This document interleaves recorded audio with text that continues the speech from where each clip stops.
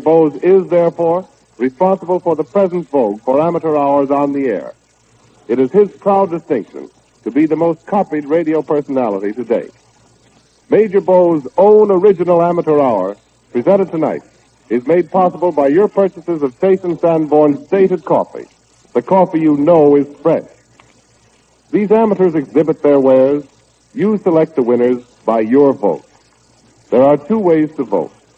If you live in the vicinity of New York, you telephone your votes early and often. The number is Murray Hill 8, 9933. I repeat, Murray Hill 8, 9933. In addition, tonight is Chicago night. By special arrangement, Chicago listeners will also vote by calling Franklin 4900. That's Franklin 4900. These Chicago votes will be flashed to us within 5 minutes, and frequent bulletins will be read by Major. For those elsewhere, mailing ballots are supplied free at your grocery. Or you may, of course, write in on your own stationery.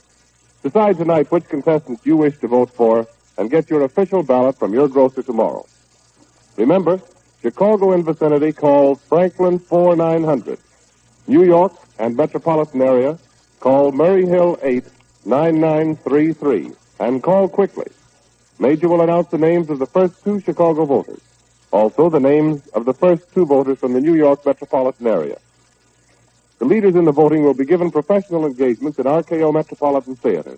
So please help these deserving youngsters by voting early and often. I now present Major Bose. Thank you, Jimmy, and good evening, friends. This is the proudest moment I've ever known in radio, and I've been at the microphone for more than a decade. And by the same token, I feel a greater responsibility than ever before. Our proceedings, as you'll observe, are informal, without precedent. And you, within sound of my voice, are just as much a part of this show as these youngsters who come to the microphone. The studio's enormous. It seats, I don't know how many, a couple of thousand. And these amateurs, lacking experience, must stand before this great audience and give a performance. It's a task for a seasoned professional, much less a Simon Pure amateur. And so we need your help. We want your votes. Please telephone your choice. Telephone early. Telephone often. You decide the winners, and the winners will receive immediate professional engagement. The studio's crowded with friendly faces. There are millions listening. I'm going to repeat the telephone numbers again. In New York, it's Murray Hill 8, 9933. In Chicago, it's Franklin 4900. In this building, girls are sitting at 200 telephones to take your vote. There should be no line busy. Now, first to the microphone is a four-piece band. The Morris sisters, four little kid sisters. Piano, two saxophones, and a trap drummer. And this drummer is a little girl as big as a minute and as cute can be. Watch her little spindle legs work. And so the wheel begins to spin. All right.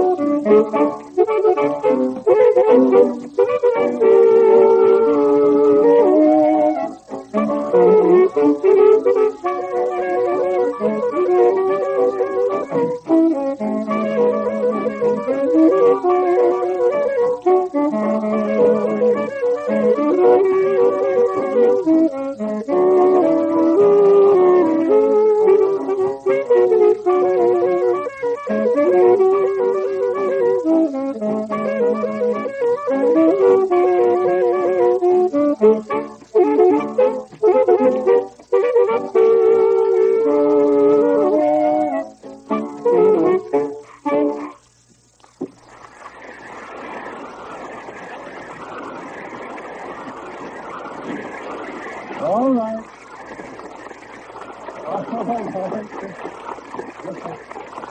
Paul Whiteman is leading the applause. Paul Whiteman is applauding harder than anybody. Those are the Morris sisters. Their little orchestra play the 12th Street Rag. Now, we have Percy Wood, Boer War veteran, who yodels. All right, Percy, let's hear the yodel. Yodeling, yodeling, yodeling, yodeling.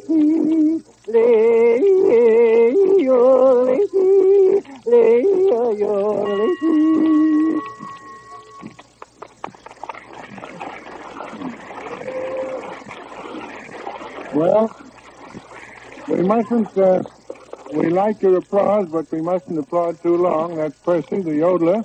He was through the Boer War, and we went through one of his yodels, so it's even Steven. All right. Now, what have we here? The merry-go-round is started. It's a crazy quilt, a grab bag, it's a whirligig, it's just a wheel of fortune. Around we go, each of us trying for the brass ring. I can promise nothing because I never know what's coming, but it's a lot of fun. The first telephone call from the New York area is Mr. Martin McLean, and the second call from the New York area is Miss Rose Wills. Thank you very much. Now we have Franklin Jensen, baritone. His application states that he's a photographer. Where were you born, Franklin? I was born in the Virgin Islands, Major. Which one? St. Thomas, St. Cross, St. John, where? St. Thomas, Major. You see, we touch every part of the United States in these amateur hours. You study singing? No. Well, just a little bit to help my voice along. I've always wanted to sing ever since I was a little boy. Mm-hmm. Well, what do you want to see him? A concert singer or stage, radio? What's your ambition? Concert singer. Now the Roland Hayes and Paul Ropes and Eddie Masters, huh? Yes. Well, in that case, you either want to sing The Glory Road or Deep River or Waterboy. They all do. We all know the songs, Paul, they want to sing. What do you want to sing? Waterboy. Waterboy, I thought so. All right, come on.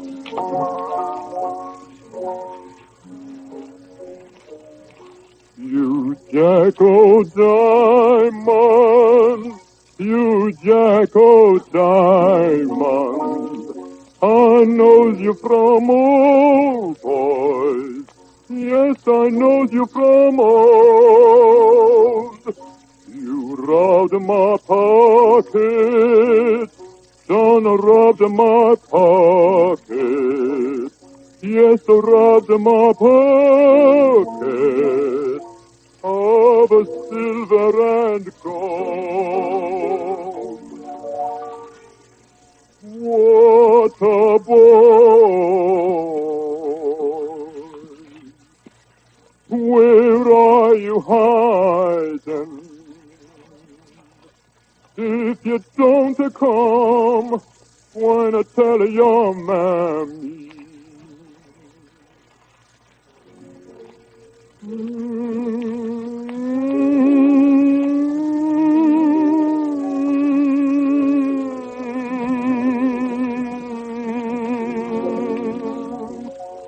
What a boy.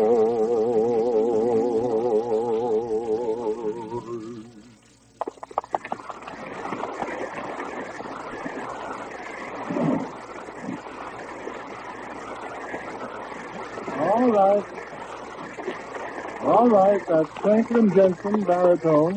Franklin Jensen, baritone. Your applause is lovely, but if you drag it out too much, we're going to lose one or two numbers in the course of the evening. We have so much.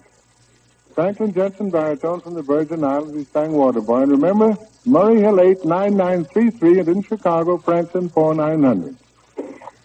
Now, one of the noblest of all professions is that of teaching, and frequently one of the least appreciated. I say this having in mind a born teacher, Clyde Dorr, famous saxophone virtuoso. Saxophone, as you know, is a comparatively young instrument. The great symphonies, the older symphonies, have no parts written for saxophone, but it's an instrument with a human quality and is greatly loved and very effective. Now, Clyde Dorr's hobby is to teach the young idea how to toot, right? So I invited him here to bring some of his pupils, and he's got 3 boys, 1 10, and the others are 15 each. That's a total of 40 years amongst the 3 of them.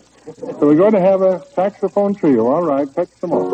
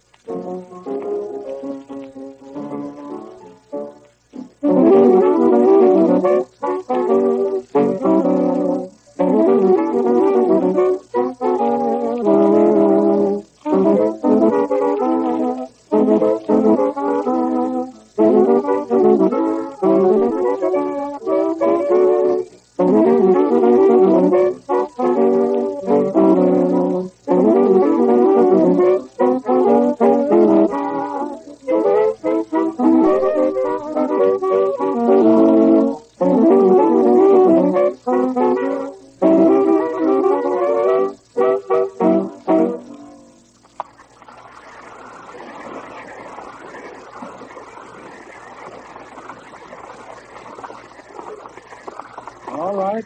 That's three boys, Lewis Smith, Arthur Pockman, and Maxwell Wexler. The saxophone amateurs. And from Chicago, we have the first bulletin. The first call from Chicago was Jack Hines. The second call from Chicago was Frank Berry, and they both voted for the Mara sisters. So that's quick work. And thanks, Chicago, very much indeed. Next week is Philadelphia week. You see, New York and vicinity always calls, but each Sunday night a different other city. All over the United States, Sunday by Sunday. Tonight, Chicago, and next week, Philadelphia, and so it goes on, and it reaches San Francisco. And that'll be a night that I think I'll get up to my phone myself. But faster and faster springs our little merry-go-round. It's a big show, ladies and gentlemen, only a dime, 10 cents, a tenth pound of a dollar. This way, neighbors, step on the inside of the show going on all the time. Good for a pain in the hip, knee, or ankle, side, back, or chest. Thank you, sir, and you thank me. Neighbor, how'd you like the show? Terrible. That's what they all say, good people. Step on the inside and jump aboard. Now, let's see who's next. That's the application. Mary Miller. Application reads singer from Hamburg. You live in New York, Miss Miller? Yes, Mrs. Mayor. Miller, I suppose it is. That's your little baby, is it? That's your baby? Yes. Little I boy. brought him along, Mayor, because I have nobody taking care of him. So I see. think Well, it'll be all right. I'm sure it'll be all right. Don't look at me. I'm sure it'll be all right.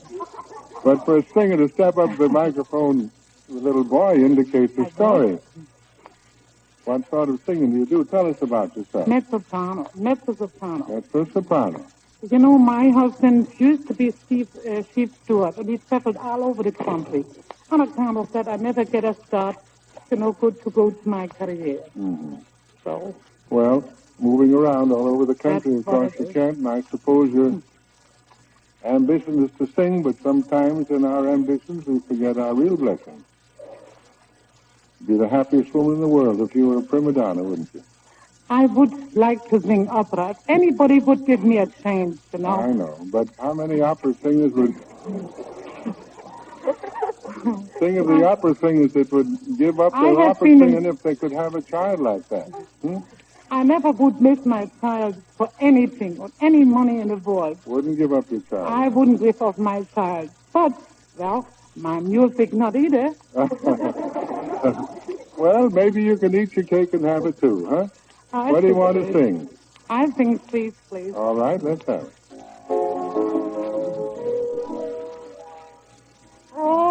Trivo me in sommervejr, og næste fra den synger her, og den hvor folkens nå har flægt, på en timidlig løv ved regn, på en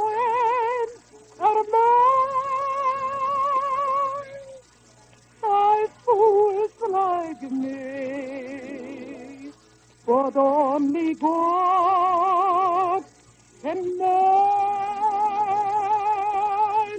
a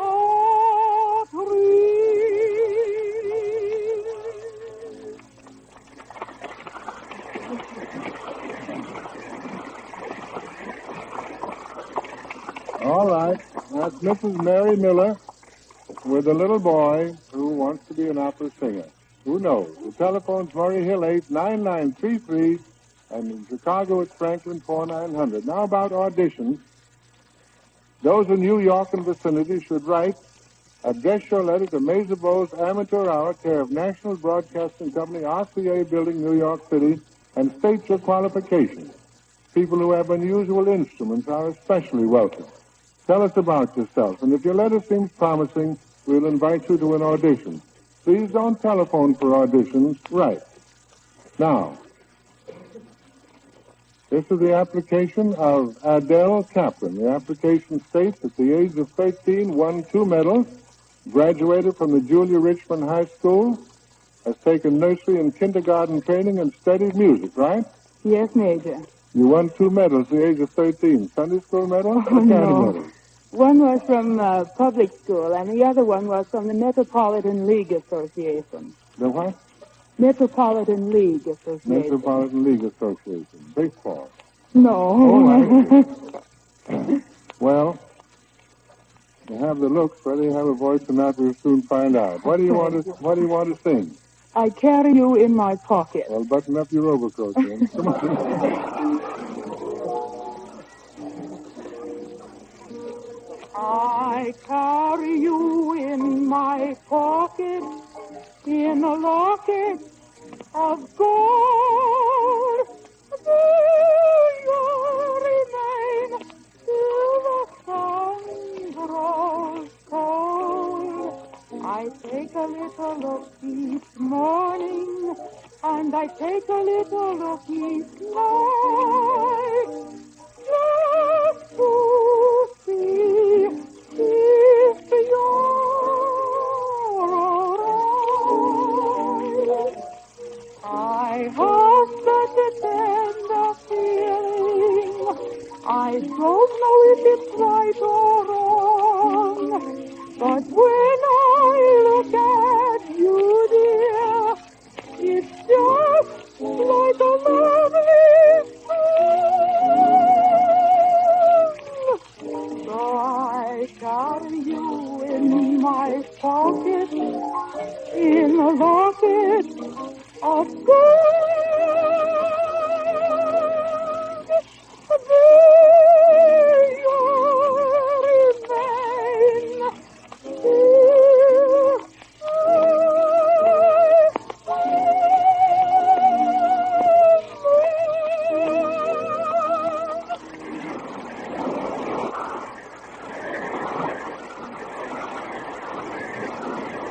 All right. Well, your audience is behaving beautifully, I'll say that.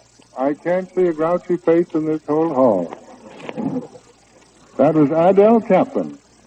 Now we have the first telephone bulletin. First one that's come in from the New York area. The Morris sisters, Percy Wood, Gloria Berger, Franklin Jensen, and Clyde Dorr's pupils. And here is the telephone call. The Morris sisters got 1,243 calls.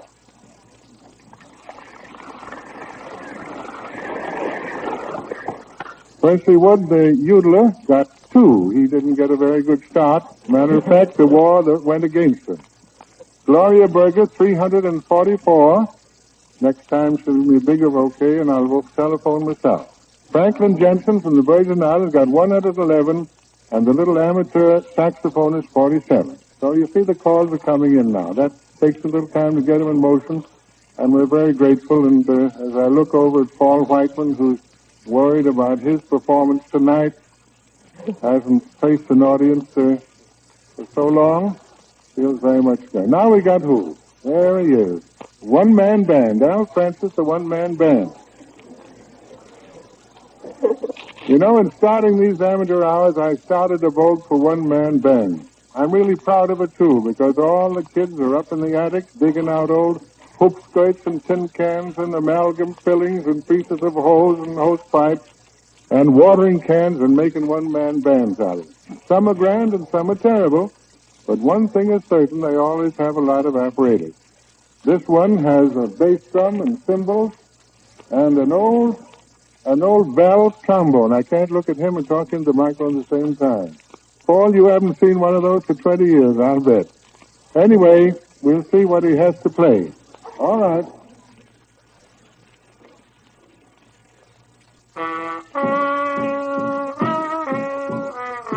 Ooh.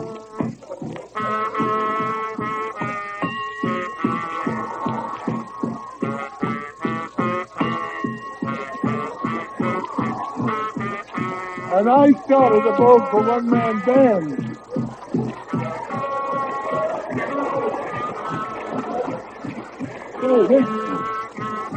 He's not only tone deaf, he's stone deaf. What will the ancient order of Hibernians do to me? My wild Irish rose. Help, police!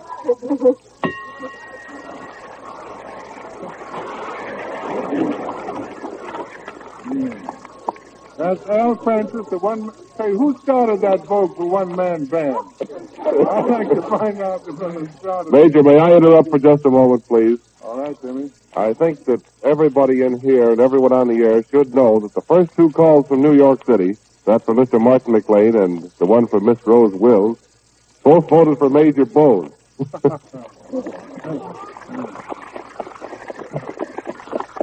That's two votes for the Major. Puts him in a class with a yodeler, I guess.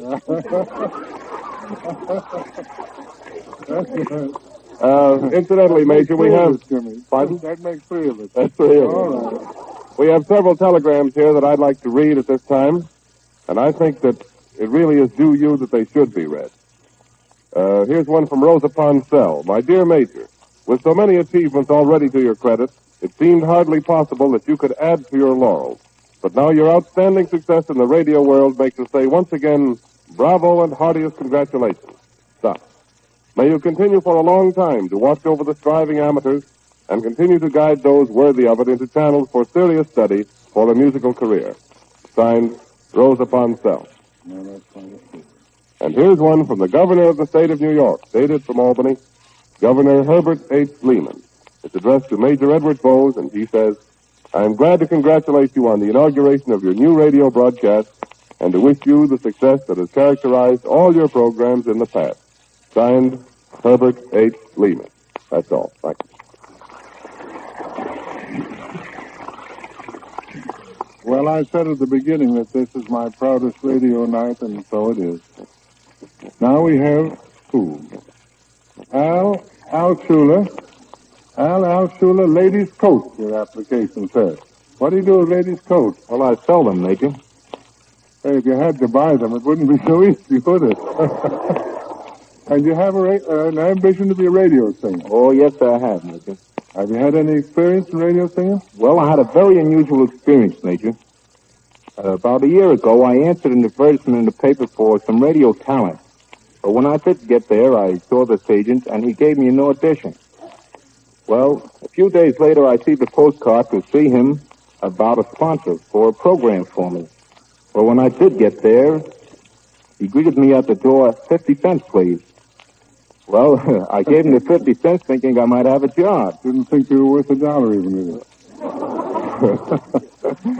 Well, when I did get in there... That's very interesting. I must interrupt you because recently the fraudulent radio schools have been springing up, and they work a great injustice. Even for small sums, they get youngsters to come there. No doubt that is your experience. But make it a little briefer. What happened? Did you go on and pay him and take lessons? Well, I did, and many others did also. Well, here was the beginning of the lesson. You know, he made the 30 or 40 of us stand up in back of his, in front of the seat, you know, and he got up in front of us and said, boys and girls, go this way.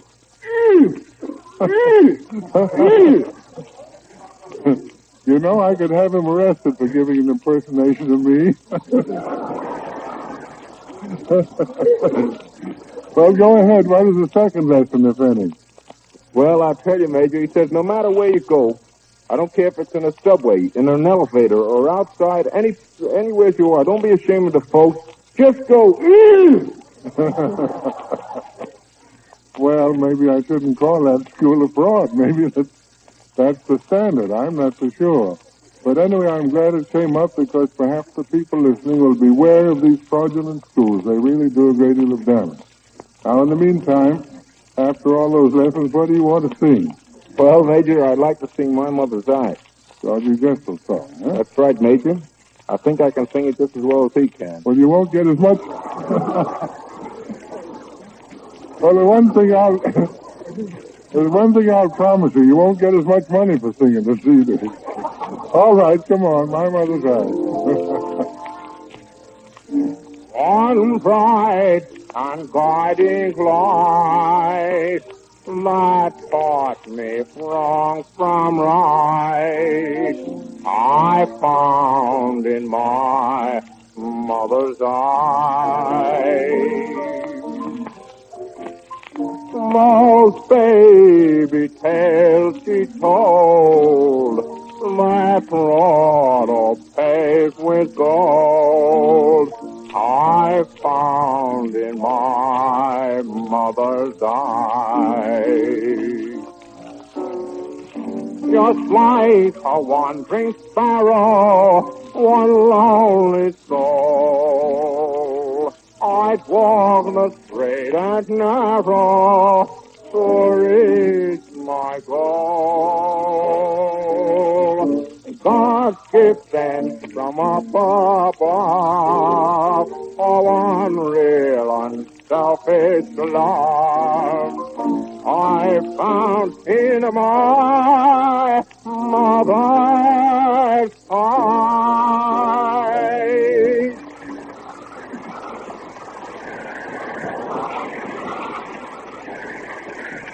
All right, Al Schuler, who sells ladies' coats and imitates George Gibbet. All right, Jimmy. Our operators will be on duty for another half hour, so there's still time for you to telephone your vote. Call Murray Hill 89933 in New York or Lafayette 7500 in Boston. Elsewhere throughout the United States and Canada, grocers have free ballots for you to use. Or you can vote by letter or postcard sent in care of your own station. Bear in mind the saving you can make by getting Chase & Sanborn's dated coffee in its new, inexpensive dated bag. The coffee is the same superb blend as always, and it reaches you at its best because its freshness is guaranteed by the dating plant. The only difference is the new bag and the lower price it makes possible. We save money by using a bag instead of an expensive can, and we pass the saving on to you. Try this rich, full-flavored coffee.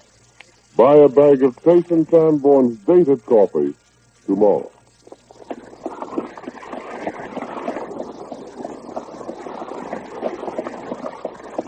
And until next Sunday, good evening, friends. Information, please. Presented each week at this time by Canada Dry, famous the world over for its fine beverages. Wake up, America. Time to stump the experts and enjoy a glass of refreshing Canada Dry ginger ale. Every week at this time, Information, please, directs the toughest questions at the toughest experts we can secure. Here's how it goes. For every question we use, whether or not it's answered correctly, the sender gets $5.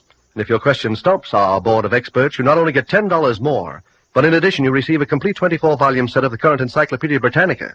Mind you, this is only if your question stumps our board of experts. Our editorial staff may reword your question a trifle. Don't worry about it. Whenever there is a duplication of questions, Information, please, uses the one that was received first. All questions become the property of Information, please, and should be addressed to Canada Dry, 1 Pershing Square, New York City. And now, may I present our Master of Ceremonies, Mr. Clifton Fadiman, literary critic of the New Yorker magazine. Mr. Fadiman. Ladies and gentlemen, nobody works hard on this program because, as you know, it's completely unprepared and unrehearsed. The 4 experts who do not work hard tonight are, first, the eminent sports maestro, Mr. John Kieran, the verse writer and column conductor for the New York Post, Franklin P. Adams, Jan Struther, the author of the best-selling book, Mrs. Miniver, and the famous American novelist, Louis Bromfield, author of The Rains Came, Night in Bombay, and many other distinguished works of fiction. Now remember, listeners, for each question that's missed, Canada Dry rings up $10, and that's paid out to the sender, plus 24 volumes of the latest edition of the Encyclopedia Britannica. Now we'll start with a question so easy that I'm ashamed to direct it at these 4 distinguished intellects. This comes from Mrs. Watt Richardson of Reedsville, North Carolina, and will take you back to Mother Goose. What Mother Goose character did the following things? There are 4 of them. Get all 4. What Mother Goose character jumped over the candlestick? Oh, that's so easy. Mr. Bromfield. Jack. J.B. Nimble. Middle initial B? Jack B. Nimble. Jack B. Nimble, of the famous Nimble family, yes. His brother being named? J.B. Quick. That's right, Quick and Nimble, yes. What Mother Goose character thought he was a good boy? Thought he was a good boy. Mr. Adams. L.J. Horner. L.J. Horner. How do you address these people when you write them, Mr. Adams? L.J. Horner, Esquire. Oh, yeah. What Mother Goose character loves plum cake and sugar candy? Loves plum cake and sugar candy. Ah, this has got them down. Mr. Kieran. Handy Pandy Jack-a-dandy. Love plum cake and sugar candy. Yes, you are practically right.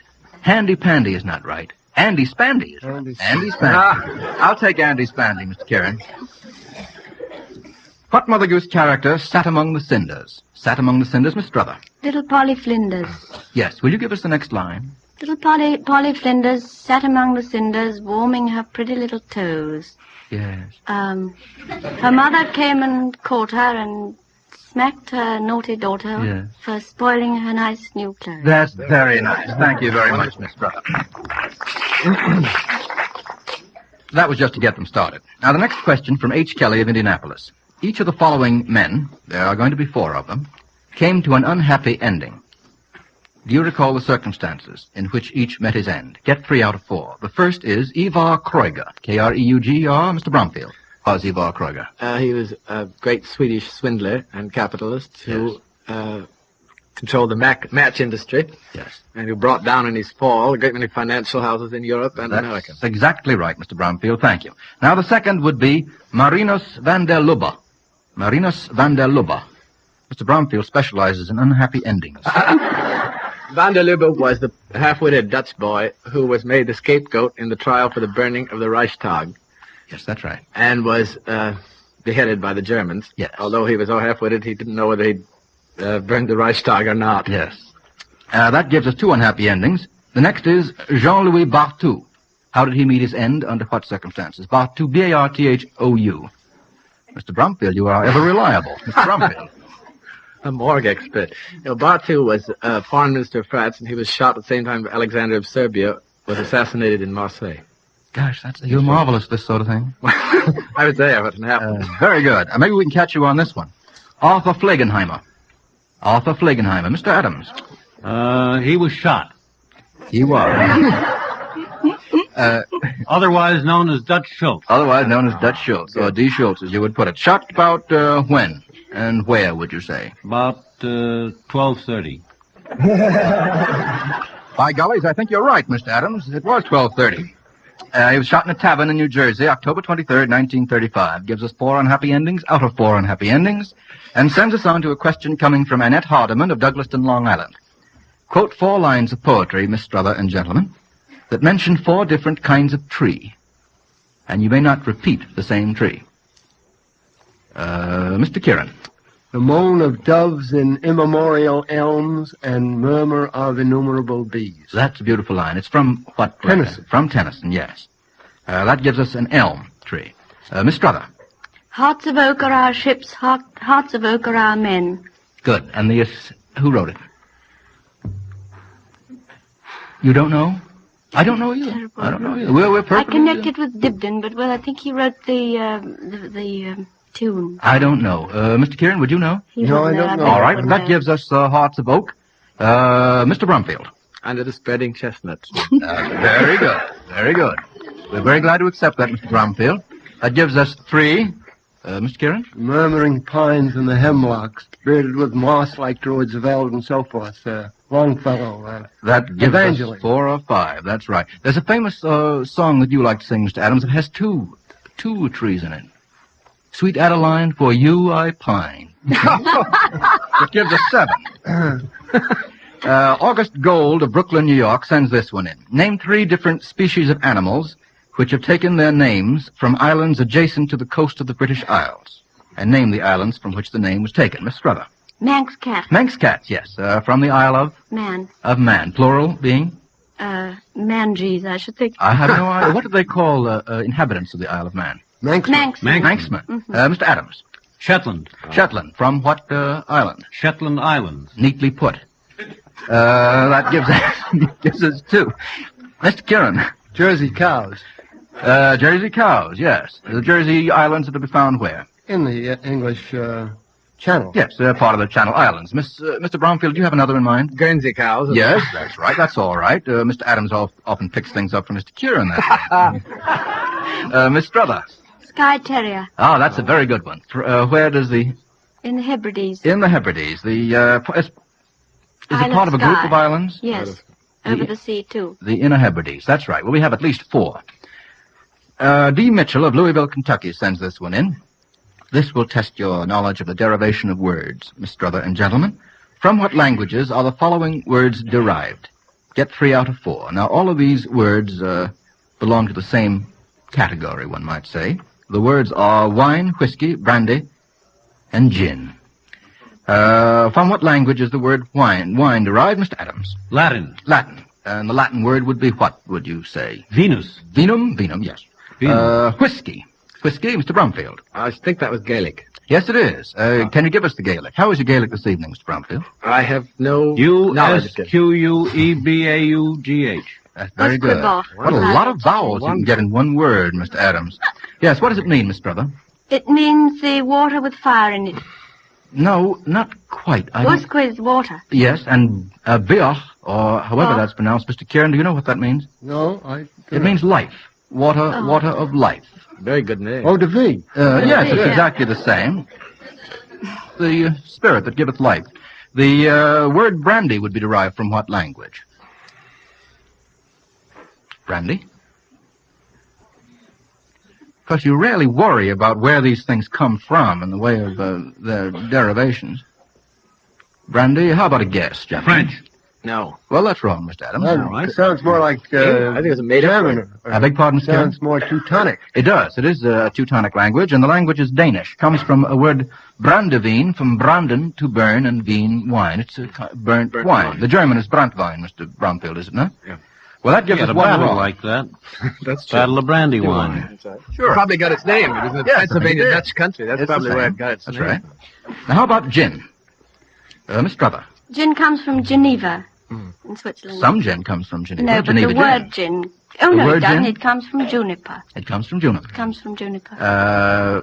You can make the derivation a little clearer if you give me the French for juniper. Mr. Kieran. Genièvre. That's right, Genièvre. It also, some people say it comes from the Middle English, Genipre, which is not a bad piece of Middle English, Mr. Adams, is it? Now that I That's throw an it elegant directly piece at of you. Middle English. That gives us 3 out of 4. Can't seem to stump them tonight. The cashier's register is not doing very good business. No. We'll have to see if we can get $10 out of you. Don't trifle with your luck.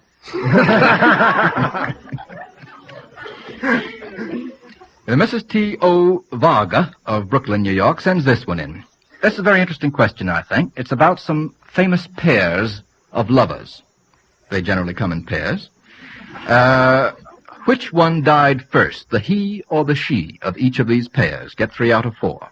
Zip goes $10. Yeah. You don't feel yourself competent, Mr. Adams, on this question? Now, the first pair is Romeo and Juliet.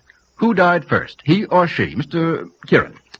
He died first. He died first. The circumstances being? That he thought that she was dead, so he committed suicide, and then she awaked from the coma in which she had been carefully wrapped, and finding him dead, she killed us. Providing us with the 5th act. Very good. Now, the second pair of lovers, Tristan and Isolde, or often known as Tristan und Isolde. Mr. Bromfield.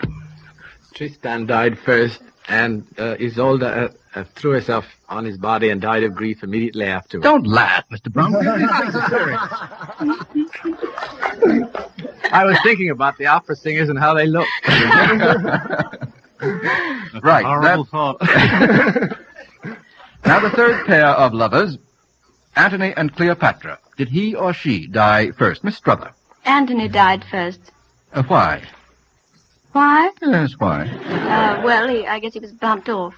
Oh, well, it's very similar to the Romeo and Juliet situation, I think. Yes, Mr. Kieran, isn't that the case? Didn't he believe that Cleopatra was dead in the play? He believed she was, and then she, of course, put the asp on herself and was stoned to death. That's right. Now, the fourth pair of famous lovers is Frankie and Johnny. He or she died first. Miss Strother, you don't know anything about Frankie and Johnny, do you? I certainly do. Oh, you've been improving your time while you were in this country. Not at all. I've had the Frank Crumit record of that for years. Oh, have you really? It's a very good record, too. Which died first, Frankie or Johnny? Oh, no, isn't that awful? Well, the man, anyway, and I can't remember which was which. That is practically the Johnny No, she died. didn't. She whipped out little 94. Yes. Johnny died first. Johnny died first, as Mr. Adams tells us. The women always survived in these. Yes. I guess that's a slice of life. Ladies last, don't they? Let's see. It was Hero and Leander they forgot all about. I'm sorry we don't have that on the card, Mr. Brownfield. Well, the first half of our program has come to an end, and we have to admit that we have parted with absolutely nothing so far. Shall we make way for Mr. Milton Cross? Many years ago, the workers in silver and other precious metals in the Guild Hall began marking their articles as proof of their genuineness of excellence. Thus, any evidence of sterling quality or true worth became known as the hallmark. And today we might say that Canada Dry has a hallmark of its own. This hallmark is the silver label on the bottle of sparkling Canada Dry water. This label has fully as much meaning as the hallmarks of the silver workers. It is visible assurance that the club soda contained in the bottle has been prepared by skilled craftsmen. These chemists create sparkling water from a definite formula worked out over a long period of time. That's why you'll never find a club soda to match Canada Dry water in its ability to make your favorite drink taste better and stay lively longer.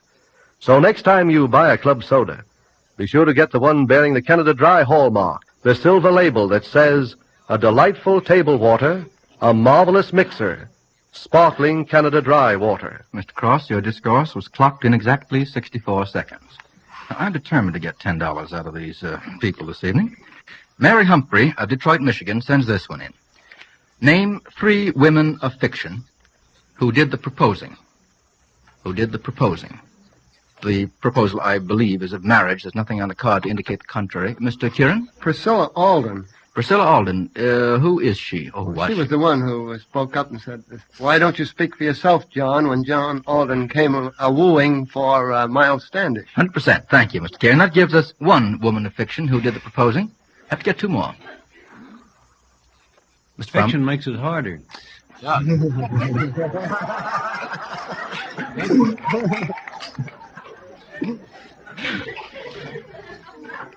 Mr. Bromfield, I'm a little surprised that you can't supply us with 1 or 2. I never read novels. Do you read any of your own? Not of my own, even. Oh, you should read them. They have many merits. In The Rains Came, Mr. Bromfield, is there not a character named Edwina? Yes. Does she not do the proposing? Yes, I believe she does. Now, Mr. Bromfield, as long as we have you flat on your back, did you not write a novel called Night in Bombay? Yes. You don't have a character named Carol in Night in Bombay? Yes. Does she not do the proposing? Yes. Why, Mr. Bromfield? Where were you on the night of May 4th? We still Ghost have to get writing. 2 more. I can't supply all these. I believe in Lawrence Houseman's play, immortalized by Helen Hayes, Victoria Regina does the proposing. Do you remember that, Miss Struther? Did you? Yes, I think I do now you mention it. Yes, that's right. It And escaped me. Scarlett O'Hara in Gone with the Wind, a little book that turned out here a couple of years ago, does the proposing, too. Well, apparently we lose $10 in a set of the Encyclopedia Britannica to Miss Mary Humphrey, who sent in a very good question. And H.R. Butts of Winnetka, Illinois, sends this one in. It's a single-part question. Now, as you all know, the British Navy is called the Royal Navy. The British Air Force is called the Royal Air Force. But the British Army is never called the Royal Army. Why? I know, but isn't it called... Mr. Bromfield. I'm sorry. It's all right. Isn't it called His Majesty's Army? Don't think so. Mr. Kieran. Well, the British Navy and the British Air Force is right from the British Isles itself, whereas the British Army is composed in the field of units from all the other colonies. Yes. That might be one reason for That's it. certainly true, but I don't believe that would necessarily be a reason why it may not be called the Royal Army. Well, Miss Struther might be the only one that we might possibly expect to know this. It's a part of English history that I imagine one learns in the English schools. Miss Struther, shall I tell you the reason? Yes, I'm very sorry. I know I ought to know it. Oh, not necessarily. A lot of things we don't know about our own history that we should know. Well, in 1689, there was a Bill of Rights imposed by the Lords and Commoners. That was during the reign of William and Mary. And that provided that the King of England could never have an army during peace times without the consent of Parliament. And that custom has continued. The prohibition against calling the British Army the Royal Army has continued even during war times. And every year, solemnly, Parliament reenacts that law. Now, is that That's clear? extremely interesting. It is interesting. Very gratifying, but I didn't And know it will prove even more interesting to Mr. Butts, who gets $10 instead of the Encyclopedia Britannica. And living in Detroit probably needs it today. It's very possible. Oh. See what you can do with this one. I'm going to ask you to get 3 out of 4 on this. Robert Hardy of Massena, New York, sends this one in. It's about Rebecca. Identify the following heroines of literature. They're all named Rebecca. The first Rebecca was tried for witchcraft. Who was she? The first Rebecca, Mr. Bromfield? Ivanhoe. The Rebecca in Ivanhoe by? Walter Scott. Yes, we're very precise on this program, Walter Mr. Bromfield. Scott. Now, the next Rebecca left a legacy of hate. A legacy of hate. Road of Life. Brought to you by Does. D-U-Z, Does. The new kind of soap that does everything in your wash.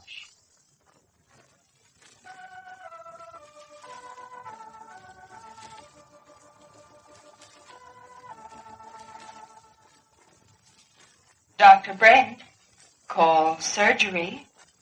Dr. Brent, call surgery. Dr. Brent, call surgery.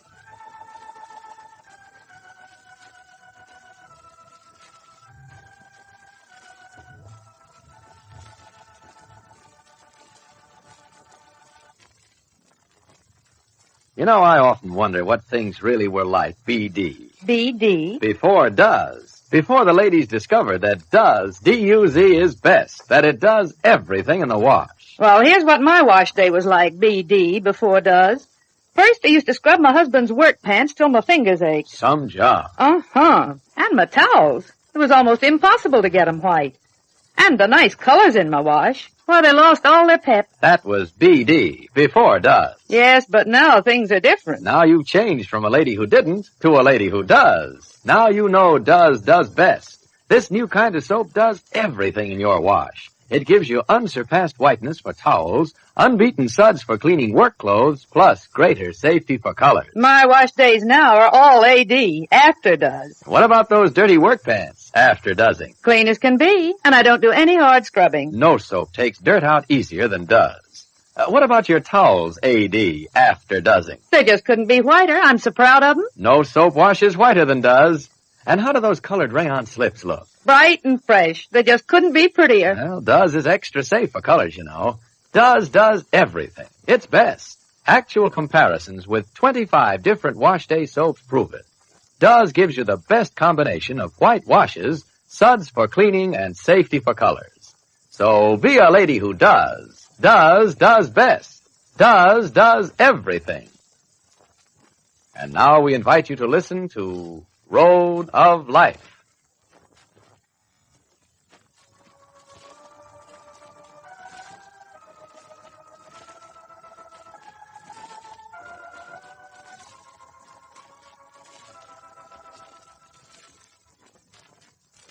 Our reactions reflect our training. Jim Brent, schooled to face trouble in the operating room with the utmost calm, reacts the same way when difficulties of a personal nature are involved. Because he was trying desperately to save the life of an accident patient, because another surgeon, Grant Fraser, harried him and annoyed him during the operation, and because there was no possible alternative, Jim was forced to break one of the more binding rules of medical ethics. To continue the operation, he struck Grant Fraser, his chief of staff. As a result, Fraser, who had always disliked him, called a meeting of the staff and board of trustees of City Hospital, the purpose of which was to seek Jim's expulsion. Rather than affirm or deny the charges, rather than make elaborate plans to defeat Fraser, Jim has calmly resolved to appear before the board and tell his story. Knowing himself to be in the right, he believes that he will be completely exonerated at the coming meeting. In doing this, however, he underestimates the man he is fighting. Should you care to know more of Grant Fraser and his methods of procedure, listen for a moment. The chief of staff and a surgical nurse from the hospital, Miss Ethel Lanier, are walking west on Chicago's Wabash Avenue. Still don't know where we are? No. You have a short memory. I haven't been in this part of town in years. Well, that's nice to know. You remember the last time you were down here? It was about 11 years ago. With me. Grant. The Isle of Capri. The Isle of Capri restaurant. Now you've got it. Oh, Grant, you old darling. How did you remember? Oh, I haven't forgotten that. You said we were going somewhere special this evening, but I didn't think... Oh, this is wonderful. You're right. It is almost like old times. Why, Andy, almost. Well, 11 years is a long time, isn't it? If you want to think of it that way. Well, in we go. That is, If you still care to. I wouldn't throw out a memory for the world. You ought to know me better than that. Same old rickety stairs. You think that waiter will remember it? Better.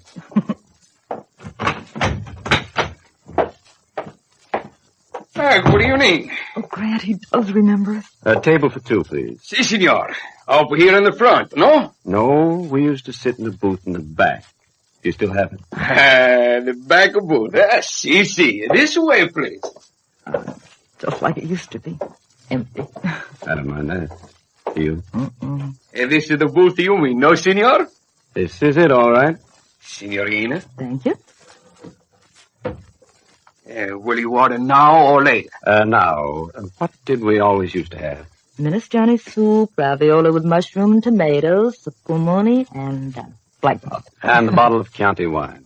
Si. Un minestrone, two ravioli alla capri, one bottle of Chianti, two spumoni, two coffee.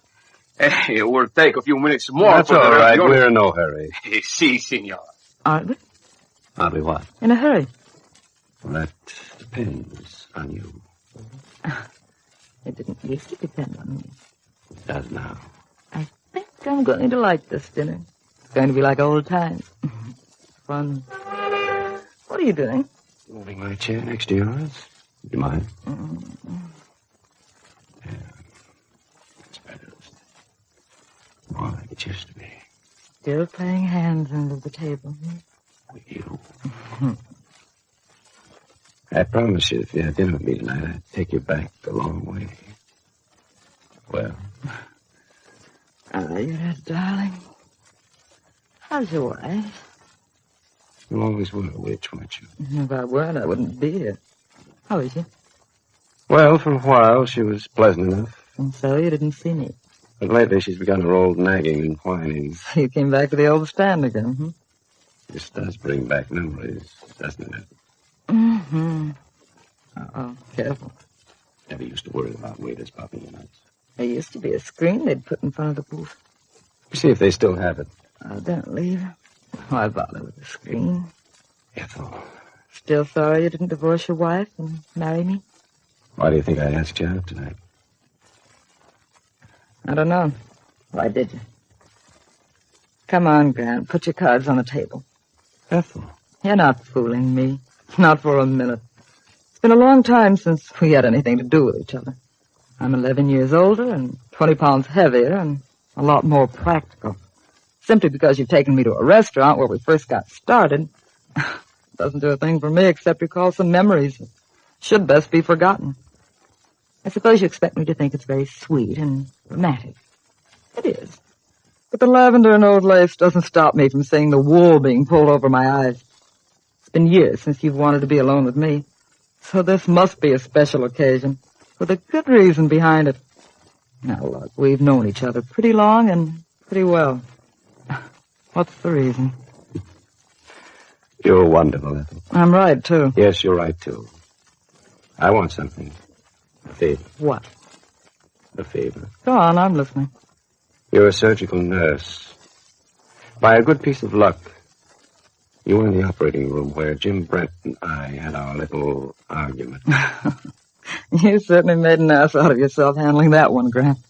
I wish you wouldn't use that tone of voice to me, my dear. Oh, would you rather this talk be conducted on a doctor-nurse basis?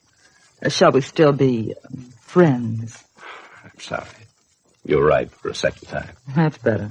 Now, as I was saying before you interrupted, you made a complete and absolute ass out of yourself in that operating room, darling. Perhaps I did, but it needn't seem that way. If we wanted to, we could make the shoe fit the other foot. Mm-hmm. If I know you, you're getting ready for that staff meeting you called. Are you serious?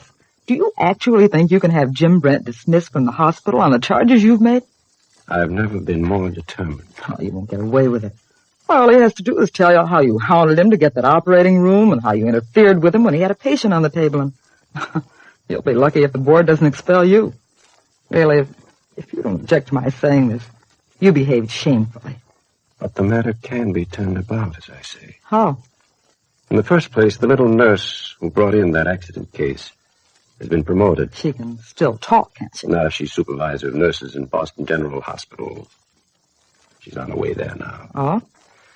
And if I wanted to, I could call one of the surgical nurses who was present in operation. And if she wanted to, she might conceivably tell the board that I behaved in a most ethical manner, that it was Dr. Brent who created the incident. Why should I? Oh, for old time's sake. Souvenirs are only good to help remember the past, Grant. They're impractical for use in the present. Besides, I like Brent. He's a good-looking man, and he's polite. He remembers my name, and he says good morning to me or good afternoon. He never shouts at me if I'm not quick enough with an instrument at the operating table. He's nice to me. Much nicer than some of the doctors I work with. Your reasons are rather adolescent, my dear. When a woman reaches my age, it's nice sometimes to think as an adolescent. But that sort of thinking won't get you anywhere. Where is there for me to go? Boston General Hospital as supervisor of nurses? Miss Regan's on her way there. You've been with the hospital for a long time, Ethel. I didn't think you'd want to leave. The length of time I've been at the hospital rings only one bell in your mind. Really? You think my 10-year service would impress that meeting? If they like me for being loyal, for staying with the hospital for so long, they might very well pay more attention to the testimony I offer. Should you be called at that meeting, Ethel, what sort of story would you tell? Would anyone else who was at the operation be at the board meeting? You're the only one who'd be called. Well, then, the story I'd tell might be a very interesting one. Good. Can I count on you? Well, that depends. Can I count on you? You're a strange one. Am I? I told you, I'm much more practical than I was 11 years ago. Chief surgical nurse? Grant, if you'd have offered that to me way back when, I'd have swooned. But today titles, well, they just don't impress me. Besides, it's too much responsibility. Well, then, Ethel, I think you're going to get a great, big, wonderful gift. How sweet of you, Grant. Not at all. I've been meaning to get you something. Yes, indeed. A nice Christmas present would be just the thing. Oh, wait a minute, Grant. Christmas is over. Not for you, it isn't. In fact, it's just beginning.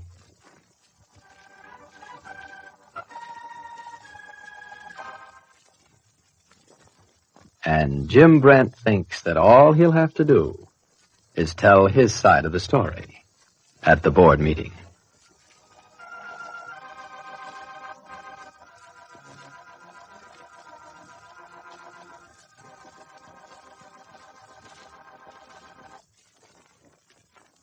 You know, there are some things you can always depend on for a top-notch job. That certainly goes for Does. Now, you've probably heard Does is best. It does everything in your wash. Well, you can depend on Does doing everything in the dishpan, too. What's that about dishpans? I say this new kind of wash day soap really does everything for dishes. Does gives you suds that stand up till the last dish is done, fast action on grease, plus greater kindness to hands. Now, isn't that everything you want for dishes? Could be. Look, do you like lots of suds? Who doesn't? Well, this new kind of soap springs up into suds the instant water hits it. Suds that stand up so you aren't forever adding soap. Would you like to clean up greasy frying pans in a hurry? Sure thing. Does speeds through the toughest grease without hard scouring. Say. And best of all, Does is actually kinder to your hands than any other leading wash day soap. It leaves hands feeling smooth and comfortable. Does sure does a lot. Does best. In the dishpan, too. Does everything.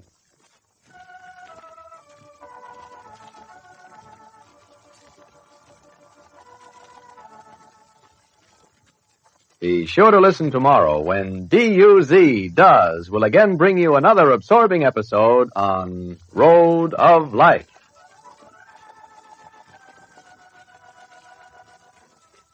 This is Clayton Collier saying good day for the makers of Does, the soap that does everything in your wash.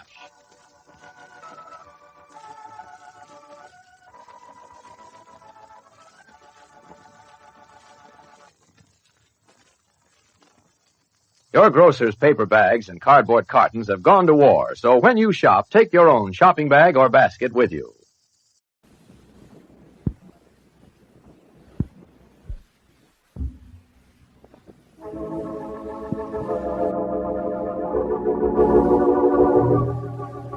The story of Myrt, and Marge.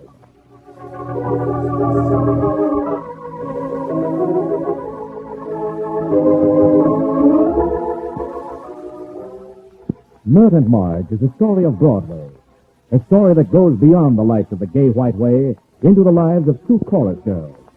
Two girls from the cast of that most glittering of all Broadway extravaganzas, Hayfield Pleasures. The house lights go down, the footlights come on. In a moment, the curtain will go up on the first chapter in the story of Myrt and Marge.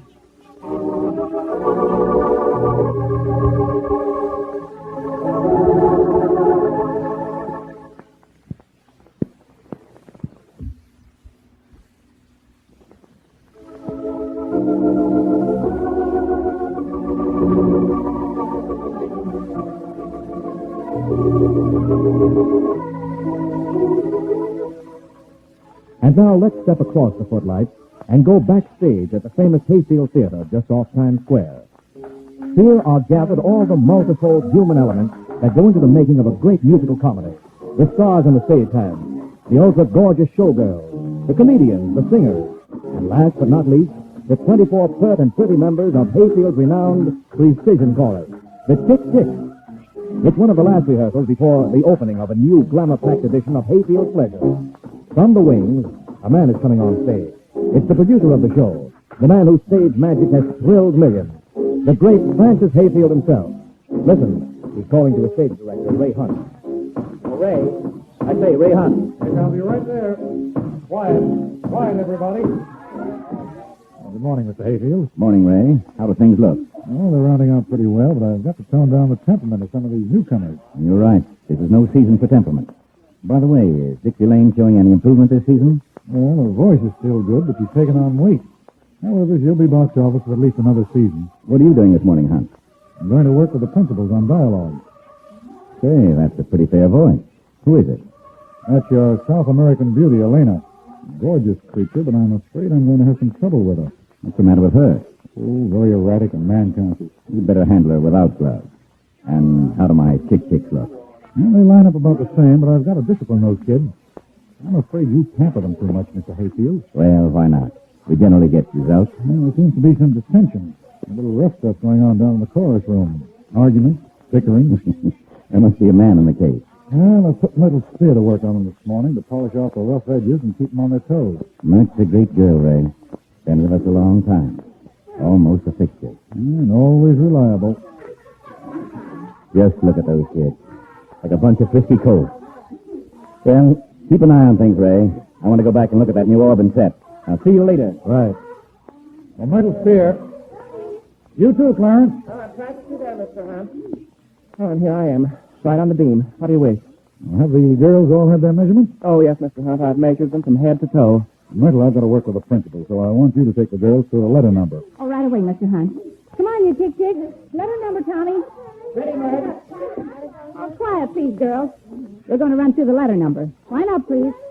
Make it fast. You act like a bunch of old ladies. That's right. Now, listen to me. Ray Hunt says we've got to be perfect on these routines by Saturday.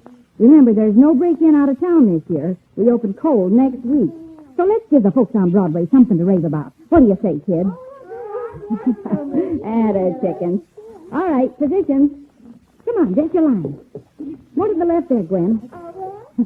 That's your scramble stuff. Hey, back up in your stall now. Just a pick up, Tony. Oh, come on, Billy DeVere. Get in the groove. This is a rehearsal. Oh, what's the rush, Myrt? I haven't had any breakfast. Oh, you can smoke it after rehearsal. Music, maestro, please. Lead into the tap chorus, girls. Count your time and let's go.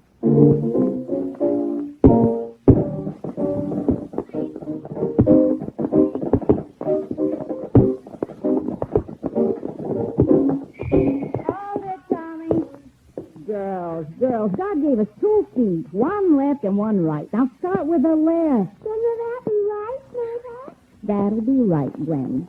Now dig me, kid. I wish someone would dig you under, honey. Oh, Billy, quit razzing Myrtle. We'll be here for hours. All right, girls. Take it, Tommy.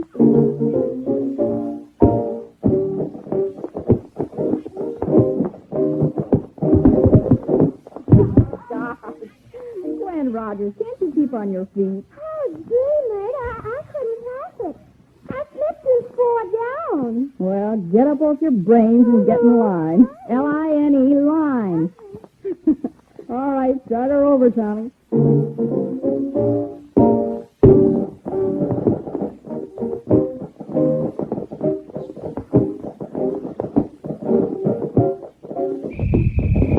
Sorry, Tommy, hold everything. One of the prima donnas is still stalling. What's eating you, Ann? I've got a sore toe. Well, ain't that something? How come? There's a nail in my shoe. Just a stall to get out of rehearsal, that's all. Billy, you're a hard-hearted wench. That's all it is. Listen, Myrt. My whole foot hurts. Look at it. It's all red and swollen. I'm awfully worried. Well, let me see. Does look bad, Ann. Gee, I'm sorry. What do you want to do? Well, I'll try and do the best I can. Okay. Let's try it again, Tommy. Same thing over. No stopping this time, kids. Break a leg if you must, but don't stop.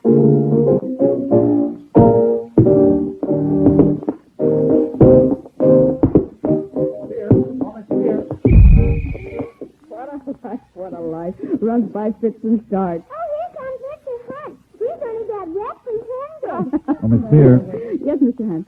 Hayfield has suggested that you sing a chorus of that number during the business before the tap routine. Oh. You can step on a line and take the stage. Oh, thanks a lot, Mr. Hunt. I'll sure do my best. Gee, that's swell. Listen, girls, I'm going to sing in this man's show. How do you catch like that? This I got to hear. Don't worry, dearie. You will. Oh, spread your wings and make like a B-29 Clarence. You bother me. Myrt, my foot just hurts worse than ever. I just can't stand it. Oh, drop out a line, Ann. Gee, that's tough. Go ask Ray Hunt if you can be excused. You better see a doctor, honey. Don't forget tomorrow morning, 10 o'clock call. I'll be here, Myrt. Well, that's all for now, girls. Go change your shoes for the rumba number. Hurry back up on stage. Hey, Tommy, would you mind taking me through that number I'm going to do? Let's try one chorus. Just give me the pickup, huh? I beg your pardon. Miss Seaver. Hold it, Tommy. Hello. Didn't see you. What can I do for you, kid? May I speak to you for a minute? Sure you can. You need to give my feet a break. I've been on the hoof so long I feel like a wax summoned away from China. Oh, what's on your mind, kid? Well, I suppose I should have gone to Mr. Hunt, but he's so busy. I've been here every day for 2 weeks, but he hasn't even looked at me. He told me the first day to sit over on the sidelines with the other extras and he might place me, but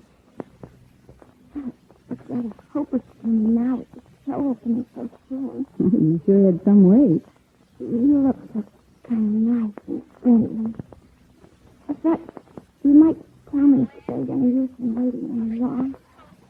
Besides that... Well, what's your name, little girl? Margie. Margie Myrt.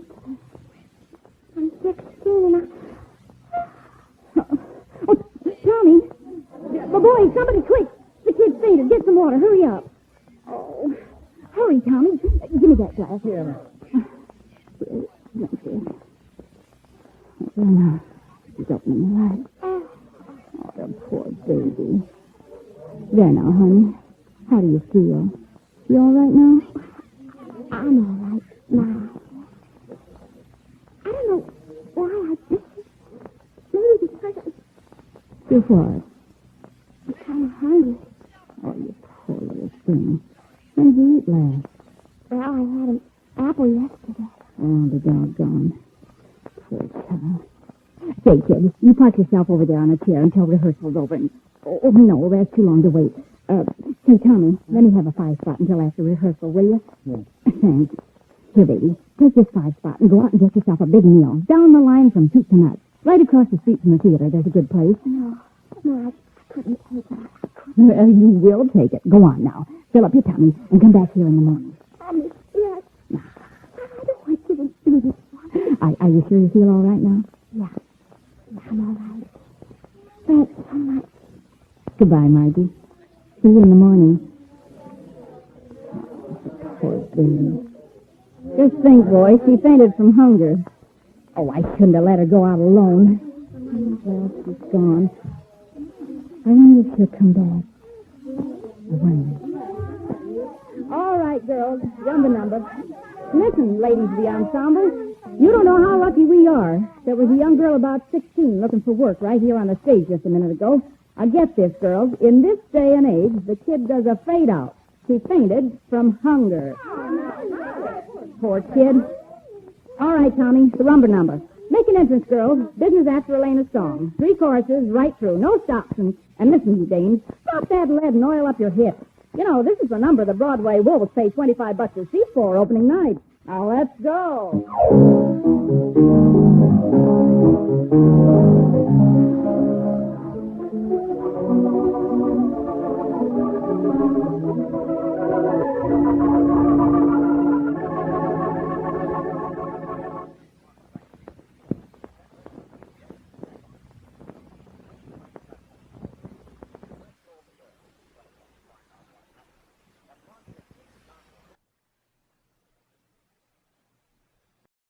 Saturday, September 7th. So far today, there are no reports of aerial activity over England and Germany. But during the night, both capitals and other points underwent heavy attacks. Berlin had a 3-hour air raid, one of the most severe it has yet experienced. But Nazis claimed that German planes had bombed many important points throughout England. In London, officials were taking stock of the damage resulting from yesterday's 24-hour raids. Bombs fell in many London sections, within a radius of 15 miles from the heart of the city. Tenements were destroyed. Now the news direct from London and Berlin, then to our own nation's capital for the report of Albert Warner. We take you first to the British capital. Go ahead, London. This is London. A refreshed London because after midnight last night, relative quiet prevailed, in central London at least. A marked contrast to our previous night of extended alarm. But parts of London caught a packet, as they say over here, just before midnight. In fact, many of the now homeless people declare that the German bombs beat the air raid sirens by at least 10 minutes. The raid on a thickly populated district in eastern London came about 11:30 last night, just between the all-clear signal of a previous German visit and the quavering howl of the alarm which signaled the arrival of the new batch of German planes.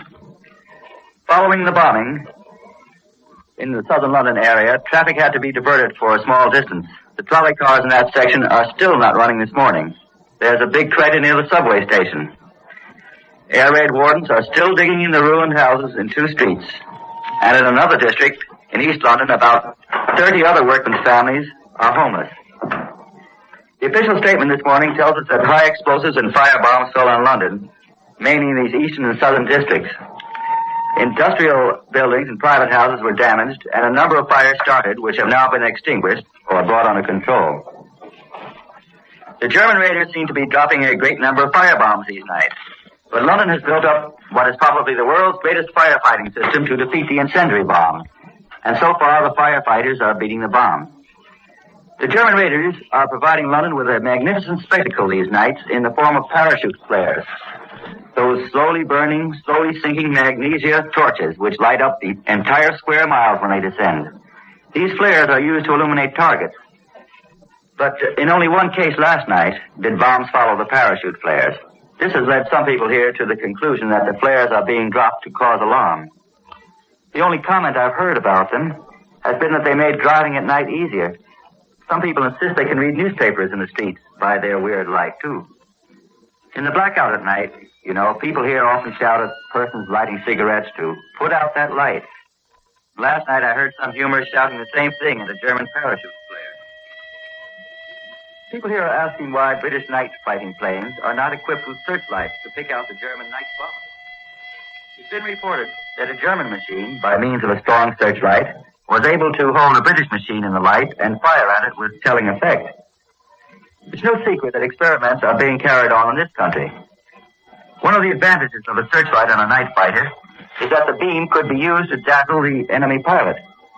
The disadvantage is that the enemy machine gunner can fire right along the searchlight beam at the fighter plane.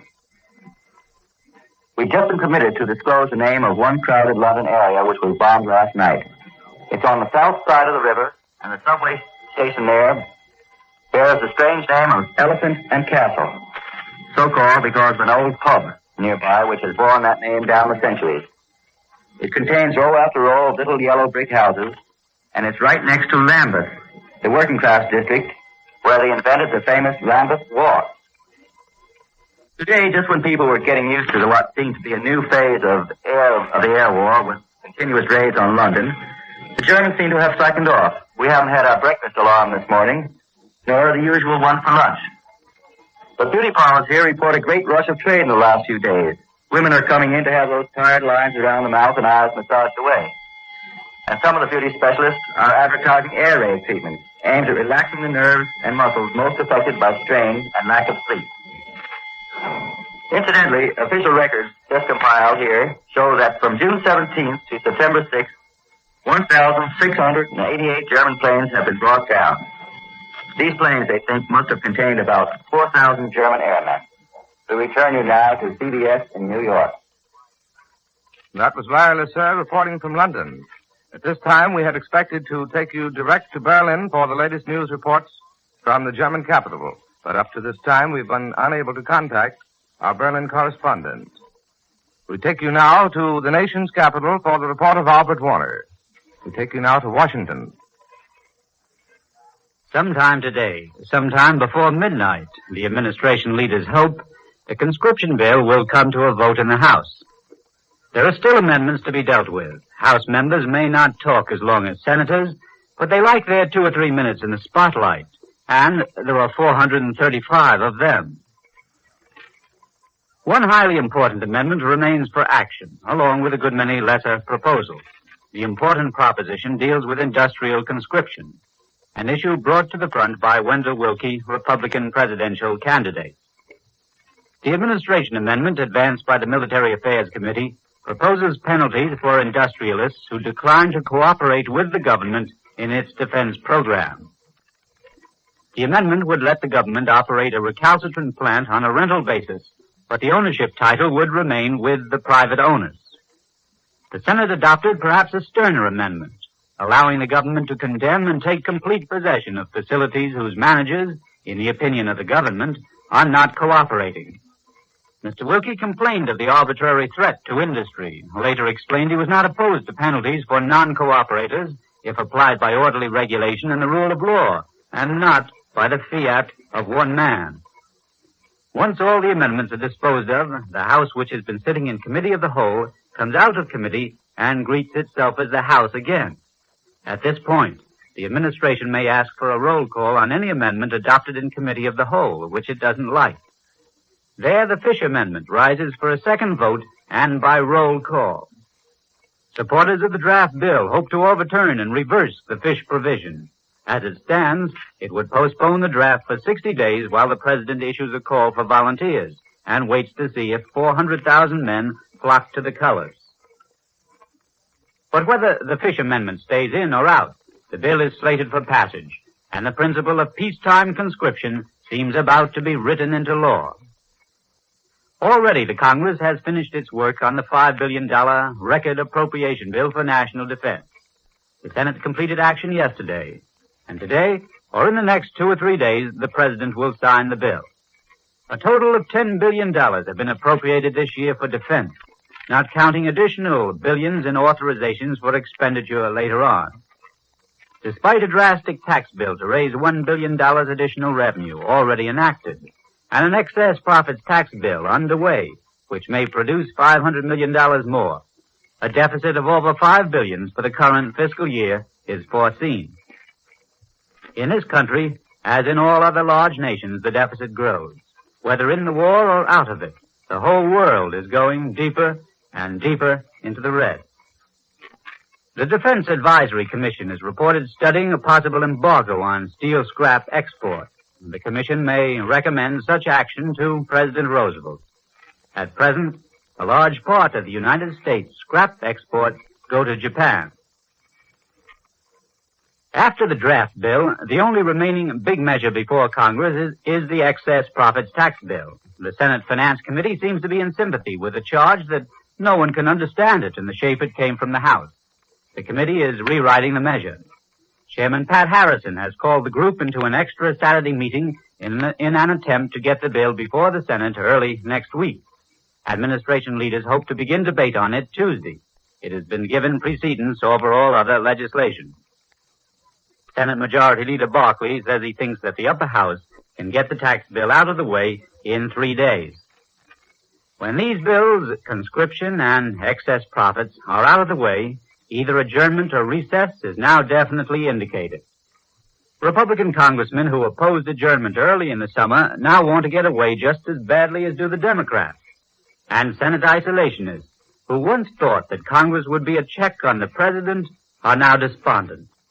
After the destroyer deal, in which the president ignored Congress, some of these isolationists said, we might just as well be at home. As adjournment or recess approaches, Representative Joseph Martin, Republican leader of the House, and his party's national chairman, predicts a minimum gain of 60 House members for the Republicans in the next election. His prediction is that there will be a gain of between 60 and 75. The Republicans need a gain of only 48 to organize the House and elect Mr. Martin Speaker. Well, the present Democratic Speaker of the House, William Bankhead, declines to be worried over the outlook. I don't hear that they are going to make any substantial gain, he tells me. In fact, the Republicans may lose some seats. But this talk of winning or losing seats makes members of the House nervous. Political fences back home are calling them. It won't be long now. We return you now to New York. That was Albert Warner speaking from Washington. And still, we are unable to contact our Berlin correspondent. However, we do bring you at this time the latest news from Berlin, received at Columbia's newsroom in New York. Sweeping over Berlin at altitudes of only 3,000 feet and lighting their targets with parachute flares, British bombing planes raided Berlin for 2 3/4 hours in the early hours of this morning, dropping high explosive and incendiary bombs. Fires were started at various points in the city, including a huge warehouse and a stable a few blocks north of Unter den Linden, municipal buildings in the Wiesenstee suburb in northeastern Berlin, the old criminal courts building in the center of the city, a storehouse, and police station in the diplomatic quarters a few blocks southwest of Unter den Linden, and a radio factory and dwellings in the wedding district in North Berlin. A tour of the city arranged under the auspices of the propaganda ministry after the raid showed that bombs had struck in the districts to which correspondents were taken, near legitimate military objectives at most points. Across the street from the criminal courts building is a great military barracks. A bomb struck the Tegel railroad station in northern Berlin, not far from the Borsig arms factory. 1 was killed and 10 were wounded when a bomb struck near an automobile chassis plant. It was admitted that 1 searchlight of a battery had been destroyed at Brandenburg, 55 miles west or southwest of Berlin. The raid was the noisiest and most dramatic yet. The air raid alarm sounded at 12:15 a.m. Heavy anti-aircraft gunfire started immediately. Flashes of heavy batteries lighted the sky to the west, north, and east. About 15 minutes later, the hum of airplane motors was distinctly audible. British planes had begun to cruise over the city. The planes dropped dozens of parachute flares. 1 dropped direct over the United Press building in Unter den Linden, the center of the city. The Wilhelmstrasse and Adolf Hitler's ornate chancellery, situated on it, must have been visible to the flyers in the blue-white glare. It was evident that the planes were flying back and forth across the city on the same paths. Daringly, the planes came down to about 3,000 feet, but not once were they picked up by searchlights. The British planes seemed to be disregarding entirely the heavy fire from the ground. 1 plane dropped a string of parachute flares across the center of the city from west to east, circled, and dropped another series farther south from east to west. As soon as a flare dropped, guns blazed into furious action, trying to shoot them down. Pom-pom and machine guns joined in the fire unavailingly. Several times it was observed from the United Press building, as soon as a flare would go out, a British plane would return to the spot and drop another at almost exactly the same point, despite deafening ground fire. After an hour and a half, reddish glows began to appear in the northern and northeastern sky. 2 fires, it could be seen, were put out quickly. A third burned for 2 hours. Windows rattled and buildings trembled in the din of gunfire. It was noted that, though this part of the dispatch emphasized the number of parachute flares, the daring of the British flyers, and the fury of gunfire, it did not mention bombing. Under German propaganda ministry rules, foreign correspondents may send nothing on an air raid until after the all-clear signal had been sounded, and then their dispatches must conform to official versions. English bombers flew to Berlin in several waves. 2 waves were repulsed before they reached the city by anti-aircraft fire and night fighters. Several planes of a third wave flew over the anti-air cordon and dropped bombs on various points of the city, particularly in the workers' quarter of Wedding in the north, where several fires were ignited and there was appreciable damage to buildings. And thus we conclude this morning's report of European development. Larry Lasser reported from London, Albert Warner from Washington. Larry Elliott speaking. This is the Columbia Broadcasting System.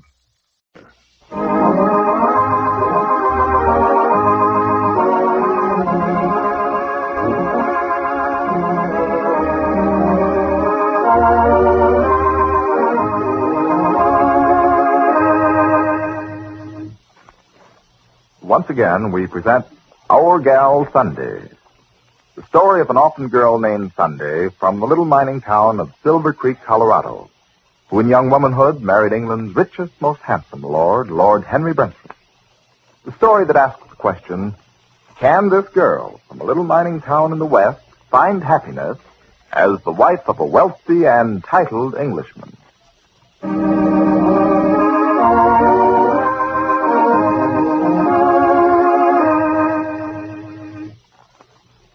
If you suffer from the pains of a headache, neuritis, or neuralgia, try Anason. You'll be amazed at what it does. Many people who have taken it will tell you, I'm quite sure, that its effectiveness and incredibly fast action are simply astounding. Anason is like a doctor's prescription. That is, it contains not just one, but a combination of medically proven active ingredients. Many people listening to me now have at some time or other had an envelope containing Anason tablets given them either by their dentist or physician. These people know it gives incredibly fast relief. So if you want really fast relief from headache, neuritis, or neuralgia pain, try Anason. For most effective relief, use only as directed. It's spelled Anacin, and you can get it at any drug counter.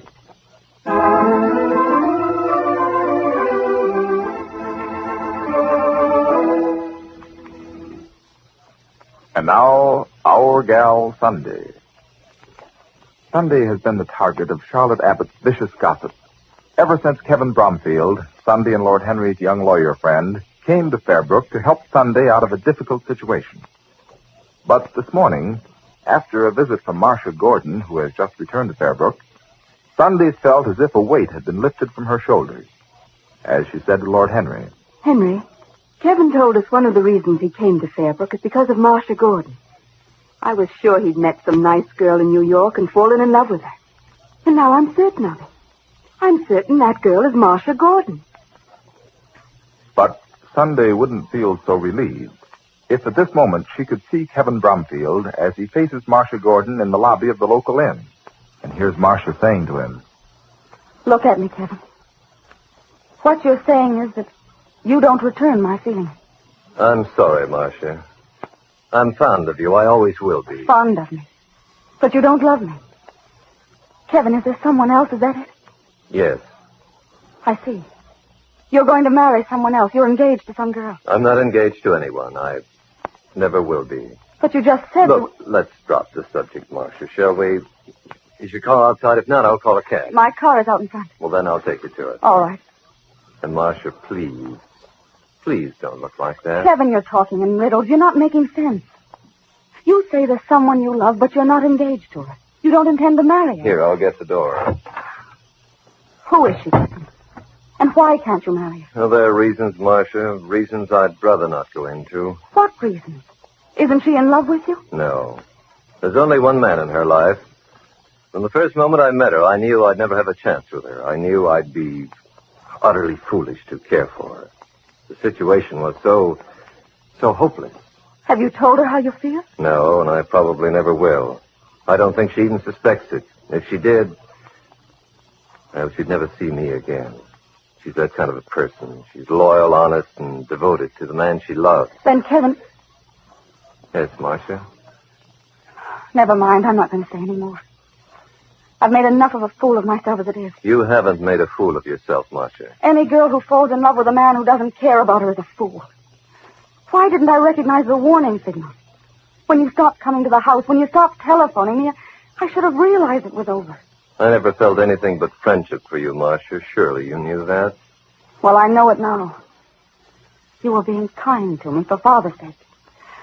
Kind? What a stupid word that is. Marcia, don't. Actually, you weren't kind at all. It would have been much kinder never to have taken me out. Never to have asked me for that first date. I'm going home now.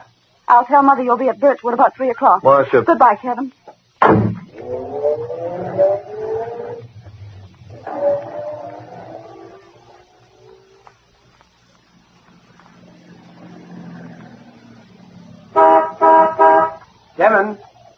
Kevin Bromfield. Huh?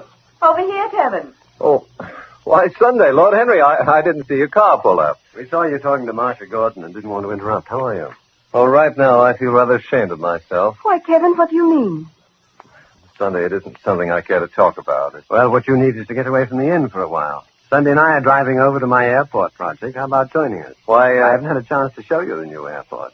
Be ready for use in a few days. I'd like to come on a tour of inspection. Do come with us, Kevin. We'd love to have you. Well, I'd like to, but the fact is I have to be over to, I have to be at Birchwood at 3 o'clock. Oh, well, Birchwood is only a mile from the airport. After you've seen it, Sunday can drive you over there. You wouldn't mind, would you, Donnie? Oh, I'd be glad to, Kevin. Well, why not? All right, I'll accept your invitation. Now, about an hour later, having seen the airport, Sunday is driving Kevin towards Birchwood, Marcia Gordon's home. And Kevin is saying, That's quite an airport Lord Henry's built, Sunday. He's to be congratulated. Isn't it wonderful, Kevin? Fairbrook has needed a private airport for years, ever since it's become such a popular resort. You must be very proud of Lord Henry. I've always been proud of him. He's never had to work. And yet, in spite of his money, he's never been content to sit back and do nothing. Henry isn't happy unless he's really accomplishing something. Well, that's hardly a rare quality, Sunday.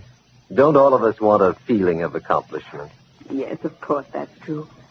And you've certainly done a lot in your field.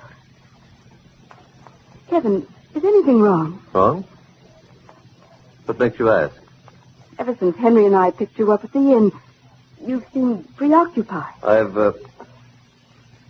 had a problem on my mind. Are you worried about your visit to Birchwood? Well, it's not going to be pleasant. I've never found Marcia's mother an easy person to get along with. The sooner I get this matter settled, the better.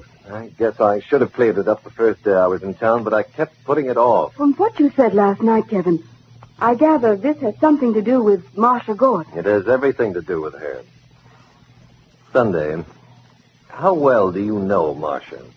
Why, she and her parents spent every summer in Fairbrook, as far back as I can remember. Marcia used to drop in quite often at Black Swan Hall. Well, she had a pretty bad shock when her mother married again so soon after her father's death. Sunday, I owe a lot to Marcia's father, Wilfred Gordon, and because of that, I feel a certain responsibility to Marcia. A certain responsibility? And she's a strange girl, much too intense. Sunday, I've been thinking you might be able to help her. Help her?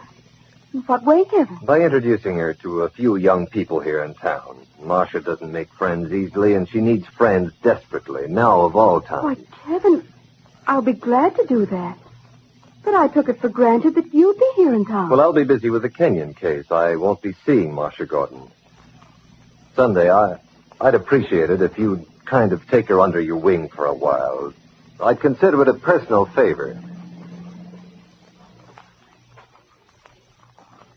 Sunday looks at Kevin in surprise. This is hardly the reaction she expected. He has not mentioned his love for Marcia, or any plans for their future together. Meanwhile, Elaine Crail is in her room at Birchwood when the door is flung open by her daughter. Oh, Mother. Marcia, you startled me. When will you learn to knock instead of bursting in like that? I'm sorry, Mother. And while we're on the subject, Marcia, dear, I do wish you'd call me Elaine. I mean, Mother makes me sound so ancient. And I'm not really, you know. You are my mother. I couldn't call you anything else. Sometimes you can be so difficult, Marcia. Just like your father. Kevin Bromfield will be here any minute now. So he will. I'm still rather hazy about it, Marcia. You say Kevin's in town, that he's coming here to discuss a very important matter? Yes. He wanted to be sure both of us would be at home this afternoon. I must say he's being very mysterious about it all. Mother, do you suppose it has something to do with Father? No. Kevin never handled any of Wilfred's business matters. Can't possibly be anything like that. Possibly you misunderstood Kevin. Misunderstood? He meant he's coming here to see you. Not me. I didn't misunderstand him, Mother. Oh, but you must have, dear. I'm sure that's it. Kevin's such a nice young man. He'd make a perfect husband for you, Marcia. He's well off financially. He's dependable. Stop it. Stop it, Mother. What? My darling, what have I said? Kevin isn't in love with me. How do you know he isn't? He saw a great deal of you a few months ago in New York. Obviously, you're the reason he came to Fairbrook. He was never interested in me. How do you know? Because he told me so. Well, not in so many words, but the idea was perfectly clear. We met in the lobby of the inn. Oh, Mother, I can't talk about it. I don't even want to see Kevin when he gets here. Marcia, your trouble is that you give up too easily. Make him fall in love with you. Well, how can I when he's in love with someone else? Who is the girl? He didn't tell me her name, but he's apparently been in love with her for a long time. She doesn't even know it. She's married to someone else, but that doesn't change the way he feels. Don't you see? I haven't got a chance in the world. Only cowards accept defeat that easily, Marcia. If you really want Kevin Bromfield, then fight for him. How can I fight a thing like this? Oh, Marcia, don't be a little idiot. Now, suppose we think this out. You've one good thing on your side. Kevin's indebtedness to your father. Wilfred did a great deal for that young man, and I'm sure Kevin is well aware of it. His sense of obligation could be a weapon in your hand. Did I hear a car turn into the drive? Go over to the window and see if that's your young man, Marcia. Yes. Yes, there's a car stopping. Kevin's getting out. Ah. In a moment, he'll ring the bell. Only he isn't alone. There's someone with him. Someone with him? Yes, Mother. It's Lady Brinton. Why has Kevin brought Sunday with him? Why is she here? Marcia's voice has a sudden edge to it. Has Kevin made a serious mistake in being driven to Birchwood by our gal Sunday?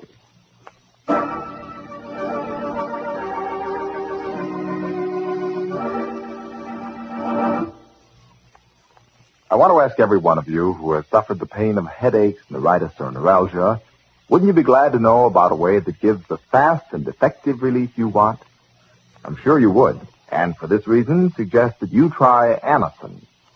Many people who have taken it will tell you I feel sure that the relief it brings is little short of astonishing. Amos is like a doctor's prescription. That is, it contains not just one, but a combination of medically proven active ingredients in easy-to-take tablet form. Thousands of people have been given a package containing Amos tablets by their own dentists or physicians. Thus, in taking Amos, you're following sound principles. Try it the next time you want incredibly fast relief from the pain of a headache, neuritis, or neuralgia. Try it on this guarantee. If the first few Amos tablets do not give you all the relief you want, as fast as you want it, return the unused portion and your money will be refunded. Most effective relief used only as directed. Amos is sold at all drug counters in the United States and Canada and comes in handy boxes of 12 and 30 and economical family-sized bottles of 50 and 100.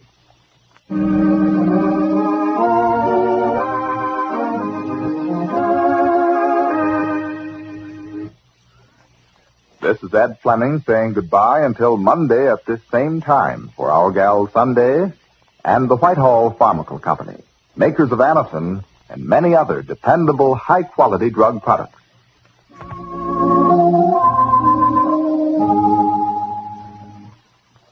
Stop tooth decay and unpleasing breath. Yes, stop tooth decay and unpleasing breath that breeds between the teeth. Use Colonos toothpaste with dental floss action. Now Colonos gives you dental floss action. That is, sends thousands of cleansing bubbles to help dislodge bits of food that can cause unpleasing breath. Foamy, refreshing Colonos brightens teeth by removing ordinary yellow surface stains. Helps stop tooth decay. Get Colonos toothpaste with dental floss action today.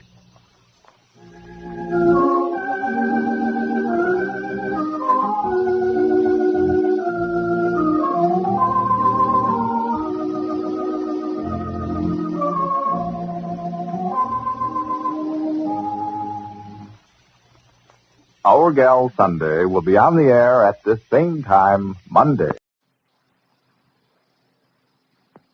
Everybody loves the cheery whistle of a Bob White. And everybody loves a dazzling wash that... Rinso, whoop! Rinso, whoop! Yes, Rinso White is what the little bird is telling about these days. The little bird isn't the only one that raves about Rinso, though, Mr. Amici.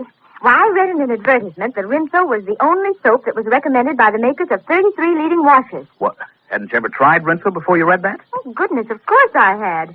I've been using Rinso ever since I got my Speed Queen washer, and that was ages ago. I knew the Speed Queen people recommended Rinso, but I didn't know about the rest. I see. Well, you'll be particularly interested in knowing that the Speed Queen manufacturers are just as anxious as ever for you to take that advice. For you see, there'll be no new Speed Queens for the duration because the washer industry is devoting its full time to the war effort. So continue to use Rinso regularly and have your Speed Queen checked regularly, too. And now, for Rinso's story of Big Sister. Did Drew Mason die of a heart attack, or was he murdered by Frank Wayne? Dr. Carville, who had distrusted Frank Wayne from the first day he came to Glen Falls, is convinced that Mason was murdered. Ruth Wayne, Big Sister, finds it impossible to believe that her brother-in-law is guilty. As our last chapter ended, Ruth, Frank, Diane, and Dr. Carville were in Dr. Carville's office waiting for the medical examiner's report on the cause of Mason's death, and we heard... It's going to be a bit embarrassing for you, isn't it, Dr. Carville, when the medical examiner calls and announces that Mason died of heart disease? Embarrassing? Mm-hmm. Not at all. It's going to be a relief, because I'm quite certain when the report comes through, they're going to hold you for murder. Well, Dr. Carville, what are you waiting for? That's probably the medical examiner now. All right, pick up the phone. We'll find out whether I'm a murderer or you're a meddling old fool. Frank, don't. Hello? Yes, this is Dr. Carville. Yes, I'll hold on. Well, what does he say, Doctor? He's not on the phone yet. Don't look worried, Ruth. Everything's going to be all right. Hello? Oh, yes. Yes, Doctor. Yes? I see. Uh-huh. Yes, I'm listening. Yes, I understand. No, thanks. I don't think that will be necessary. Goodbye, Doctor, and thank you. What did he say, Dan? I don't understand it. Dr. Carville. What? Oh, I'm sorry. What did you say? What was the report on Mr. Mason's death? The medical examiner says death was caused by heart disease. Well, it took you a long time to give us a simple message like that. But, of course, I can understand why it was so hard for you to tell us about it. Must be a rather deflating experience to play detective and then We can do without your feeble attempts at sarcasm, Wayne. Can you really? I'm waiting, Doctor. Waiting for what? Your apology. Well, Doctor? I'll make no apology for anything I've said or done. Oh, now, really, Dr. Carl? That medical examiner's report isn't final by any means. His report will read heart disease, and I can't dispute that. But I'm still convinced that you had something to do with Mason's death. And what's more, I'm going to prove it. Well, that's about the last straw. I've taken a great deal from you, Doctor, because you're a friend of Ruth's and also because you're an older man. I've tried to overlook it. Frank. But there is a limit. And I've passed it a long time ago. Frank, please. I want to speak to Dr. Carville for a few minutes. And then I want to speak to you. Will you wait outside? Please. Ruth. Please, Frank. All right, Ruth. You won't be long, will you? No, Frank, I won't. Fine. Dr. Carville, don't you think you're carrying this too far? I don't think he is, Ruth. Please, Diane. Dad has every reason for distrusting Frank Wayne. Perhaps he did at one time, Diane, but after all... Don't forget, 12 hours before he died, Mason came to Dad and told him he expected Wayne would try to kill him. Yes, I know that, Diane. I don't even pretend to understand that part of it. But after all, the medical examiner says that Mason died of heart disease. How can your father still think Frank did it? It just doesn't make sense. Why, it's nothing but persecution. Ruth. Yes, Dr. Carville. You've lost all faith in me, haven't you? No, Dr. Carville, of course not. Ruth, believe me, you've got to trust me. But you don't seem willing to trust anybody else. I'm not willing to trust your brother-in-law. Oh, I don't understand it. You're positively vindictive. At least that's the way it looks to me. Ruth, will you give me a chance to talk to you? No, Doctor. There's been altogether too much talking since I got off the train last night. I listen to so much talk, my head's spinning.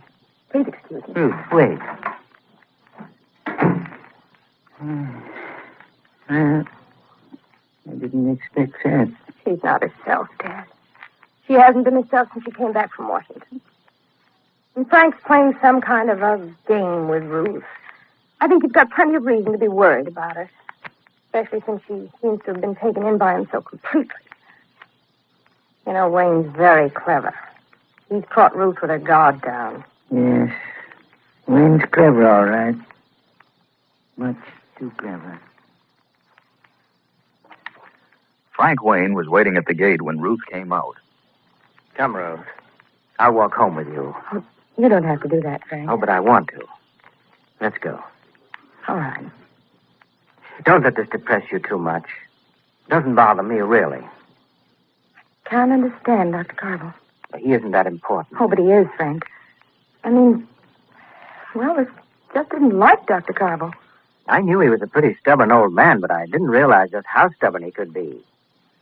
He made a mistake, to put it as kindly as I know how, and instead of acknowledging it, instead of admitting that he was wrong, he's getting more bullheaded. Frank, I'm sorry to keep asking questions like this, but, well, why do you suppose Mason came to Dr. Carville and told him what he did? I don't know. Haven't the faintest idea. Did he have any reason for hating you? Why, no, Ruth, not that I know of. Why, we were friends. The reason he looked me up was because he was ill and broke. And he knew that I'd be glad to help him. But, Frank, how do you explain it? Why would Mason do a thing like that? Well, I can't explain it. Unless, of course... Yes? No, never mind. No, say it. Well, I was going to say, unless Dr. Carville distorted the things that Mason actually said. Frank. Maybe that isn't as far-fetched as you think. Frank, I can understand you're being bitter towards Dr. Carville. But I do know he's honest. There must be something bothering him. Well, let's forget about him. And besides, whether he likes it or not, the Mason incident is closed. There's something else that I do want to talk to you about, Ruth. Much more important. What's that, Frank? You and Richard. Ruth, now that John is... Well, I mean to say not that we won't hear from him for some time. Let's pray that isn't so. Of course. But for your sake, and for your son's sake, we've got to be realistic. Yeah, I can't do what John did. I'd like to serve, but the Army won't take me because of my health. And the least I can do is to take care of my brother's family. Good of you to say that. Oh, and I mean it, Ruth. I know you do, Frank. And don't think I'm not grateful, but really, we're quite all right. Well, if there's anything that you need, money, anything... No, thank you, Frank. John's salary as a captain in the medical corps will go right on. And it's more than enough for our needs. Well, will you promise me this? If ever you do need anything, you'll call on me. But, Frank, All right, Frank. I promise.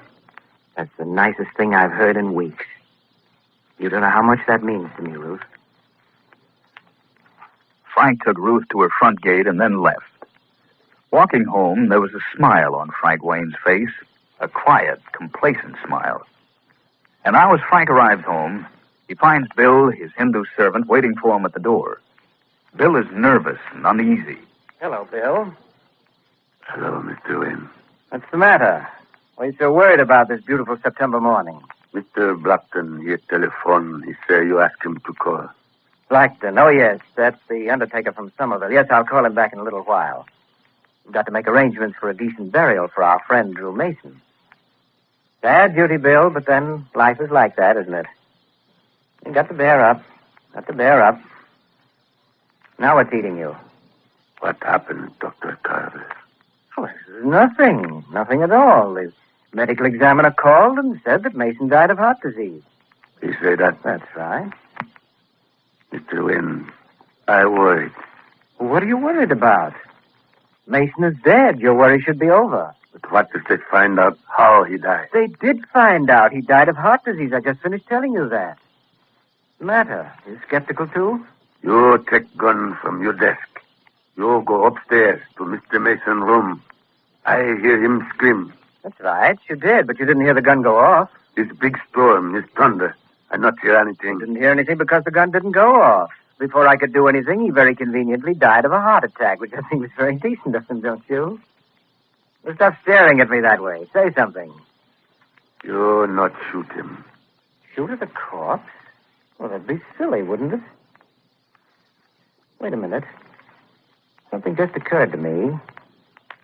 Now that Mason is dead, there's just one other person who knows anything at all about what happened to me in India. And that's you, Bill. Ladies, make wash day easy as pie. Let new anti-sneeze Rinso do the hard work for you. You feel like singing when you see how fresh and clean Rinso gets your clothes. White things, snowy, washable colors, sassy and gay as garden pinks. Well, I'll just bet you anything you'll sing to yourself as you pin that Rinso clean, bright wash on the clothesline. So, lady, put a song in wash day. Get new anti-sneeze Rinso right away. Dr. Carville pays a call on Ruth, and for the first time in his life isn't certain that he's welcome. Tomorrow, in the story of Big Sister, be sure and listen to Big Sister tomorrow. Tuesday, September 24th. Again, London has been bombed by German planes. And British planes have attacked Berlin, this time in the longest and heaviest British attack of the war on the German capital. For this reason, Berlin calls its morning attacks on London reprisal raids. This morning, Columbia calls in its correspondents in London and Berlin for latest reports on developments abroad. And afterwards, we'll hear a report from our own national capital. While we're waiting for CBS correspondent Larry Lesser to report from the British capital, here is the latest news on the Battle of Dakar, which occupies much of today's news spotlight. This strategic West African port city, only 1,500 miles east of the South American coast, has undergone a 7-hour bombardment. Its French colonial administration is defending it against an attack by combined British and Free French forces under General de Gaulle. The French government at Vichy says that 100 were killed and 400 wounded during the bombardment. Afterwards, the British and Free French are said to have attempted to land 2,000 troops at Roubaix, 25 miles from Dakar. But Vichy says this was repulsed. And another Vichy report asserts that the French government has secretly ordered resistance to the utmost and has called in all its land, air, and sea forces to fight the British. General Vigand, recovering in Vichy from injuries received in an airplane accident, is directing the fight from that city. Now the news from London, reported by Larry Lesser. Go ahead, London. This is London. The air raid sirens have sounded for the second time since daylight this morning, and the great air battle is on again over the coasts of this island. Yesterday, Britain wrote off 11 of its fighters after knocking down 11 German aircraft. And this damage to its own air force is by no means in the proportion by which the British hope to maintain its superiority in daylight fighting over the masses of German planes. Therefore, it's beginning to look as though this almost continuous battle in the air ranks as one of the most decisive battles of the ages, as important to the future of Europe as Waterloo or the Battle of the Marne. If the British fighter command breaks first, there will be almost no protection on this island against the bombers employed by Germany, just as there was no protection for Allied troops in Norway. The tide of battle cannot be judged yet, but it must be remembered that in order to win this battle, Britain's fighters must shoot down a proportion of almost 3 German planes to every one the RAF loses. We have no late news here of the sea battle, which was being waged off the West African coast, but a communique from General de Gaulle is expected at any moment. There are 2 versions here regarding the strength of the British squadron which took part. A message from Vichy says that the British fleet there consists of an aircraft carrier and several cruisers. Another report here says the strength of the British squadron consists of 2 battleships, 4 cruisers, and 6 auxiliary cruisers, and a number of destroyers. It's still a question here whether the British ships were on their way to Dakar before or after the French ships passed through the Straits of Gibraltar. It appears as though General de Gaulle submitted a plan for transporting to Dakar the French division which had been assembled and re-equipped in Britain. His plan was accepted by the British government. The convoy of troop ships was escorted by units of the Free French Navy and ships of the British fleet. Word of this movement apparently reached the Vichy government. This was responsible, probably, for the decision to dispatch units of the French Navy from Toulon to Dakar, and 6 French warships passed through the Straits of Gibraltar. As Britain was not at war with the French, they were allowed to pass through the strait. Now it is the question, who has the greater number of warships at Dakar, the French or the British? It's possible that the British may have reinforced their squadron, if indeed General de Gaulle was on his way before the French ships passed through Gibraltar. We know here that General de Gaulle's expedition was organized under conditions of extraordinary secrecy. Special boats were prepared for it. The assembly of free French troops was carried out at hidden points. Very few people had any hint when the expedition left this country. Dakar, as you know, is the third port of the French Empire, and it was a German air base for its Atlantic air service to Brazil. It's about 12 hours flying time away from South America. Last night was the 17th successive night of bombing in London. The communique says this morning that during the night enemy aircraft made bombing attacks on London and several places in southeast England. A few bombs were dropped in other parts of the country, but London, again, was the enemy's main objective. The attacks were again scattered over many parts of the London area. Last night it seemed to many of us here that there were more German planes than usual overhead. The anti-aircraft defenses were aided by searchlights and were very active. From a rooftop, it appears that the defenses allowed the German planes to buzz along on their course for several minutes. Then they'd suddenly catch them in a net of searchlights and let fly. The shrapnel burst would explode at the very focal point of the cobweb of searchlights. One German bomber was shot down here before dawn. It was the longest raid in a long time last night. But this morning the headlines read, Berlin's biggest raid, heavily bombed for 4 hours last night. And in the evening news, RAF bombed Berlin for 4 hours, waves of plane and severest raid. Well, maybe the bombing of London isn't such news anymore. After all, it's been going into the third week now. We return you now to CBS in New York. That was Larry Lasser reporting from London. Here's the latest news from the Far East. French colonial troops still are fighting a battle with an invading Japanese force in northern Indochina. Dispatches from Hanoi, capital of the French colony, and from Shanghai indicate that casualties have been heavy. The French force is said to be making a determined stand at Langson, a railroad city, after abandoning a blockhouse at Dongdang. Now the news from the German capital, reported by Columbia's correspondent in Berlin. Go ahead, Berlin. It is now London versus Berlin, and it looks as if the combatants are going to engage in some free-for-all slugging. The raid last night started before midnight and kept Berliners out of their beds for a period just 8 minutes short of 4 hours. And virtually without interruption, the anti-aircraft batteries in Berlin, as well as the searchlight crews, were in continuous action. There were some dramatic highlights in the raid for me. The British planes, either singly or in small formation, judging from the sound of their motors, which we could plainly hear, never seemed to stop coming. I saw 5 searchlights pick up one British plane. And the sky in its immediate area was alive with exploding anti-aircraft shells. I had my field glasses trained on it.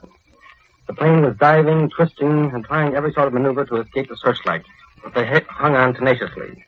For almost a half a minute, I followed the course of the British plane, still unhit, until the searchlight and ship disappeared below the horizon. I wondered whether it escaped. We have an unconfirmed report that one British bomber was shot down. The striking thing to one on the ground was the absolute reckless flying tactics of the attacking planes. They came diving in at low altitudes. It seemed at times as though they were not more than 1,000 feet over my head. They roared down into the face of the barrage of flak artillery and then off again. We could hear the sound of bombs exploding amidst the bellow of defense guns. There was a lot of fireworks caused by numerous British flares, the bursting of anti-aircraft shells, and the thousands of tracer bullets which raced up in search of the British planes. As for the damage done, I have nothing but the official communique. It tells us, quote, in spite of violent anti-aircraft fire, a few British bombers succeeded in reaching the north and eastern suburbs of Berlin and dropped a number of bombs.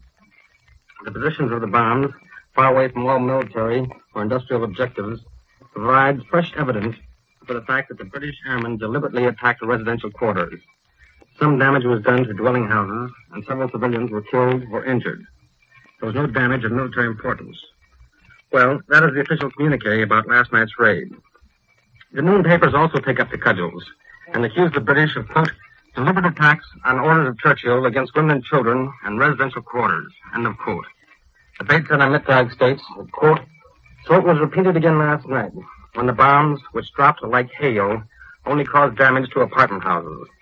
The sole objective of the British was to attack the civilian population and to murder our comrades, which will not be forgotten. End of quote. In another paper, the Swallow Blot states that Churchill has sentenced himself to death, and so has England, by these night raids. The usual post-raid inspection trip for foreign correspondents under the escort of officials from the propaganda ministry did not take place last night. When the firing was at its heaviest, I decided to look for the air raid shelter in my hotel. And there I found Serrano Suñé, the Spanish Minister of the Interior, and his suite. Senor Suñé, the brother-in-law of General Franco, arrived in Berlin last evening to confer with Herr von Ribbentrop regarding the plans of the Axis powers for future operations in the Mediterranean and North Africa. The Spanish official will meet the foreign minister today. Herr von Ribbentrop returned from Rome last evening. The Swallow Blot has an article discussing, quote, the fortress of London, unquote, in which there is a statement that, quote, there are so many military objectives in London itself that it is doubtful how its civilian status can be measured. And continuing, the paper writes that all opticians and mechanics in London are now engaged in military work for the British government. And so, quote, one could say that besides the homes of the plutocrats, there is no house left in London that theoretically or practically could not be considered a military objective. There is not one single man in the shadow industry who has been evacuated. Not one single plant of the shadow war industry that has been shifted from London. This is Edwin Hartridge. I return you now to Columbia in New York. Such is the news from Europe. Now the news from our own national capital, reported by Albert Warner. We take you now to Washington. An economic boycott of Japan is proposed for consideration today by the chairman of the House Foreign Affairs Committee, Representative Sal Bloom. His proposal fits into the sentiments, if not the definite plan, of the State Department. Not since the Panay incident, in which a Japanese airplane bombed and sank an American gunboat on the Yangtze River in China, has antagonism reached such a height in official circles here. With the grabbing of airplane and army bases in French Indochina, the worst fears of American advisers on the Far East are confirmed. Even those few who have believed the controlling military group in Tokyo would at length become satiated, even these are agreeing now that a deliberate march on the Dutch East Indies is underway. So comes at least consideration of an embargo and of an open announcement that America will use the British naval base at Singapore in the Far East.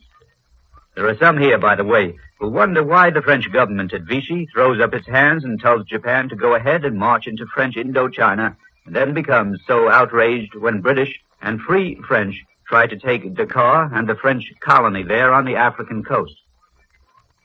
It is time, said Congressman Bloom, for us to consider a prohibition on our exports to Japan and also on Japanese imports. If we stop using silk stockings, Japan is going to feel the economic pressure. Mr. Bloom added that if there was to be any embargo on shipments to Japan, oil should be included. Some might say it would drive the Japanese to action against the Dutch East Indies to obtain oil there.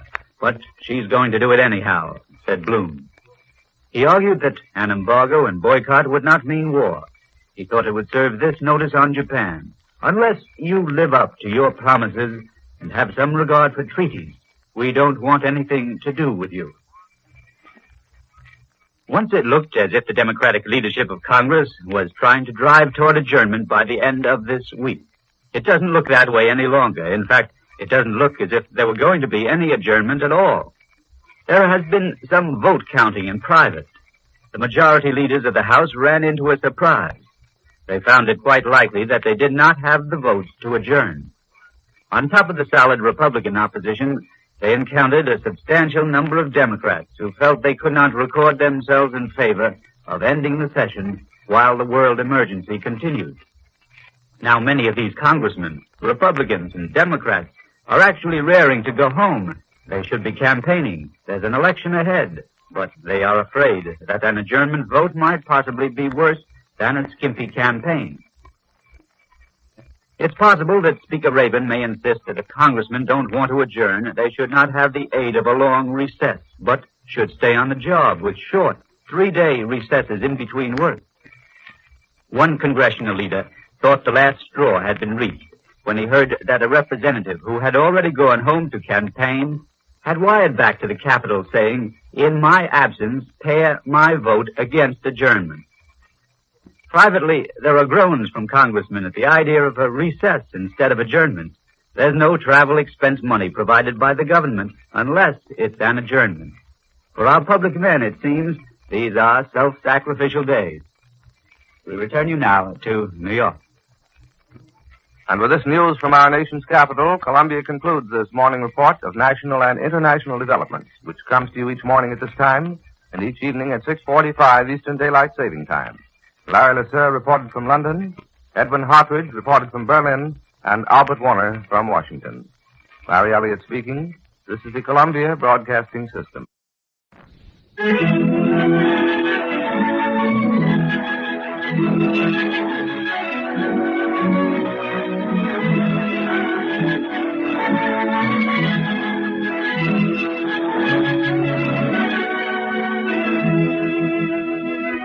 The bakers of Slow Bake Wonder Bread and Hostess Cakes present Pretty Kitty Kelly.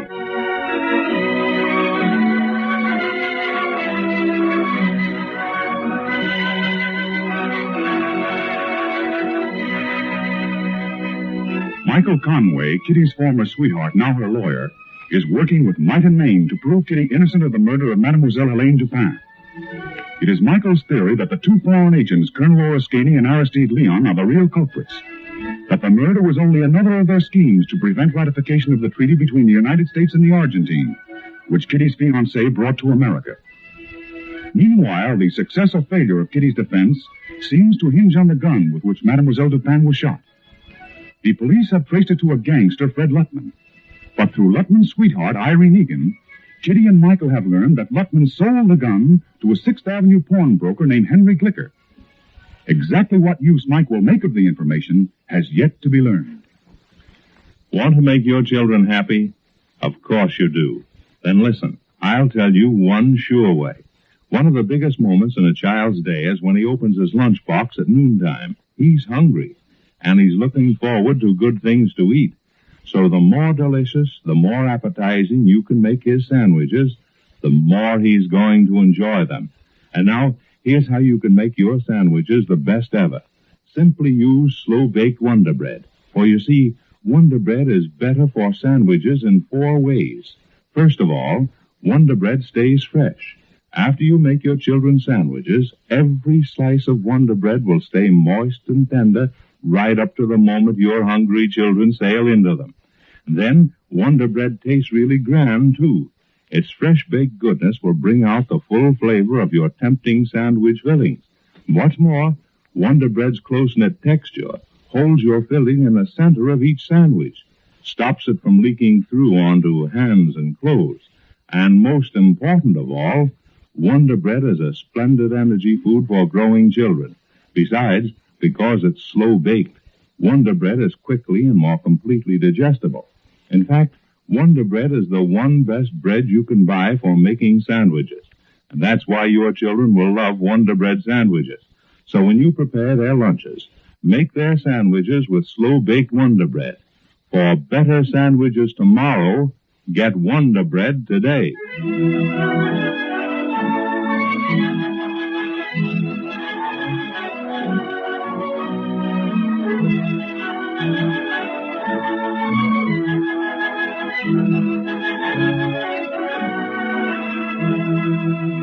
Now back to Kitty's story.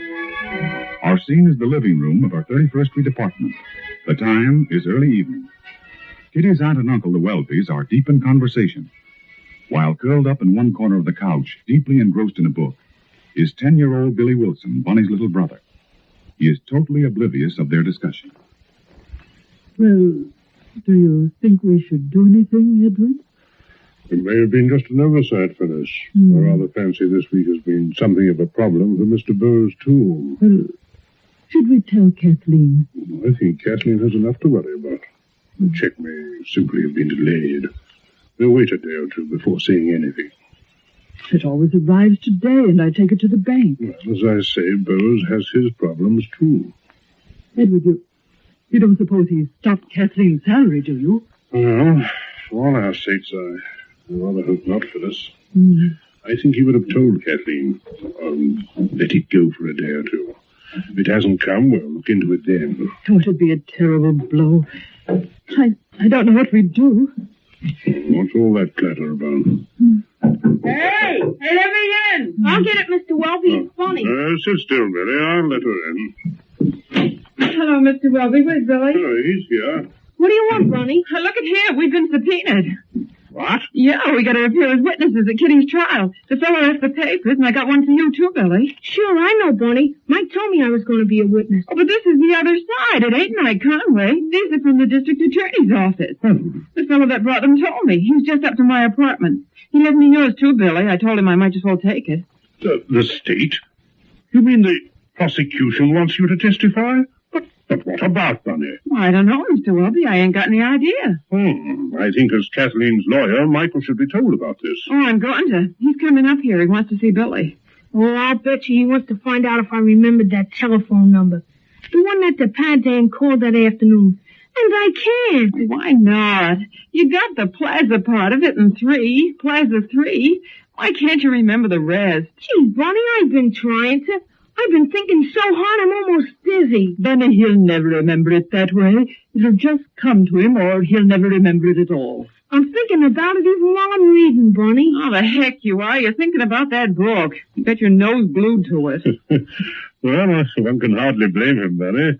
It's one of those sex rumor thrillers. I came across it in a second-hand bookshop today and bought it for him. I'm going to read it myself. What's the name of it, Billy? Batwing. Ah, yes, Batwing. And is it swell? You ought to read it too, Bunny. I'll go on and read it. Oh, sit down, Bunny. Is Michael going to stop in here? Well, I think so.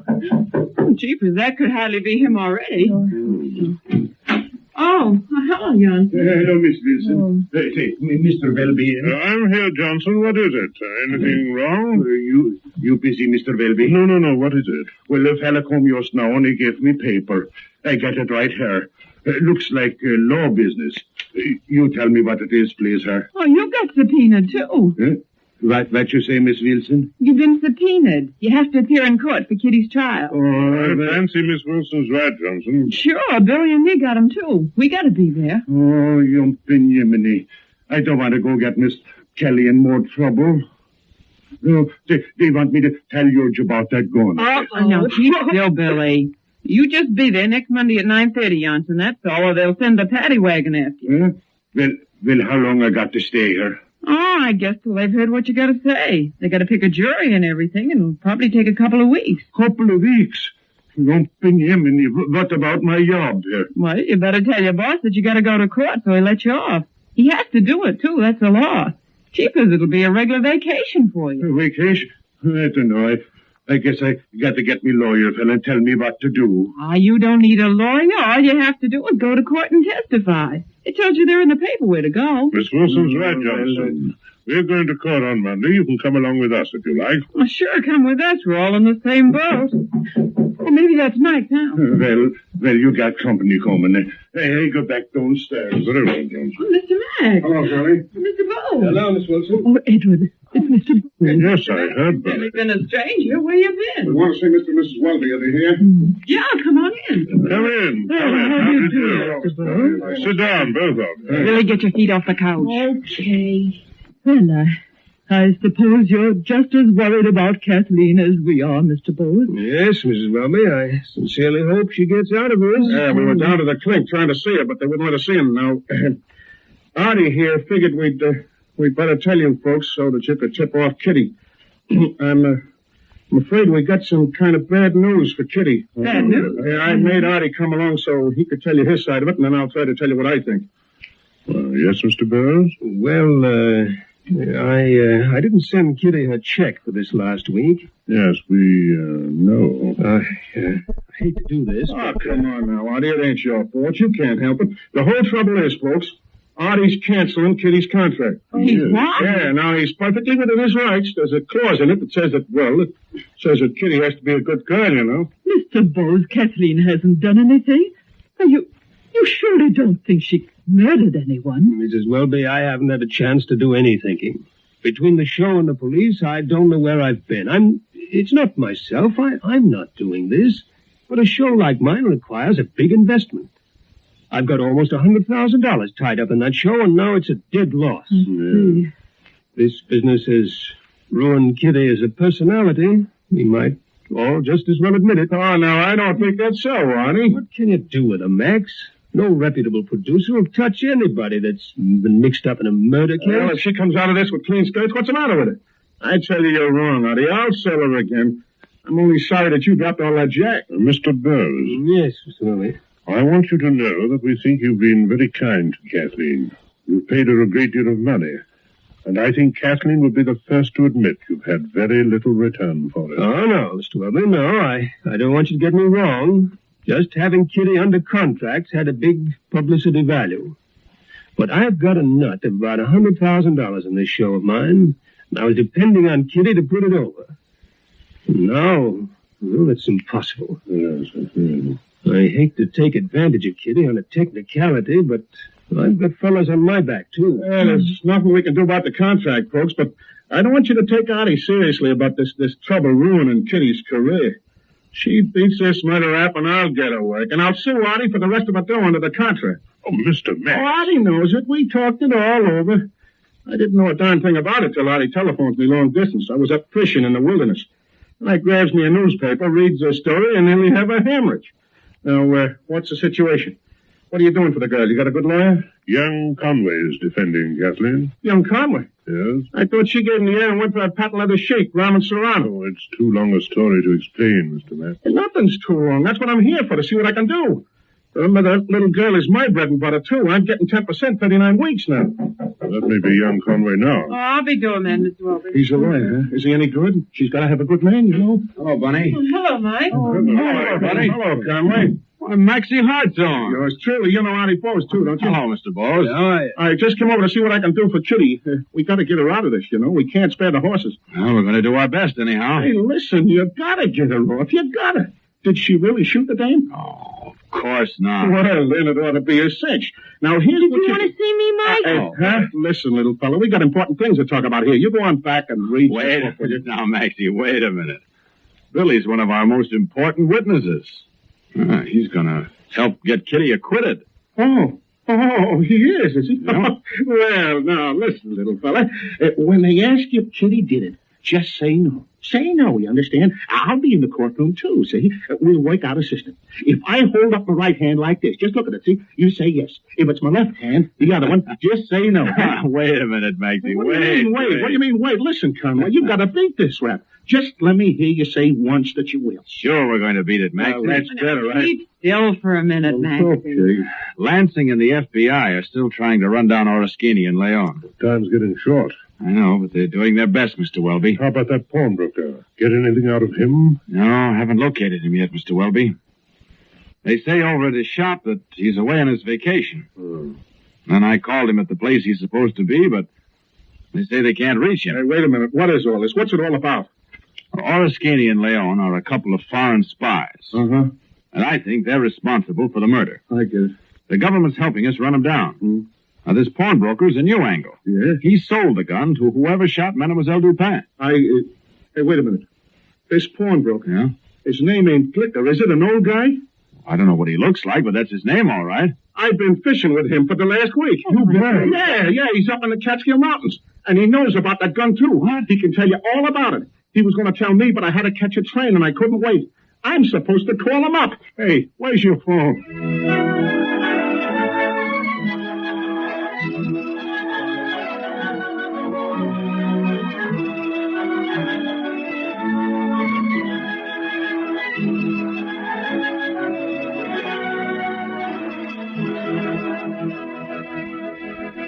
Bread's the most familiar food on your table. Make it the best, too.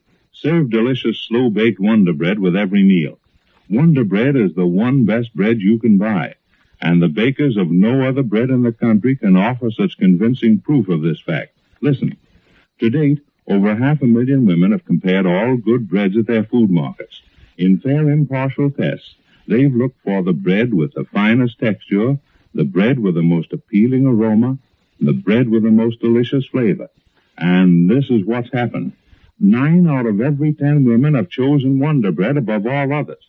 So today, See if you don't agree that Wonder Bread is the one best bread you can buy. Try a loaf of slow-baked Wonder Bread. Will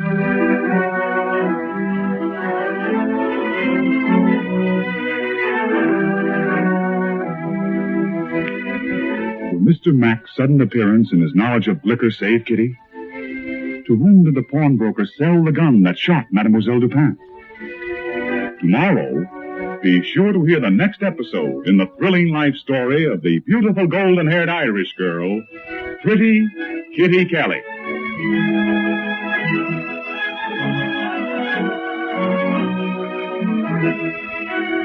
Daylight saving time ends Sunday, September 24th.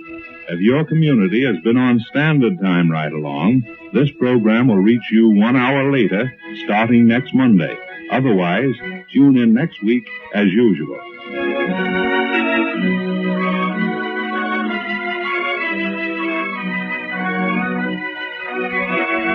This is the Columbia Broadcasting System. The Jergens Journal, featuring Walter Winchell.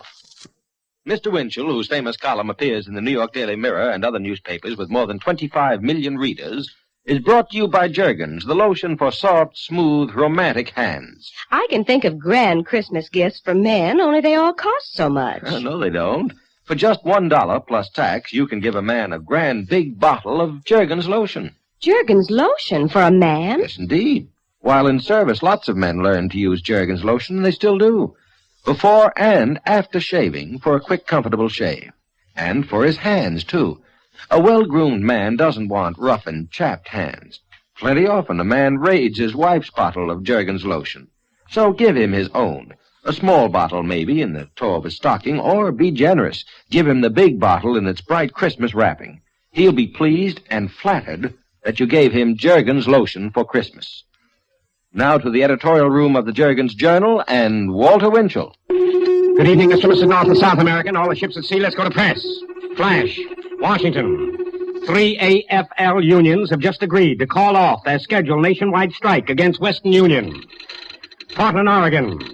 Sam Jackson, the grandson of the founder of the Oregon Journal, was killed tonight in a helicopter owned by that newspaper. Washington. The United States has quietly arranged a loan of $300 million to Canada in an attempt to save the Canadian dollar from doing a ruble. New York.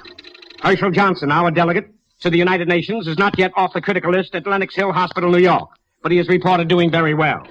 New York City. Caesar Petrillo, the czar man of the Musicians Union, is now expected to pull every live musician out of radio by February. New York City. Patricia Miles, who lost her paternity case against Johnny Myers, has changed lawyers. Next stop, the appellate division. Wall Street. A merger, I hear, is in the making between the two biggest independent motor car companies, Packard and Nash.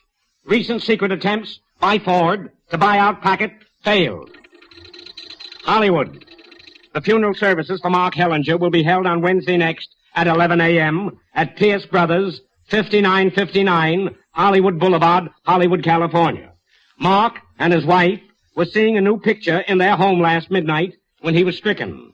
Gladys rushed him to the hospital. The end came at 2:15 this morning, California time. The Washington Ticker. Federal authorities are amazed at the great number of criminal records that have popped up in the loyalty check of American government workers because someone never demanded fingerprints. Their names will eventually be made public. Following the pattern set by Adolf Hitler, Moscow money will be very conspicuous during the 1948 presidential campaign in an effort to defeat the Marshall Plan and Mr. Truman. The Justice Department. A new subversive list is being readied for publication by U.S. Attorney General Tom Clark. Some nationally known political organizations are on this list. The White House. As of tonight, right now, the President's planned message on the State of the Union to the January Congress will be arranged on the principles of FDR's New Deal, a sizzler. New York. The communist newspaper in New York is puckering up its lips for a great big kiss from labor leader John L. Lewis, a very gruesome picture. Intimate friends of John Lewis report that Mr. Lewis is far more ill than people realize. Washington. Some folks just returned from London report that Lord Louis Mountbatten or Sir Oliver Franks may succeed Lord Inverchapel as British ambassador at Washington, and that the Anthony Edens divorce suit may involve the London correspondent of an American news magazine. Washington. Democratic headquarters are deeply concerned about Pennsylvania and New York. Attention, Mr. and Mrs. United States. Next Thursday, Christmas, is the birthday of a man who has answered many thousands of questions over many hundreds of years with a few simple answers. It is a great miracle to multiply 5 loaves of bread and 2 fish into food for 5,000. But it is a greater miracle to turn hate into love. A simple code of ethics doesn't operate by the slide rule. A square deal is measured by the spirit and not by mathematics. Blast furnaces can melt steel, but it still takes a heart to melt a heart. It is a miracle that Christ lived so long ago. It is an even greater miracle that he lives so much today. Cities may fall, machines may rust, and mountains crumble, but his great principles stand through the ages. And of all the great principles for which this man stood, the greatest are these. It is brave to be decent. It is courageous to be considerate. And it is strong to be kind. Ladies and gentlemen, Mark Hellinger, with whom I covered the Texas Guinan beat in the early 1920s, is gone.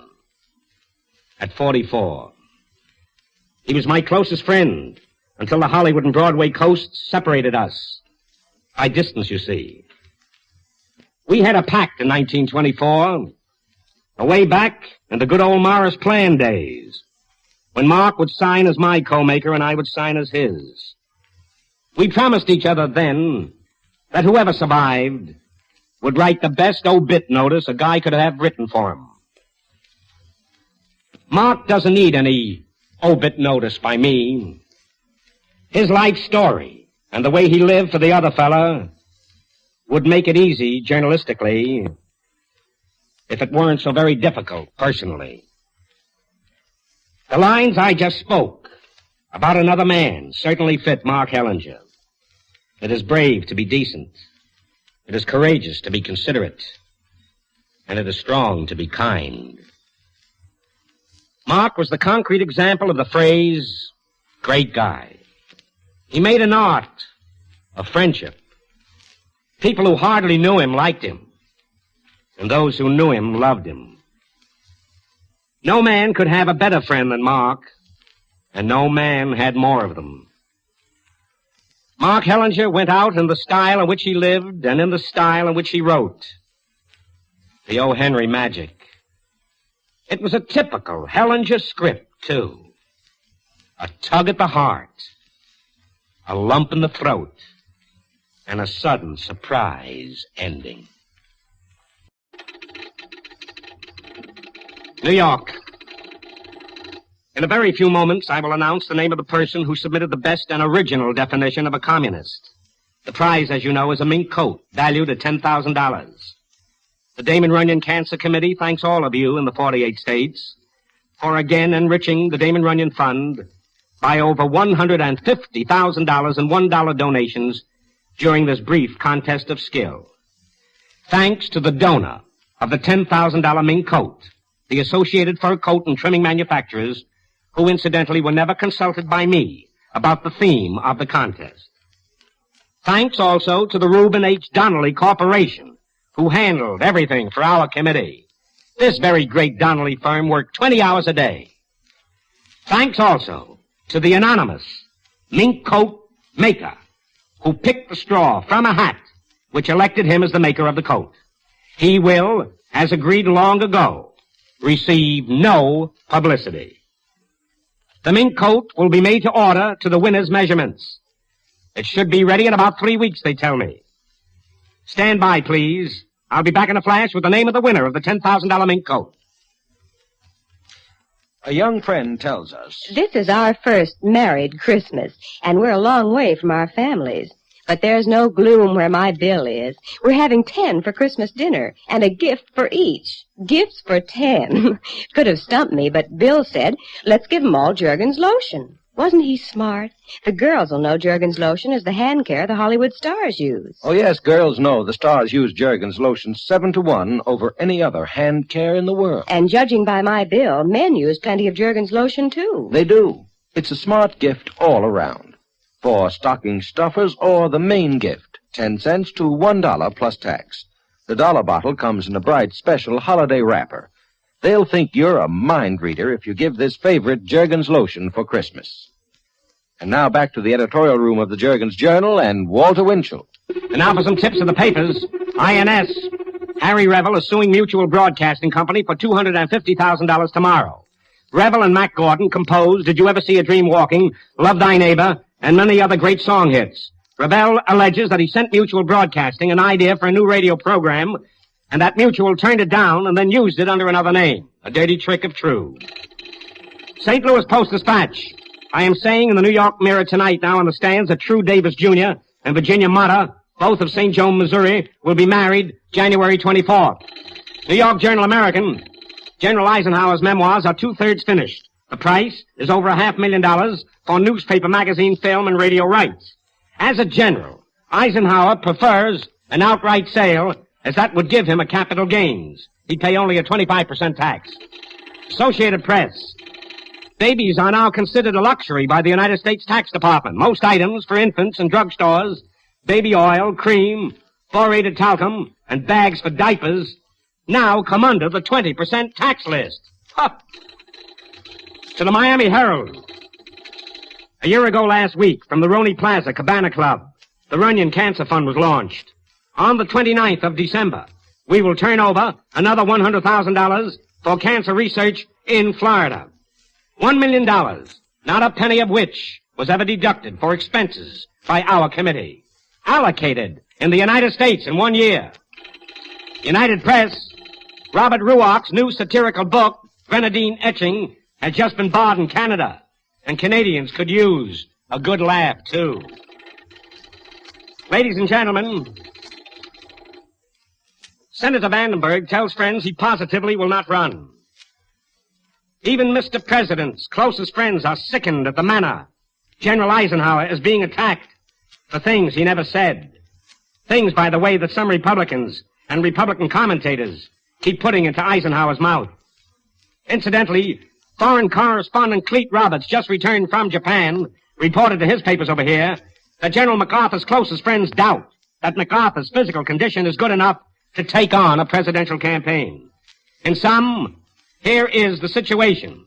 Wallace keeps his head in the clouds, Taft keeps his head in the sand, and Eisenhower just keeps his head. Washington, Senator Kenneth McKellar of Tennessee is again reported very ill. He is 78. Any more?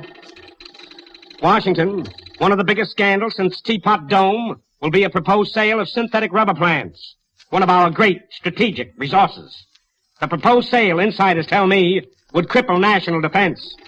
Washington, Rocky Graziano, the champion, and some of his influential friends have been trying to get his complete dossier out of the U.S. Army files for what they say public view. The United States Army is doing Graziano a great big favor by refusing. New York, Donald Lamont, Margaret Rice are betrothed. She is the granddaughter of the late president of General Electric. Attention, San Francisco Examiner. Please assign a reporter at once to Mrs. D. Block of El Monte, California. Her husband, a war veteran, sent in the best definition of a communist in the opinion of the Damon Runyon Cancer Committee. Mr. Block gets the Runyon Fund's $10,000 mink coat, and in sunny California, of all places. Congratulations, Mr. Block, and a Merry Christmas to you, Mrs. B. And that, ladies and gentlemen, winds up another edition of the Jergens Journal until next Sunday night at the very same time. Until then, and with lotions of love, I remain your New York correspondent, Walter Winchell, who leaves you with Mr. Block's best definition of a communist. One who would like to divide everything, particularly these United States. Good night. Have you gone way beyond your Christmas budget? Do you still have several last-minute gifts to buy? Here's Jergens' gift suggestion to you, and it's priced surprisingly low. The Jergens gift set, called Loveliness for You, costs only $1, and here's what it contains. Nestled in a lovely star-sprinkled package are 4 popular Jergens items. A box of Jergens powder, a jar of all-purpose face cream, a bottle of romantically scented cologne, and, of course, Jergens lotion for the hands. Yes, these 4 beauty items all done up in a feminine package for Christmas gift-giving at a thrifty price, only $1. You'll find the Jergens gift set, called Loveliness for You, at all cosmetic counters. Next week, another edition of the Jergens Journal with Walter Winchell. And now be sure to remain tuned for Luella Parsons' 15-minute program featuring as guest Bing Crosby, which follows immediately. This is Ben Grauer speaking.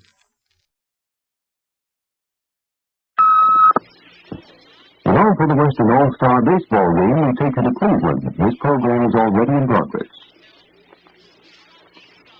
The price of fame, of course, in center field, and Tommy Henrick in right.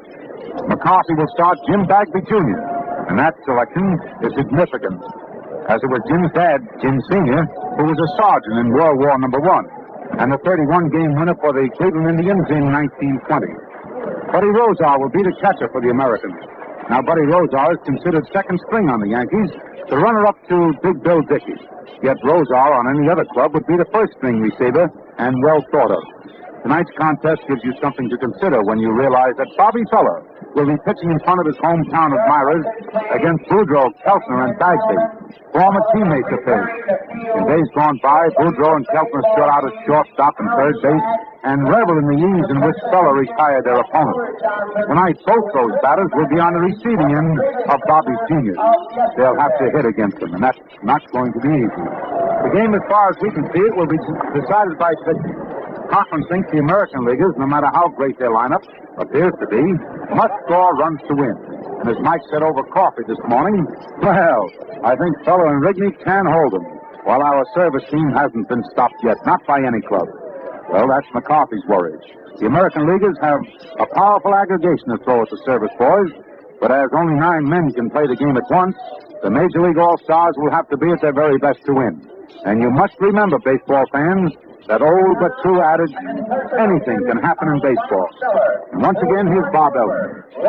Thank you very much, Wade Hoyt, for that fine analyzation of the American League team that we're going to see here in the stadium tonight. And Al Shack, baseball's famous clown, is getting the center of the stage now, friends, because all the servicemen are off the field. And now Al is walking out to the center of the diamond and giving an impersonation of Bob Feller. He just gave one of Waller Johnson. He just walked out to the mound and heaved the ball way up into the wire, netting back at the plate. And now he's gone out there with that rather, he has gotten down almost to a T, that rather unique stride of Bob Feller. Bob is one of the grandest fellows in baseball. I think he's been one of the most popular ball players of all time, but he has a rather odd stride. And Al Shack, believe me, has it right down to a T.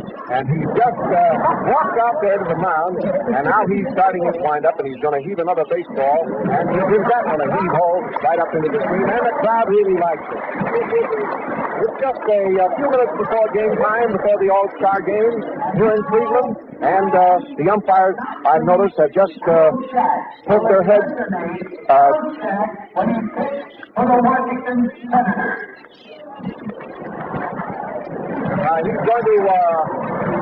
The umpires have just poked their heads out of the dugout, and they are coming out shortly. And this ball game will be underway, I believe, in just a couple of minutes. I want to repeat the starting batting orders and lineups for those of you who might be tuning in late.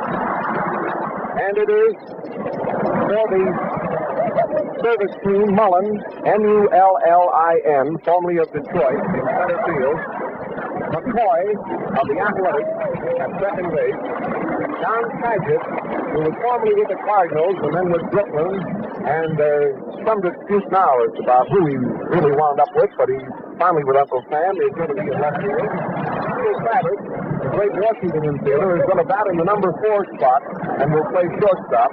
Joe Grace, very fine outfielder and a mighty good hitter, is going to be in right field. He's with the St. Louis Browns. Sturm, the former Yankee first baseman, is going to be at first. Andrews, who is with Louisville, this lad was a great college athlete, is going to be at third base. The catcher will be Smith, an old-time Pittsburgh catcher who has been catching Bob Feller down in Norfolk. Bobby Feller is going to be the pitcher. Jack is still carrying on with his antics down here, and he's putting on an imaginary argument right now with the umpire as we give you the lineup for the American League. And here it is, the batting order and lineup. At shortstop and leading off will be Lou Bedreau, who, as Wade Hoyt said, was one of the heroes of the big game in the Polo Grounds last night. Henrich, Henrich of the Yankees in right field. Williams of Boston in left field. DiMaggio of New York in center field. York of Detroit at first base. Bobby Gore of Boston is going to start at second base tonight in place of Gordon. Kenny Kelter of Cleveland will start at third base. Buddy Rozar of New York will be the starting catcher. And Jim Bagby, the famous son of a famous father, is going to do the pitching. Now, we also want to tell you, friends, that there is going to be a 1-minute blackout here tonight. As you know, we experienced a blackout of 15 minutes at the Polo Grounds last night. And tonight, at the end of the first half of the sixth inning, there will be a 1-minute blackout. There'll be a 1-minute pause in the ball game here and a 1-minute blackout at the end of the first half of the sixth. It will be for just 1 minute, and then the ball game will resume. Now remember, that is just a trial blackout at the end of the first half of the sixth inning. Friends, we're going to pause now before this ball game gets underway for a station identification. You're listening to the exclusive presentation of the All-Star Game between the American League and the All-Star Service Team from the big municipal stadium in Cleveland, Ohio. And this is the coast-to-coast network of the Mutual Broadcasting System. This is WGN, the voice of the people, Chicago. Friends, we're back here at Cleveland, and we're listening now to, and we're watching a ceremony of the lowering of the colors. We'll let you hear it.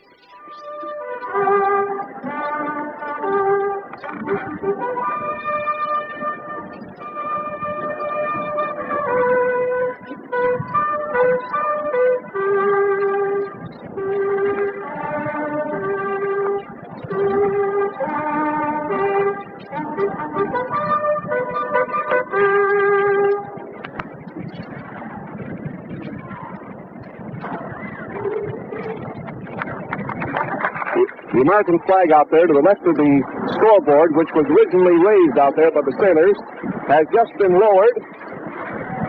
That ceremony is over with, and again, this crowd of around 65,000 has stood at attention. The lights are all on here. The umpires who are out down here below us.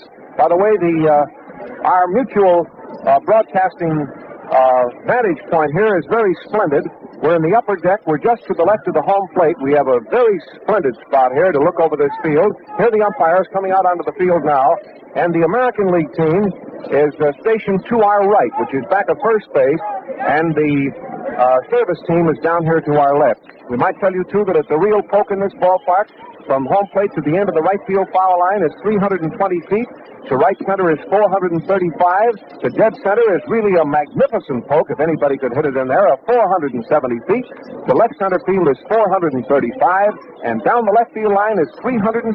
So both lines are the same. The left field is 320. The right field is 320. Center field is 470. Left center is 435. And right center is even a little bit farther. There's a spot back in there where that center field bleacher has no roof on it.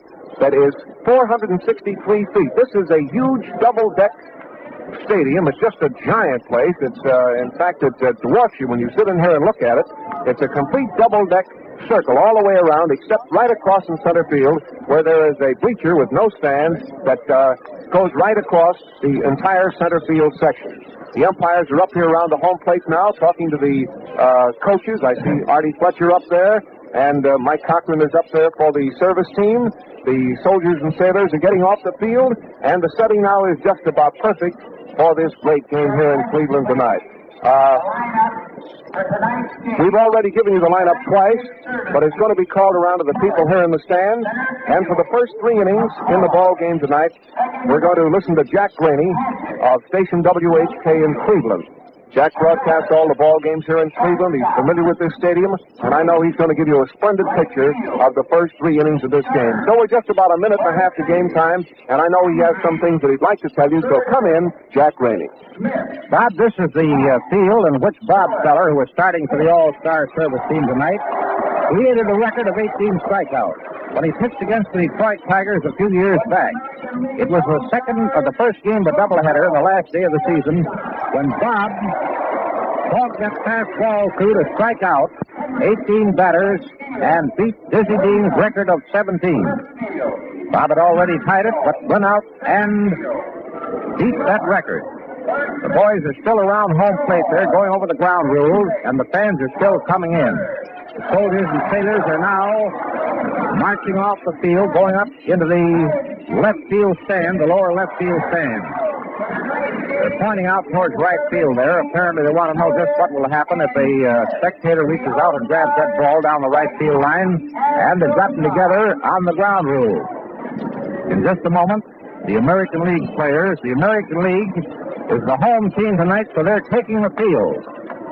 The winners of last night's All-Star game, the American League champions, the home team, so they take the field, and the All-Star Service team will be first at bat.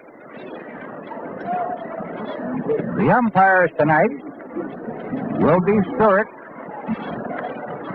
back of the plate. It'll be Balafrant at first base, McGowan at second, and Barlick at third base. Now, after 4.5 innings, Stewart will exchange with Barlick, and Barlick will come back to the plate after 4.5 innings in this All-Star game. Jim Bagby is out on the mound now, warming up, a big, tall right-hander. And, as Waite Hoyt has already told you in opening, that it was Jim's father who in 1920, the only World Series brought to Cleveland, the only pennant and World Series, Jim Bagby, Sr., who now makes his home in Atlanta, Georgia, won 31 games for the Cleveland Indians. I think that Jim Jr. has a little more than his dad. He has more on that fastball, but is very much on the same order. He has a fadeaway, a knuckleball, a fastball, and a curve. And for you fans, naturally we know that a large number of you people listening in wish that you could be present at this great American League All-Star Service game. However, knowing that to be a physical impossibility, the thought occurs to us that you might be interested in aiding this fine cause by sending in the price of a ticket for your seat at the radio. Now, the seats are $1.35 and $1.60. And if you're interested, you may send your contribution to the Cleveland Baseball Company, who in turn will see it is added to the combined Army and Navy relief funds.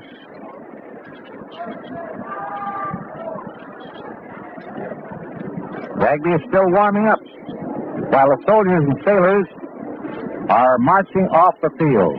They had cut in the rear of them out in center field as they were lowering the colors, and now out in center field, the one group just starting to march off.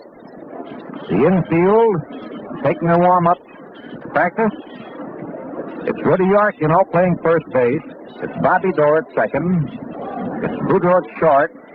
Kenny Keltner playing third base. Williams in left field. Joe DiMaggio, the Yankee Clipper, in center. Tommy Hendrick in right field. With Bagby pitching, Rosar catching.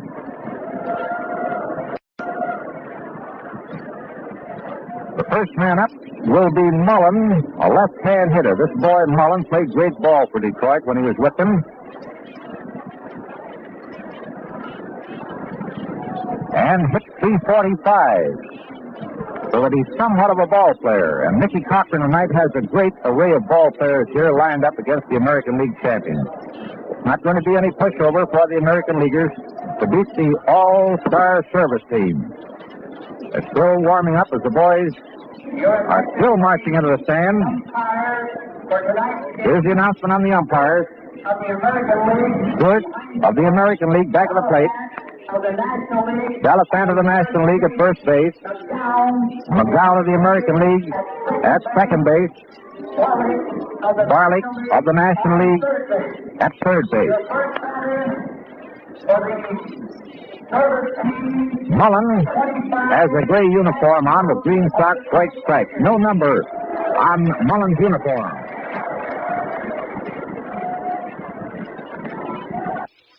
Last night's ball game, Lou Boudreau leading off, hitting that home run.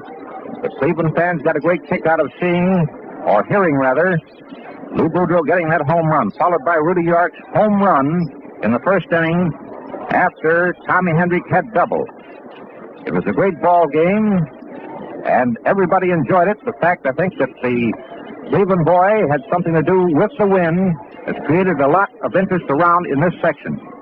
The fans are still coming in. I notice out in the left and right wing upstairs, they're starting to fill up, and I would say there are close to 70 or 75,000 fans in this stand.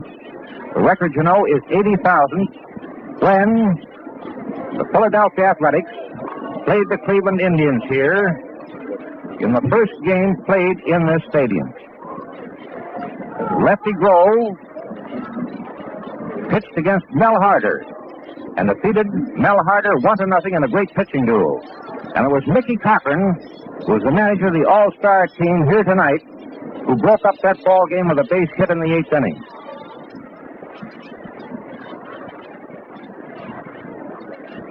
Manager Joe McCarthy has changed his lineup at second base tonight.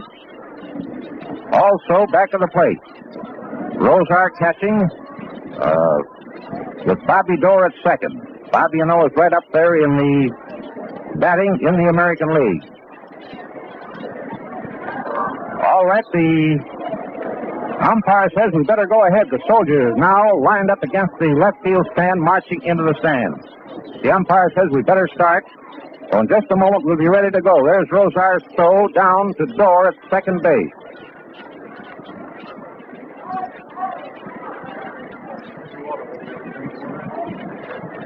Jim Bagby, a right-hander pitching for the American champions. Rosar back of the plate. Jim Bagby gets his signal.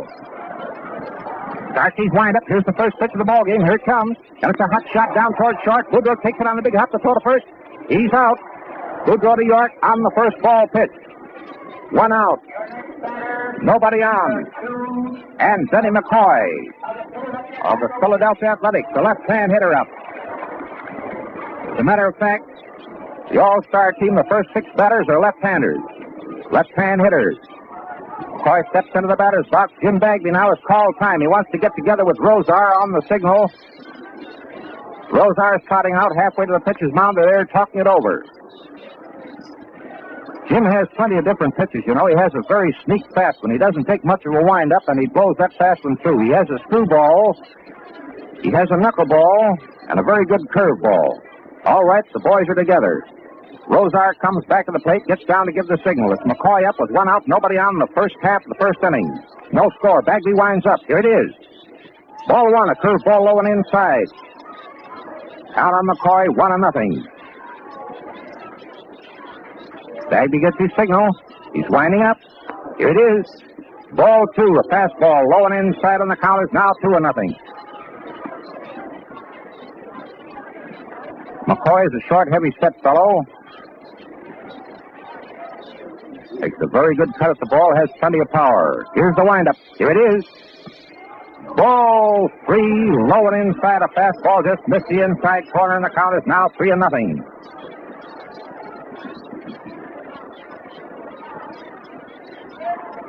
Here's the windup. Here it comes. Ball 4, low and inside, and McCoy trots down to first base.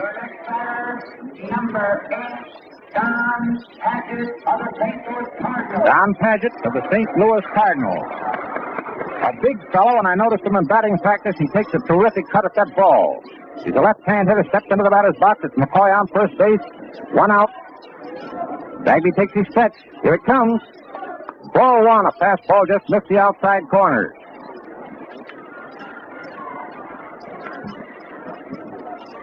Stewart back in the plate, you know, calling balls and strikes.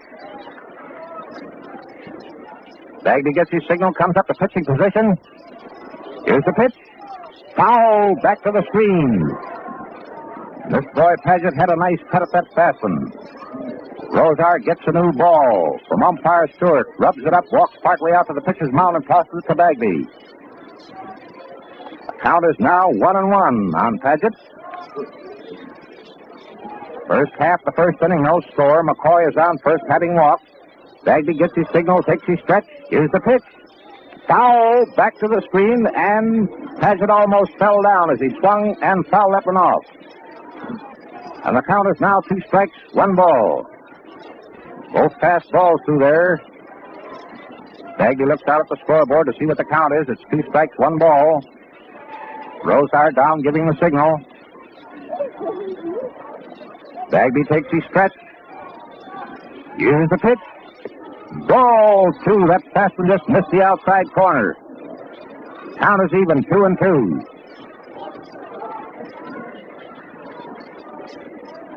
Bagby goes back to the rosin bag, steps on the rubber. Takes his stretch. Here's the pitch. And it's a high fly ball in short left field, just inside the line. And there goes, it drops inside the line, and there goes McCoy to second base. He rounded second base, the ball dropped among Keltner, Boudreaux, and Williams. A high popper just inside the left field line, in short left field, as Boudreaux, Keltner, and Williams raced after that ball. McCoy had rounded second base. The ball bounded up to Boudreaux, and he raced back to second. A single for Paget.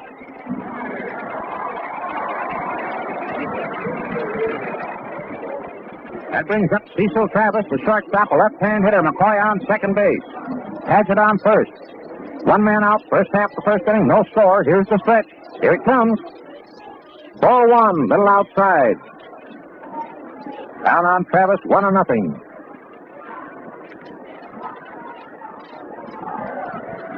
Those service boys are making a bid for a score in this inning. Here's the stretch. Here it comes. Ball 2, low and inside, and the count is now 2-0.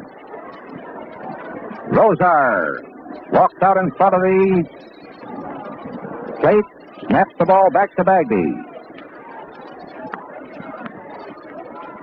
Bagby now gets his signal, takes his stretch. Here's the pitch. Ball 3, a little outside, a fastball just missed the outside corner, the count 3-0.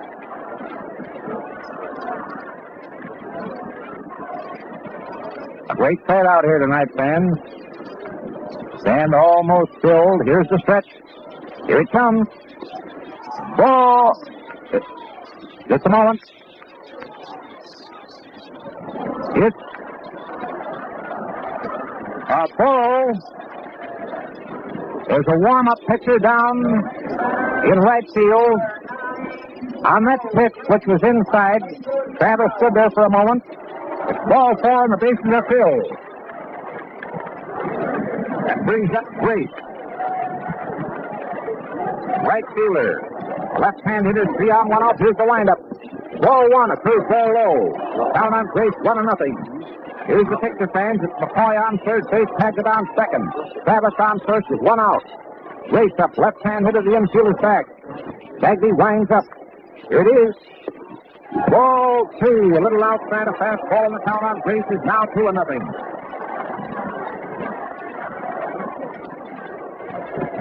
Charlie Red Ruffing starting to warm up down in the American League bullpen. Grace steps back into the batter's box. Bagby gets his signal. He's winding up. Here it is. Ball 3, outside, a fastball.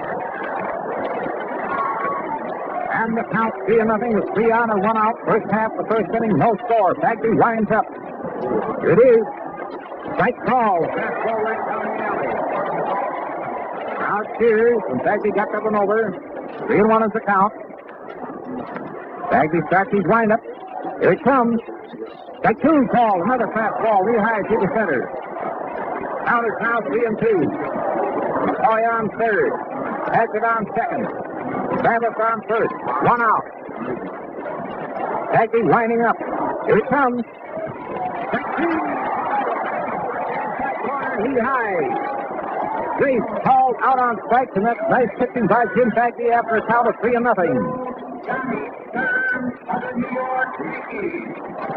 Johnny Stern of the New York Yankees, the left-hand hitter up.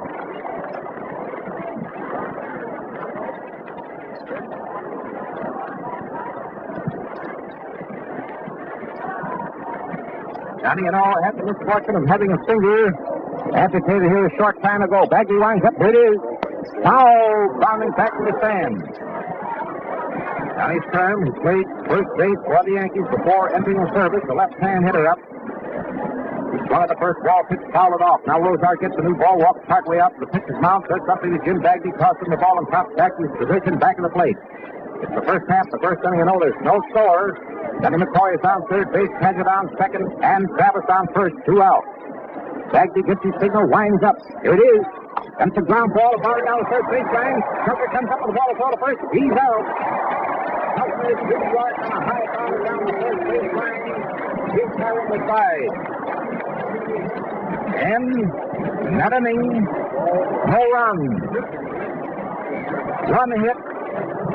And 2 bases on balls, 3 men left on bases.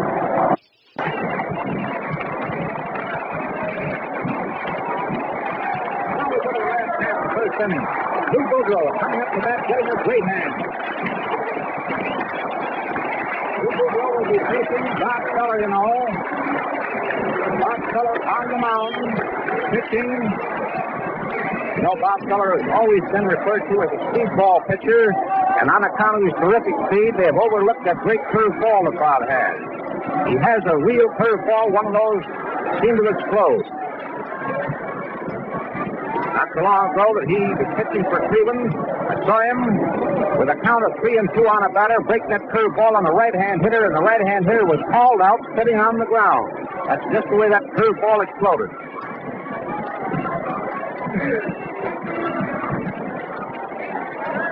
For the All-Star team, it's Sturm playing first base, McCoy playing second, Travis at short, Andy at third base, it's Paget in left field, Mullen in center, and Grace in right field. All right, there's the last warm-up pitch. Boudreau steps into the batter's box.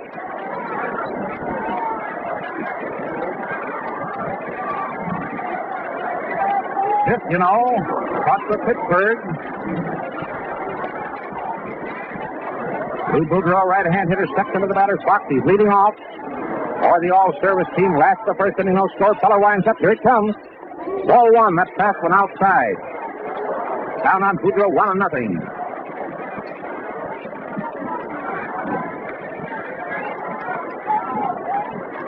Bob gets his signal. Bob has the habit of leaning over, looking for that signal. He's winding up. Here it is. And it's a high fly ball going out in short right center field. And here comes the center fielder, Mullen, in and takes it in short center field. A high fly ball from Boudreau's bat, taken by Mullen in center field. 1 out. Nobody on. Tommy Hendrick is up.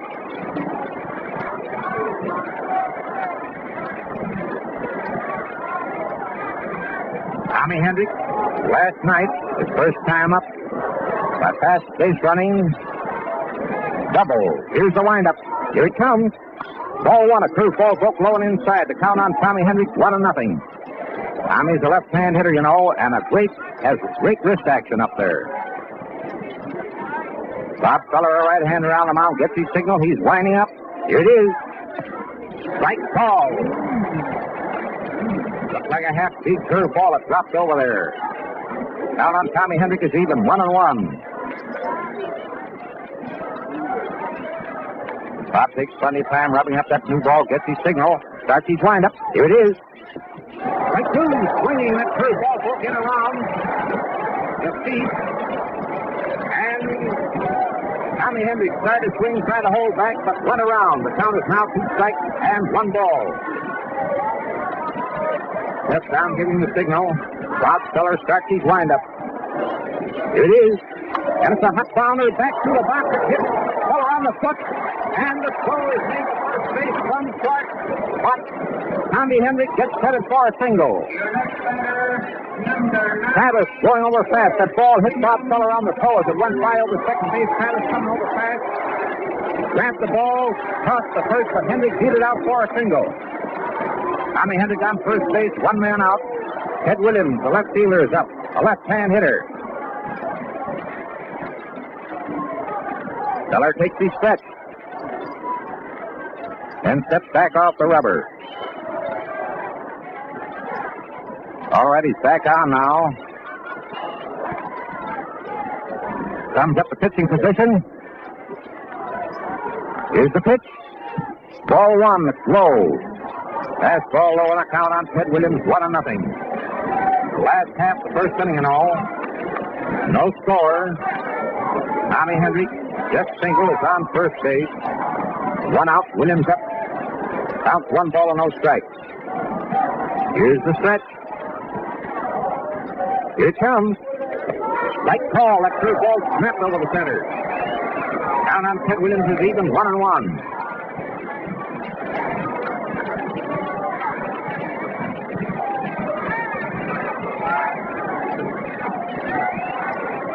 Feller gets his signal. Okays it. Takes the stretch. Here's the pitch. Whoa, two. That's passing. A little inside. Down on Ted Williams is now 2 balls, 1 strike.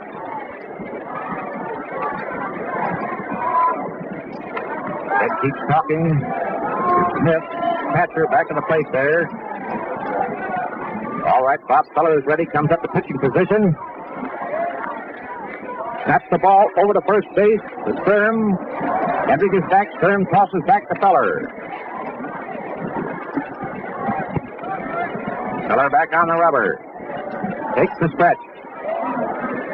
Here's the pitch. Strike 2, call. Another cruise ball that snapped over the outside corner. And the count on Williams is now even 2-2. Bob out, goes back to the rosin bag. He's looking around his outfield. Steps down the rubber. 1 out, you know. Hendrick down first base. Williams up left-hand hitter. The count 2-2. Smith down giving the signal. Feller takes his stretch. Here's the pitch. Whoa! 3. A curve ball low. Count is now 3-2.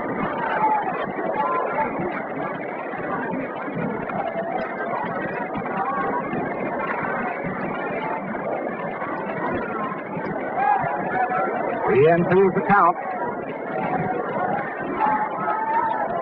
Feller steps down the mound. Comes up to pitching position. Steps back off the rubber. Back on again. Takes his stretch. Snaps the ball over Sturm at first base, but Hendrick is back. Sturm tosses back to Feller. Feller again back on the rubber. Comes up to pitching position. Here's the pitch. There goes Hendrick. Let it touch foul. Off to the left of the plate into the upper stand. Tommy Hendrick will let count 3-2 is off for second base. Williams swinging late at that curve ball, fouled it off.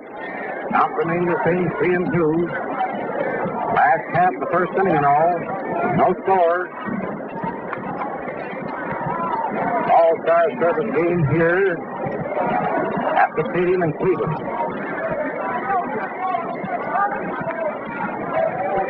Feller comes up to pitching position. Here's the pitch. There goes Hendrick. Ball fourth. High. Fastball. Williams walks. Hendrick goes to second.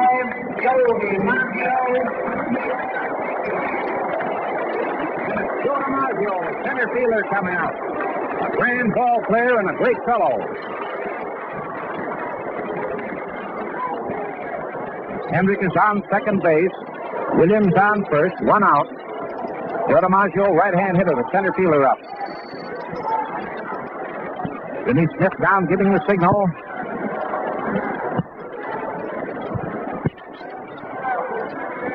Sturm is playing off first base, back of Williams. Here's the stretch.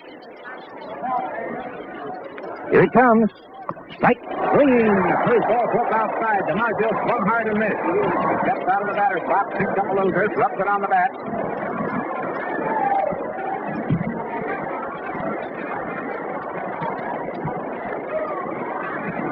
Feller back on the rubber. Comes up to pitching position. Here's the pitch.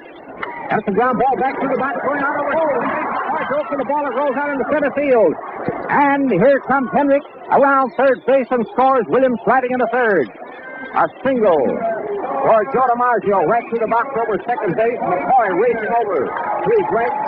Goes for the ball. He touches it. Let it roll out into short center field. Henrik scoring. Williams sliding into third.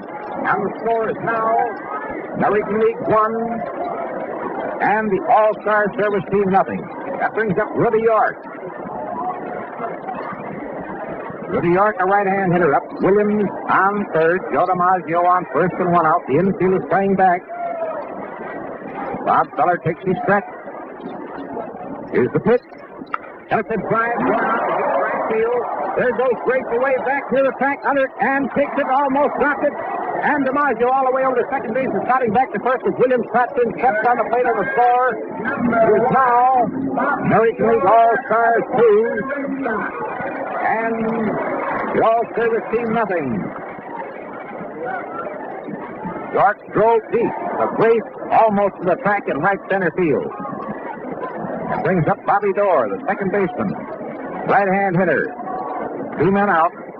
Joe DiMaggio on first base. Feller takes his stretch. Here's the pitch. Ball one. Third ball low and outside.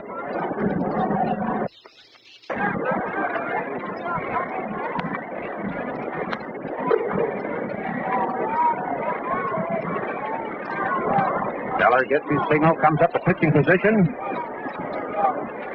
Here's the pitch. That's a high foul ball to the left of the plate.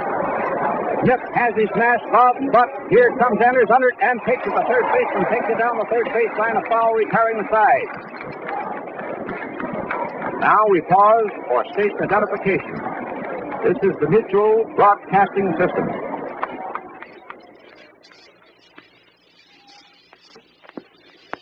WGN, the voice of the people, Chicago.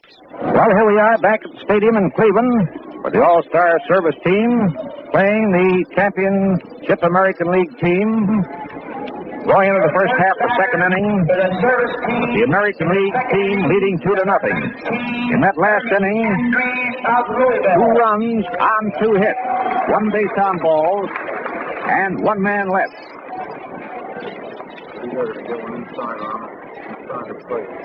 Andrews, the third baseman who caught that last foul ball, a right-hand hitter, is the first man up. He's the first man up to face Jim Bagby, who was on the mound. Rosar back to the plate. Bagby winds up. Here it comes. Ball one, inside a fastball. Andrews, number 19 on his back of his shirt. Bagby winding up. Here's the pitch. Strike call. A fastball at the outside corner. The count is even, 1-1. First half of the second inning. Here's the windup. Here it is. And it's a blind drive foul down the left field line. Into the stand. Slow curve, and Andrews made a fast one out of it. A line drive foul. The count is now 2 strikes, 1 ball.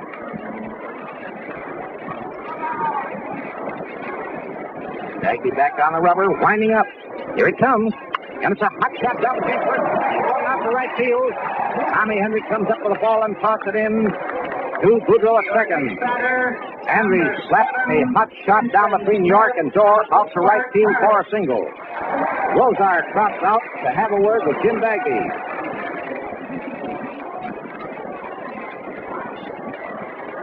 That brings up Smith, the catcher.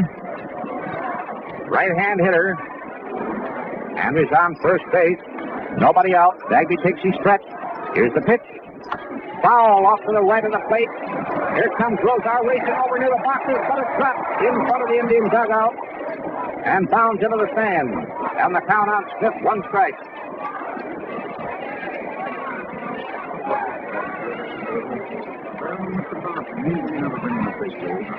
Andrews on first base. Boudreau now comes in to have a word with Jim Bagby. First half the second inning and all, the American Leaguers leading 2-0. All right, we're back in position. Bagby gets his signal, takes his stretch. Here's the pitch. Foul back into the upper stand to the right of the plate. Down on Smith, 2 strikes. The new ball is tossed out to Jim Bagby. Bagby standing on the mound looking for that signal. Comes up to pitching position. Here's the pitch. Ball one. Almost a wild pitch. A curveball away outside. Count is now 2 strikes, 1 ball.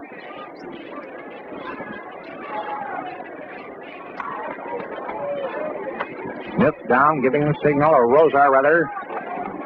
Here's the stretch. Here it comes. Strike 3, call. A curveball at the outside corner. Smith calls out on strike. 22, Bob Feller of the Cleveland. And here comes Bob Feller. Up the bat, getting a big hand.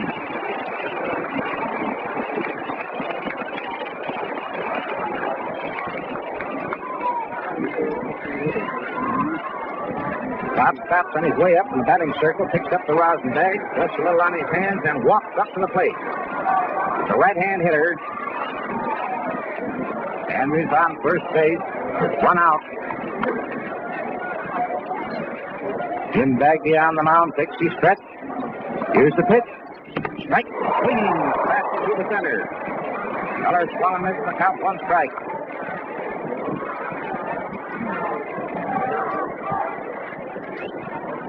Bagby comes up to pitching position. Here's the pitch. Strike 2, call. Fastball at the outside corner.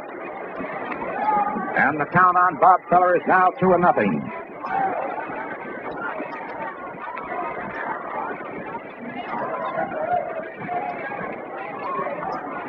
Bagby gets his signal, takes the stretch. Here it comes. Ball 1. Curveball broke outside. Count on Feller is now 2 strikes and 1 ball.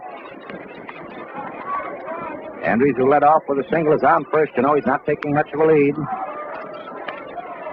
Bagby on the mound, comes up to pitching position. Here's the pitch. Ball 2, a little outside, and the count is now even. 2-2 on Feller. Bob has that bat back in position to swing. Bagby takes his stretch. Here it comes. And it's a high popper right in front of the plate. Going down the third base line. Here comes Keltner under and takes it. Feller pops high to Keltner just to the left of the plate down the third base line. 2 men out. Nobody on. Or rather, Andrews on first base. And Mullen is up for his second trip to leadoff man. He's a left-hand hitter the first time up, but the first ball pitched down to short was out Boudreaux to York. Steps into the batter's box. Here's the stretch. Here it comes. Ball 1, little outside, the old screwball. Down on Mullen, 1 ball, no strike. Here's the stretch. Here it comes. Foul coming right back over our mutual Mike here, right back of us. And the count on Mullen is now even 1-1. You have to watch those foul balls when they come back. You have to hit a railing or the concrete up here and rebound. 2 balls tossed up. Jim Bagby now he's standing on the rubber. Mullen up left-hand hitter. The count 1-1 with 2 outs. Andrews on first. Bagby gets his signal, takes the stretch. Here it comes. Strike 2, call. The fastball at the inside corner, knee high.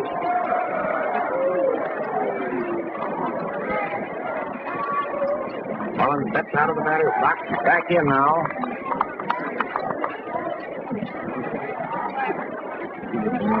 Bagby comes up to pitching position. Here's the pitch. Ball 2. The old screwball away outside. Count is even, 2-2. On Mullen, the center fielder, a left-hand hitter with 2 outs. Runner on first. Here's the stretch. Here it comes. And it's a line drive. Looks like a base hit. Williams going out fast, and he pulls it down. A line drive to left center field taken by Williams. This boy Williams covers a lot of ground out there. He doesn't look as if he's covering much, but he lopes after that ball. He pulled that line drive down from Mullen's bat, retiring the side. And in that inning, no runs, 1 hit.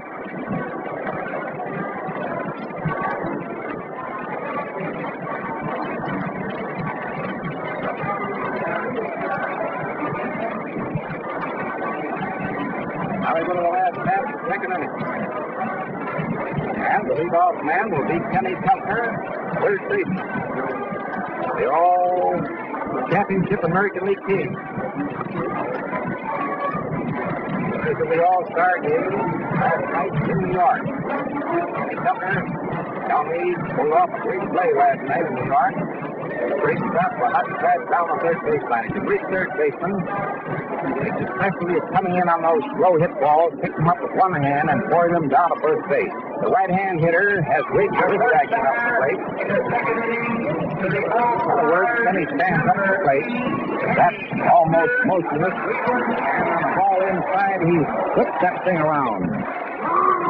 He's leading off. Going into the last half of the second inning with the American League team leading 2-0, having gotten 2 runs in the first inning. Bob Feller, a right-hander on the mound, winds up. Here he comes.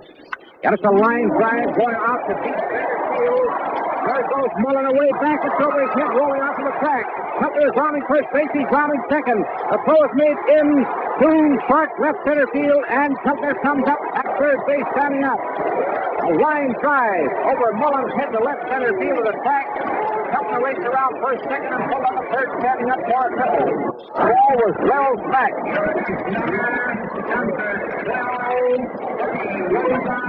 The New York Yankees. Buddy Rosar. After the New York Yankees, right-hand hitter steps into the batter's box. Jumps around third base, nobody out. Infield is about halfway in. Feller winds up. Here he comes. Strike call. The first ball pitched the third ball snapped over the center. There's a little activity now down in the All-Star Service team bullpen in left field. Rigney starting to warm up. A right-hander. Feller gets his signal, winding up. Here it is. Ball one. The sweeping curve ball outside. Count on Buddy Rosar. Right-hand hitter is even 1-1. Keltner around third and nobody out. Smith down giving the signal. Bob Feller winds up. Here's the pitch. Ball 2, a fastball outside. Rosar started but held back on that one. Count is now 2 balls, 1 strike.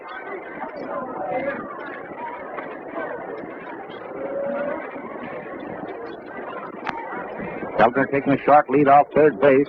Nobody out, you know. Feller starts his windup. Here's the pitch.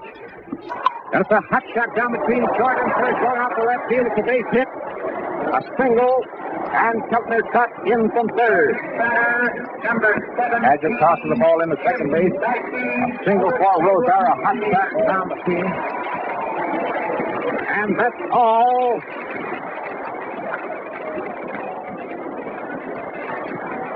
Time is called. Looks like Rigney coming in to replace Bob Feller on the mound. It's Rigney coming in. The score, you know, is now American League champions 3, U.S. Service team 0. Bob Feller getting a big hand as he walks to the bench.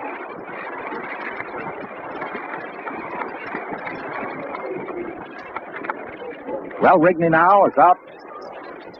Start his warm-up pitches. And Bob Feller was on the mound in the first inning. Tommy Hendricks singled. And Joe DiMaggio singled, making 2 hits in the first inning. Keltner, in this inning, started off with a line drive triple to the track over Mullen's head of left center field. Rosar singled between short and third out to left field, driving in Keltner to put the American League team in the lead 3-0. So that they have made, Bob Feller gave up 4 hits, 3 singles and a triple.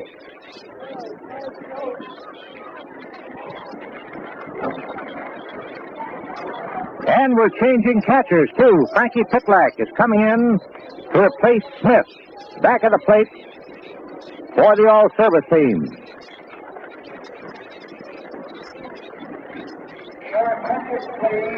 Number 18, Frankie Pitlack. And Frankie Pitlack is getting a big hand.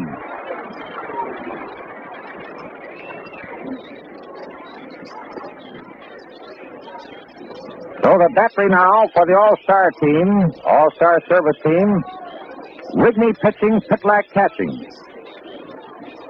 It's Rosar on first base, you know. Nobody out. Jim Bagby, right-hand hitter up. Rigney takes his stretch. Here it comes. Foul, and attempting the bunny foul. That one back to the stand. The count on Bagby. 1 strike. Frankie Pitlack tossed the new ball out to Rigney. Rosar on first, you know, with nobody out. Last half of the second. American League leading 3-0. Rigney gets his signal, takes his stretch. Here it comes. Ball 1, low and outside. Out on Bagby is now even 1-1.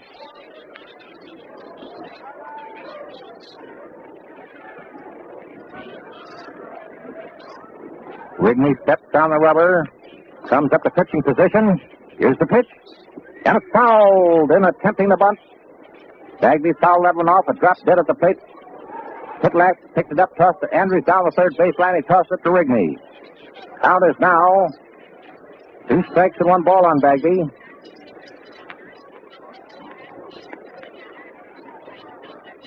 All right, we're back in position. Rigney takes his stretch. Here it comes. And it's strike 3 and attempting the butt. The throw is made down to Sturm at first base. And Rosar is out. On the throw, Pitlack to Sturm. Going over that play again, Bagby up with a count 2 strikes and 1 ball. And the next pitch he attempted to bunt, he missed. And Frankie Pitlack put that ball down to Sturm, who tagged Rosar sliding back to first. 2 men out. Nobody on. Lou Boudreau is up. Boudreau, the first time up.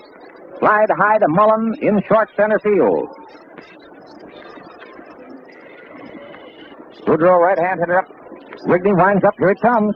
Strike call. That's fast one. And Johnny seems awfully fast out there. Right down the center. Rigney gets his signal. He's winding up. Here it is. And it's a slow bound in front of the plate. Foul. Hit the plate and bound it out. Foul. Pitlack picks it up. Tossed at the Sturm down to first base. He tossed into Rigney. The count is now 2 strikes on Lou Boudreau. Boudreau up for the second trip with 2 outs. Nobody on. Rigney gets his signal. He's winding up. Here it is. Foul back to the press box.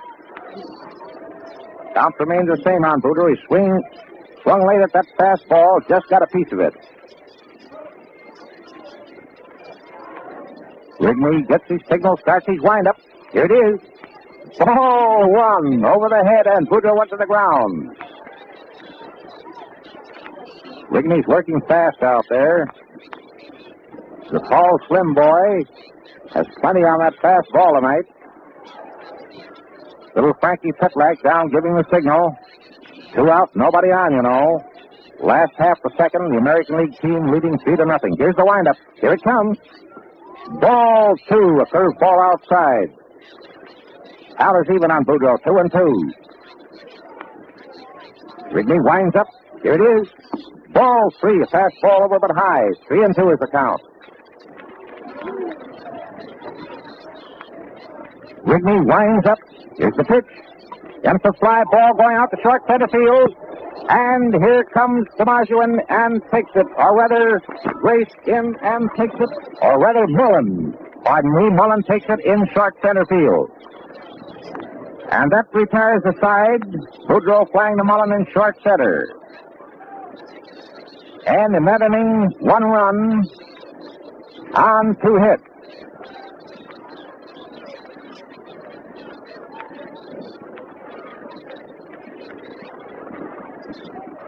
Art Fletcher now trots up to umpire Stewart there at the plate. Don't know whether they're going to make a change here or not. Bill Bagby on the mound pitching for the American League team with Rosar back at the plate. Your attention, please. Number 10, Rizzuto, playing shortstop. Rizzuto playing short instead of Boudreau for the American League team. Little Rizzuto, short, heavy step boy that races around and bounds around and fields that ball.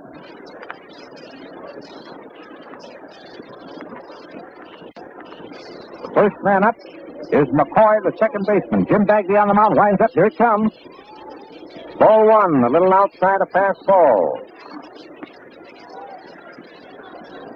McCoy up for his second trip. First time up walk, here's the windup. Just a high foul over our heads here.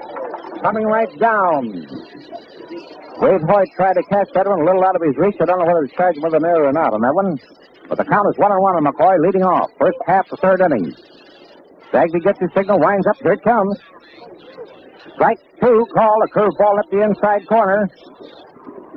It's the first half, the third inning, you know. American League team leading 3-0. Making 2 runs in the first inning, 1 in the second. Bagby winding up. Here's the pitch. That's a high fly ball going out to right center field. Joe DiMaggio is trotting over to his left center and takes it for the first out. McCoy flied high and deep.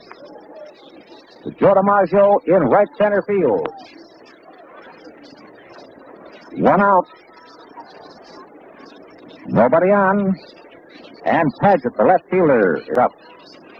Left hand hitter the first time up, single. He steps into the batter's box. Bagby winding up. Here it comes. Ball one. A curve ball over but low.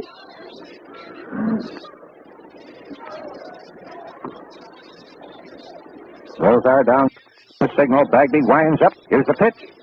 Foul. Back to the screen. The old screwball up there. Paget out ahead with his swing. Fouled it off. The count is even 1-1. Rosar gets a new ball from umpire Stewart. Walks out in front of the plate. Tosses it to Jim Bagby. All right, we're back in position now. Bagby starts his windup. Here it comes. Ball two. Outside on the count. On Paget is now 2 balls and 1 strike. Bagby winding up. Here's the pitch. Foul back over our heads here into the upper stand. Count is now even 2-2.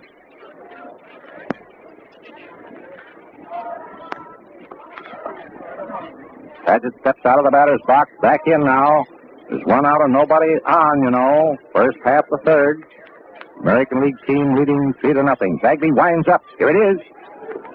Ball 3. The old screwball just missed the outside corner.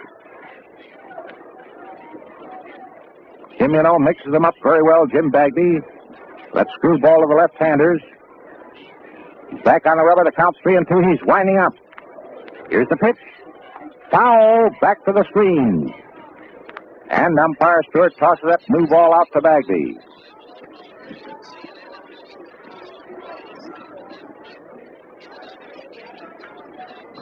Paget out of the batter's box now, taking his time. Steps back in. Rosar down, giving a signal. Bagby starts his windup. Here's the pitch. That's a high fly ball going out to center field. DiMaggio is moving in under it and takes it for the second out. 2 men out. Nobody on. And Cecil Travis coming up. Travis, the first time up, walked. 2 putouts for Joe DiMaggio in this inning. Travis, the left-hand hitter, steps into the batter's box. First half, the third inning. 2 outs. Nobody on. American League leading 3-0. Here's the pitch. Ball 1 outside. The old knuckleball missed the outside corner. Bagby gets his signal, starts his windup. Here's the pitch. Gets a line drive down the left field line. It's a base hit rolling out to the wall. It bounds off the wall. There goes Travis around first base. Williams comes up with the ball and shoots it in to Rizzuto in short left field. He tossed it in to Keltner. A double for Travis. A line drive just inside the left field line out to the stands.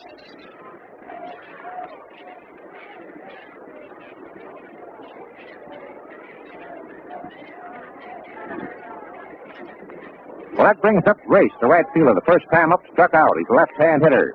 2 out. Travis on second. Bagby steps on the rubber, takes his stretch. Here's the pitch. That's a ground ball back to the box. Bagby leaps up, clears it with one hand. The toss to first. He's out. Bagby to York on a high bouncer to the pitcher's mound.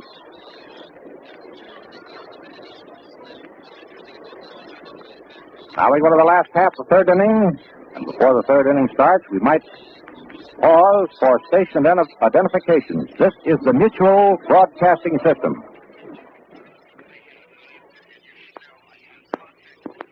This is WGN, the voice of the people, Chicago.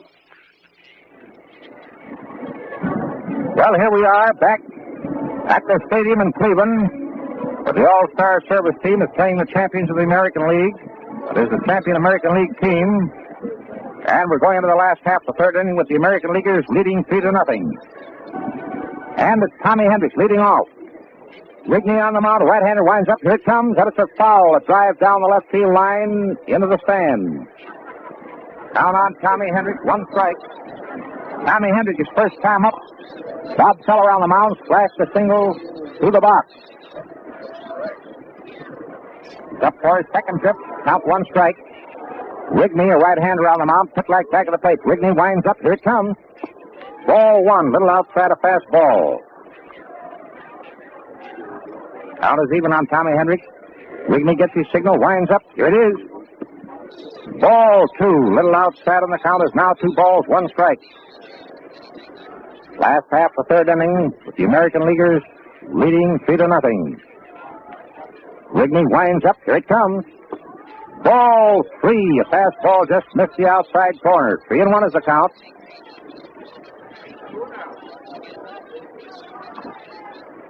American Leaguers making 2 runs in the first inning, 1 in the second. Rigney winds up. Here it is. Ball 4. Low and inside. Hendrick walks. It brings up Ed Williams, the left fielder. His first time up, walked. He's a left-hand hitter. He steps into the batter's box. Hendrick on first base, nobody out. Rigney takes his stretch. Here's the pitch. Ball low. A curve ball on the count on Williams, 1-0. Ted keeps talking to the catcher when he's up there. He throws the ball back to the pitcher. Rigney takes his stretch. Here's the pitch. Ball 2, it's high. And the count is now 2-0. Now Rigney walks partway in to have a talk with Frankie Pitlack. Frankie tosses him the ball and starts back to his position back of the plate.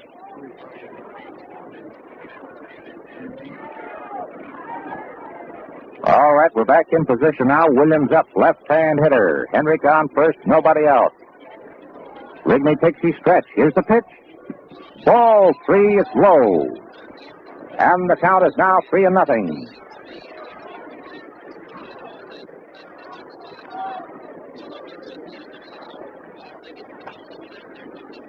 Here's the stretch. Here it comes. Ball 4, high and outside. Williams also walks, and Tommy Hendricks goes to second.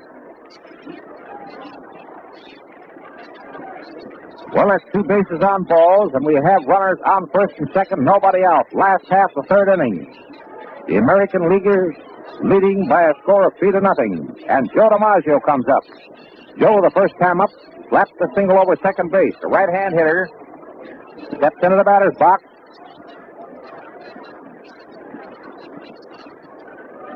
Rigney comes up to pitching position. Here's the pitch. Ball 1, low. Fastball on the count on DiMaggio, 1-0. Pitlack down, giving that signal. Rigney takes his stretch. Here it is. Ball 2, it's inside. Rigney's a little disgusted that he can't get that ball over the plate. Frankie Pitlack rubs the ball up well and tosses it back to Rigney.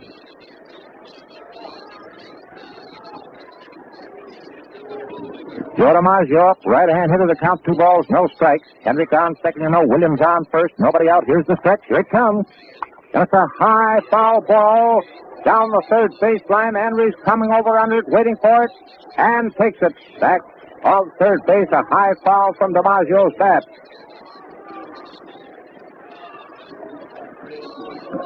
One out.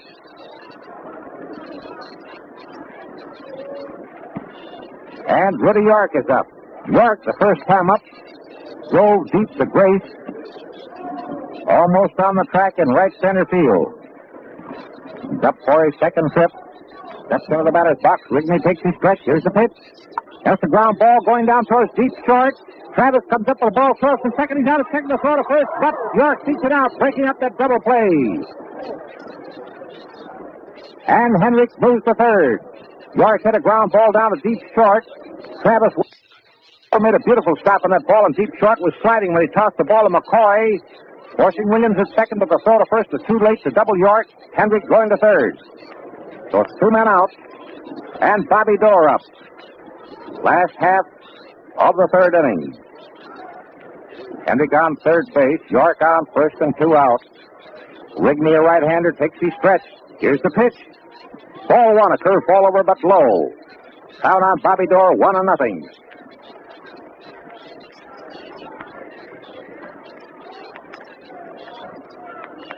Pit lag down, giving a signal. Rigney takes his stretch. Here it comes. Strike swinging, a curve ball low and outside. Dorr swung and missed. The count is even, 1-1.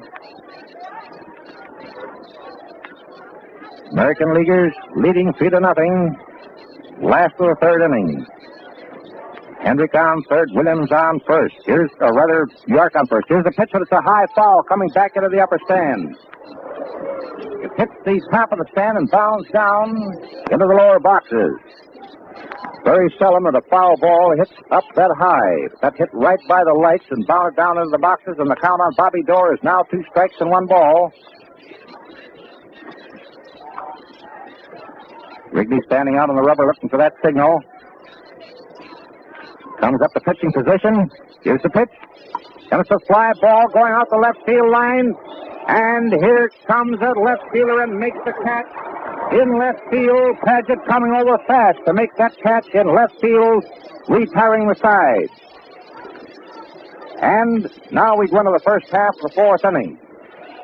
The American League team leading 3-0. The Americans making 2 runs in the first inning and 1 in the second. And now we turn you over to a fellow who was a great pitcher for the New York Yankees a few years ago and is now the baseball broadcaster in Cincinnati of station WKRC, Waite Hoyt.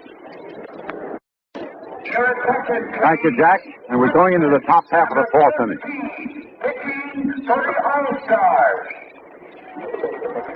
And Sid Hudson of the Washington Senators is coming in to pitch for the All-Stars. Sid is a fastball pitcher, a right-hander, and a youngster. He has great possibilities in this league of becoming one of the great stars. He'll be out there on the mound, big, tall, right-handed, very solid, very compact, very strong. Fastball pitcher, pitched in an All-Star game a couple of years ago.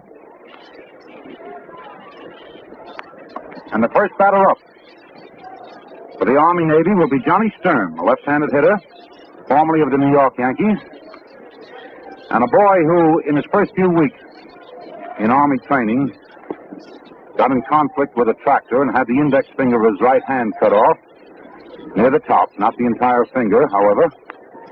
He told me this morning that it was a little bit tender. It doesn't happen to be on his throwing hand, however. It's on his receiving hand, and he must take the end of that finger up now.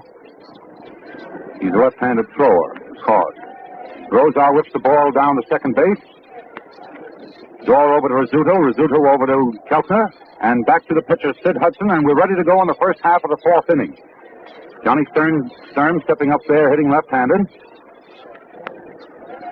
Wearing a brown cap, a dark gray uniform with brown numerals on it, 22 on his back. Hudson ready for the first pitch. It's inside for ball 1. Rosar takes his glove off and rubs the ball up, throws it back to Hudson. Hudson digging a little hole on the mound. Braces himself with his right foot forward, his left foot back. Studies Rosar as he crouches down. Watches his catcher as he gives a sign. Rosar holding that target behind the home plate as Hudson winds around his head. The body pivots, the throw, and the ball is swung on and missed for strike 1. 1-1.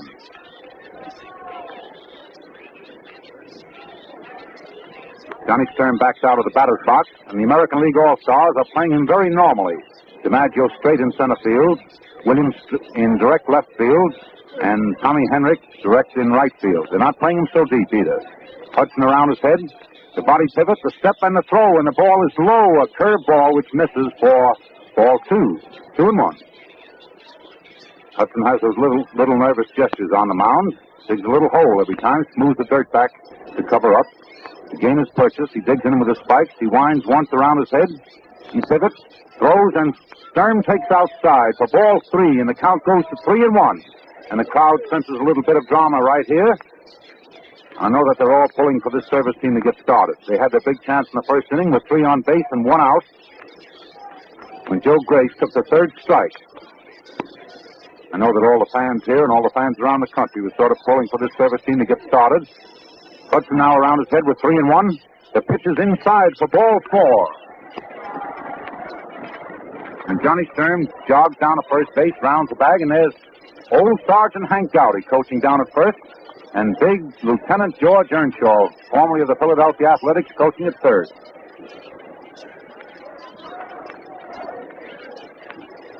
So Sid Hudson has walked the first man to bases, Johnny Sturm. That brings up Ernie Andre of Louisville, who had a single in his first time at bat, batting right-handed, holds the bat well back, and leans back as a curveball snaps over the plate for strike 1. And the ball is shot back from Rosa to Hudson.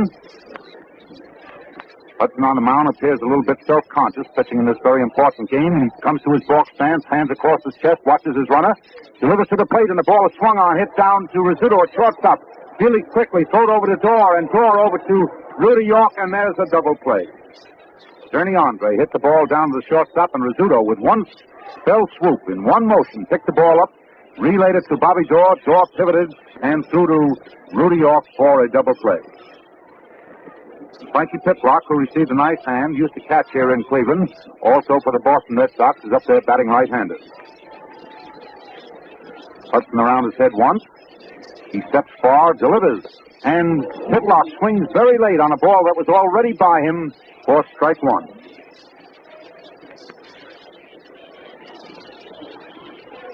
Ball is back in his hand, and he dangles it. He dangles his arm down by his side. Hudson winds once, very loose wrist. Throws, the curved ball bounces in the dirt, and Rozar catches it with his glove hand, just backhands it to stop it from going back to the screen for ball 1, 1-1.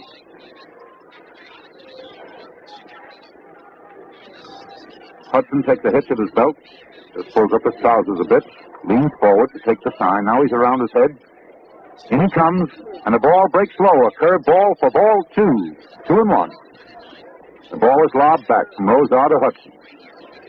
Bobby Dorr out at second base has his glove off. Rizzuto has his glove off as they wipe their hands on their trousers. Now they're down on their knees, watching Hudson wind up. With the count 2 balls, 1 strike, he steps and throws, and it's fouled right up by our broadcasting booth. And a young lady over here to the left of us puts out her hands in an attempt to catch it. The crowd sort of gives her a cheer as she reaches out for the ball. And the count goes to 2-2. 2 strikes and 2 balls. Hudson with a new ball rubs it up, touches the rosin bag, grinds it between his bare hands to take the gloss off it. And he comes back in the pitching rubber, drops his left foot back. The wind-up, the step, and the throw, and it's outside. A curved ball misses outside for ball 3, and the count is run to 3-2. One of the American League All-Stars is dashing down in the bullpen. Hudson leans forward as he starts his wind-up. He cuts a fastball loose, and it's hit slowly on the ground to the third baseman, and Ken Kelton comes up with the ball, throws on the hand over to first base, and Rudy York takes it with his gloved hand, a one-hand catch for the third out. And so for the Army-Navy, in the first half of the 4th inning, there were no runs, no hits, and no one left on base. And in 4 turns at bat, the Army-Navy have had no runs, 3 hits, and 5 men left on base, and there has not been an error made by either team so far in this ballgame. And you know, fans, naturally, we know that a large number of you people listening wish you could be present at this great American All-Star Service team game. However, knowing that to be a physical impossibility, the thought occurs to us that you might be interested in siding in with this fine cause by sending in the price of a ticket for your seat at the radio. Now, these seats are $1.25 and $1.60. And if you are interested, you may send your contribution to the Cleveland Baseball Company, who in turn will see that it is added to the combined Army and Navy relief funds. And believe me, it's a great cause. And you'll never miss that little pittance that you send in. Please, boys. We're going into the last half of the 4th inning. And the first man to bat for the American League All-Stars will be Kenny Keltner, facing that sterling right-hander Johnny Rigney, formerly of the Chicago White Sox. Rigney's a big, tall, lean right-hander and a very good change-of-pace pitcher. The first ball is pitched right over the outside corner for strike one, right into the glove of Frankie Pitlock. Pitlock holds that target, Rigney around his head, and the ball is hit very hard into left field. And there comes Don Padgett into foul territory across the left field foul line, way out by the bleachers to take it for the first out. Don Padgett of the all-service team made a very nice catch, coming way across from left field, across the left field foul line to make that put out. One up, one away for the American League All-Star. Now we have Buddy Rozar, who singled in the second inning, to drive in Kenny Keltner. Stepping in there, the Yankee catcher, and he would be a first-string catcher on any other team. The first pitch by Rigney is fouled off over by the All-Star bench, and Johnny Sturm goes across the foul line over past the coach's box to take it for the second out. And that yell you hear is a ball that was thrown from Sturm down the shortstop, and it got by him, and the umpire on third base, Al Barlick, picked the ball up and made a great stop, and the fans are giving the umpire a cheer. Well, there are 2 outs in the last half of the fourth inning. I believe we're going to have a pinch hitter. You'll see who this is in just a moment. No, this is Sid Hudson coming up to bat himself. Sid Hudson of the Washington Senators. And he takes a terrific swing at the first fastball thrown by Rigney and sliced it right over toward the All-Star bench. That is the American League All-Star bench, and bounced off the boxes. Counter back by Phil Rizzuto, who was coming up next, and Phil picked it up and threw it back to the ball boy. A new ball is out there in Rigney's hands. He takes a long wind up the step and the throw, and Hudson hits it down on the ground to Rizzuto, to the shortstop, and Travis throws him out easily at first base, and there are the 3 outs. Rigney pitched a very easy inning that time, and there were no runs, no hits, no one left on base for the American League All-Stars the last half of the fourth inning. We go into the first half of the fifth, and the first man up will be the pitcher, supposedly,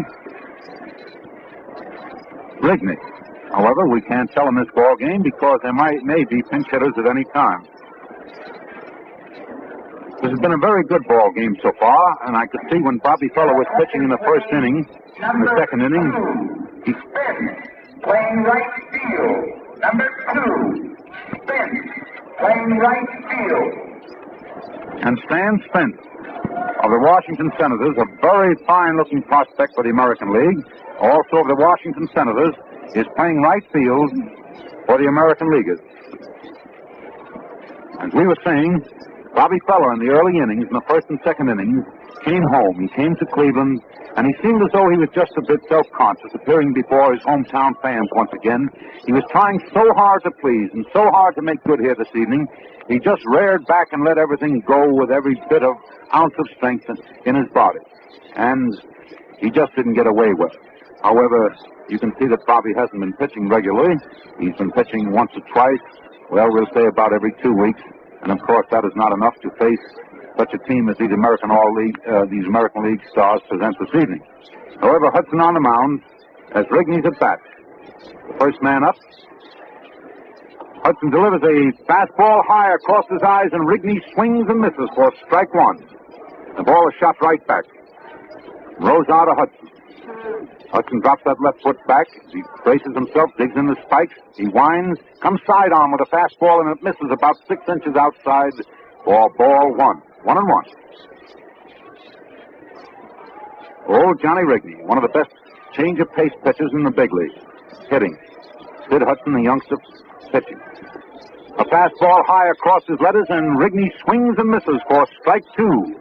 And Hudson really popped that ball right through there. Rigney swung late, didn't really have a chance to hit that one.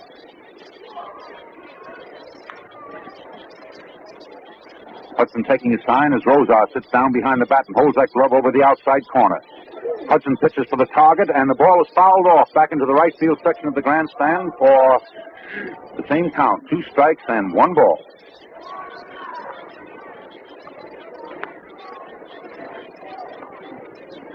A new ball is thrown out, and Hudson rubs it up in his bare hands. He digs a little hole on the mound. He stands there watching his catcher, Buddy Rozar, who sits down, crouches low, holds that glove on the outside corner. Hudson winds, throws, and the curve is hit on a bound down to Phil Rizzuto, who makes a hurried throw over to first base, and Rudy York picks it out of the dirt with one hand and makes the put-off for the first out.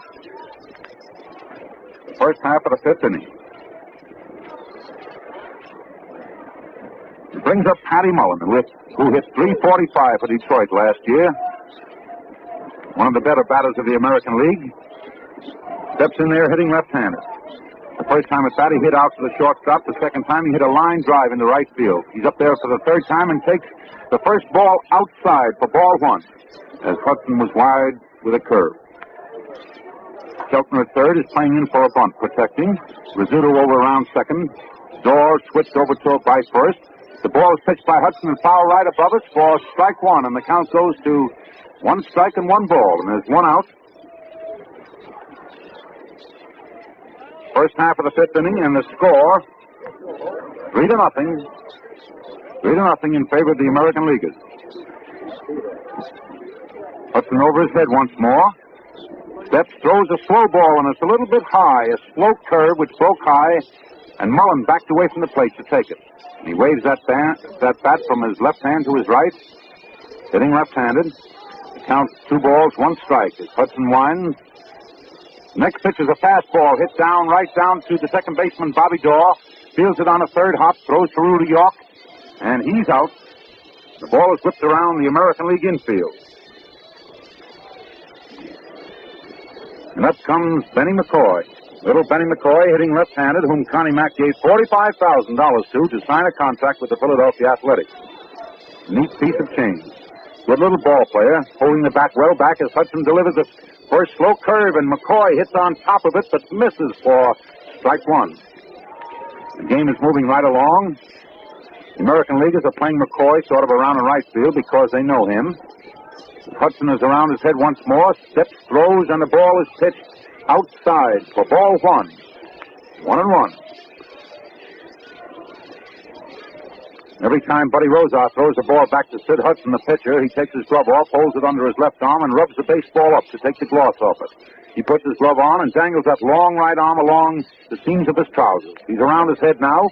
He steps and throws, and the ball is hit solidly down to Bobby Dorr out on the grass in right field, and Dorr makes a sensational play going over by first base out on the grass to take that ground ball and throw Benny McCoy out at first base. So the first half of the fifth inning ends with the Army Navy having no runs, no hits, and no one left on base. In 5 turns at bat, Mickey Cochran's all-service crew have had no runs, 3 hits, and 5 men left on base. And it's been a very good ball game for the reason that there have been no misplays in this contest. There have been no errors by either side. We go into the last half of the fifth inning, and Johnny Rigney's still on the mound for the all-service team. The 85-piece Navy Band, the Great Lakes Band, playing down on the left field section of the grandstand. Perhaps you can hear through our microphone. All dressed in white with their sailor caps on. The field presents a very pretty picture. The fans almost filled to capacity. Some of you fans have ever been in the Yankee Stadium, you might get sort of a topography picture of this stadium here in Cleveland, because it resembles the Yankee Stadium, although it's not triple deck, just a double deck stand.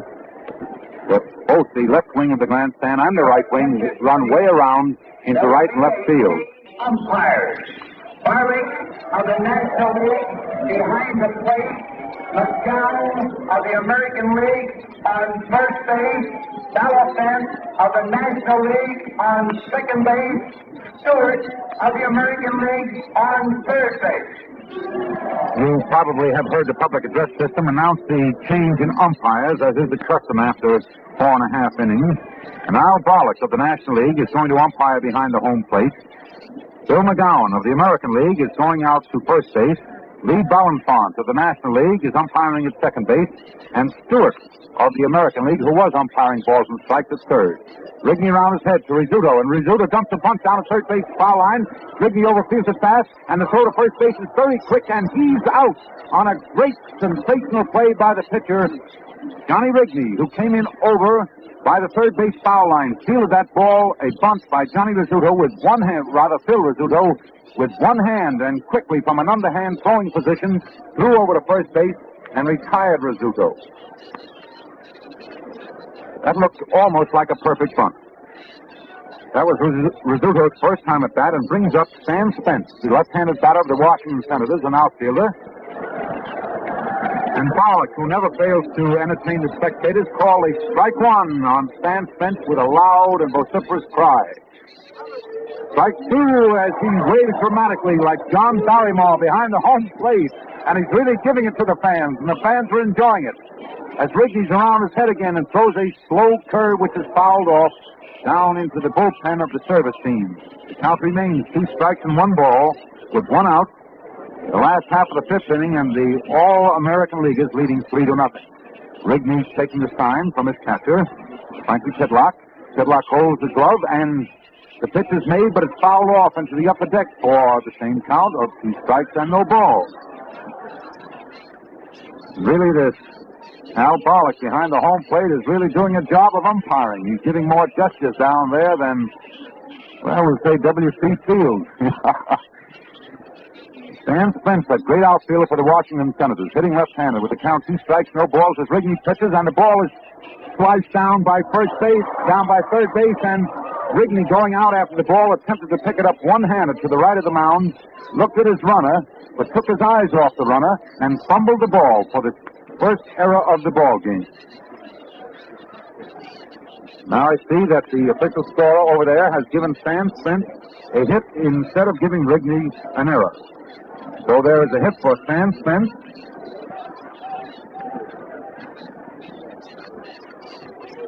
And the next ball pitched by Rigney to the splendid splinter of the Boston Red Sox, Ted Williams, is down inside for ball 1. 1-0. With Spence on first base. To his chest and his balk stance, he steps, and the curve is over for strike 1. 1-1 as Pollock said, "Whoa, boys, strike 1." Ted Williams batting left-handed. And Old Teddy has just batted in 80 runs this year, with 18 homers to his credit in the American League, and leads the league in batting. And the ball is outside for ball 2. Rigney doesn't take a bit of time between pitches. Just as soon as Frankie Titlock gives him the pitching signal, he comes right to his chest and throws.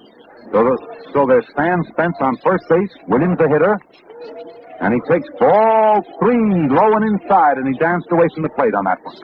The count goes to 3 balls and 1 strike with Spence on first base, 1 out, the last half of the 5th inning, and the All-American League is leading 3-0. Williams up there looking for that triple.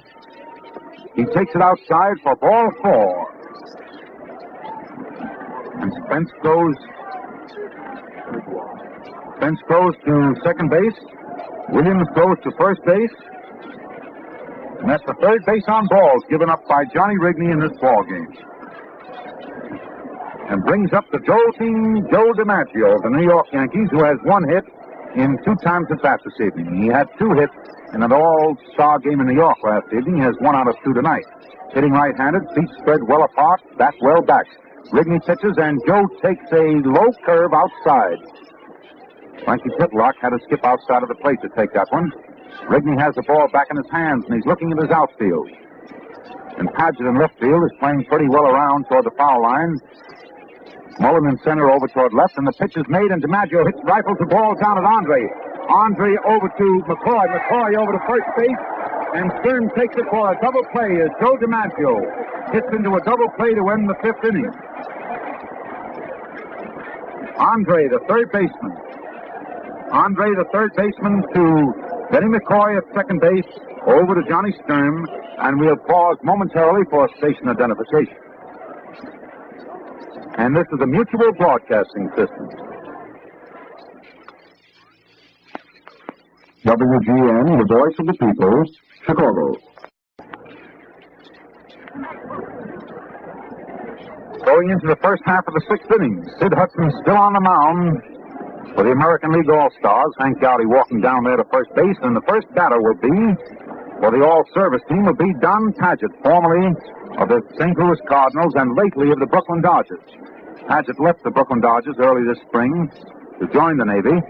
He's a power hitter, a fairly good hitter to left field, tremendous power to right field. He's sort of a convertible ball player, one who can play the outfield and also catch. Down in St. Louis, they use him a good deal as a catcher. However, he prefers to play the outfield, and of course, he's gotten his wish since he joined the Navy. He's playing in left field for the All-Service team tonight. A left-handed batter, power hitter. He had a single the first time up and flew out to Joe DiMaggio in center field the second time up. He's up there now in the leading off the first half of the sixth inning. His third appearance at the plate, crouching low, watching Sid Hudson as he stops his windup. Hudson's first delivery bounces into the plate, and Buddy Rozar takes it on a pickup, hands it back to Al Bollock, who looks the ball over, then throws it back to Sid Hudson. And Phil Rizzuto at shortstop figures Don Padgett as a right field hitter is playing him way around toward second base. Shelton playing him way out of position at third, around toward second, too. The ball is hit right back on a high hop to Sid Hudson in the pitcher's box, who throws it over to Rudy York for the first out. If that ball had gotten over the head of Sid Hudson, it might have continued on into center field for a base hit, and Sid Hudson was forced to jump very high to take it in his gloved hand. However, there's one up, one away for the All-Service team, the first half of the sixth inning. Cecil Travis, who has a base on balls and a double to his credit, is up there now for the second man. Hudson around his head, pitches inside to Travis for ball one. And of course, Travis used to be a teammate of Sid Hudson's down there in Washington, so the boys know each other very well, and of course Sid Hudson knows that Travis is a great ball player. Hudson around his head, delivers a slow curve right over the outside corner of the plate. Just broke over there nicely for strike one. And it's a pleasure to watch Buddy Rozar down behind the bat as he shifts around, first inside, then outside, and holds that glove for his pitcher. Now he's holding the target. Sid Hudson throws another slow curve, and it's a line drive hit right into the hands of Ken Keltner at third base. A solid smash right into the gloved hands of Kenny Keltner at third base for the second out. Travis really caught a hold of that one. They didn't fool him any on the ball. He really laid the meat of the bat on it. However, it was right at somebody. It brings up Joe Grace, a left-handed hitter, formerly of the St. Louis Browns. He struck out once and hit back to the pitcher once. However, he's a good hitter. Hudson delivers, and Grace leaps high over the ball like a little girl playing jacks to get out of the way of it. For ball one. 1-0. Hudson around his head, steps, slow curve is over for strike one. 1-1. The game is moving very swiftly. Joe Grace swinging left-handed, chokes up a little on the bat, spreads his feet, watches his pitcher. A ball and a strike, and gives gestures and waves and dances around there. An Indian war dance. The next pitch is hit hard out into left field, and it just misses foul for about 5 feet. And the count remains 2 strikes and 1 ball. First, that ball was hit down along the left field foul line in fair territory, curved at the last minute, and just went foul about 5 or 10 feet. Teddy Williams was over there very fast after the ball, and I imagine if the ball had been fair, Teddy Williams would have caught it. So Joe Grace must come back to the plate and hit over again. Sid Hudson taking the sign from Buddy Rozar. He winds around his head once. The step, the throw, and the curve ball, which swings around the plate for ball 2. 2-2. 2 out. First half of the sixth inning, and the All-American Leaguers leading 3-0. Hudson around his head, throws, and the ball is hit foul down the third base foul line for the same count. 2 strikes and 2 balls as Big George Earnshaw fields it and throws it back into the pitcher. That's baseball ethics, of course. Hudson rubs the ball up, blows in his pitching hands, takes the sign from Buddy Rozar. Rozar holding that target low outside as Hudson comes down low for ball 3. The count is 3-2 on Joe Grace. Third man up for the All-Service team. First half of the sixth inning. Big Sid Hudson on the mound, winds, Steps and throws, and the ball is hit foul in the air over by the all-service bench. Shelton comes over right by the bench and makes a great put-out for the third out. And Joe Grace popped up. So for the all-service team at the start of the sixth inning, there were no runs, no hits, no one left on base. And in 6 turns at bat, the all-service team has had no runs, 3 hits, and 5 men left on base. There has not been an error made by either team here so far this evening. A very clean ball game. The ball game has been very fast. And just at the moment, we're going to have a 1-minute blackout, which is the custom here in Cleveland. It's just a trial blackout, however. It will be just a trial blackout. The lights of the park will be turned out. There will be no smoking or lighted matches. We'll all sit here and watch the effect.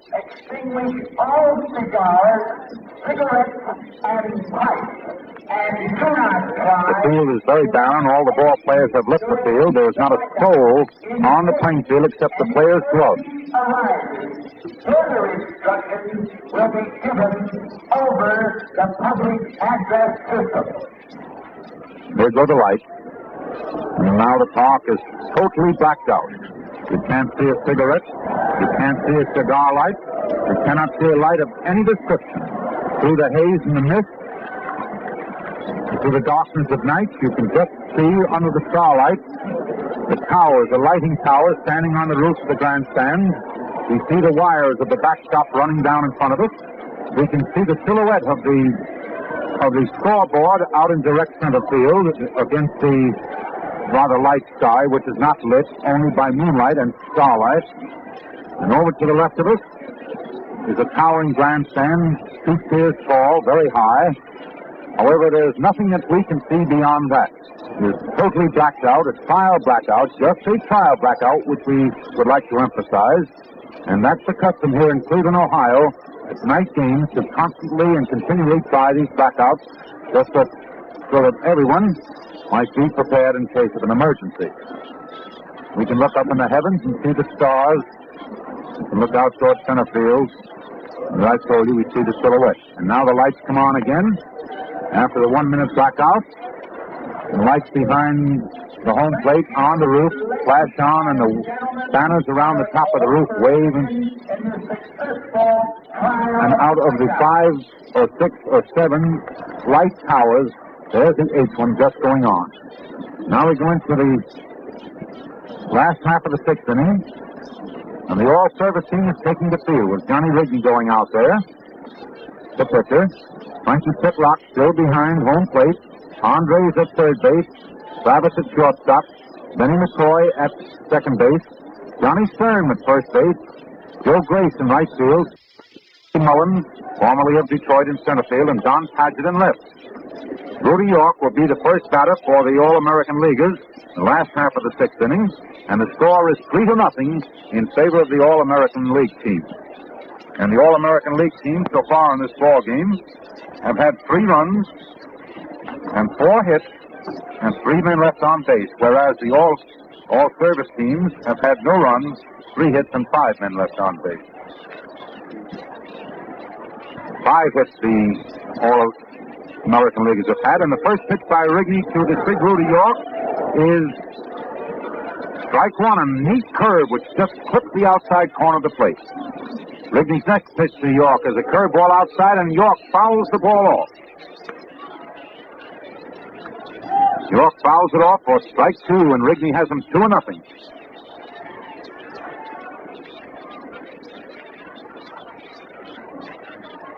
Rigney around his head, steps, comes out of the side by the way of Kansas City and pops the ball up behind the catcher.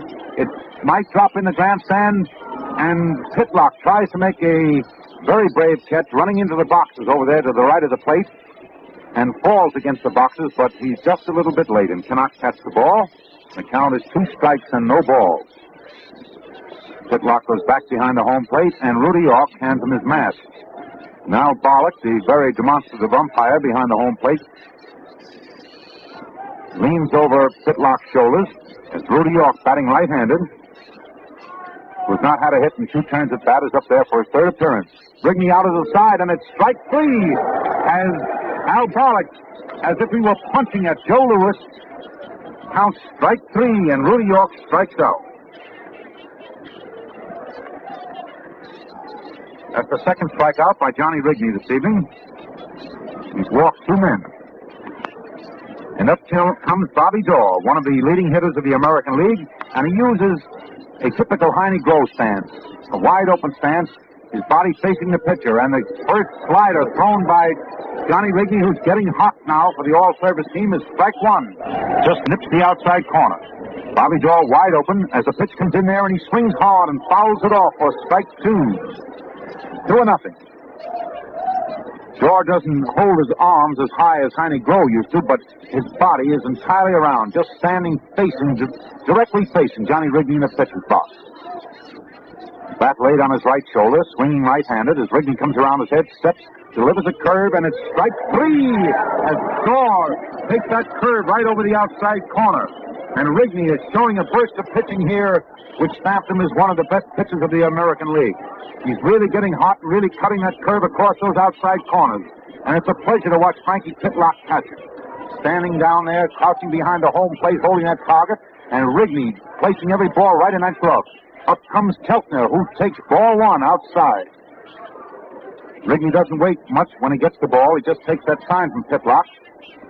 The all-service infield with their hands on their knees as Rigney delivers again, and the ball is hit sharply into left field.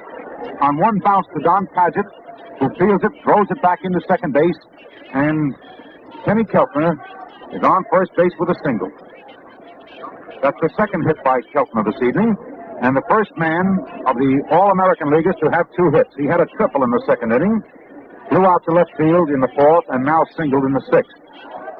And Buddy Rozar with 1 hit in 2 turns at bat is up there. Number 12 on his back in the Yankee uniform, and takes a bouncing curve ball which struck the ground. Pitlock fielded the ball for ball 1. Kenny Keltner on first base with 2 outs. Last half of the 6th inning, and the All-American Leaguers leading 3-0. The pitch is strike 1 as that slider zips across there again. And now the crowd is getting a big bounce out of the way Rigney is pitching and the way that Al Bollock is calling the strikes and balls. Rigney around is out of the side, strike 2. And Al Bollock jumps up in the air and calls strike 2 and does a regular war dance behind the home plate. Well, we've been in baseball 22 years. We never saw an umpire really call him this way. Well, it's a pleasure and it's very refreshing to see it. Rigney around his head again, and the ball is hit right down over second base into center field. And there goes Keltner around second base, heading into third, and pulls up a third as Rozar pulls around first and is content with a single. So Rozar has 2 hits to his credit, sending Keltner around the third base. He himself is parked on first.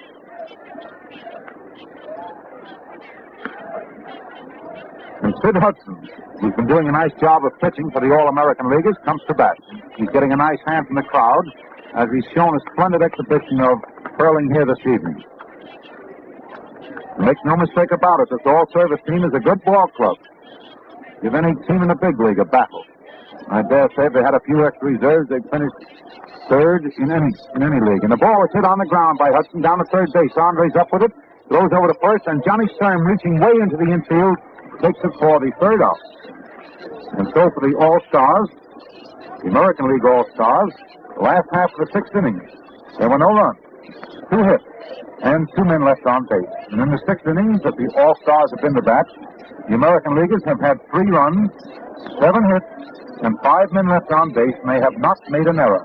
We're going now into the first half of the 7th inning, and our good colleague and friend from Chicago, Bob Elson, will pick it up from here and bring you through these last innings. Thank you very much, Wade. And good evening, fans. We've been seeing quite a ball game here as Wade Hoyt and Jack Rainey, my colleagues here in Cleveland tonight, and 2 former baseball players and our baseball broadcasters, have done a fine job of telling you just exactly what's happened. The score is 3-0 in favor of the American League over the Service Team All-Stars as we go into the first half of the 7th. Down the line here to my left, the Navy Band from the Great Lakes, one of the finest musical aggregations in America. is striking up a note as the American League is out there on the field. I notice another change now in the lineup. McQuinn, the great first baseman of St. Louis, is going down to play first. Let's see, at second base, there's Dorr. At shortstop, Rizzuto. At third base, Pelter. Left field, Williams. Center fielder, Marge. Right fielder is Bill Spence. That's the only change. And here comes the two hitters. McQuinn is playing first base, and the first man to bat for the service teams is going to be the first baseman, Johnny Stern, the left-handed hitter, who the first time bounced out and the second time walked. He's a left-hand hitter, and he's facing a right-hand pitcher, Sid Hudson, a tall, thin, wiry sort of fella, and really a good pitcher. Here comes the first pitch. It's a ball. It's low inside, and the batter, Johnny Stern, backed away. The American League outfield is playing this hitter straight away, and not too deep. Now, you remember Stern with the Yankees. He never had a reputation as a long ball hitter, but he was one of those shot hitters over that infield and through that infield. There is a smash to right field, a line drive, and Dorr jumped up to try to get it with one hand, but couldn't head it off.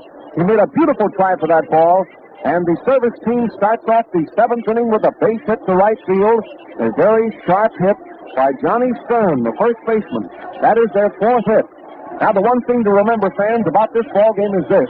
While the American League leads 3-0, the service team is not out of reach.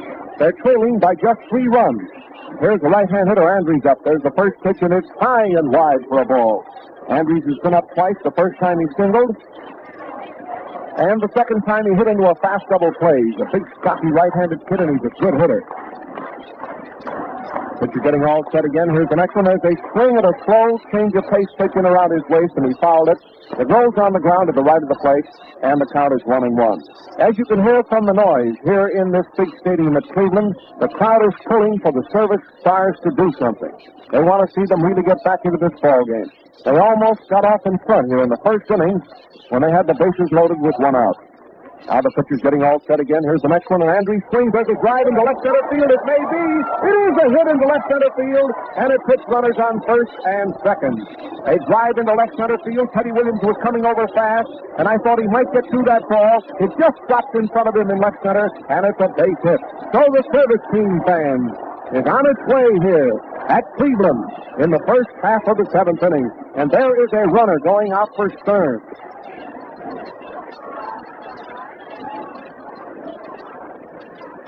There's a runner going out. Now you'll hear the announcement. Hayduck is going to...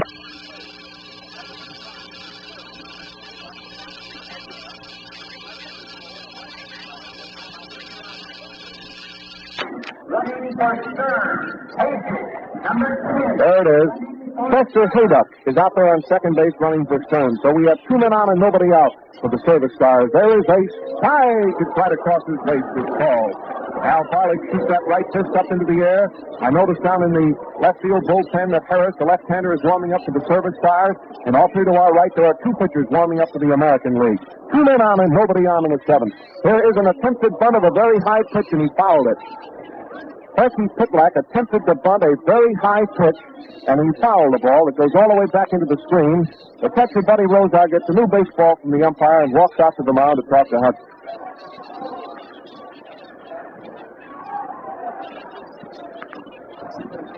Hayduck is out on second. Andrews is on first with his second hit of the night. There's nobody out, and little Frankie Pitlack is up in the batter's box right down here below our neutral booth. Hudson gets all set. Here's the next pitch, an inside pitch. It's in very close, and he has to jump to get out of the way. So the count is ball 1 and strike 2 for Frankie Pitlack. The service stars are trailing 3-0 here at Cleveland. The American League scored 2 in the first and 1 in the second. Hudson gets set again. Here's the next pitch, and there is a swing and a miss. And he struck him out. Frankie Pitlack went all the way around trying to give that ball a ride, and he struck out. So there is a strikeout for Hudson, and now we're going to get a pinch hitter for Rigney. Here is a pinch hitter coming up to the plate to bat for Rigney. Lucadello. Johnny Lucadello is coming up to the plate of the Browns. He's a left-handed hitter. Here's the announcement.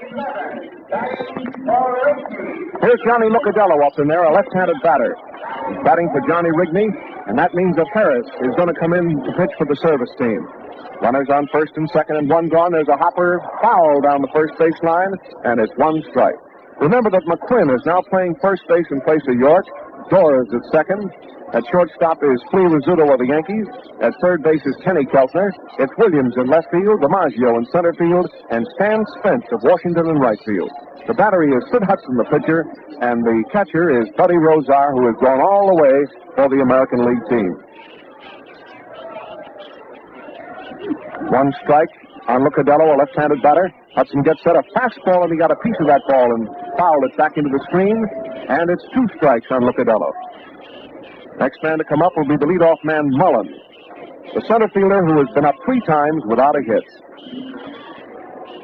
The service team is connected for 2 hits here in the first half of the 7th to run their total for the night to 5 hits. A hit in the first, a hit in the second, a hit in the third, and 2 in the 7th. Now he's all set again. Here's the next pitch, and there is a ball. It just missed the outside corner, a tantalizing curve ball that Lucadello was tempted to go after, but he didn't, and it's ball 1 and strike 2. The American League outfield is playing straight away. The service team has 2 men on with 1 out here in the 7th inning at Cleveland. Here comes the next pitch, and there is another wide one. That time it was about a foot outside, waist high. And so Johnny Hudson has worked up a count now on this pinch hitter Lucadello of 2-2. Again, the crowd here, which is close to 70,000, I imagine, it's very, very close to 70,000, is starting that staccato clapping, and you can hear it through your radio. Man on first, man on second, 1 out, count of ball 2, strike 2 on the batter. Hudson is set, here it is. He swings and hits the ground ball to the pitcher, back to second out, back to first, he's out, a double play. Lucadello hit into a fast double play. The play going from Hudson to Bobby Dorr to the first baseman McQuinn, and it retires the side. And so, fans, in the first half of the 7th inning for the Service Stars, there were no runs and there were 2 hits. Lucadello hit into a fast double play, pitcher to second to first. And now this ball game is going into the last half of the 7th. Hayduck is going to first base. We're going to get a new pitcher coming in from the bullpen down here to our left. The service team is taking the field. I believe that we're going to get a new center fielder, too. I believe that Chapman is going into the outfield. The great center fielder of the Philadelphia Athletics, I believe, is going into the ball game. While we're watching for these changes, I believe that we'll pause briefly for station identification. You're listening to an exclusive broadcast of the Service American League game from Cleveland. The All-Star game, the second All-Star game, and this is the Mutual Broadcasting System. This is WGN, the voice of the people, Chicago.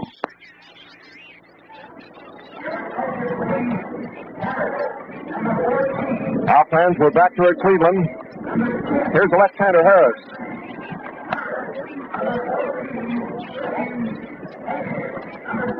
Morris Mickey Harris from the Army. He's stationed in the Panama Canal Zone. He was formerly with the Boston Red Sox. He reached the Boston Red Sox in July 1940 after only 2.5 years in the minors. He won 4 and he lost 2 for Boston. Last year he won 8 games and lost 14. He's a tall left-hander. He stands about 6 feet tall. And there's been a lot of publicity about Harris because, as you know, he was flown up here to take part in this game, and everyone was anxious to see him get into it. And he's getting into it now in the last half of the 7th as the pitcher for the service team. Now the first man to face him, a right-hand hitter, is the leadoff man, Rizzuto, and there is a swing and a miss, and it's 1 strike. Hayduck is playing first, as we told you. Hayduck is at first. McCoy is at second. Travis is still at short. Andrews is at third. Sam Chapman is in center field in place of Mullen. Here's the next pitch, and there was a slow, tantalizing curveball across his shoulders. The batter went for it and missed it, so it is 2 strikes on Rizzuto. The American League batting in the last half of the 7th. They're leading 3-0 in this ball game over the Service Stars, who are really giving them a battle. Harris gets set again. Here's the next pitch, and there's a drive down the right field line. It's going to be a hit. It's going to be an extra base hit. It's bounded way back there against the wall. Rizzuto's on his way to second. The right fielder firing the ball in, and he slid past second base, but he gets back in there. Rizzuto running around second base slipped but he got up in time to get back into second base with a double. Just as the service team was getting ready to put that ball on him, Rizzuto slipped going around second base when it looked like he might try for the triple. He got up and slid back into second. So it is a two-base hit for Rizzuto. That's his second time up and his first hit. And is a total of 8 hits for the American League. It brings up a left-hand hitter, the right fielder Stan Spence. There's a man on second base, and there's nobody out here in the last half of the seventh. Harris is getting a sign. Here's the pitch. And there's a throw to second base, and Rizzuto goes to third, head first, and he's in there safely. A delayed steal of third base by Rizzuto. The batter attempted to bunt that ball. He missed it. The catcher Pitlack threw to second, and Rizzuto tore to third and slid in safely. It's a clean steal of third. The play went from the catcher to second base to third. So there's a man on third now for the All-Stars. The American League All-Stars. Spence batting. There's one strike on him. The infield is pulled in a bit. Harris taking a lot of time, getting his sign from Pitlack. Now he starts his windup. Here it is. And there's a hopper over the pitcher's head. The runner still holding third, and the batter is being thrown out in a fast play. The play going from McCoy to Hayduck, and the runner Rizzuto held third. I thought that he might possibly break for the plate on that ball because it was a slow bounding ball over the pitcher's head to the second baseman McCoy. But Rizzuto held third, and McCoy threw the batter out. It was a very nice play. So there's one gone. Now here's the great Teddy Williams up. One of the greatest hitters in baseball. A tall, wiry lad, a left-handed batter, and there is a ball that gets away from the catcher. It rolls a few feet back of the plate. The pitcher comes in to cover the plate, but Rizzuto plays it safe and stays at third. The ball got away from the catcher, Frankie Pitlack, and rolled back about 20 feet behind the plate. He and the umpire were getting all tangled up as Frankie wanted to get back to get that ball, but the runner stayed at third, so Rizzuto is still there, and there's one gone. Service infield is drawn in a few steps. They're not playing way in. Here comes the next pitch to Williams, and it's a strike. He caught the outside corner that time with a beautiful pitch. Boy, that was a sharp curveball. It just whipped in over the outside corner, and it's a called strike. And so we have it 1-1 on Teddy Williams. A man on third, one out here in the last half of the seventh at Cleveland with the American League ahead 3-0. Harris is set, and there is a very sharp breaking curve. There was a foot outside at the knee, and Frankie Pitlack had to go way outside to get it. The outfield is playing Williams just a shade to the right, and they're plenty deep for this boy. As you know, he's one of the best long ball hitters and also one of the best sharp hitters in baseball. He can drive that ball between them. Here comes the next pitch, and Williams takes a ball. It missed the corner just at the knee, and it's ball 3 and strike 1 for Williams. The American League would like to get this additional run in from third. They're leading 3-0 in the last half of the seventh. Harris is set again. Here's the next pitch, and there's a high fly ball. It's way back into left center field. Paget going back. Chapman going back. Paget couldn't get the ball. It went over his head. Here's the run scoring. Williams is rounding second. He's on his way to third. Here's the relay, and Williams pulls up at third with a triple. It was a tremendous wallop, fans. Way back into left center field. Paget raced back from his left field position. The center fielder Chapman came tearing over, but the ball dropped behind them, and Williams pulls up at third base slowly with an easy triple. So the score now is 4-0 in favor of the American League. Here is the famous Yankee Clipper, Joe DiMaggio, up at the plate, a right-handed batter. He's been up 3 times. He's hit safely once. Here's the first pitch, and there is a strike. It caught the outside corner, waist high. Fastball right over the outside corner to Joe DiMaggio. A man on third, 1 run in. We're in the last half of the seventh, and the American League now has another run. Harris is all set again. Here's the next pitch, a change of pace pitch. It's wide, knee-high. And again, Frankie Pitlack has to go way outside for it. The outfield is swung to the other side. They're playing DiMaggio as either a left center field hitter or a left field hitter. The left fielder, Paget, is very deep. Chapman in center field is over a bit toward left field, and the right fielder is just about in a normal spot. DiMaggio takes a fastball. It's right across his chin, and it's ball 2. And so it's 2-1 on Joe DiMaggio with Teddy Williams on third. He just tripled. He drove in Rizzuto, and the American League is ahead 4-0 here at Cleveland. Harris has his sign again. Here's the next pitch to Joe. Joe steps away from one. It's inside low, and it's ball 3 and strike 1. Frankie Pitlack steps out in front of the plate. says something to the pitcher. Harris turns around and goes for the rosin bag, taking plenty of time out there getting set. Now he peers down at Pitlack. Here's Joe DiMaggio with that familiar stance of his up at the plate. Here comes the pitch, and it's a beauty right over the inside corner, waist high for a called strike. Harris fired in a beautiful pitch that time. It's a called strike on Joe, and the Yankee Clipper steps out of the batter's box and gets some dirt on his hands. Now he's up in there again. There's that familiar black 5 in the back of his white uniform. There's those legs wide apart, that bat over his right shoulder. That familiar stance that's known to baseball fans the world over. Here it is, and there is a very high infield fly on the right side of the infield. The first baseman, Hayduck, is between first base and second going to his right. He grabbed the ball, and Williams holds third. So Joe DiMaggio hit a very towering infield fly ball that was taken by the first baseman, Chester Hayduck, going to his right, towards second base in the base paths, and there's 2 gone. That, by the way, is the second time tonight that Joe has popped out in the infield. The other time he hit into a double play, and the first time he singled driving in a run. Now there's a man on third, and here's George McQuinn of the St. Louis Browns, one of the best fielding first basemen in baseball, a fine, sharp hitter, and a swell lad up at the plate. He's making his first appearance up there tonight. He took the place of Rudy York, and there is a strike. It's right across his knees. There's that sharp curve ball, and Barlick lets out that yell again on that strike, and the crowd gets a kick out of it.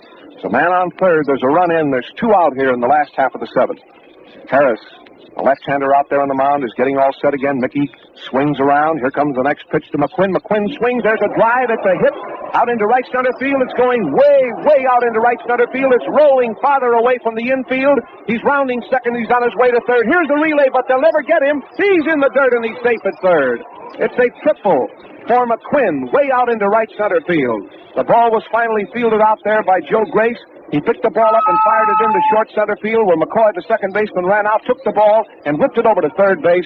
But McQuinn is in at third with another 3-base hit, and another run has scored for the American League. So the score now is 5-0 in the favor of the American League in the last half of the 7th. McQuinn on first base with 2 gone, and here is Bobby Dorr up at the plate. Right-handed batter. First pitch to him is a bit outside, ball 1. As Waite told you, Bobby Dorr has a rather odd stance up there at the plate. I've asked him about it many, many times when the Red Sox have been in Chicago. But he gets wonderful success with that particular stance, so there's no reason for him changing it. Here's the next pitch, and there's a very high foul. It's off to the right. Pitlack's mask is off. He's back. He should get this ball. He's out, and it retires the side. McQuinn is left on third. Frankie Pitlack went back fast for that foul, and it retires the side. And so, fans, in the last half of the 7th, the American League scored 2 more runs, and there were 3 hits. A double, a triple, and a triple. 2 runs and 3 hits, and that is the end of the 7th. So now let's recheck on the totals for 7 innings. The American League, 5 runs, 2, 4, 5, 6, 7, 8, 9, 10 hits. The Service All-Stars, no runs and 5 hits. This ball game is going into the first half of the 8th inning. It's a wonderful sight here at Cleveland, fans. 70,000 people are jammed at the stadium to see a grand ball game. And Mutual hopes that you're enjoying this ball game as you hear our exclusive story about this game from your radio. We're going to pause again briefly for station identification. You're listening to the broadcast from the Municipal Stadium in Cleveland. This is the Mutual Broadcasting System. This is WGN, the voice of the people, Chicago. Well, here we are. This is Bob Elson talking to you again from Cleveland. And here is Tex Houston of the Boston Red Sox, a very good right-hander out there on the mound. He is the 3rd pitcher for the American League. Tex Houston, one of the regular starters with the Boston club, a right-hander, and a very, very fine pitcher. I believe he's won 7 ball games this year. I saw him pitch a very splendid game just about a week ago in Chicago. The first man to face him up at the plate now is Chapman, the center fielder. He's playing in center field for the service team in place of Mullen. He's a right-handed batter, and as you all know, those of you who saw him play with Philadelphia, he was one of the greatest young outfielders in the game. There is a strike. It's right across his knees, and the count is 1-1. The service team trails by 5 runs at Cleveland. The American League, 2 in the first, 1 in the second, and 2 in the 7th.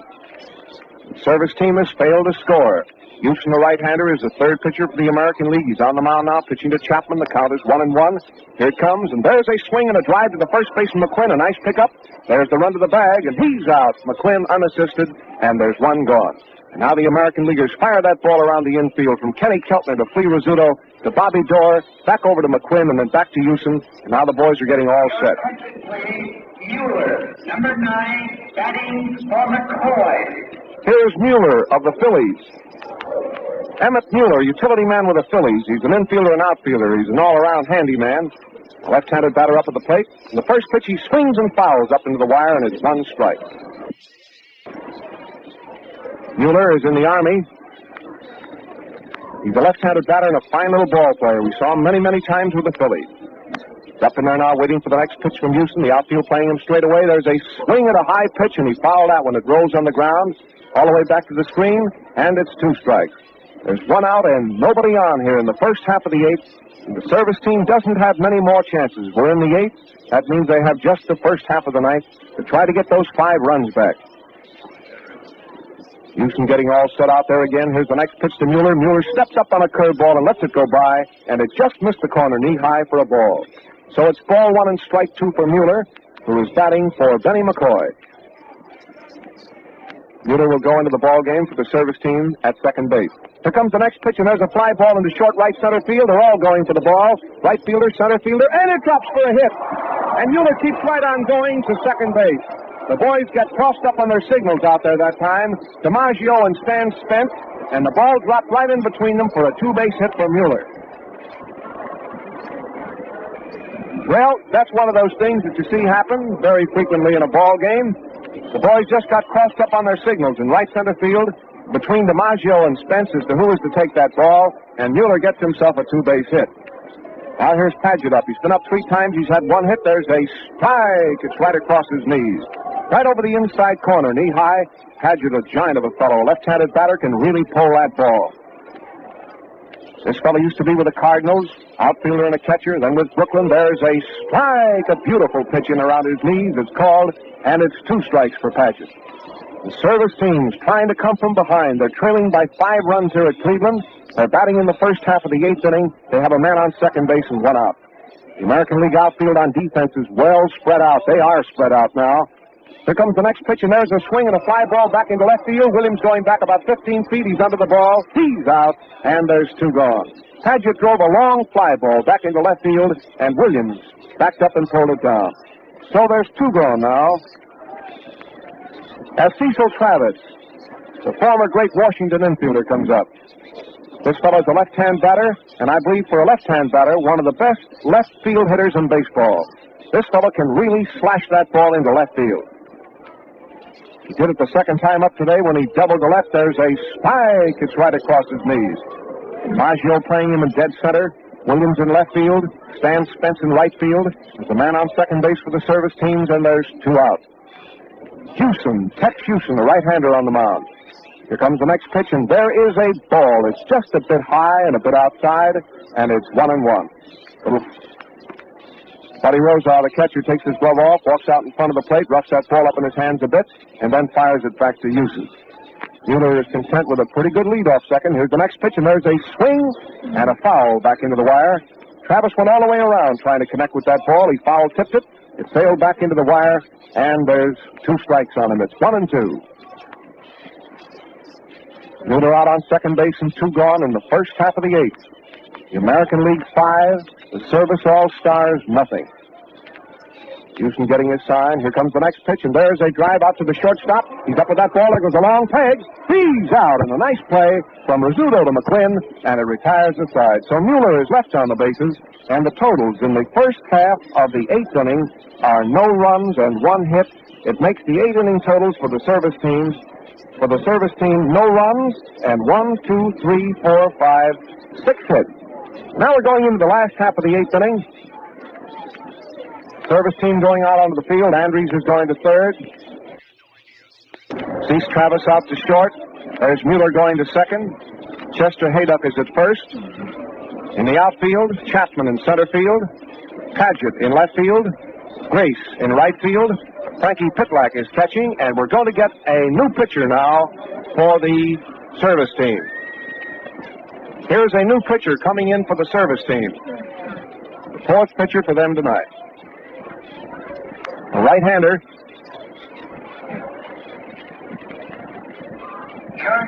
Here comes the announcement. Listen to it. Number 9, now pitching. Grodzicki. Number 9, now pitching. Johnny Grodzicki, who's with the Army, Number 9, stationed at Fort Knox, Kentucky. Property of the St. Louis Cardinals. The right-hander is on the mound. A member of the Cardinal chain, Grodzicki won 19 and lost 5 at Columbus last season, compiling an earned run average of 2.58. Assigned to the service branch of the Armored Forces of Fort Knox, the big right-hander finds time to pitch every couple of weeks. He's appeared in excellent pitching condition in all of his efforts so far with the Army, and he's getting his chance here tonight at Cleveland. He's a big right-hander who's out there now firing in a few practice pitches to Frankie Pitlack, and the American League is coming to bat in the last half of the 8th. The score of the American League 5, the service team nothing, as we start the last half of the 8th. Now the first man to bat is Kenny Keltner. Kenny Keltner's been up 3 times tonight. He has 2 hits. First time he drove a long triple into left center field.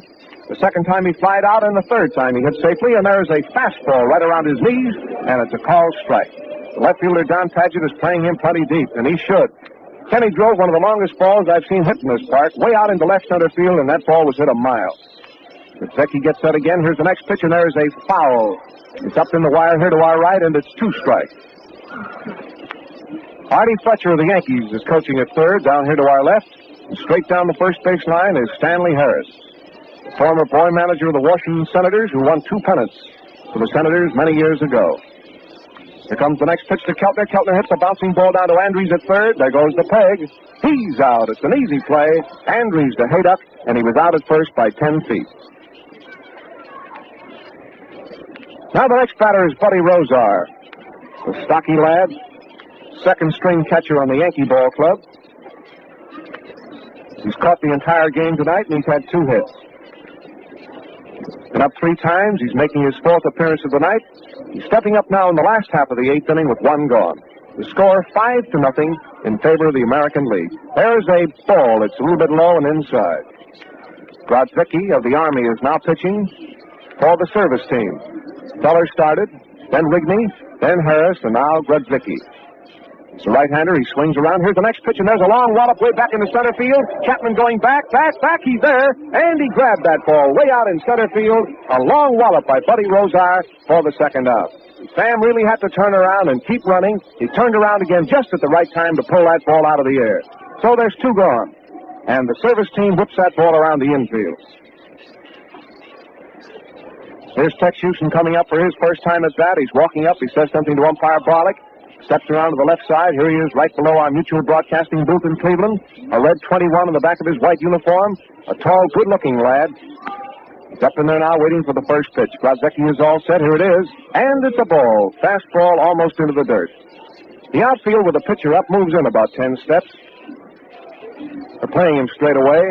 Right fielder is short. Here comes the next pitch, and there is a strike. He stepped away from a curveball that broke away from him. Away from a right-hand hitter and toward the plate. It was a very nice pitch, and it evens the count at 1-1. There's 2 out and nobody on in the last half of the 8th. Grodzicki is all set. Here's the next pitch. There is a strike. It's called over the outside corner, knee high. And Barlick again shoots that right fist up into the air, and it's 1-2. Pitcher Houston batting with 2 outs. Grodzicki gets all set again. He has started his motions. He swings around. Here it is. He struck him out. A curveball over the outside corner, and Houston is called out on strike. And so that is the end. No runs and no hits. That is the end of the 8th, and now, fans, we're going into the first half of the 9th inning of this ball game at Cleveland at the big municipal stadium between the American League All-Stars and the Service Team All-Stars, and what a grand ball game it's been. The score of the American League 5 and the Service Team nothing as we go into the first half of the 9th. I believe we'll pause now to let our mutual stations across the country come in and identify themselves. As you know, this is an exclusive broadcast carried from Cleveland, so that you fans, wherever you happen to be listening to it, can hear the complete story of this wonderful game. This is the Mutual Broadcasting System. This is WGN, the voice of the people, Chicago.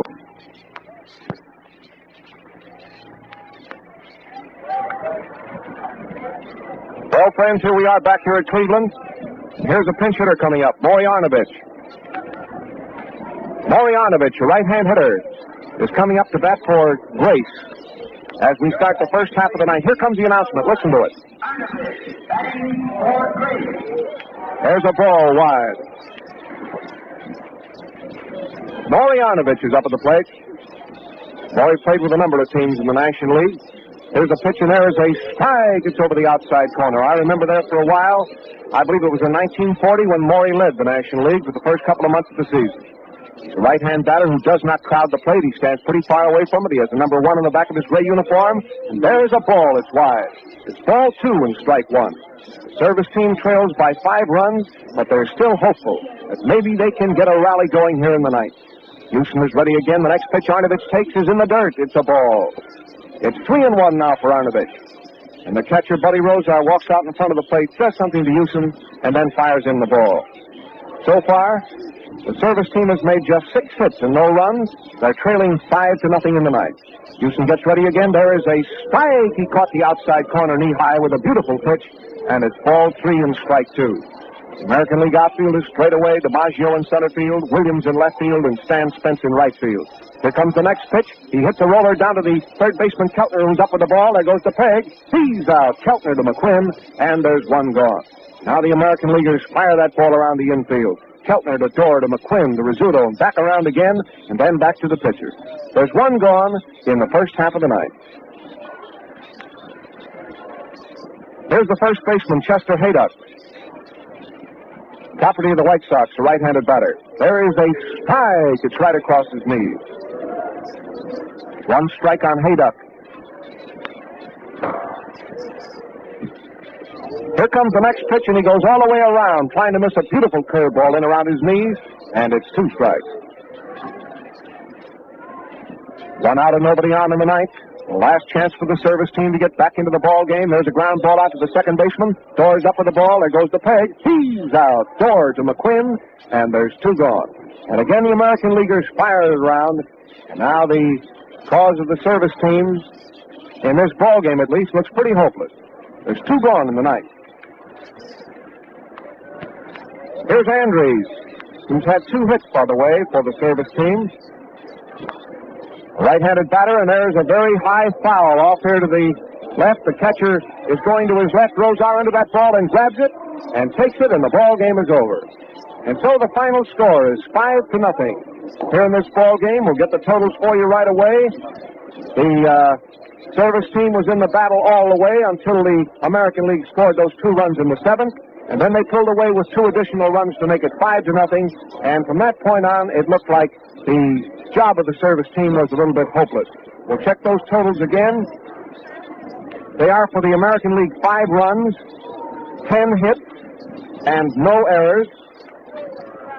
For the Army-Navy, the service team, no runs, 6 hits, and no errors. In the records, this ball game will go into the records as a victory. The winning pitcher will be Bagby, and the losing pitcher will be Feller. The runs in the early stages of the game were scored in the first inning. The American League scored 2 runs on 2 hits in the first inning. A hit by Henrik, a walk to Williams, a hit by DiMaggio, and a fly ball. Then they scored a run in the third on a couple more hits, a triple by Keltner and a single by Rosar. They scored again in the 7th on a combination of 3 hits.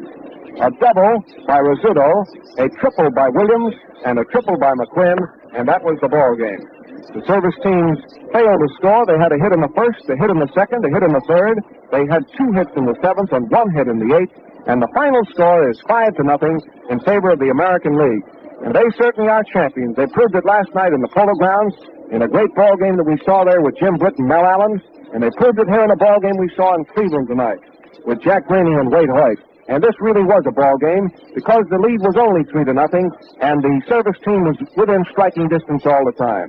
And naturally, we know that a large number of you people listening wish that you could have been present at this great game tonight. However, knowing that to be a physical impossibility, the thought occurs to us that you might be interested in aiding the fine cause by sending in the price of a ticket for your seat tonight at the radio. These seats were $1.35 and $1.60. And if you'd like to, you can send your contribution to the Cleveland Baseball Company, who in turn will see that it is added to the combined Army and Navy relief funds. As you know, the funds of the two games were combined. The first $100,000 went to the baseball, the ball and bat fund, which is to provide baseballs and bats and gloves for all the camps. After that, all the money is divided equally between the service, half to the Army and half to the Navy. So the American League wins both games. They defeat the National League 3-1 in New York, and they win this great game here in Cleveland by a score of 5-0. It's been a swell ball game to see, and I want my colleagues who've done a splendid job here tonight to come in to say goodbye to you and to have a few words of comment. First, here is Jack Rainey. Come in, Jack. Well, Bob, it was a very nice ball game. Mickey Cochran and the all-service team have a very good ball club. They tried hard, but they just were not good enough for the American League Ball Club. Thank you very much, Jack, and it was swell to have you with us. And now from Cincinnati, here is Waite Hoyt. We're also very happy to have with us tonight. Waite, will you come in for a word? All right, thank you, Bob. I've seen a lot of ball games in the past, a lot of all-star games, a lot of World Series. I've pitched in 7 World Series, but I think I've never seen a ball game more closely contested than this one here this evening. You must remember, fans, that this all-service team that was out here playing the All-American League All-Stars is not a team that has been playing regularly. Some of the Navy boys have, but some of the Army boys have been devoted to their patriotic duty, of course, and their Army duty. And naturally, being in physical condition is not always being in baseball condition. Some of these boys, for instance, Bobby Tully, you could notice in his pitching that he was just a little bit wild with some of his tosses. He perhaps was a little over-anxious to try to impress these 60-some thousand fans here this evening, just trying to give them a good show. He was out here delivering everything he had on every ball, trying to work hard, trying to give those fans a treat and what they paid for. However, it was a splendid show right from 6:30 on right through to the final out of this ball game. We had a great military demonstration, and I'm sure that everybody enjoyed themselves here this evening. It was one of the greatest baseball or sports spectacles of all time, and I know that you fans that have been listening in have enjoyed it too. And this is Waite Hoyt saying good evening to you, and Bob Elson once more. Thank you very much, Wade. And friends, I don't have to tell you, I'm sure, that the Mutual Broadcasting System is exceedingly proud to have brought this ball game to you tonight. They brought you the ball game last night exclusively from New York. And this ball game tonight, I just have a feeling, even though we've seen ball games and broadcast all-star games and World Series for years, at this ball game, every fan, every man, woman, and child in all sections of our great country was interested in, and we certainly know that all the service boys were in all the camps and all the ships at sea. This broadcast tonight was recorded, and it'll be sent out by shortwave so that the boys in all the camps, the boys in Ireland, the boys in Australia, will all know just exactly what happened here at Cleveland tonight. And as I say, Mutual is proud to have brought you this ball game so that you could have heard one of the outstanding sports classics of the year. Of course, Mutual is in the forefront of bringing you the great sports events in America, and this is just another one in that great chain of events. And so, fans, that's just about all there is now from Cleveland. The American League won 5-0. That just about wraps up the package. That's all there isn't any more. And so we say goodbye. This is Bob Elson saying good night for Cleveland now for my co-workers here, Jack Rainey and Waite Hoyt and myself. And we return you now to our Cleveland studios. This is Joe Adcock. In a few moments, I'll tell you about my greatest sports thrill.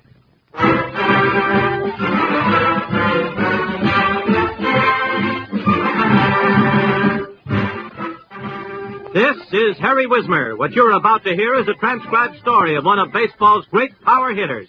In a sports event, our special guest, Joe Adcock, considers his greatest sports thrill. And Joe himself is here to tell us all about it. But first, here is Bill Reddick with a message of interest from your United States Air Force. Experience is the great teacher in sports, and in many other fields, too. Right now, if you have service experience gained in any of the armed forces, opportunity is knocking on your front door. The U.S. Air Force needs skilled veterans in many technical categories, and they offer you valuable incentives and guarantees. If your skill can fit a current Air Force shortage, you will receive a grade based on your ability and military background. If you do not have such a skill, you may qualify for the finest of technical training, putting you out front in this jet age. An Air Force career means job security, a guaranteed annual wage, big reenlistment bonuses, regular pay increases, plus tax-free quarters, rations, clothing, and survivor benefits. Your local Air Force recruiter has a new personalized prior service booklet that gives you all the facts. Call or visit him right away. Find out why today and tomorrow you're better off in the U.S. Air Force. Now back to Harry Wismer. Charlie Grimm's last official act before resigning as manager of the Milwaukee Braves, June the 16th, 1956, was to name Joe Adcock as the first baseman for the doubleheader with the Dodgers the following day. Adcock had been warming the bench most of the time up to then. Ebbets Field had always been his favorite park. What Adcock did in that doubleheader will never be forgotten, either by Fred Haney, Charlie's successor, or the capacity crowd at Ebbets Field. The big guy hit 3 home runs plus a single in 7 times at bat. His second homer in the opener was the first ever to clear the double-deck roof in left field at Ebbets Field. The roof is 83 feet high and 351 feet away from home plate, so it seems safe to assume Adcock's drive went 550 feet. Joe Adcock's tremendous Ebbets Field home run gave him the dual distinction unapproached by any other player. In addition to being the only player ever to hit a ball over the double-deck left field bleachers at Ebbets Field, Adcock is the only one ever to slam a ball into the center field bleachers at the Polo Grounds in a regular league game. He accomplished that feat on April 29th, 1953. Joe Adcock came to the majors back in 1950. A big, slow-moving, mild-mannered Southern gentleman, he was far from being the most graceful-looking man on the field. Since joining the Braves in 1953, the handsome first baseman's fielding improvement has been something to see. In 1953, he committed 13 errors. In 1954 and 55, his combined total was only 14. His hitting, except for his off-season in 55, has picked up even more impressively. Whereas he used to hit an occasional long one, such as the record breaker at the Polo Grounds, he now makes a habit of hitting those long balls. Against the Dodgers in 1954, in a 4-game series at Ebbets Field, Joe Adcock staged an awesome one-man display of hitting power, the likes of which has never been seen in Brooklyn before or since. In the first game of that series, Joe hit a single, double, and home run. The next day, he really struck his stride. He went to the plate 5 times, slamming out 4 home runs and a double. His 18 total bases in a single game set a new Major League record. Only 4 other players since 1900 hit 4 homers in one game. The list includes Lou Gehrig, Chuck Klein, Pat Seary, and Gil Hodges. None of them, however, added a 5th extra base hit as Joe Adcock did, and none of them hit their homers off 4 different pitchers as Adcock did. It was the first time in the history of the National League that any player had socked 5 extra base hits in one game. Joe Adcock's lusty hitting is taken for granted now, but at first base he also has comported himself like a big leaguer. That's a remarkable thing in view of the fact he didn't play his first game of baseball until he entered Louisiana State University in 1944. Working on his father's farm in Coushatta, Louisiana, there was no time for baseball. In high school at Coushatta, they had a basketball team, and Joe went out for it. He was so good that he won a basketball scholarship to LSU, and in his freshman year was the varsity center. Up to that time, Adcock had never played a real game of baseball, worn a pair of spikes, or even had a glove. The basketball coach, Red Swanson, also handled the baseball team. In the spring of Joe's freshman year, Swanson asked him if he wanted to play baseball. No, replied Adcock, I don't know how. Swanson told him to come out anyway. LSU, with Adcock on first, won the Southeastern Conference title in 1946, Joe's senior year. The Cincinnati Redlegs signed him and sent him to Columbia in the South Atlantic League, where he started his professional baseball apprenticeship. He developed as a first baseman, and in 1950 the Reds brought him up. With Ted Kluszewski established as the regular first baseman, Joe had no chance at first, so manager Luke Sewell switched him to the outfield. Adcock realized he'd never make the grade in the pasture, so after Rogers Hornsby succeeded Sewell, Adcock asked to be traded if he couldn't play first base. Why don't you talk to General Manager Gabe Paul about it, Hornsby replied. Adcock did. Gabe agreed with Adcock's premise and told him if he could make a deal for him that would benefit the Reds, he would do so. The Braves, then in Boston, expressed an interest in getting the first baseman. The Reds wanted an infielder in return, and the Braves didn't have one to suit Paul. Lou Perini and John Quinn, the Braves president and general manager, contacted every club in the league. Then they set in motion a trade that was as complex as any in recent years. They found out that the Dodgers were willing to let infielder Rocky Bridges go if they could get a pitcher in return. Then the Braves discovered the Phillies were willing to trade for Earl Torgerson. So they sent Torgerson to Philadelphia for pitcher Russ Meyer. Forthwith, they shipped Meyer to Brooklyn for Bridges. And Bridges moved right on to Cincinnati for Adcock. Everybody was happy, especially the Braves. But the happiest of them all was Joe Adcock. He was finally going to play first base. It was on Milwaukee's first trip to the East in the 1953 season that Joe Adcock slammed his historic homer into the center field bleachers at the Polo Grounds. They've been playing ball at the Polo Grounds as it is presently laid out for more than 3 decades. Since 1923, the year the present bleachers were erected, giving the park the deepest center field point in baseball, a whopping 483 feet. In those 30 years, the great hitters of the National League had their chance to reach the bleachers, which jut out around the flagpole at the most distant center field point. Not one of them, not Bill Terry, nor Hank Lieber, nor Hack Wilson, nor Mel Ott, nor Johnny Mize, nor Stan Musial, ever reached the bleachers. But in 1953, Joe Adcock did. He was hitting against Jim Hearn. The count was 2 balls and 1 strike when Jim came in with a high fastball, which Joe Adcock caught on the meat part of his bat. The ball started to rise, and Bobby Thompson, then with New York in center field, drifted back. He went all the way to the 4-foot wall in front of the open stand, to the left of the clubhouse exit stairs.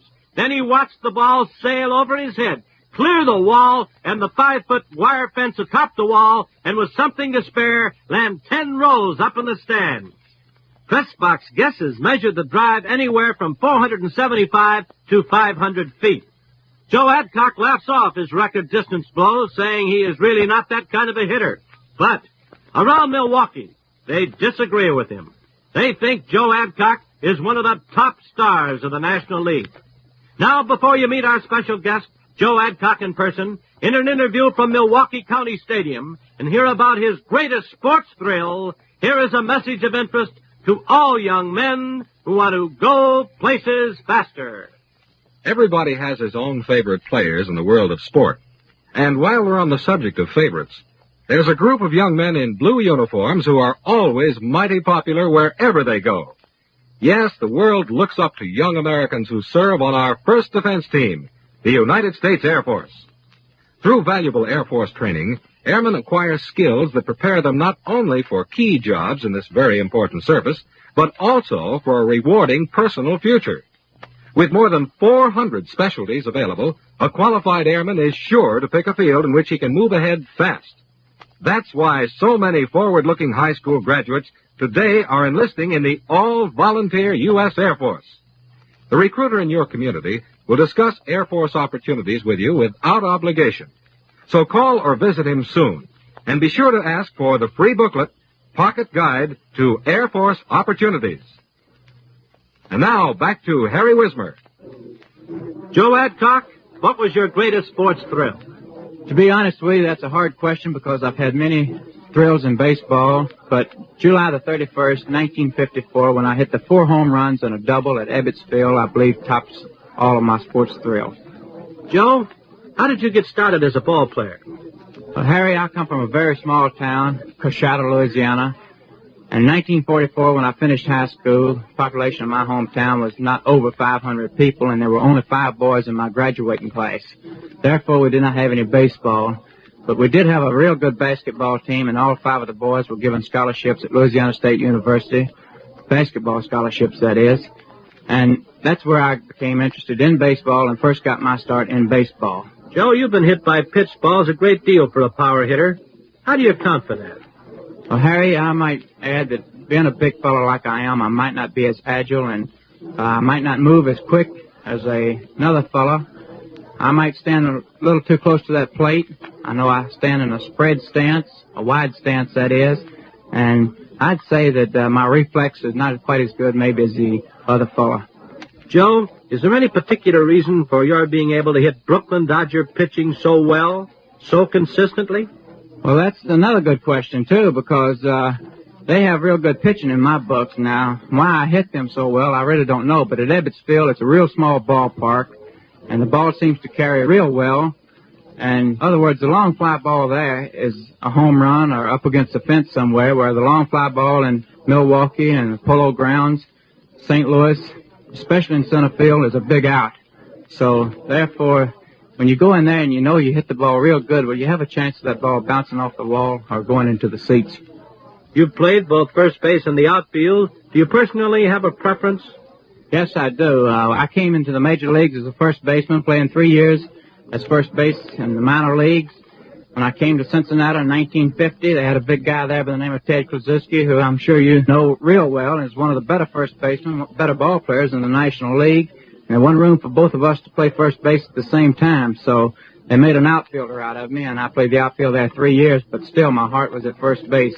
You seem to be in the ball game more at first base than you are in the outfield, and a lot of action around there, which I like, and really you've got something to look forward to. Otherwise, you handle the ball most of the time on all the put-outs you do. And you're right in the ball game. It gives you something to really play for. It keeps you on your toes. And the outfield, you know, you might stay out there the whole ball game. When you got a real good pitcher like we did have there, you're Blackwell. I know he pitched one ball game one day, and I only handled one chance all the ball game. So you're not in the ball game at all. First base, you're right in the middle of the ball game. Joe, you hold many long ball hitting records and have also tied some home run marks. Is there one record you share in baseball that you'd like to forget?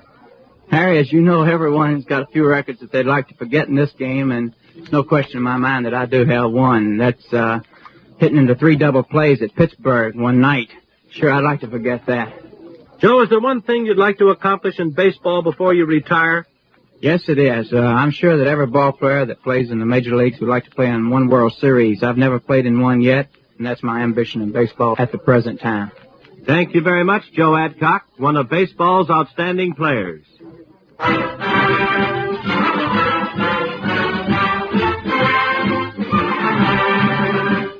Greatest Sports Thrills with top personalities in the world of sports is narrated by Harry Wismer, directed by Gene Kirby, written by Arthur Suskin Jr., and presented by the United States Air Force in cooperation with this station. This is Bill Reddick speaking. The preceding was transcribed.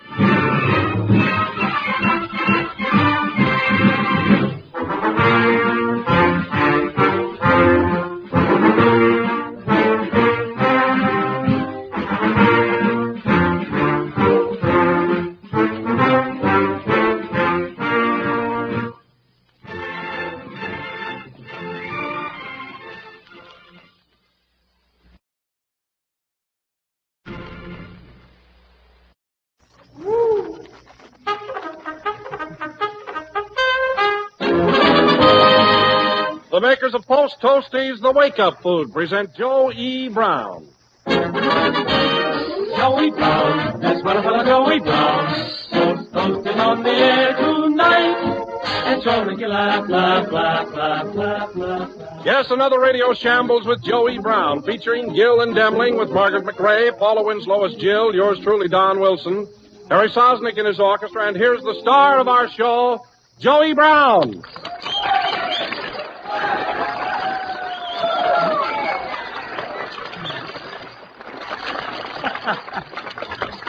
Hello, folks. Well, Joe, I understand that you're going to New York at the end of this month for the world premiere of your new picture, $1,000 a touchdown. Yes, is that right? and the World Series, Don. Of course, that's your picture, too. Well, I guess that's right, too, Joe. Are you driving, by the way? No, I'm taking a train. That car of mine has a shimmy that I can't get rid of. You know how a dog wags its tail every time it sees a bone? Well, of course, Joe, but what's that got to do with your car? Well, every time my car sees a gasoline station, it wags its rumble seed.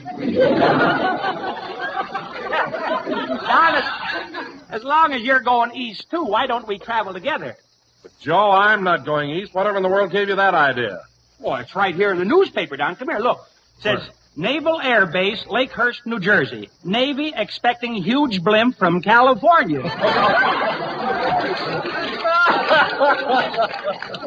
Okay, Joe, okay. I can take it, I guess. Well, anyway, I hope you have a pleasant trip, Joe, and meanwhile, what's on tap for the program tonight? Well, tonight we've had Onyx in the play tonight, and that reminds me, by the way, I want to speak to Ray, our sound effects man. Yes, Joe, I have noticed that he's been sulking a bit lately. What's he so sore about, anyway? Oh, well, you know how those sound effects men are, Don. Seems some other sound effects man stole his thunder. Oh, I get it. Yeah, but where is Ray? Have you seen anything of his whereabouts? Are you looking for my whereabouts, Joe? Yes, Ray, I am. Well, they're not here. I sent them to the laundry.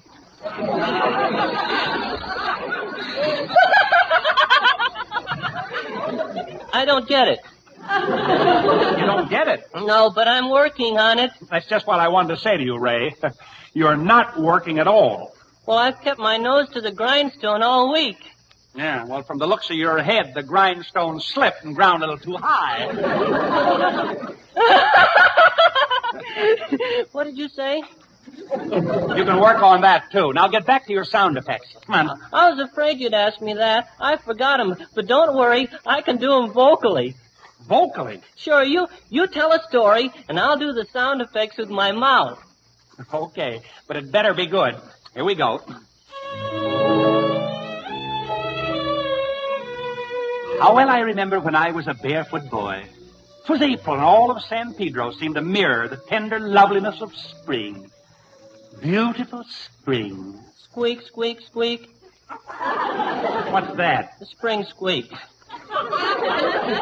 How I love to go to the barn and milk my favorite cow, Old Beth.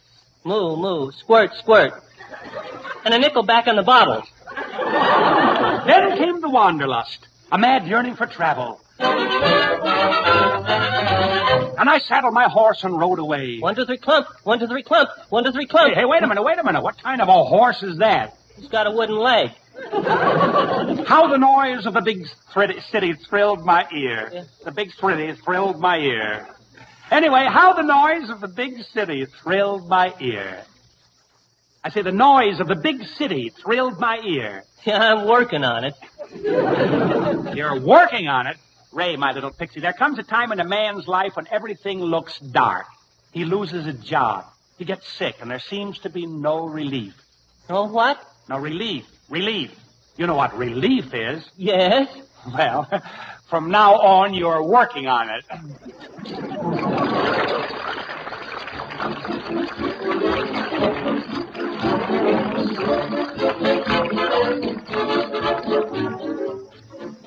Now that the kids are back in school, football is in the headlines, and there's a keen nip in the morning air, I bet you've all begun to realize that fall is really here. Well, fall is a grand time to brighten up the family's breakfast with something everybody will enjoy. A brimming bowl full of swell-tasting Post Toasties. These appetizing oven-toasted cornflakes are delightfully crisp. Their wonderful flavor is just downright delicious. And say, Post Toasties are packed with food energy to help you start these glorious fall days right. And don't forget, most grocers are selling Post Toasties today at a price below that of any other nationally advertised cornflakes. So tomorrow, ask your grocer for Post Toasties, the wake-up food.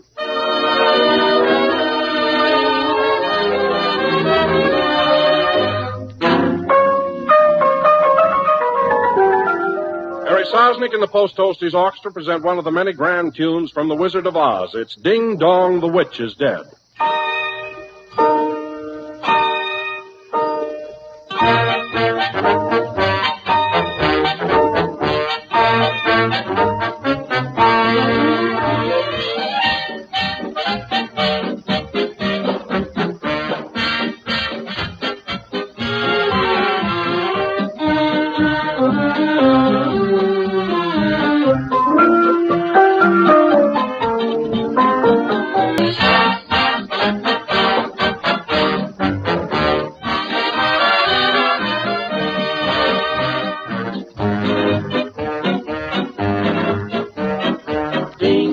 The witch is dead. Witch, old witch. The wicked old witch. Ding dong, the wicked witch is dead. Wake up, you sleepy head. Rub your eyes. And get out of bed. Wake up, the wicked witch is dead.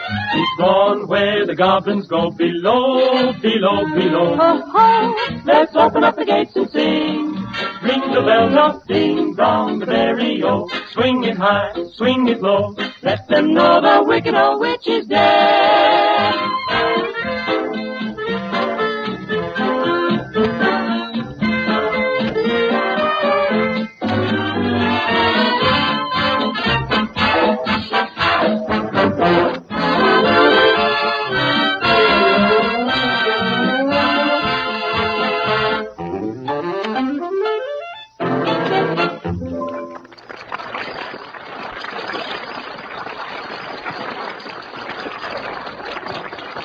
Thank you, Harry. Tonight, folks, we are going to be Well, greetings, chum. I understand you're going to New York for the premiere of your picture, $1,000 a touchdown. Yes, sir, and the World Series, of course. Oh, of course. Have you and Demling decided to come along, I'm afraid? No, Joe. You see, we're merely looking out for your welfare. We bought your tickets for you. Here they are. Well, thanks. That's very nice of you. Hey, wait a minute. Huh? These tickets are only good from the Union Depot to the Los Angeles city limits. Oh, well, think nothing of it, chum. Once you get to the Los Angeles city limits, you can walk to New York in an hour. You know, on second thought, Joe, I don't think you should go to New York at all. Why? Well, think of all the confidence men they have there. And think of all the beautiful girls. I am. Oh, but those beautiful girls are liable to turn your head. Do they really have lots of beautiful girls there? Well, certainly. In New York, beautiful girls are a drug on the market. Yeah? Take a look at a dope fiend. Well, Joe, to convince you that New York is not the place for you, we're going to show you actual pictures of the pitfalls that beset a young man in a great city, Joseph. Absolutely. Now, Joe, if you'll just go down there and take a seat in the audience, we'll show you the most soul-stirring drama ever seen by human eye. Well, okay, I'll sit down there in the first row, but this better be good or you'll hear from me. Just make yourself comfortable. Everything will be under control. Maestro. See, that's pretty. Picture number 1. We find the young and tender husband leaving his dear wife to seek his fortune in the city. It's early morning, and he's through packing. His wife is just closing the bags under his eyes. A little earlier that morning, she just closed one of his eyes. Next picture, please. And now we find the young man huddled in his seat on a train. Suddenly, the train lurches. Yes. 2 girls lose their balance. They fall in his lap. Horrors. What shall our poor young man do? But he's the soul of honor. He looks at the 2 young ladies on his lap and says sternly, "Look here. One of you dames will have to get off." Picture number 3. Yeah, I'm sorry, Frank. My wife found that picture on me and made me burn it. Okay. Picture number 4. Yes. Here is our young man of the pure heart in the city now. And does he go to a wretched burlesque show? No, he is in church. He doesn't have any extra buttons, so he puts a zipper in the collection box. Picture 5, please. He walks and walks. Yes. He has no job. No job. He sits on the steps of the public library counting pigeons when he is accosted by a city slicker. The slicker tells him it would cost $1 for every pigeon he counted. And then he gives the slicker $14. Dead, what a swindle. It sure was. He'd already counted over 50 pigeons. Sorry. You seem to be a pleasant moron, Willie. I think I could have a lot of fun ignoring you. Sorry, Tim. That was my mistake. Social? Of course. My apology accepted. Thank you. Not at all. Do you mind if I rub a little snow on your bald spot? I want to make a ski jump for a grasshopper. Pleasure. Thank you. Next picture. Back in his room, our hero pens a cheery note to the little woman. Dearest, he says, and I quote, "New York is amazing. Today I visited the Brooklyn Bridge and saw the spot where a man shoved his wife into the river. Wish you were here." Next picture, please. He meets a woman. Now we have it. Yes. A city racket. She intends to bewitch him, insure him, kill and collect. She promises him a cherry phosphate if he will but kiss her. But what shall he do? Her siren gaze fastens upon him, and then I can't go on with it. Oh, buck up. Dog it does it, old chap. Rather. Muddle through, old chap. Rather. Gentleman's code, old chap. Rather. Honor of the regiment, old chap. Quite. Quite. Quote. Unquote. Quite. Quite. Quite.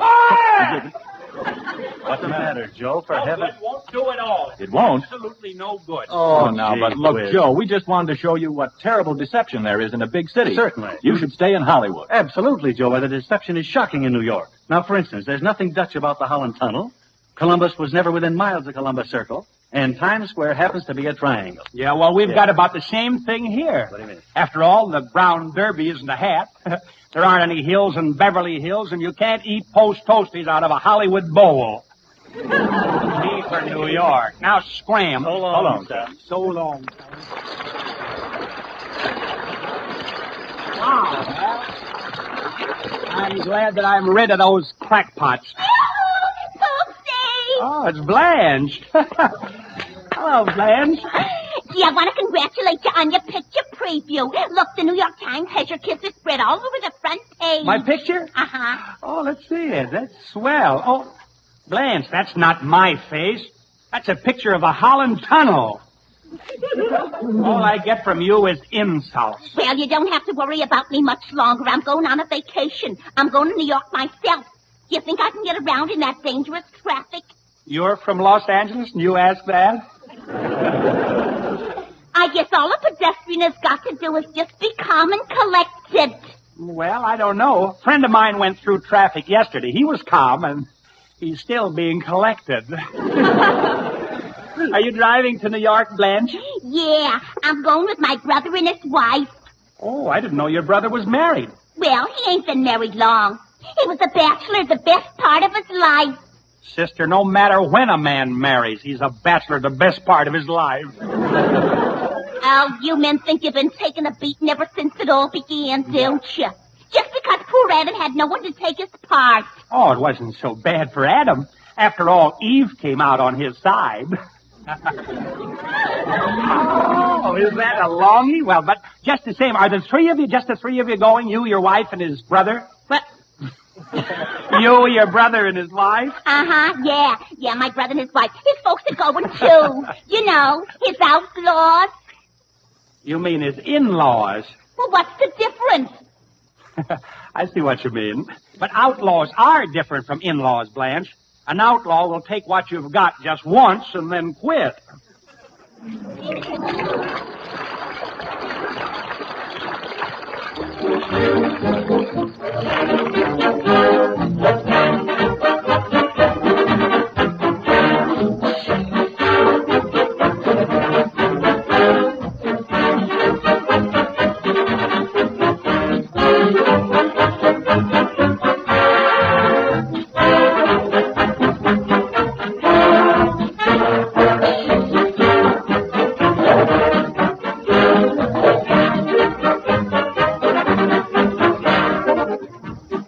While I was working with Joe at Paramount and his new picture, $1,000 a Touchdown, I had the opportunity, of course, to chat with Martha Ray, who co-stars in the picture with our Joe. During the conversation, Martha said, "You know, Don, a busy day ahead is my cue for Post Toasties at breakfast. They're my wake-up food because they help me start the day right. And Post Toasties are my favorite cornflakes because they're so crisp and good to eat." Well, I told Martha Ray that people just about everywhere agree with her. And if you have Post Toasties for breakfast tomorrow, you'll see what I mean. Because Post Toasties are made of choice sun-ripened corn. Every crisply toasted cornflake is rich in food energy and partially dextrinized for easy, complete digestion. Post Toasties are light, not heavy, yet cram full of food energy to set you up for the morning. No wonder Post Toasties are called the wake-up food. So have some for breakfast tomorrow. Post Toasties, the wake-up food.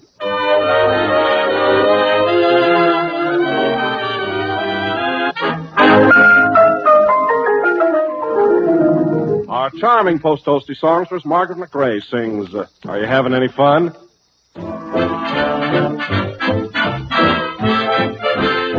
Are you having any fun?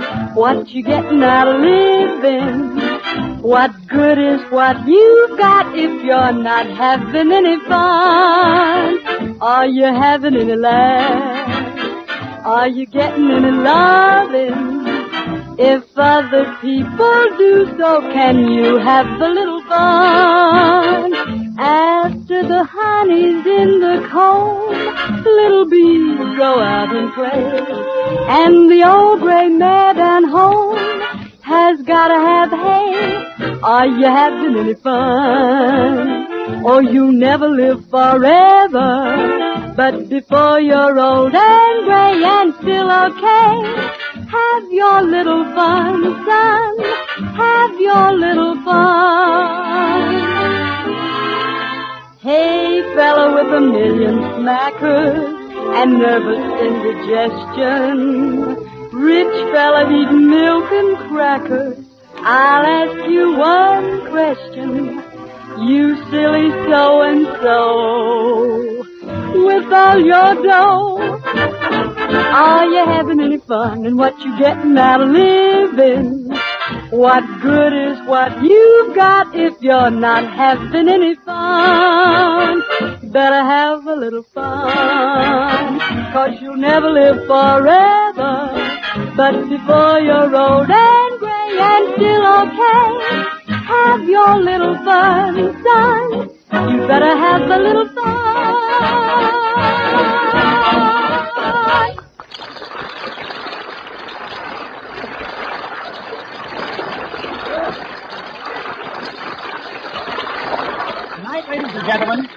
Tonight, ladies and gentlemen, and I repeat, our little theater off the Alcatraz rock pile presents a stirring newspaper drama entitled Bugtown. I will portray the character of Onyx, intrepid colored reporter, and will be supported by Gill and Demling of the Pismo Beach Kitty Review, and an all-star cast of players direct from the Winter Garden Sky Room Theater, East Yonkers. The scene opens in the editorial room of the Bugtown News.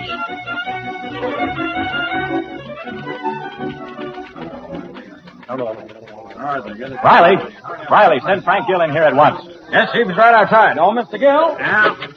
I've got a big job for you, Gill. Yeah? Where's your assistant? Well, I fired him. He disgraced us. I sent him to report the big football game and told him to sit on the coach's bench. Well? He thought I said wench. Well, I just got word that the police have surrounded Killer Spumoni. Too late. The police have surrounded Killer Spumoni in the deserted shack in the country. Yeah? I want you to get out there and report the job. Okay, but I'll have to have an assistant. All right. Riley, send in that applicant who's been waiting. Come in, please. Yes, sir. Here I is. Here I is. Fit as a fiddle and bow-legged as a piano. Onyx, California Driver Brown. Onyx California Driver Brown? Yeah. Well, how did you ever get California Driver in your name? Well, sir, on account of when I was born, my father took one look at me and didn't know which way to turn. So you want a newspaper job, huh? Yeah. Well, tell me, what kind of work have you been doing? Well, sir, up until recent, I was manager of a laundry. Oh, really? And what made you give up managing a laundry? Well, see, she divorced me.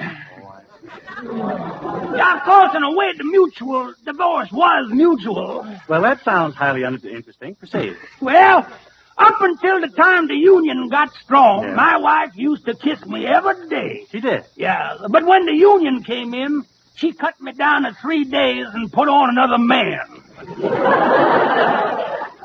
Well, all right, Gill, get going. This is an important case. Spumoni's one of the biggest crooks in the country, and he's wanted in Los Angeles. Oh, really? I didn't know they needed any more crooks in Los Angeles.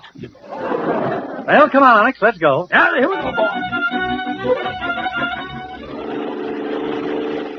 Hey, boss. Yeah. Boy, you was going powerful fast, ain't you? Yeah, I know, but keep your eye peeled for speed cops, Onyx.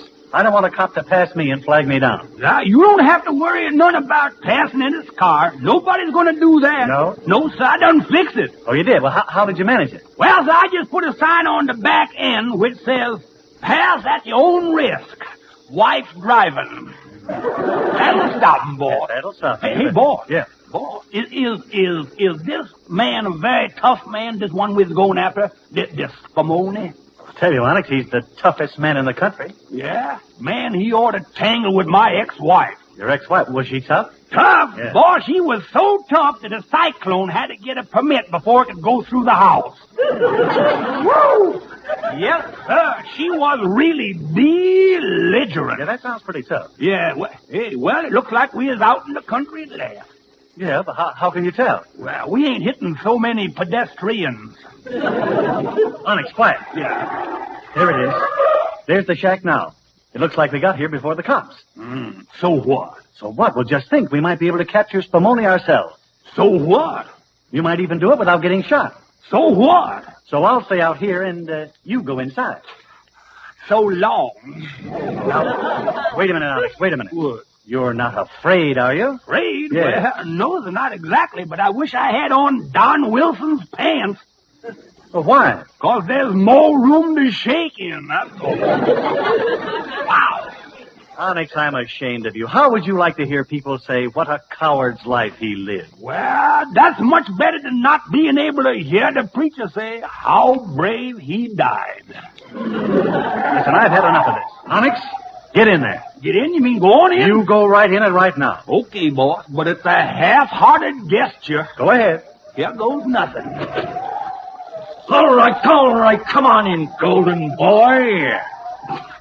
No, thanks. I think I'd just as soon stay on the house. Come in! I'll in. Now stick 'em up. You mean you want me to put up my hand? Stick 'em up! Days up. Yeah, say, would you all mind taking that big gat out of my ribs? Brother, you ain't seen my gat. I use this little thing on small fry like you. Why, this little thing ain't nothing but a baby gat. Yeah, well, maybe so, but I've seen plenty of gats. but that ain't no getting. Now, just a minute, 8-ball. Eight ball? You must have a little cash on you. Hand it over. Well, all I got here is 80 cents. Guess I don't get me no dinner now. Well, I guess that's pretty cheap. Holding you up for 80 cents. I'll only keep half. Yeah. Here's 40 cents back. Remorse is gnawing at me conscience. Is that so? Well, okay, thanks, boss. And when it starts gnawing again, you can send me the balance. Now, if you don't mind, you can point that cannon in some direction in which I ain't. Oh, scared, huh? Yeah, no. I didn't think any man would have the nerve to come after killers for money single-handed. Oh, I ain't exactly scared, boss. My nerves is as calm and smooth as a soft, sweet walk. Yeah? But my knees is definitely rumba. Boss, maybe you won't mind if I sort of regains my discomposure by smoking on one of my quarter cigars. Quarter cigars? What you giving me? You mean you pay 2 bits for that rope? No. My boss, he smokes 3 quarters, and then I smokes a quarter. Well, okay, go ahead and smoke. But it's gonna take more than that to calm you down when I get through with yous. Buddy, you ain't gonna scare me no more than I have been scared. Yeah? Yeah. Once I was called on a hen house, and the farmer caught me. Oh, boy, was I scared. What makes you think that's the most you could be scared? Well, I must have been scared, because when that farmer grabbed me by the arm, he looked me right smack dab in the face, and he said, "What are you doing here, white boy?"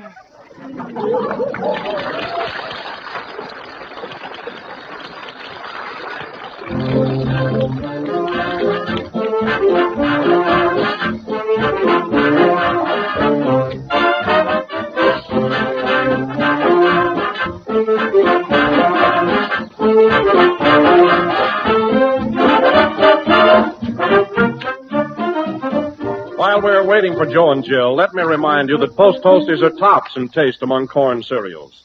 Crisp, refreshing, delicious, famous for flavor. Another thing, Post Toasties are light, not heavy, yet rich in food energy to help you through crowded morning hours. And Post Toasties are economical, because most grocers sell them today for less than any other nationally advertised corn flakes. So try Post Toasties. See if you don't agree that for flavor, food energy, and low price, there's no better breakfast cereal anywhere than Post Toasties. Tomorrow, ask your grocer for the big economical yellow and red box of Post Toasties, the wake-up food.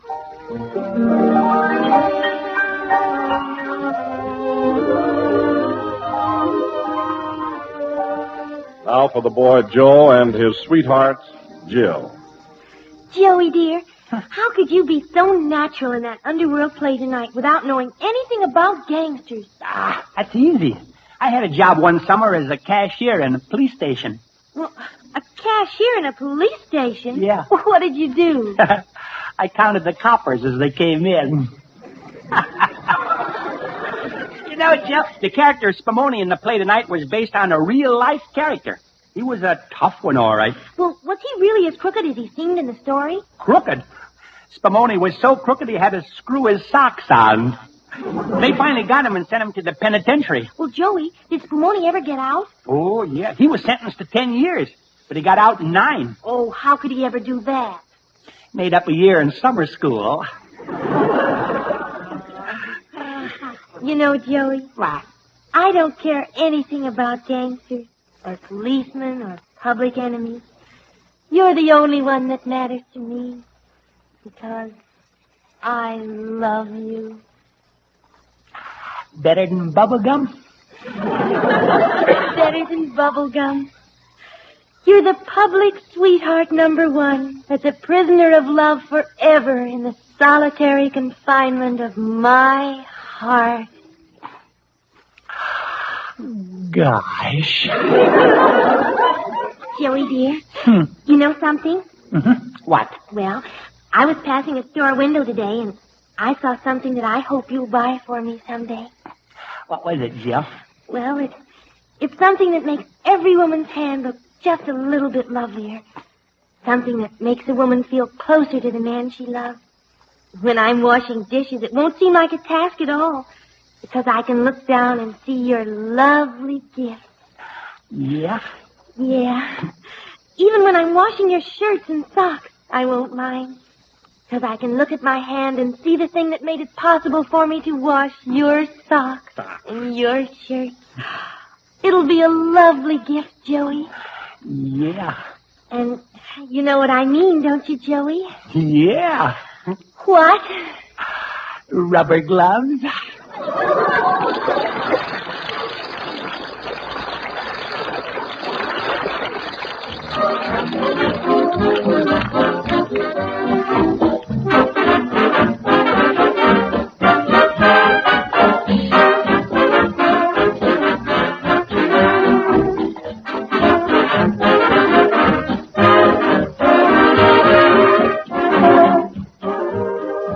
Now, a few words with my pals. Listen, boys and girls. Every once in a while, children are tempted to dash off to school without enough breakfast. I hope you don't. Eat a good breakfast and be sure to have a bowl of Post Toasters. Those delicious cornflakes are chock full of food energy to help you through the morning. And, of course, every Post Toasters box has those swell Walt Disney cutouts. Now, here's another thing. After you get to school, work at your studies and work hard. That's the only way you'll ever amount to anything. Don't expect to get anywhere sitting around waiting for someone else to do the work for you. Remember, as old Chinese philosopher once say, only thing that ever comes to him who waits is whiskers. Night.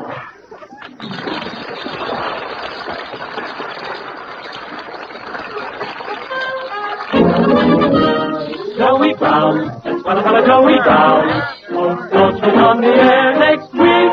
And so make you laugh, laugh, laugh, laugh, laugh, laugh.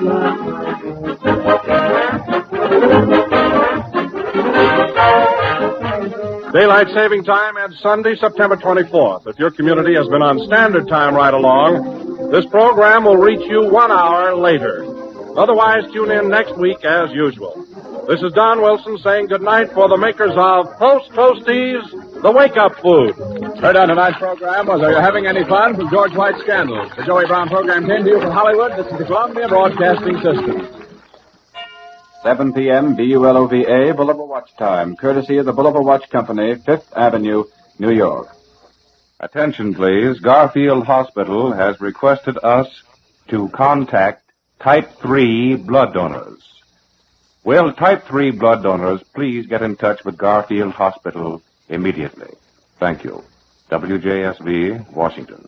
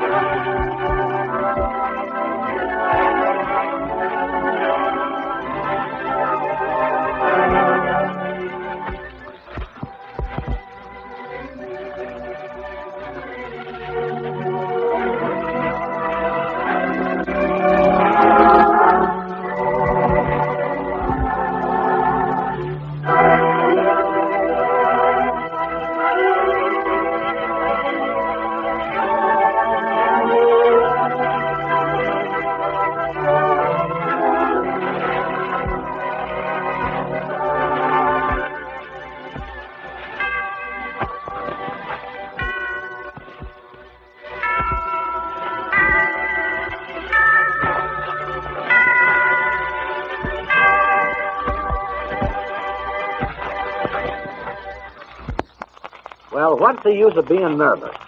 Hey, listen, you'd be nervous, too, if you've been in this room as long as I have. Well, now, listen, Spud. Everything's going to come out all right. Yeah, that's what I've been hearing for the last 2 weeks. Hey, as many jobs as you've pulled, you're not going to get yellow on a little thing like this. Hey, don't talk to me about being yellow. I went through this thing, didn't I? Sure you went through it. Now go through with the rest of it. Yes, that sounds fine. You riding around town all day in one of them fake taxi cabs, and I got to stay up here in this room so I won't bump into this guy Amos. Brace up now, Spud. Brace up. Amos is the only one that knows you had anything to do with it. The trial comes up next Thursday. Maybe it'll last for 2 or 3 days, and this guy Amos will go to the pen for 10 or 20 years. Yeah, the thing for me to do is to leave town now, though. I could get on a rattler and be in Pittsburgh, and nobody would ever know the difference. And you come down here and tell me to stay here. Why, you could be in Pittsburgh with me in 2 weeks. Now, don't get nervous. You got everything you want here. You got cigarettes, cigars, drinks, a nice room. Yeah, but who wants to stay in a room from morning till night every day? Say, you ought to be glad you ain't out in the hot weather. Hey, by the way, I see in one of them newspapers that you brought up here yesterday that this kid Amos has got a lawyer by the name of Wagner. Is he a smart guy? Never heard of him. Say, listen, don't worry. You'll get me worrying in a minute. Hey, that was the crazy idea you had in the first place. Now, don't start telling me that I had crazy ideas. I've thought of more ways for you to steal money than you could have thought of in 20 years. What are you talking about? Yeah, but you never thought of one as crazy as this idea, and all on account of a dame. What do you mean, all on account of a dame? Well, you get Amos messed up in this thing so that you can get him to the pen, you see. And get his gal, that's all you want to do. And I'm the fall guy. Now, there you go, squawking about me wanting a dame. Say, how about the time you bumped off that guy in Philadelphia? Oh, let it alone. Yeah, I guess that was on account of a dame, too, wasn't it? Forget it. Now, listen, Spud. What's the use of you sitting up here turning gray-headed on account of something that's all set? This kid Amos is going to jail. And if he don't go to jail, why, we'll leave town, that's all. What's the idea of hanging around this town anyway? They're wise to you here. Why can't we beat it now? Just keep your shirt on, kid. I've got some great ideas for you. Well, if you got any more ideas like that last one, I don't want to hear them. The more I think about it, the crazier I think it was. What's so crazy about it? Well, in the first place, the guy had $50,000 worth of furs, didn't he? Yeah. And the night watchman was with us. It was a perfect setup. And you get to drag this guy in of the fresh air taxi cab so that he'll be the fall guy and you can get his gal. Well, it's working out, ain't it? Working out for you, but it ain't working out for me. I'm getting pretty sick of sitting up here, kid. Well, it ain't no use to get tough with me about it, kid.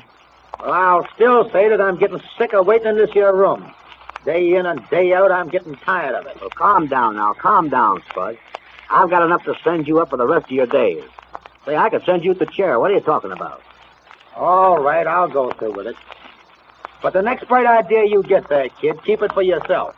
Boy, as soon as Amos gets sent to the pen, I've got an idea we can work out, and after we pull this one, we'll be on easy street for the rest of our lives. Say, how do you know this guy Amos is going to the pen? Now, there's something. How can he miss it? Everything's against him, ain't it? Yeah, one of these smart lawyers, though, liable to get a hold of the kid, you know, and get him out of this thing. Don't worry about him now. He's as good as in. We want to start thinking about this next one, kid. What's the next one? Well, Spud, I just had a long talk with the bodyguard that walks with the bird once a week that carries the largest payroll in town. What do you mean you had a talk with him? Well, I was down on the corner today, and a friend of mine calls me over and he says, I want you to meet so-and-so. So I meet this fella, and we get to talking. And he tells me about this payroll job. And he says that he knows something that's all. And now, ladies and gentlemen, the scene changes. We leave the two guilty ones in their room talking, and as the next scene opens, we find Amos and Andy in the office of the Fresh Air Taxicab Company. Here they are. Andy, you tell me not to worry about this here thing, but I just can't help it, that's all. I worry all the time. I can't help from worrying. Well, Amos, you is going to get out of the thing all right.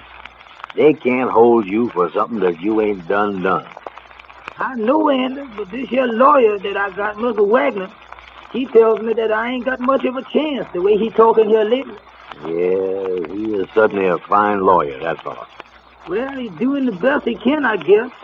Instead of him trying to tell you that you going to get you out of this mess, he make you feel like you're going to jail for the rest of your life.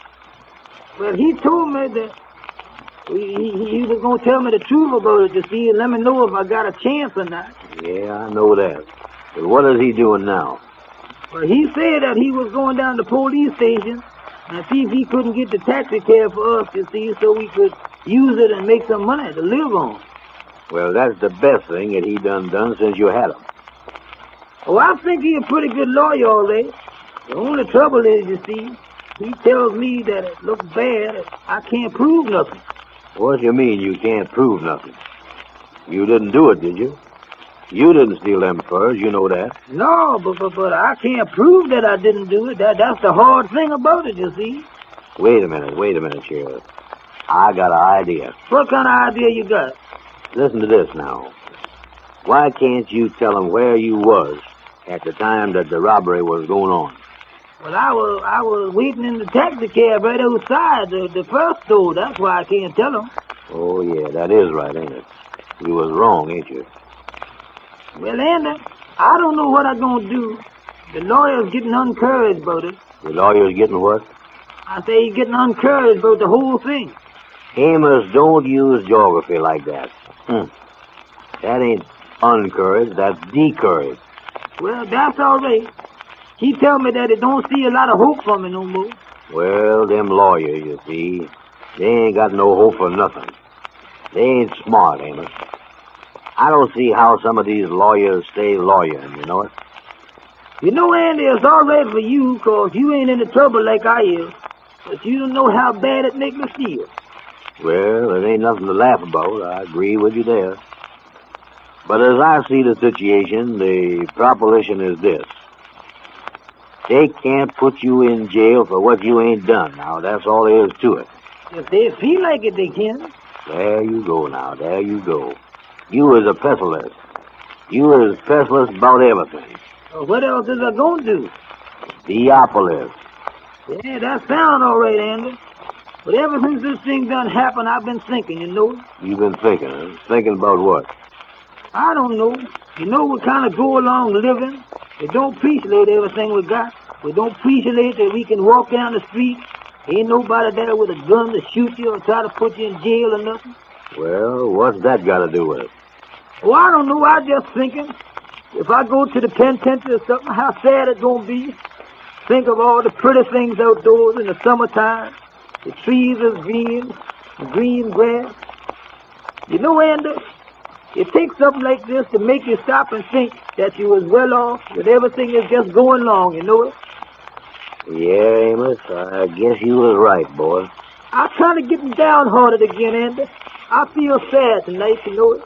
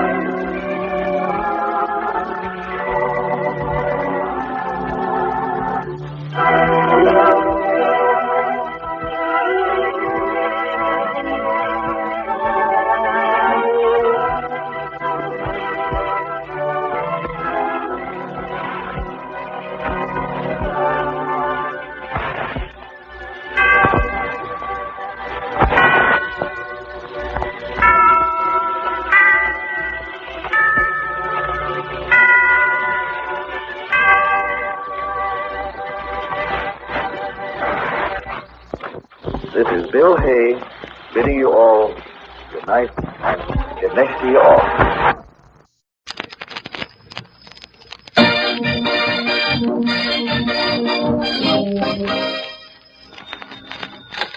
Hello? Hello, Jughead. This is Archie. Come over right away. It's a matter of life or death. Oh, relax, Archie. Relax.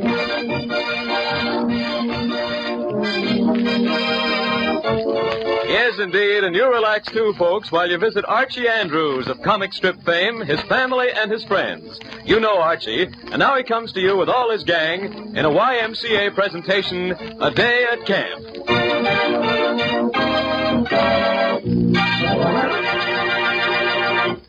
Well, as we look in on the friendly little city of Riverdale, we find Archie engaged in the great American pastime, sitting on the porch of the girl next door, whiling away a sunny afternoon. Well, Betty, school's almost out. Yes. How many more days? Well, I haven't figured it out exactly, Betty, but roughly speaking, there's about 41 hours, 15 minutes, and 30 seconds of school time left this term. Archie. Have you made any plans for the summer? Oh, sure. I'm going to Stevens Lake with the folks this year. Are you, Archie, really? Uh-huh. Oh, that's wonderful. But aren't you going back to the YMCA camp at Whitmore Lake? Nope, I'd rather be at Stevens Lake this summer. Why, Archie? Well, Stevens Lake is a beautiful lake. What else? Well, the scenery's swell. What else? And it's always cool there. What else? And a lot of people I like will be there. Who, Archie? Oh, lots of people. In fact, I hear Veronica's family's taking the cottage right next door to ours. Oh, I see. Did I say something? Oh, no, Archie. Not a thing. Well, I'd better go see if I can help Mother. See you later, Archie. Oh, gee whiz. A girl is one thing a fellow like me will never understand.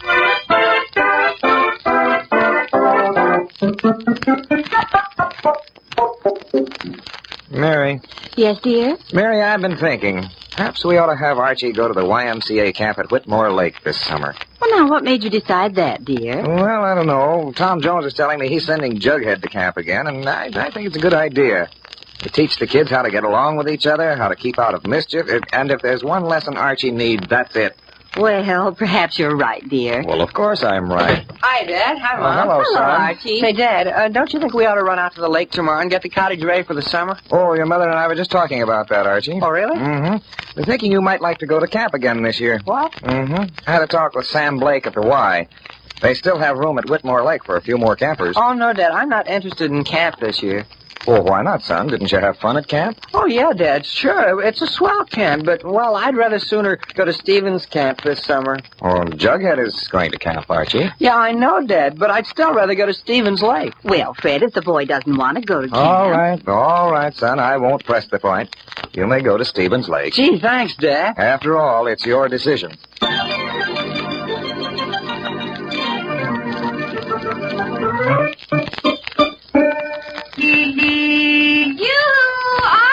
Gee, Veronica. Hello, Veronica. Hello, Archie. Where y'all going? I was on my way over to see Jug, Veronica. That anything special? Well, yeah, sort of. Wanted to talk to him about this summer. Oh? Yeah, you know what almost just happened? What? My dad almost wanted me to go to camp at Whitmore Lake. Really?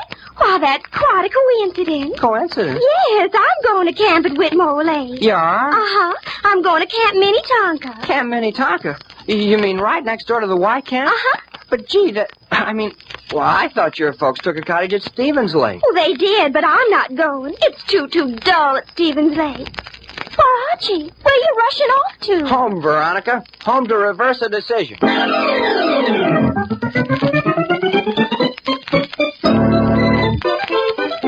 And so, when Archie was 42 classroom hours older, Archie arrived at camp.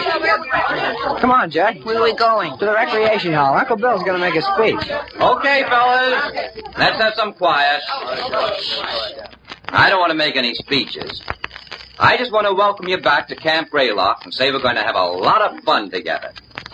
Now, I know our new campers have heard of our program of character building and racial understanding. Well, don't let those big words frighten you.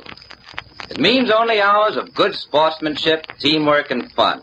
Baseball, swimming, arts and crafts, canoeing, and all the other camp activities. It means that there are boys here of many different racial backgrounds, but we're all Americans. Now remember, all together. These are the things the Y stands for. Okay? Yes, sir. Now, about rules. Just one rule I want to mention now.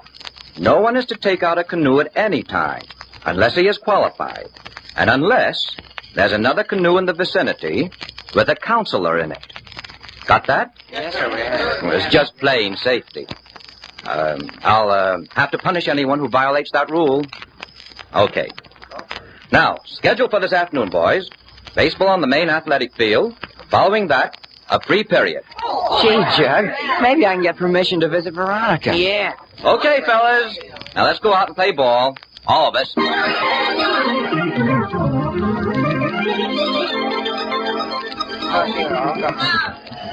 Attaboy, Tommy! Attaboy, Tommy! Attaboy, Jimmy! Attaboy, Jimmy! Attaboy, Harry! Attaboy, Harry! Gee, bases loaded. Yeah, and you're up at bat, Archie. Me? Oh, gee, that's right. Oh, boy, hand me a bat. Here's where I smack a home run right into the leg.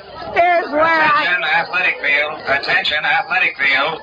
Archie Andrews, report to the front office. Archie Andrews, report to front office. Oh, me? Archie Andrews, report to front office. That is all. Oh, well, I'd probably have struck out anyway.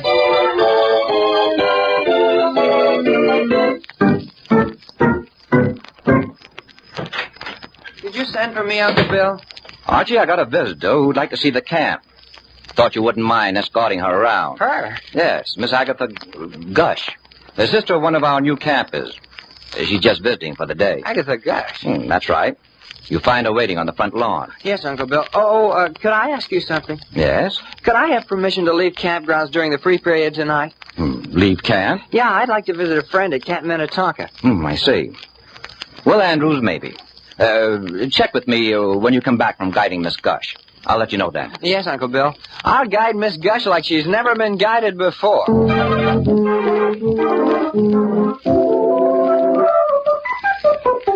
Oh, are you going to guide me around camp? Yes, Miss Gush. Oh, you may call me Agatha. All right, Agatha. You're sweet. Beg pardon? You're sweet. Agatha, I don't know what, but something you got needs oiling.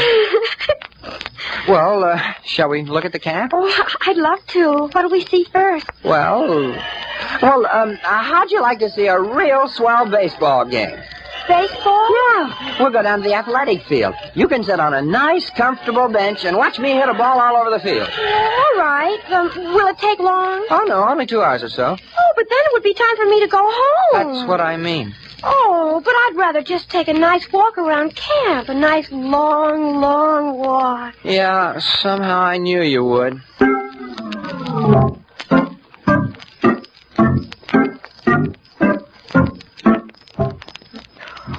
Just look at the gorgeous daisies. Aren't they divine? Yeah, simply divine.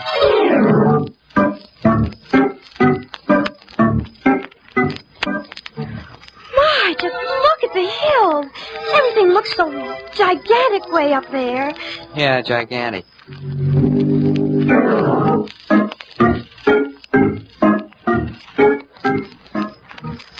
My, just look at the valley. Everything looks so infinitesimal down there. Yeah, yeah, what you said.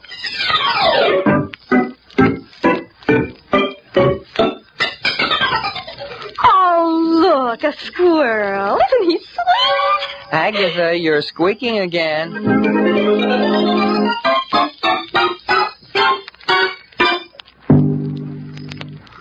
So this is the lake. Yes, Agatha, this is the lake. Well, now you've seen it all. Oh, look, canoes. Yeah, we got a dozen of them. Oh, I'd love to go canoeing. Can't.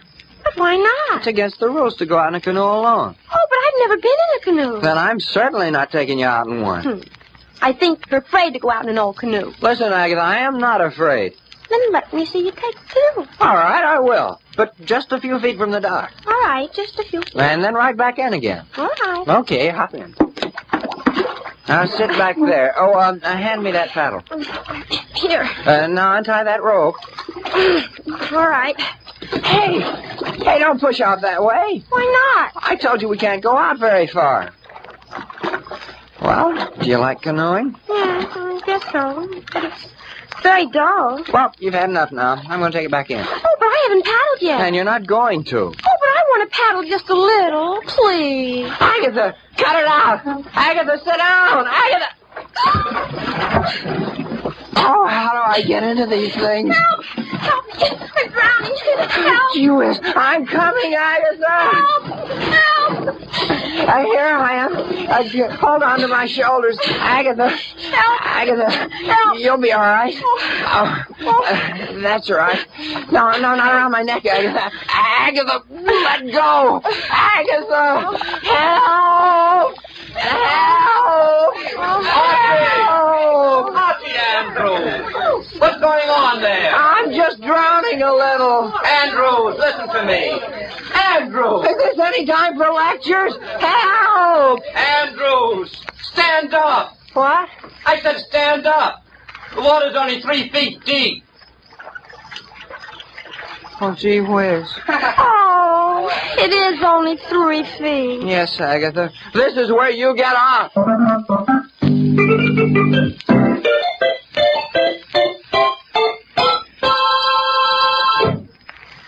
Well, Andrews, any explanation for this? No, sir. All right, Andrews. No canoeing for you for 2 weeks. And you spend the free period tonight in your bunk. Yes, Uncle Bill. Oh, my hero, my hero. Well, now. But you're my hero. You saved my life. Agatha, the water was only 3 feet deep. Yes, but it might have been deeper. But it wasn't. Now I gotta go to my bunk. Then, this is goodbye? Uh-huh. But I don't even know your name. Why do you want to know my name? Because I'd like to call you sometime in the city. What? My name, Agatha, is Jughead. Jughead Jones.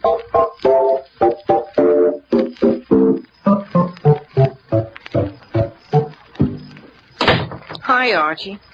Gee whiz, what happened to you? I fell in the lake. In the lake? How? Never mind the gruesome details, Jug. But I can't use a canoe for 2 weeks, and I can't visit Veronica tonight. And Uncle Bill lectured me about that character building again. Gee, that's tough. It sure is. Well, say, what's all that stuff? This, some new baseball things. See, new glove. Gee, that's a beauty. And spiked shoes, and a new bat and a ball, and the whole uniform. Gee whiz, Jug. Well, where'd you get all that? I don't know. What do you mean you don't know? Oh, no fooling, Archie. As I was walking down to the bunk, some guy came rushing up to me and gave me this stuff. Kept shouting how I saved his daughter's life. Saved his daughter's life? Yeah. Some man by the name of Gush. Joseph P. Gush. Jughead, the next time Uncle Bill spouts off about character building, and I don't pay attention, will you kick me? Kick you, Archie? Yes, Jug, and you can start right now.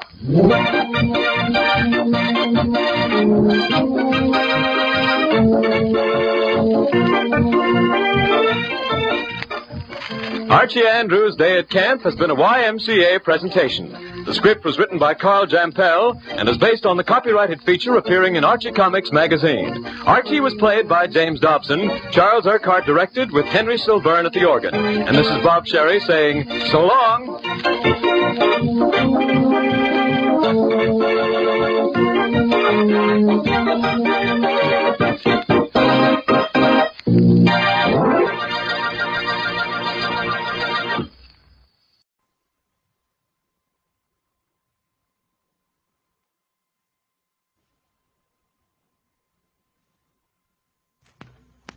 Information, please.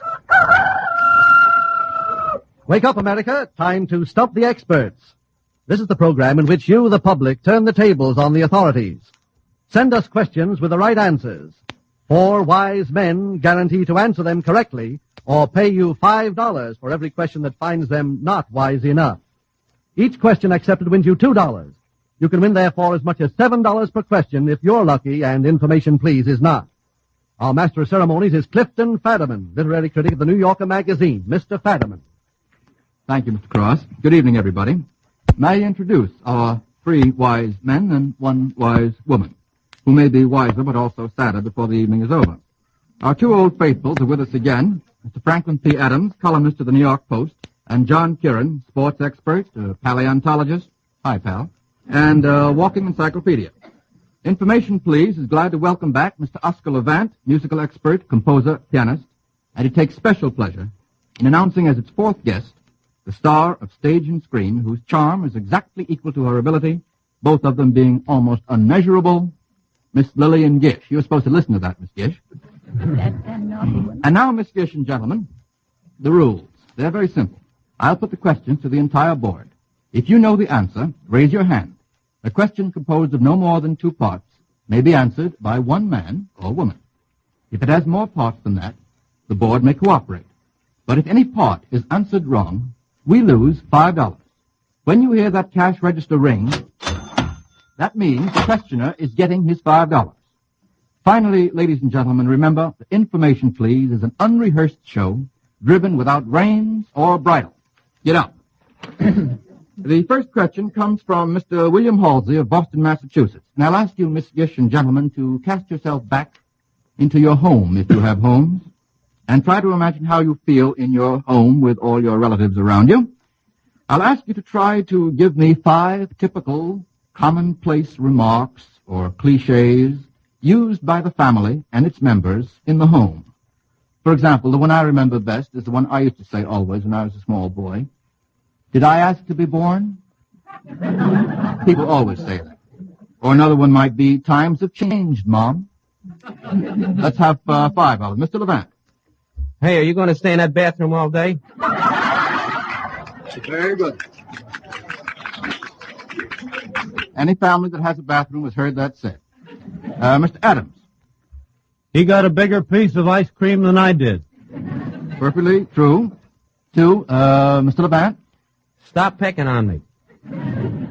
Had a terrible home life, Mr. Levant. That's correct, though. 3, Mr. Kieran. It's good, but it's not like what Mother used to make. Very good. That's 4. Miss Gish, have you had no home life? Where were you last night? Yes, that's perfectly all right. 5. Home folks, all of the 4. The second question is from Dr. Frank Black of Radio City, the orchestra conductor known to anybody who ever listens in on the air. He sends us the following question. We are going to play a melody that includes 4 well-known themes of classical and popular music. And we want you to identify 3 out of these 4 themes. Is the pianist ready? Shoot.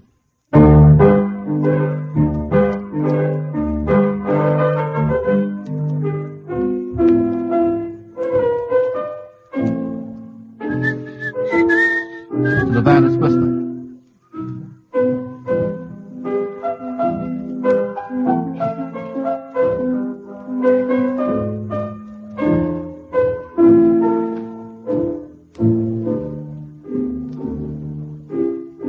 Well, there's no doubt that he can play. Can any of you gentlemen answer? Mr. Levant.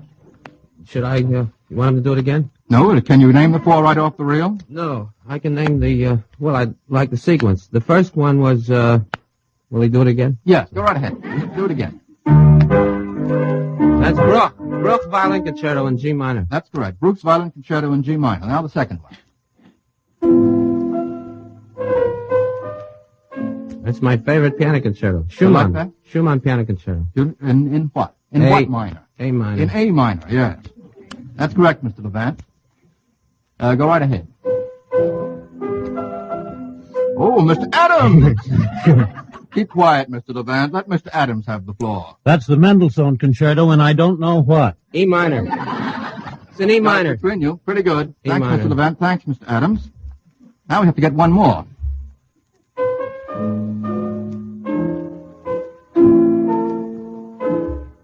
That's Mr. Black's Unfriendliness again. Is that the name of a song?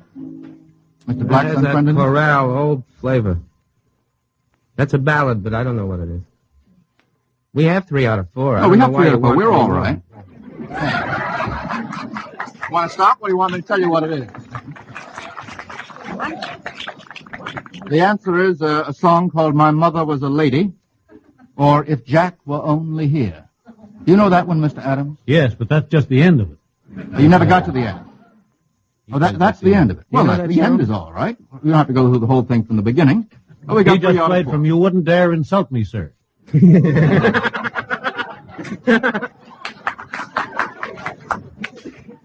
Third question from Mr. James Englander of New York City. The following are the last names of well-known characters of fiction. The last names. You have to give their first names. We're getting rather intimate this evening. Give their first names by which they are well known. You have to get 4 out of the 5. The first last name is Capulet. Capulet. Juliet. Very good, Miss Gish. Thank you. All right, Miss Gish, see if we can do this one. Randall. R-A-N-D-A-L-L. Randall. Probably one of the best-known characters in American fiction. Unquestionably one of the best-known characters in American fiction. Randall's Island. Won't accept it. That's the first name, Randall. Yeah. Well, maybe Randall's, Island might do. Don't know it, eh?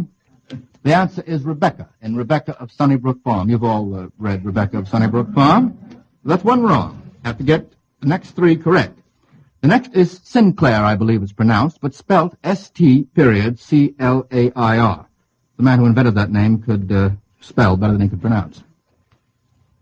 Mr. Adams? Uncle Tom's Cabin. Yes, but that isn't the first name. Eva. Yes, Little Eva. Little Eva. Don't forget the little. That's correct, Mr. Adams. Her first name was Eva. It wasn't her middle name. You want to stick to Eva? Her middle name was not Eva, and her first name was not Lil. Gee, you're a precisionist. Mr. I'm a Adams. precisionist. All right. Franklin Precisionist Adams. 4, Schofield. Schofield. Mr. Adams. Penrod Schofield. Very good. And 5, White. White. Snow. That's right. Thank you, Miss. Just got under the wire on that one, Miss Gish. 4 out of 5. That's very good. The next question from Miss Mary Haynes of Chicago, Illinois. The following represent types in talking pictures. And I'm going to ask you to give the parallel of each of them in the silent picture days. For example, today I suppose public heart interest number 1 might be Clark Gable. Who would be his parallel in the silent picture days? Mr. Levant? Valentino. Yes? First name being? Rudolph. Very good. Getting better on first names this evening. Second, Every Man's Waterloo, which might be Mae West in our time. Miss Gish. Rita Barrett. That's right. Thank you, Miss Gish. A nice sort of villain, such as Basil Rathbone today. Mr. Levant. Lou Cody. Lou Cody. Would that be right? Would that be right, do you think, Miss Gish? Lou Cody, so. All right. Sid Chaplin would be wrong, wouldn't it? Wrong. Wrong. All right. I just want to get a couple of wrong ones. Thank you, Mr. Levant. For our dear old mother, May Robeson. Mary Carr. I beg pardon? Mary Carr. Mary Carr is quite correct. And 5 horror man, such as Boris Karloff. Conrad Veidt. Conrad Veidt in the silent days. Yes, another one who used to act very, very Lon horrible. Chaney. That's right, Miss Gish. Thanks so much. Lon Chaney is correct. 5. This one from Laura Lee Chase of Anoka, Minnesota. You're asked to give the source of each of the following quotations or expressions. And each of these quotations consists of 3 words. And the 3 words are the same 3 words. Is that perfectly unclear? Yes, I think so. First, knock, knock, knock. Knock, knock, knock. It is not a game. That's 2 knocks. Mr. Kieran. Mr. Adams' favorite author, Shakespeare. That's correct. And would you localize it for us? Localize it. Well, now, I think it's in Macbeth. That's right. You don't have to go any further than that. It's the porter. Yes, that's right. You don't have to go any further than that. It's the porter. Yes, that's right. You don't have to go any further than that. It's the porter. Yes, that's right. You don't have to go any further than that. It's the porter. Yes, that's right. You don't have to go any further than that. It's the porter. Yes, that's right. You don't have to go any further than that. It's the porter. Yes, that's right.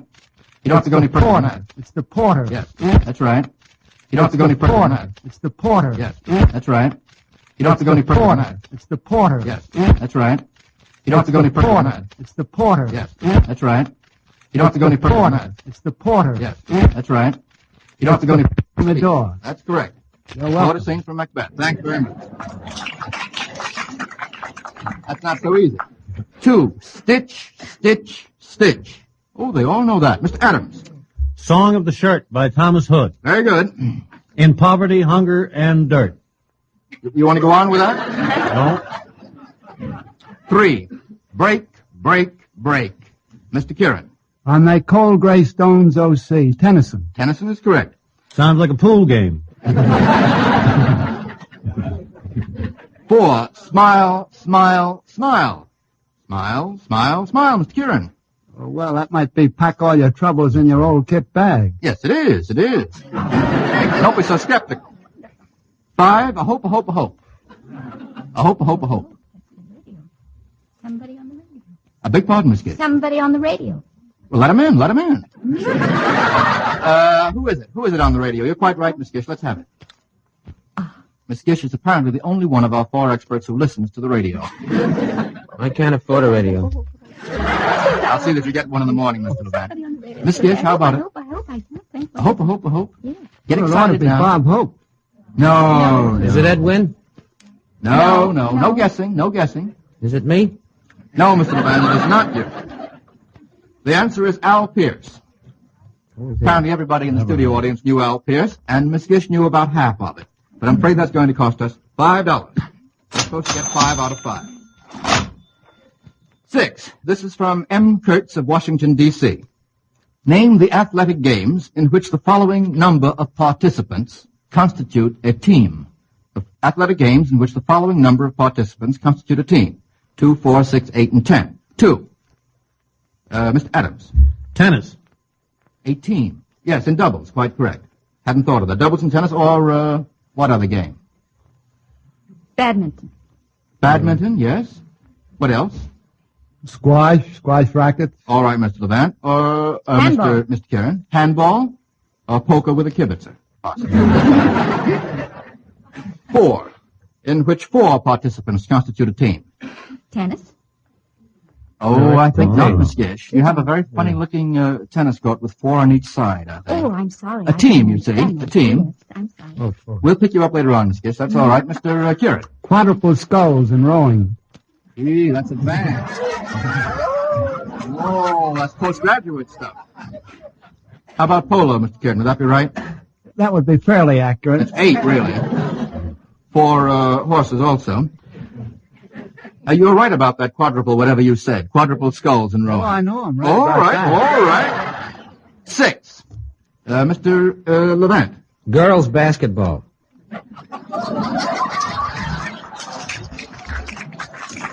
Who'll take? It's the only game I play, I know. Are you the 6th man in that one? Mr. Kieran. Ice hockey. Ice hockey is correct. 8. Mr. Kieran? Girls football. You keep the girls out of this, Mr. Levant. Well, it isn't 8 or it's true because there are 9 in that. Who's the 9th? Coxswain. Oh, do we have to keep him in? Mm-hmm. It says crew down here, so can't you let the coxswain out? Well, a lot of people forget about him, but he's always there if you look. I know, but he's awful light. Let's leave him out and call crew correct for 8. How about 10? A team of 10. Team of 10. I think there are 10 men in lacrosse. Well, you've got me. I don't know. I've never seen a lacrosse game in my life. The answer down here is softball having a roving fielder. Now, we'll go into this later on. If you're right about lacrosse, no, I don't. Mr. Kurtz will not get the $5. But if you're wrong, and I think you're wrong, we're going to ring up $5 right now. We got 2, 4, 6, and 8, but not 10. Softball with a roving fielder is the answer. How anybody found that out, I don't know. The next one, from Mrs. Louis Nash of Great Neck, Long Island. You're asked to quote 3 lines from different poems about night. Night, you know, the opposite of day. Volunteers. 3 lines, or a couplet, Miss Gish? And the night shall be filled with music, and the cares that infest the day shall fold their tents like the Arabs and silently steal away. That's very nice. Thank you. Who Longfellow? That's right. Very good, Miss Gish. That's one. Mr. Kieran? But scornful day represses night's void and vain caresses, and from her cloudier tresses unwinds the gold of his. That's from Mr. Swinburne. Algernon Charles Swinburne, man with green eyes and a red beard. All right.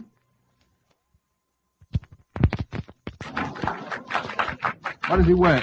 Mr. Levant, got another one? I know one line, so you better not ask me. Well, one line will do. But it's not enough. It was on such a night as this, Troilus and Cressida. All right, that'll do. It's really not about night, but I'll accept it. Let's have 1 or 2 more. The first line of... go ahead, Mr. Adams. I heard the sable garments of the night. Where's it from? Longfellow. All right. You only know Longfellow tonight. How about the first line of Keats's La Belle Dame sans Merci? How about it? Well, what is it? Anybody know that? Anybody know that?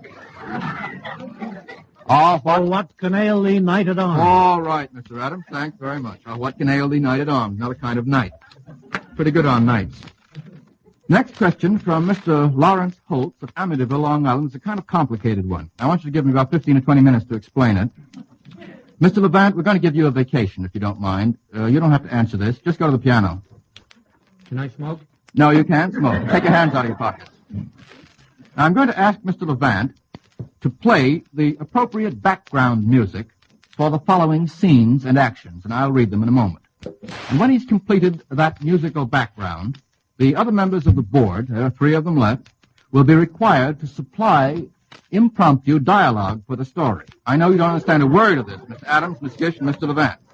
I'm going to assign you your parts right now. You'll see this will all come out all right in the wash, if we can get some wash. Mr. Adams, will you be the villain? I can't. I don't see how I can do it. Mr. Adams, you have to be the villain. Just twirl that mustache a second or two.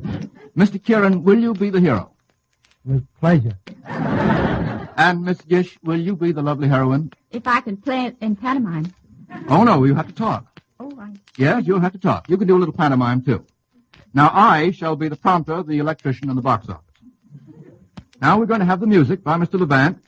First, a farm scene, Mr. Levant. Can you play us a farm scene? What time of the day? I don't know. Make it evening. Make it evening. I'd like morning better. All right, make it morning. Make it morning. Oh, that's wonderful. Oh, that's wonderful. That's cute. 2, a daughter at the deathbed of her dying mother. Now, you see, I'm setting the scene. It's a farm scene. The daughter is the deathbed of her dying mother. I guess that's right. That's right. That's enough. Don't let her die. She'll be dead in a minute, Mr. Adams. Now, 3, the villain. A smile of glee on Mr. Adams' face. That's right. He enters. That's right. And the girl is given her choice of marriage or foreclosure. You can't do that on the piano. You can't even give us foreclosure on the piano? All right, we've got the villain. Now there's a struggle, Mr. Levant. Can you give us a little struggle?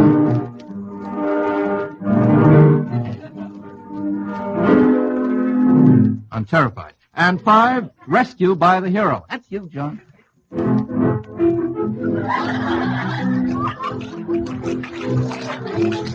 And finally, to end this stirring story, Love's Triumph. I dare you to do that one.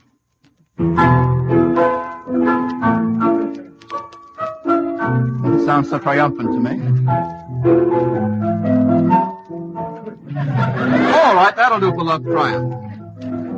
All right, now we'll go over it again from the beginning, and we shall have to ask you to supply the dialogue. There's a farm scene first, and the daughter is the deathbed of her dying mother. Miss Gish, do you think you can give us a line of dialogue to go with I'll it? just be crying. You're just crying now? All right, Miss Gish is crying. Everybody hear her crying? And now, let's have the villain come in. Mr. Adams. That's a lie. And, Mr. Adams, will you give Miss Gish her choice of marriage or foreclosure?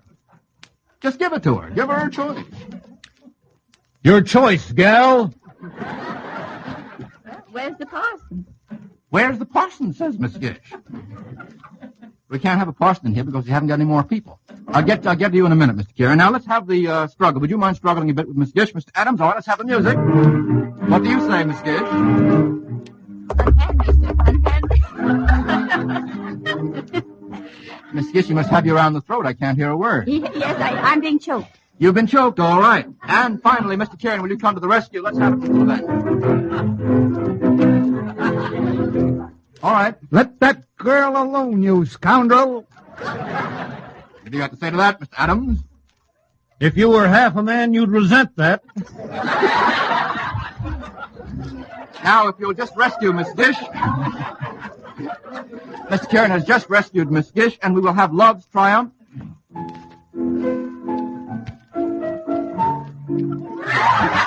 No, none of that, Mr. Kieran, none of that. You're not supposed to act this out in pantomime. Just tell us what you feel.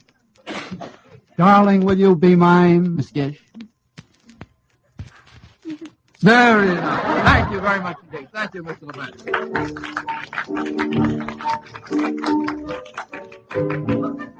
This is something extra. I can't get Mr. Levant away from the piano. If you want to make it clean, let's have the wedding march, Mr. Levant. All right. Information, please, announces a loss of how much? How much have we lost to date? $10. Doing pretty well. The next question from Mr. Leonard Adams of Boston, Massachusetts. Oh, this is an easy one. You're asked to identify the person who said each of the following. There are 5 of them, and we have to get all 5 of them. 1, I have not yet begun to fight. Who said I have not yet begun to fight? Hitler. Don't think it'll do, Mr. Levant. Mr. Adams? John Paul Jones. Yes, that's the correct answer. 2, I forgot to duck. I forgot to duck. Mr. Levant? Jack Dempsey. That's right. What fight? Tunny. All right. 3, hold fire, wait until you see the whites of their eyes. Miss Gish? Well, the Civil War. Well, you're one war out. Am I? No, it was a war, all right. But you're just a war or two out. Mr. Kieran? It was at Bunker Hill. It was, I think it was Captain Warren. No, it was Israel Putnam. Sorry? That's quite all right. Now, I think I'm going to call that wrong because Miss Gish didn't quite get that, and you didn't quite get it either, Mr. Kieran. 4, hit 'em where they ain't. Dreadful grammar. Mr. Adams. Willie Keeler. Okay. And 5, peace, it's wonderful. Mr. Levant. Father Divine. Very good. Got 4 out of 5. That'll cost us $5. I'll have to announce a correction on an error that we made earlier in the evening. NBC is being swamped with calls. What do you get out the pumps? Because there are 10 men on a lacrosse team. Did you say there were 10 men on a lacrosse team? Yes, I did, but I wasn't very positive. Ring back that $5, will you? All right. Thanks. The next question from Miss Ruth Wetlaufer of New York City. What play starred the first mentioned person, I'm going to mention one person first, in the legitimate version, and the second named person in the motion picture version? For example, Gertrude Lawrence was starred in the legitimate version, and Norma Shearer in the picture version. Of what play? Of what play? Mr. Levant. Private Lives. That's quite correct. Thank you. 2, Sir Cedric Hardwicke starred in the legitimate version, and Edward G. Robinson in the other version. What play, Miss Gish? Dr. Clitterhouse. Yes. Give him his adjective, though. He had an adjective before Doctor. Amazing. Yes, the amazing. Amazing, Miss Gish. That's quite correct. 3, Alexander Kirkland in the play version, and Clark Gable in the film version. Mr. Levant. Man White. Man White's correct. 4, Margaret Sullivan in the play version. Katharine Hepburn in the Miss Gish. Stage door. Stage door, Miss Gish. Quite correct. 5, Pauline Lord in the play version, and Greta Garbo in the other version. Miss Gish again. Anna Christus. Oh, you know this stuff, Miss Gish. We should never have asked you. Very good. The next question from Miss Lily Frankel, New York. Give the name of the picture in which each of the following songs was featured and sung. First, Thanks for the Memory. Mr. Levant. Big broadcast of 1938. He goes to the movies. That's quite correct. 2, Without My Walking Stick. You want to play that for us? Mr. Levant? Alexander's Ragtime Band. That's quite correct. 3rd, Cowboy from Brooklyn. You know that, Miss Gish? Mr. Levant? Cowboy from Brooklyn. I said that. That's quite correct. 4, Who Are We to Say? Mr. Levant's got 2 hands up. Where's it from, Mr. Levant? The Girl of the Golden West, which I didn't see. Well, how do you know this, then? Because I know the publisher. Bring your friends into the program, eh? 5, I've got a pocket full of dreams. Let's have that. Doesn't anybody go to the movies except Mr. Levant? And nobody listens to the radio except I don't go. Gish. They come to me, the movie. How about it, Mr. Levant? Where's that from? That's Bing Crosby Singing Sinner. Very good. That's quite correct. Now I'm going to ask you, or rather Mrs. Hunter Baldwin of Richmond, Virginia, is going to ask you to complete the following epitaphs. It's a bit gloomy. First, here lies the body of our Anna, done to death by a banana. It wasn't the fruit that laid her low. Complete that epitaph. Mr. Kieran's usually pretty good at this sort of thing. Frequents graveyards. Mr. Kieran. It was the skin she stepped on with her toe. All right. Probably all right. 2. Beneath this stone, a lump of clay, lies Uncle Peter Daniels, who too early in the month of May, Mr. Kieran, you look intelligent. No, I was deceived. Got bit by cocker spaniel. Oh, yes, but that wouldn't have anything to do with the month of May. It's a nice line, but I won't take it. Beneath this stone, a lump of clay, lies Uncle Peter Daniels, who too early in the month of May took off his winter flannels. Perfectly clear. That would have fooled me. Yes, it would have fooled me, too. 3, here lies my wife, here let her lie, now she's at rest. And so am I. All right, Mr. Adams. 2 out of 3, that's going to cost us $5. Now we'll go from graveyards to ghosts. It's a gloomy program this evening. This is from Miss Agnes Selmer of Maspeth, Long Island. Name 5 ghosts famous in literature, and I don't mean ghost writers, Mr. Kieran. I know what you're thinking of. Say 5 ghosts famous in literature or the movies. 5 ghosts. Miss Gish. The ghost of Hamlet's father. Yes, that's probably the most famous ghost in all literature. Very good. Mr. Adams. Banquo's ghost. Yes. Now, can't we get away from Shakespeare? Thank you. Not Adams, Mr. Levant. for me. There are 2 ghosts in the Fabulous Invalid that just opened up. And nobody's seen it. I saw Has it come it. to you? I saw When it. it's seen it? I saw Has it come to it. you? I saw When it. it's seen it? 3 ghosts. Oh, well, you haven't. No, I'll only count them as 1. I'll only count them as 1. 3 ghosts. Can't we raise a couple of more ghosts among you bright spirits? Miss Gish. Peter Grimm. Peter Grimm. Yes, there was a ghost in Peter Grimm. That's 3. Mr. Levant? The ghost goes west. Rennie Claire 6. That's very good. That's 4. 1 more ghost, please. Just another ghost. Miss Gish. Mary Rose. I don't know. I've never seen the play or read it. Is there a It's ghost in Belle, Mary yes. Rose? The ghost of the mother comes back later. All right, that's 5 ghosts. Did you have a ghost on your mind, Mr. Adams? Where thou goest.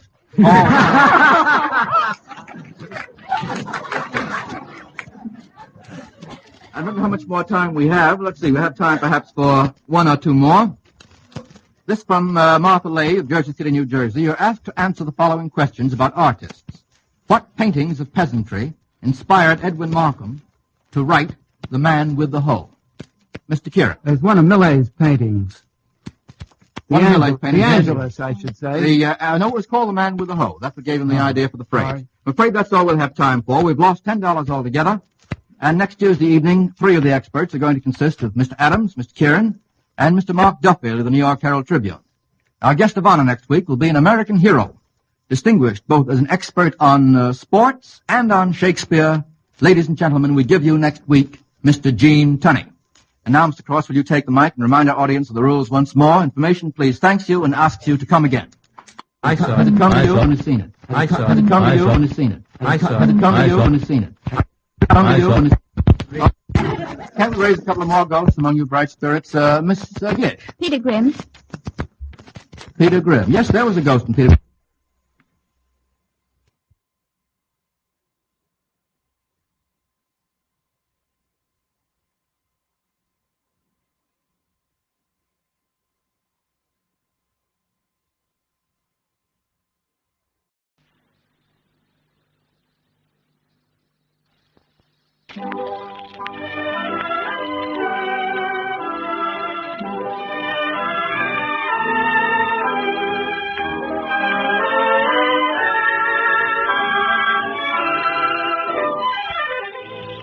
The Palmolive Beauty Box Theater, starring lovely Jessica Dragonette, with Charles Kuhlman, Palmolive tenor, the Beauty Box Orchestra, directed by Al Goodman, and the Palmolive Chorus.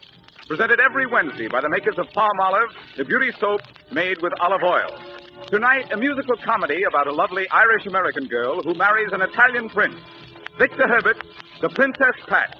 And here is Jessica Dragonette. Feel then confess, life is but a jest. Pass the time with laughter and love and song. Good evening, my friends, and welcome to the Palmolive Beauty Box Theater, to Victor Herbert's light-hearted musical comedy, The Princess Pat. Charles Kuhlman will sing the role of Prince Tony, and I shall play the part of Princess Pat. Our theme, the Long Island estate Princess Pat and her husband own. It is a bright, sunny morning, and the weekend guests have assembled for the hunt breakfast. They are waiting for their host and hostess, neither of whom has appeared. Sing the hundred and more, the dawn of a beautiful day. Sing home the sound of the horn, that gay down the way. To musical chorus of town, to distant chorus they go. So quietly every sound, so far away cry you alone. Hello, hello, hello,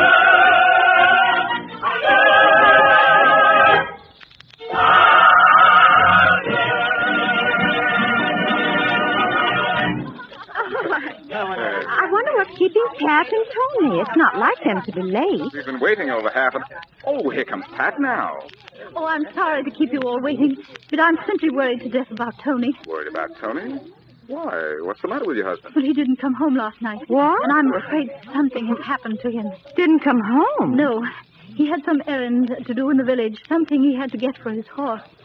Well, that was the last time I saw him. Oh, I wonder where he is. Oh, I'm sure he's been in some accident. Otherwise, he would have called me and told me he wouldn't be home. I'm so afraid he's lying hurt somewhere. Pat, don't take it that way. Oh, well, how else can I take it, Jim? You go and call the hospital. You bet, Pat. I'll call the police. Maybe he's been kidnapped. Hello, everybody. What's all the excitement? Tony! Why, where have you been? About time. Oh, Tony, are you hurt? No. Well, then, where have you been? Out in the stable with Sappho? With Who in heaven's name is Sappho? Oh, it's his horse. Oh, darling, don't be angry. I am Latin and you are English. Fortunate for me. Tweedledum we may distinguish thus from Tweedledee. Though our eyes by ties of marriage, we shall never roam. I'll not care to go to war, for we can fight at home. I'll not care to go to war, for we can fight at home.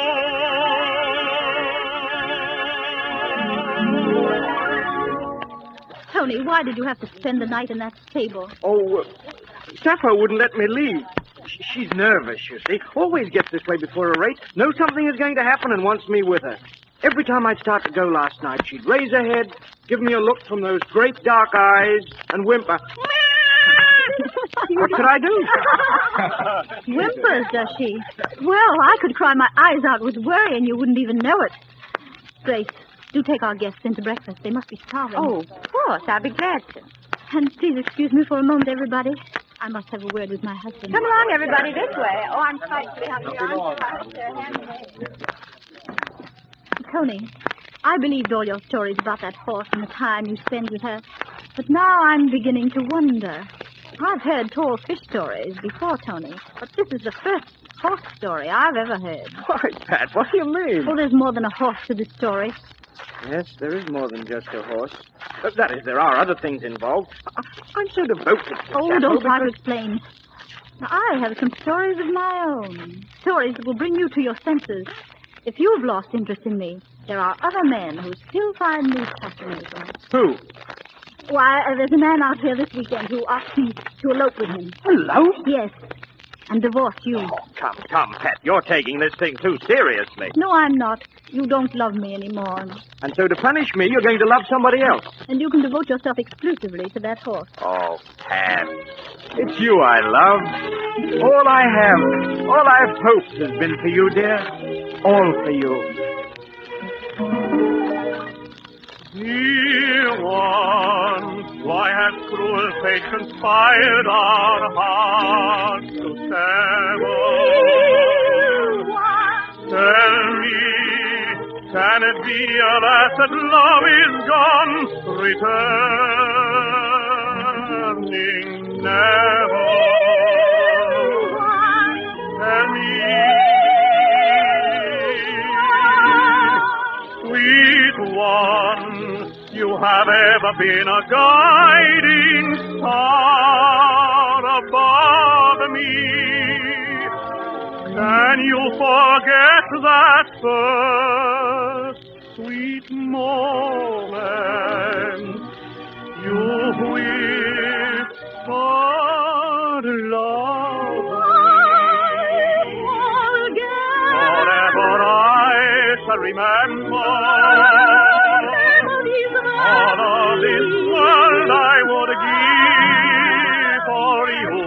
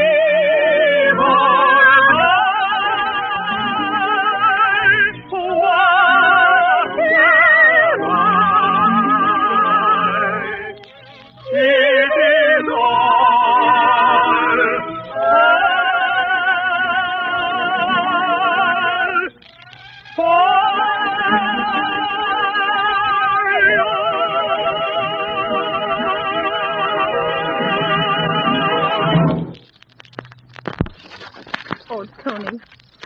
Tony, perhaps I could still love you if you'd forget about that horse for a while. Forget? Gladly. Oh, Pat, what lovely liquid eyes. What grace. What exquisite feet and ankles. Tony, whatever you're saying. Why, Sappho is the... Oh, the horse again. I have a good notion to elope with that man who's pursuing me. Elope? Hey, what's his name? It's... Yes? Oh, I won't tell you. You go to your horse. I'm going to elope. Pat, come back. Oh, there you are, Pat. Pat, I must talk with you. You've got to help me. I'm the one who needs help. I just told my husband I was going to elope with a man who doesn't exist. Well, I'm worse off than that. Just because my uncle needs money, he's forcing me to marry that fat old self-made millionaire who's coming out here tomorrow. Not old schmaltz. Old schmaltz, it is. He'll give me $50,000 in cash for a wedding present. And that would clear up all Uncle John's financial difficulties. Oh, great. I wish I had the money. I'd lend it to you. It's all we can do to keep the estate. Oh, I wouldn't take the money from you anyway, Pat. The point is, Uncle John could get it somewhere if he had to, but it's easier to have me marry Schmaltz. Oh, Pat, if I only knew some girl who could be induced to flirt with the old simpleton and take him away from me. Flirt? Oh, let me do it. I'll do it gladly. But, Pat... Oh, I told Tony there was a man who wanted to elope with me, and Schmaltz can be it. But, Pat, if you could see him, he looks like a small-sized blimp. Oh, never mind. It'll do to make Tony forget that horse. Well, it's a chance. And I'm going to take it. That's all any of us can do. Oh, if we could only read the future from a magic screen, like some old magician. Oh, we'd know just what to do. We'd also know what not to do to aid our condition. Happiness we'd win or lose, our accept or to refuse, he offers many hearts. Still we must recall that they are placed in quite the self-same way. If happily they praise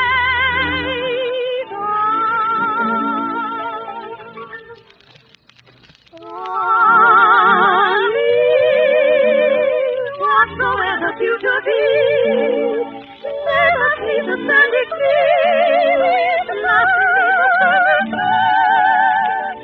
life we know to be and never see one. Surely to refine would never pay one.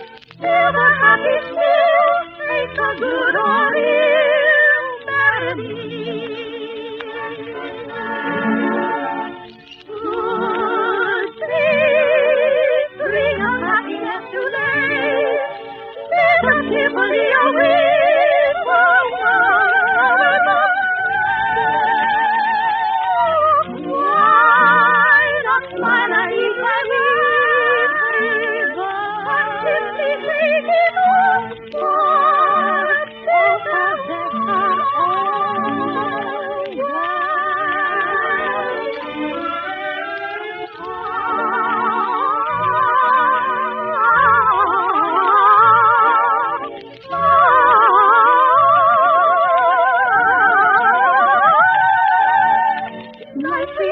be and never be one. Surely to refine will never be one.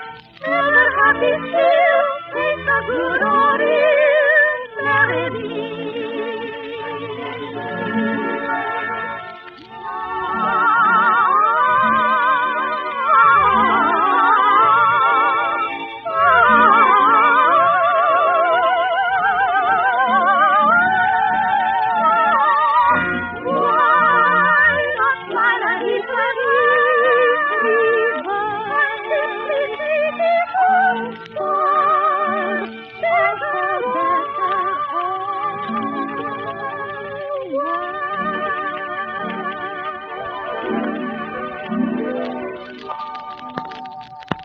Oh, Pat, if you could only get him to propose an elopement when he comes out tomorrow, I'd be free of his clutches forever. I'll try. Oh, Pat, when you see him, this is going to be fun. Her life was made for love and laughter. Oh, but Grace, love is the best of all. Be it then confess,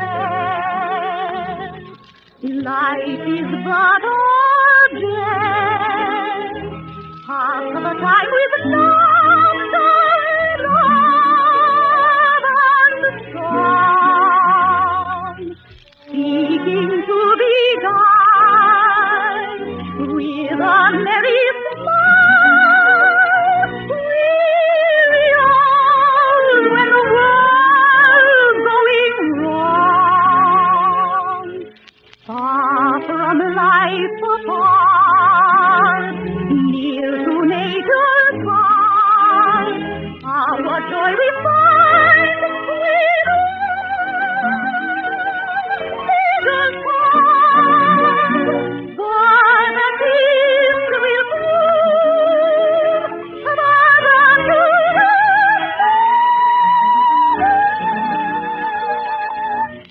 is love that is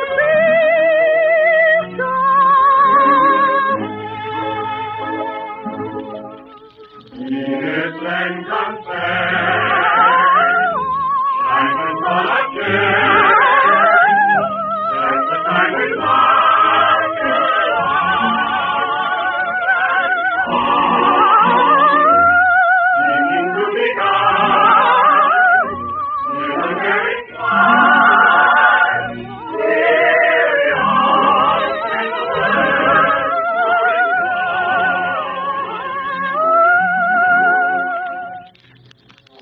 the like the moon, is a nature's part.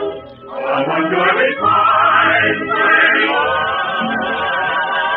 players part. For the peace will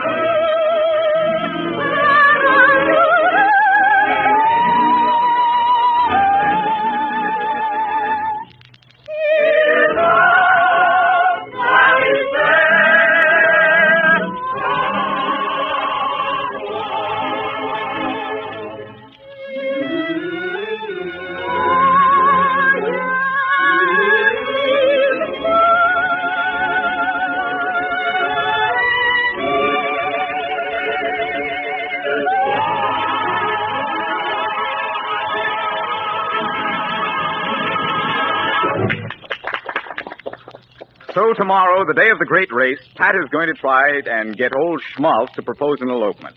In just a few moments, we shall return with the second act of The Princess Pat.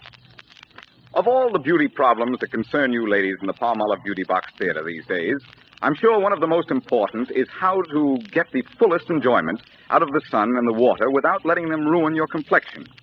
And tonight, I want you to hear how one young woman, Miss Faith Hendricks of 754 Maple Avenue, Germantown, Pennsylvania, solved this very problem.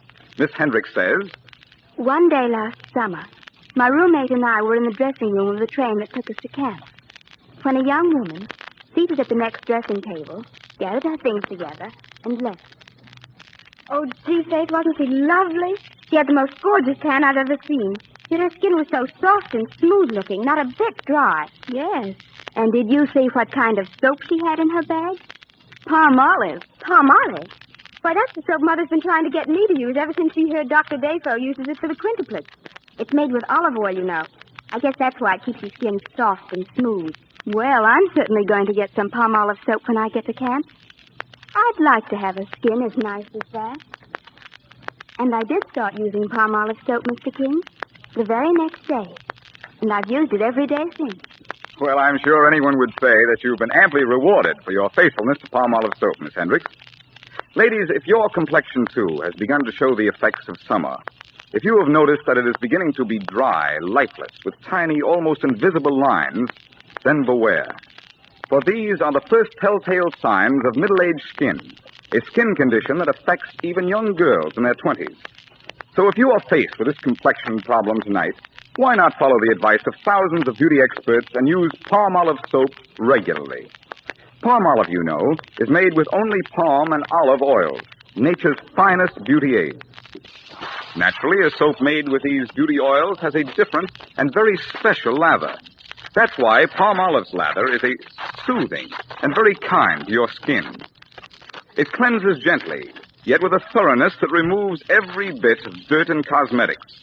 Palmolive soap leaves your skin soft, smooth, young-looking, alive with beauty. Get 3 cakes of Palmolive soap right away and protect the fresh, alluring loveliness of your complexion through all the summers to come.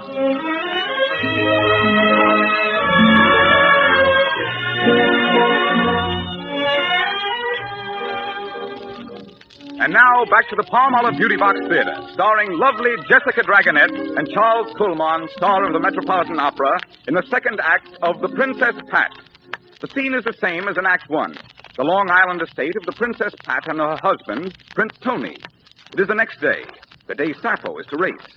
Grace's would-be fiancé, Mr. Schmaltz, has already arrived, and true to her word, Princess Pat has started a flirtation with him. Tony and Pat are together now. Pat is trying to impress upon him that a wife needs attention, and for once she seems to be succeeding.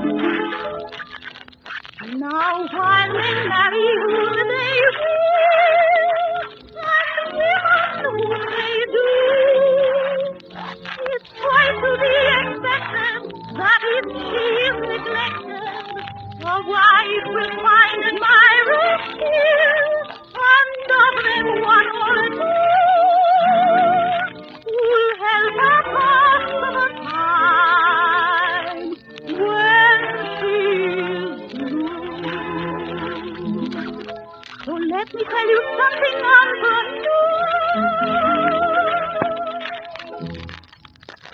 I need affection, oh, so much. I'm lonely all the while. For one who feels that fond and all, and only one I am alone.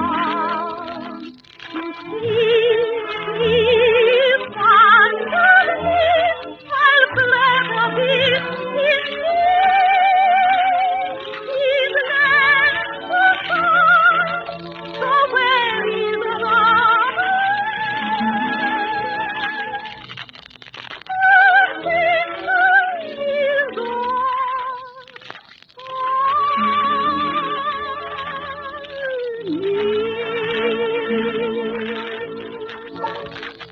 Pat, there's something I want to ask you.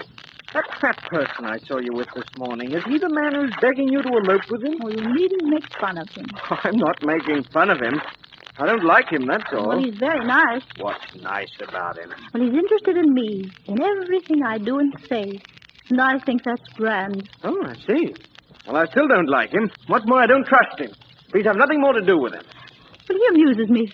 And after all, I'm young and I'm full of fire and spirit. I want fun and appreciation and love. I love you. Tony, how can you say that? As a suitor, you left nothing to desire, but... Ah, you remember those days in Venice? Drifting down the Grand Canal at dusk. Oh, yes, I remember. Remember the song I used to sing you? Tis evening and the sun is at rest, the shadows now fall. In the heavens a radiant star is shining, and softly as the night drops a stable mantle on all, there's a nightingale singing of his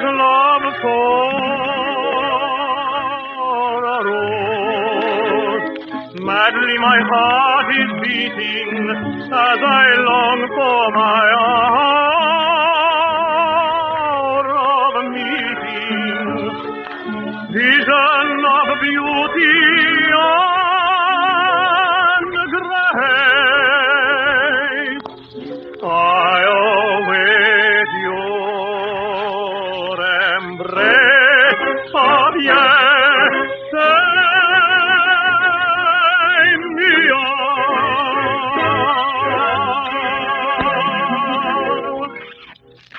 Sweet one, how my heart is yearning, ever with you to be.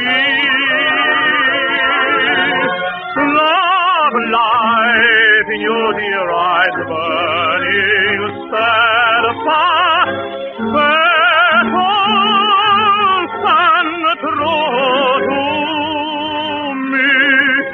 to me. When shall I again caress you, kiss you, only tell me when. For me, I long to press you, darling, fondly. Within my arms,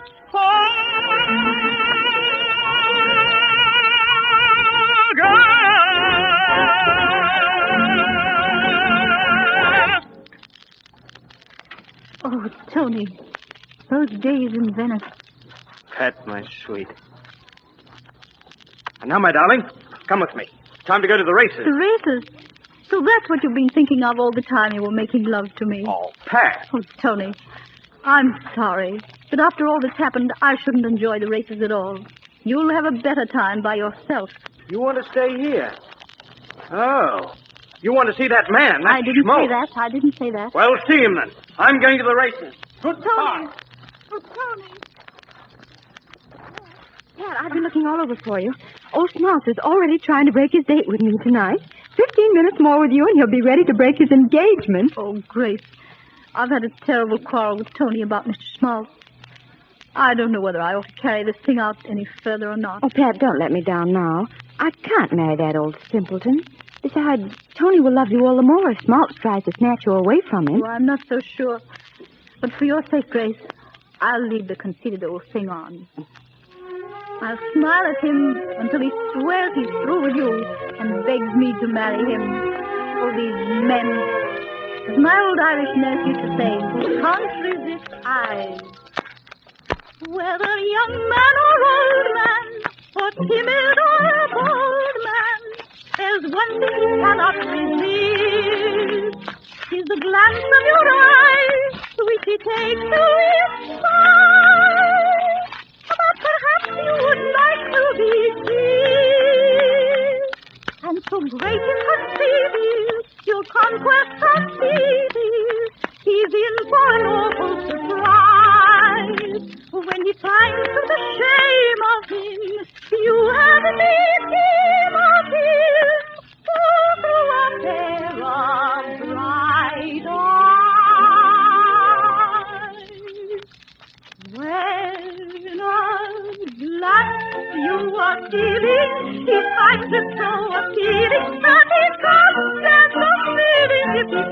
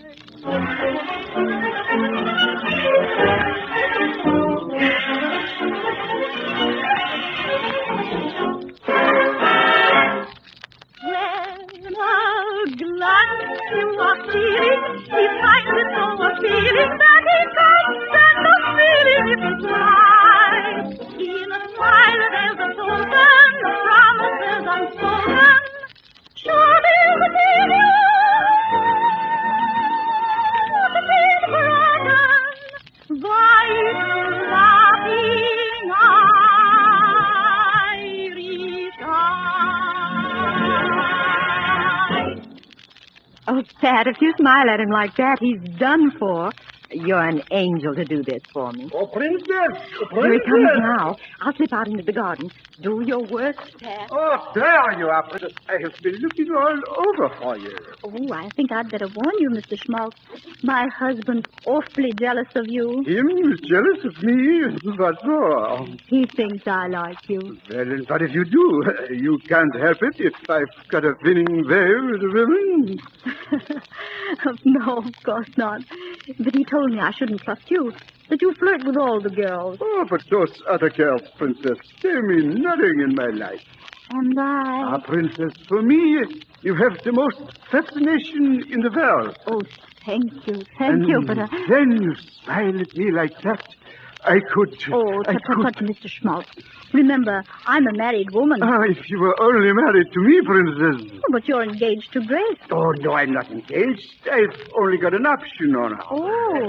And after I saw you, the deal was off.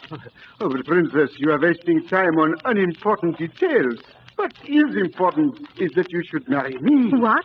And divorce my husband? Why not? We'll elope tonight, like one of those romances you read about. Oh, but I couldn't possibly elope tonight, Mr. Schmaltz. But you must, Princess. Oh, not tonight. It's too soon. And you, what a thrill in your smile. You think so? You excite me. You delight me. Is that so?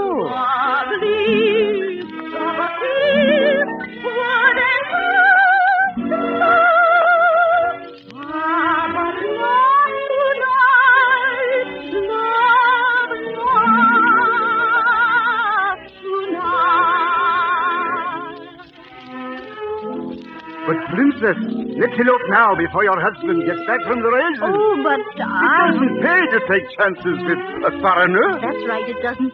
Maybe we'd better not go at all. Oh, yes, we are going now. Oh, but Mr. Schmaltz. Are you... Ah, but not tonight. Not tonight.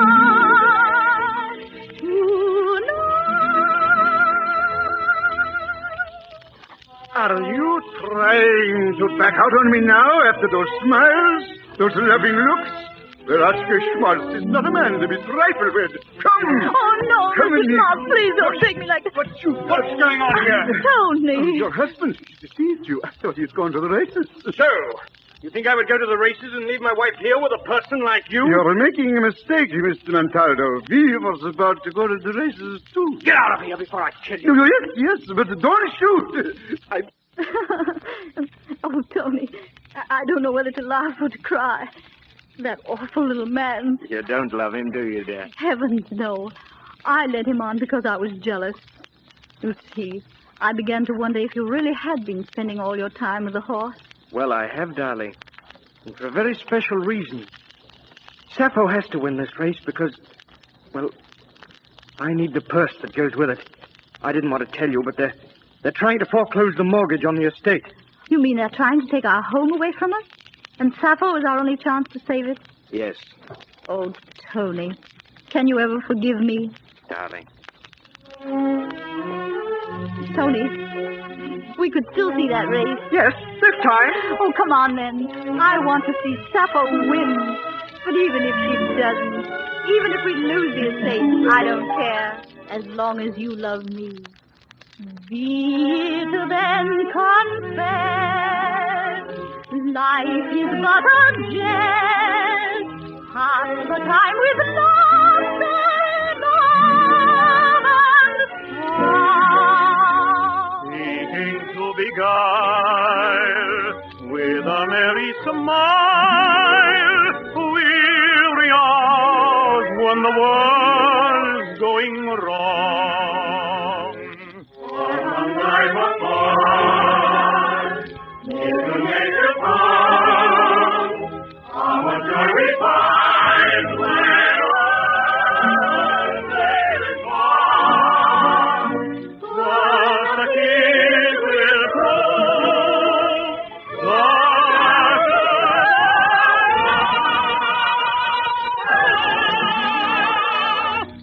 but still love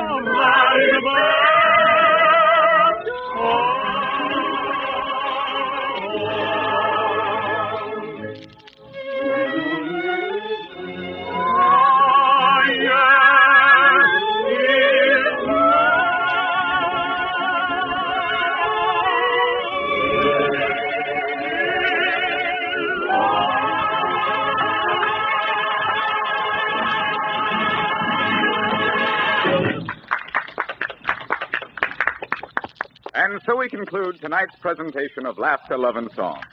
In just a few moments, our lovely star, Jessica Dragonette, will be back to tell you about next week's musical love story.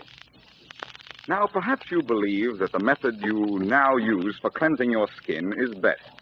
But are you sure that you are really cleansing your skin, really ridding it of stale makeup and dirt, really helping to prevent or overcome that dry, lifeless condition, middle-aged skin? Beauty experts agree that only a clean, well-nourished skin can remain soft, lovely, young-looking. This is why thousands, yes, tens of thousands of women all over the world use Palmolive soap, the same gentle, pure soap selected by Dr. Alan Roy Defoe to protect the precious beauty of the Dione quintuplets. For you see, friends, Palmolive is a true beauty soap, made with olive oil. Palmolive's rich, creamy lather, different from any other, helps prevent your skin from becoming dry, lifeless, old-looking. Palmolive helps keep your complexion soft, smooth, radiantly young. Does the soap you use now give you this protection? Do you know what ingredients go into it? Are you sure it is as pure, as gentle, as safe as Palmolive? Does it promise you a soft, lovely, alluring complexion through the years? Don't guess about soap when it comes to guarding the loveliness of your complexion. Use Palmolive and know that the world's largest selling beauty soap will help make your skin softer, smoother, younger looking. And now here is lovely Jessica Dragonette to tell you about next week's presentation in the Palmolive Beauty Box Theater. Thank you, Jean Paul King. Next week, our musical love story concerns the adventure of a king's favorite on Carnival night. It's the delightful Madame Pompadour. Do you remember? These moments of flying so far, moments we may not recall. These moments too lovely to last, they are the sweetest of all. This is Jessica Dragonette bidding you all good night. Princess Pat was presented tonight by special arrangement with the Tams Whitmark Music Library. This is the Columbia Broadcasting System.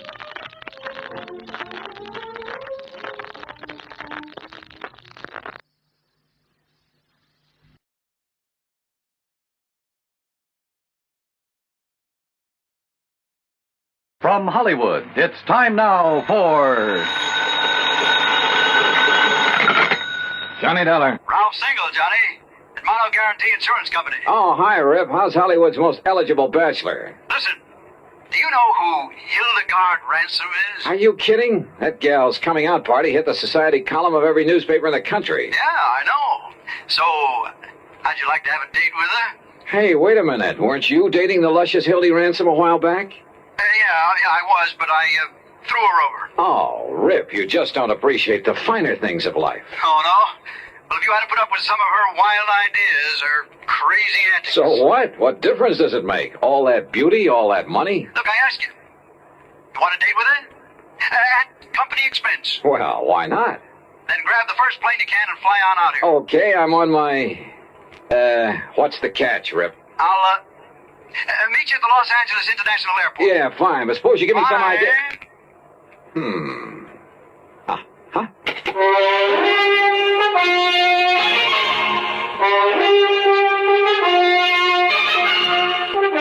Bob Bailey in the exciting adventures of the man with the action-packed expense account, America's fabulous freelance insurance investigator. Yours truly, Johnny Dollar.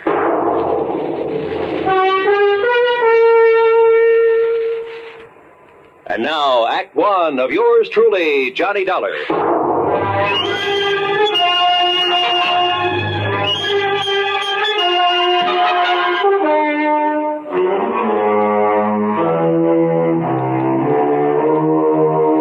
Expense account submitted by Special Investigator Johnny Dollar to the Mono Guarantee Insurance Company, Los Angeles office. Following is an account of expenses incurred during my investigation of the Delectable Damsel matter.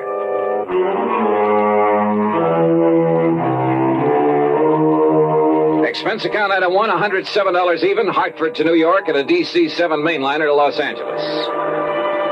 Single is a good name for Rip. He has a knack for meeting wealthy, important people. particularly women. Yeah, they practically swoon under his spell. And he sells them insurance. I'm not sure I approve his love 'em and leave 'em tactics, but it's no wonder he knew Hildy Ransom, heiress to a couple of $1 million. Hi, Johnny. But he hadn't told me why he wanted me to meet her, and I was sure it wasn't just for a date. Daydreaming, Johnny? Huh? Hey, your baggage is right here on the rack. Come on. I'll help you put in the car and we'll take off. Oh, hi, Rip. Sure, where's the car? Over here in the parking lot. Hey, what were you dreaming about there at the luggage pickup? Oh, Hildegard Ransom, who else? And I take it your little romance with her, the one that hit the headlines a while back, is all over, huh? Oh, sure. But I got her insurance business. All of it. And, Johnny, if I had to, I could live off the premiums of that one account alone. Then it must be pretty big. Because if I remember the way you live, fancy clothes, fancy apartment. Well, you can't take it with you, boy. Besides, it's all good for my business. Here we are. Hey, you like this little old truck? The little old truck was a brand new Eldorado Biarritz. Special paint job, gold fittings instead of chrome. Every accessory you can think of, including a bar in the back seat. Yeah, Playboy, party boy, Rip Single hadn't changed a bit. And if you make contacts, make them right where the money is, and if it's a pretty girl that has the money and you can charm her into your arms, baby, you made a sale. Okay. Now tell me, Rip. Johnny, did you ever hear of the Cape Star? What's that? Well, it's an emerald. As big as a robin's egg in a 14-carat mounting loaded with diamonds and rubies. A brooch. Value? Nearly 300,000 clams. This Hildegard Ransom owns it? Uh-huh. Or did. How'd she lose it? Well, all I know is that she called me and she said it was missing and that she wants me to go out and have a look. Out where? Well, I don't want that wacky dame to get her hands on me again. Now, you heard of some of her crazy escapades. Like the time she flooded half of the Bel Air estates. The what? Well, she didn't like the looks of a fire plug on her 5 acres up there, so she had the gardener plant some dynamite under it. Oh, brother. Well, I gotta do something for laughs, she said. The old story of the idle rich with too much time on their hands, huh? Yeah, that's right. Well, that kind of stuff can lead to trouble sometimes. Where is she, Rip? Bel Air, did you say? Well, when she's home, which isn't often. Right now, I think it... What the Sam Hill? Oh, sure. All the comforts of home. Here now. Hello? Hurry, Jess 1121. That's right, operator. One moment, please. I have a call for you. Oh, thanks. Oh, brother, when I get rich enough to put a mobile phone in my car. It doesn't cost much. As a matter of fact... Rip Single, are you coming out here to see me or aren't you? Oh, well, now, Hildy... It's the 5th time I've called. And, Rip, if you don't do something about my loss of the Cape Star... You call the police. Well, sure, of course. I might have known you would. So they'll tell the papers. More publicity for you in that lousy insurance business. But, Hildy, I always notify the police... Well, you know what that means. It means reporters, photographers, cops, half the town falling all over themselves when I get in. Now, look, Hildy... So if you or somebody else, and I don't mean the cops, if you don't get out of here... Darling, You know what, I'll cancel every policy I have with you. My own, the houses, the cars, this old tub, everything. Here, will you take this, Johnny? Yeah, sure. Hello? Hello, didn't you hear what I said? Look, miss, What? Who's that? Johnny Dollar. Johnny. So we got you. Well, now we'll have some action. Because you'll come out here right away, won't you? Well, that But depends. I don't know what to do. Cape Star Emerald gone, and Rip's so busy he can't leave his office. Johnny, you have to come, please. Well, look... Oh, I knew you would, honey, and I'll be waiting for you. Rip can tell you how to get here. Bye. Yeah. Don't be fooled, Johnny. She really is that charming. When she wants to be. Okay, Rip, take me to her. Not quite. Huh?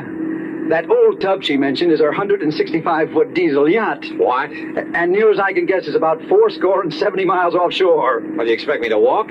Oh, she also has a cruiser. A 58-footer parked down at Balboa. You can go in that. Then you'd better swing around, brother. We're driving north. Oh, there's a private airport up here off Sepulveda Boulevard where I keep my plane. Your own plane? Sure. Holy smoke.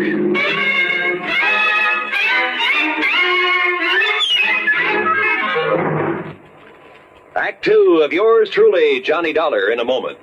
And now for another episode in the life of Sergeant Donald Bellwether, my husband.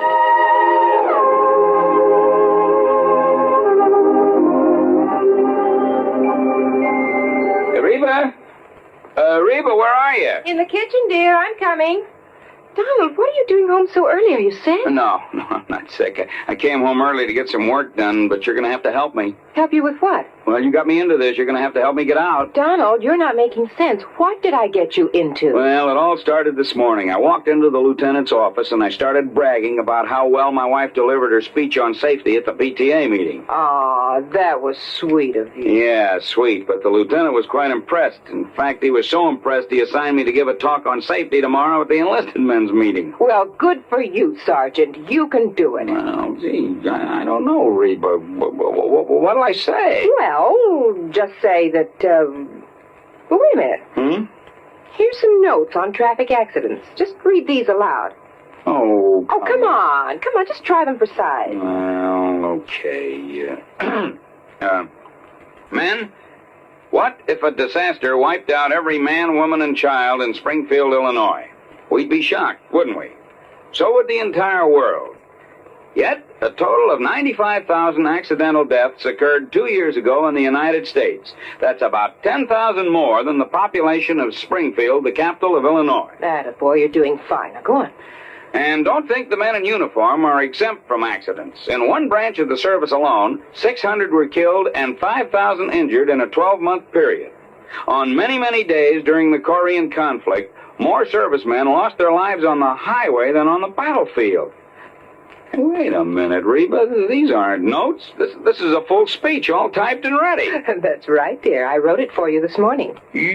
Well, how did you know? Well, your lieutenant and his wife were at the PTA meeting, dear. Put up job. I see it all now. I only hope I can do this fine speech justice. Oh, you will, darling. Well, I'll try. Oh, that's my Donald. That's my doll.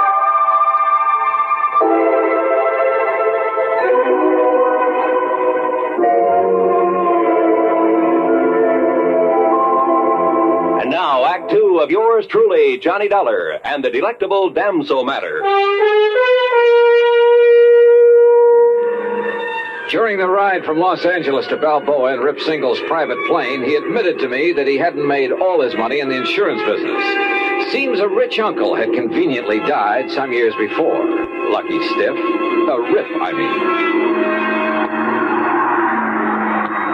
Look, all I know, Johnny, is that Hildy took the Cape Star Emerald along with her on this yachting trip, and now it's gone. Yeah, how much of a trip? Oh, Lord knows where she's been. She said she might end up in China, the Philippines, most anywhere. You see, she has the money, she has the time, and she's done everything under the sun that normal people do, so now she keeps looking for the unusual. Anything for a thrill. Yeah, well, when did she discover the stone was missing? She radioed to me today. From out on the high seas? Yeah. She said she was certain she had it the day before because she'd worn it.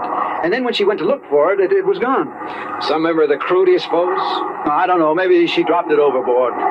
You mean purposely? To collect the insurance? Who knows? Oh, but if she has so much money... Well, who knows? Maybe she hasn't lost it at all. She just wants company. Oh, look, there's Newport and Balboa down below. I'll circle Hildy's little summer house before we land. Hildy Ransom's little summer house turned out to be a mansion right on the waterfront. And tied up to the long dock was not only the cruiser, but a snappy little speedboat, a small sailboat, and a couple of outboards. All very nice. Not so the skipper of the cruiser. No, my orders the last time I spoke to the Hilda Morrow were to take you out to her, Mr. Single, nobody else. Look, we just talked to Miss Ransom by radio, and she wants you to take Mr. Dollar out there. And I tell you, my last orders Well, forget your last orders. Hey, said those were my orders. Hey, wait a minute, please. Skipper, have you got a radio on this cruiser? Of course. All right, then. Make contact with the Hilda Morrow. Find out for yourself. Okay, I'll do it. At the same time, you can get her position, okay? We'll see. Well, give dear Hildy my love, or whatever else you can think of. Anything that'll keep her from switching her insurance to somebody else. You are a louse, aren't you? You don't like me, do you? No. Were you ever really serious with her, Rip? Yeah, sure, but I'm just not the marrying kind. So, Johnny, the field is clear for you. Huh? And if you want to latch on to a few $1,000,000, she's really mighty sweet, attractive gal. Well, let me know how you make out, Johnny. Oh, and please, find that emerald. I beg your pardon, sir. Yeah? We're ready to sail whenever the gentleman's ready. Okay, Skipper, let's go.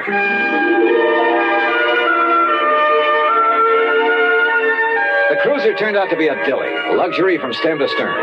And the trip out to the Hildemora took much longer than I'd expected. In spite of the powerful engines that sent us through the water at over 18 knots, it was well after dawn the next morning when we hove to alongside the Hildemora. And that 165-foot diesel yacht made the cruiser look like a broken-down rowboat. As for Hildy Ransom, 5'6" or 7", she was blonde and she was beautiful, with quick blue eyes that had fun and laughter sparkling in them, and a figure. Well, come on, Johnny. Come aboard. And Marty, you keep the cruiser around in case Mr. Dollar wants to go ashore again. Hi, sir, Miss Pratt. Hi, Johnny. Welcome aboard the old tub. You call this floating palace a tub? Well, after the holes that got shot into it, it's a wonder we're still afloat. You've been shot at? Off Formosa on the China coast. We had a ball. For a while, I thought some of the red aircraft were going to strafe us one night. Oh. But it got too dark for them, and the captain, the old fuddy-duddy, turned off all our running lights, and we headed out to sea again. What under the sun were you doing off the China coast, Miss Ransom? No, it's Hildy. Oh, just finding out what goes on in the world. You know what I really wanted to do? What? Pay a visit to Joe and Lai. The Red General? Why not? But they wouldn't let us ashore long enough without a lot of fuss and bother, so... Now, let's go into my quarters and talk about the Cape Star. Yeah, okay. I could kill that Rip Single for not coming out here, but I'm so glad you could. You're even better looking than I'd heard. Huh? Are you as much of a wolf as Rip says you are? Oh, well, now, wait a minute. Okay. I'll find out for myself. It might be fun finding out. Johnny? For a minute, I began to wonder. Maybe Rip wasn't the only one in this affair who turned on the charm to further his own ends. Hildy Ransom, let's face it, was a wealthy ne'er-do-well who'd do anything for a thrill. Couple her with a character like Rip Single. Yeah, I wondered. But then, walking along the deck with her, I saw something that suddenly changed my mind. One of the crew who ducked into a doorway when he spotted me. Who, I wasn't sure. But I had a sudden mental image of his eyes, somewhere in the past, looking at me over the sights of a gun. Act 3 of yours truly, Johnny Dollar, in a moment. Do you know who said, "That man is free who is protected from injury"? Those words came from Daniel Webster, one of the most eloquent orators in American history. Webster knew that a man could not be free unless he lived in a country which recognized his right to freedom and created laws to protect that freedom. A slave state may say that its citizens are free, but as long as a single citizen can be harmed by the whim of a country's rulers, true freedom does not exist. A man is free only if his rights to freedom are protected. Remember the words of Daniel Webster. They are part of your American heritage. The free man must be protected from injury. And now, Act 3 of yours truly, Johnny Dollar, and the delectable Damsel matter.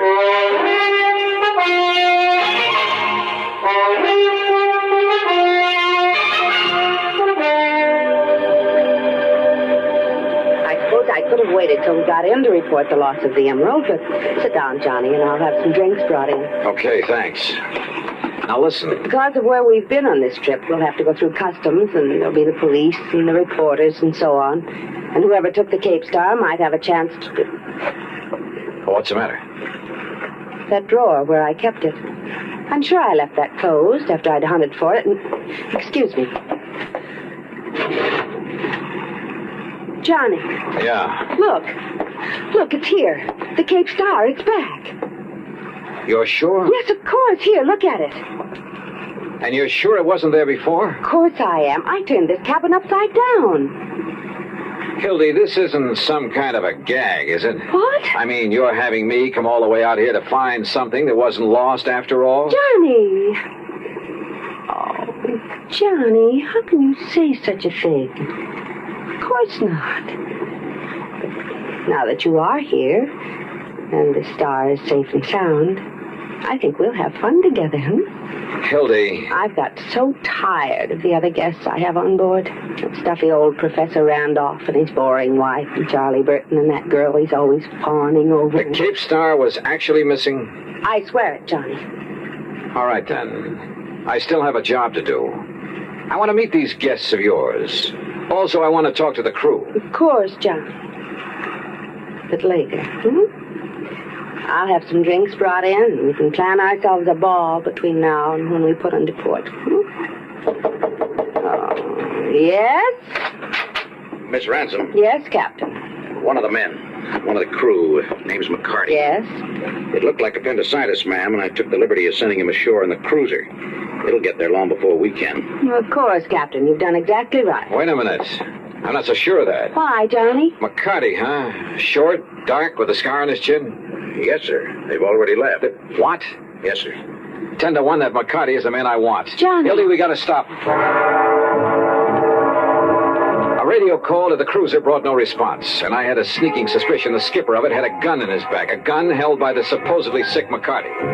And the yacht, despite her size and power, could never catch up with that cruiser in 1,000 years. If you're right, Mr. Dollar, we'll radio to the Coast Guard to intercept it. But I couldn't be sure that I was right. And then I noticed the speedboat slung between davits on the yacht's afterdeck. Of course, Johnny. And I'll go after them with you. Oh, no, you won't. Just for kids, huh? Please. No. Then 6, 8, 10 minutes later, however long it took to get the speedboat overside, the first mate and I were tearing across the ocean in pursuit of the cruiser.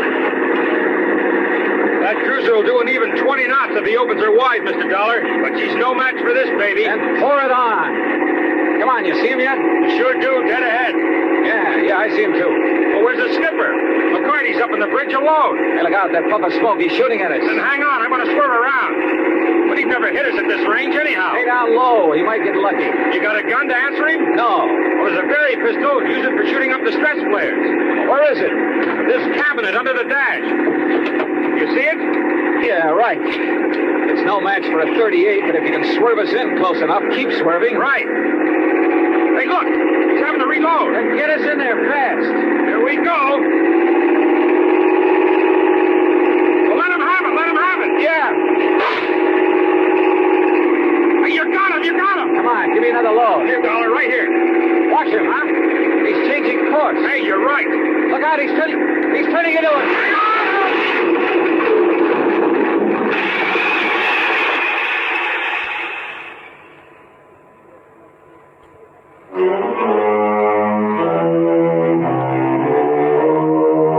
I kind of pieced things together after the yacht, the Hildemora, picked us up.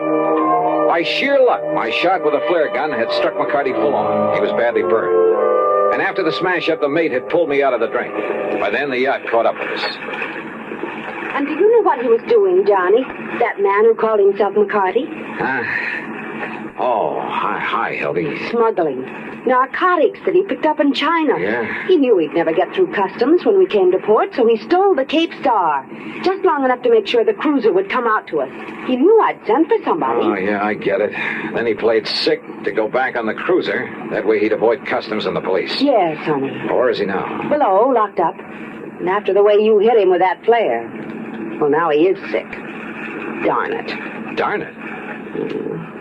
We didn't have to get him into a doctor.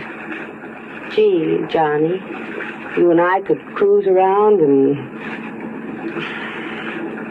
Well, it will be 2 or 3 days before we get to port.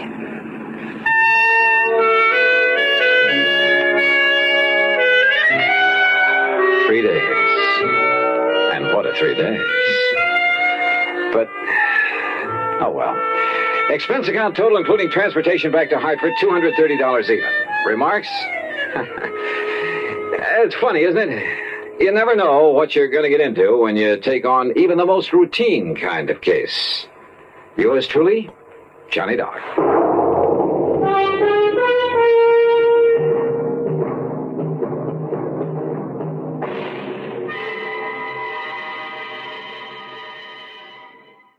From Hollywood, it's time now for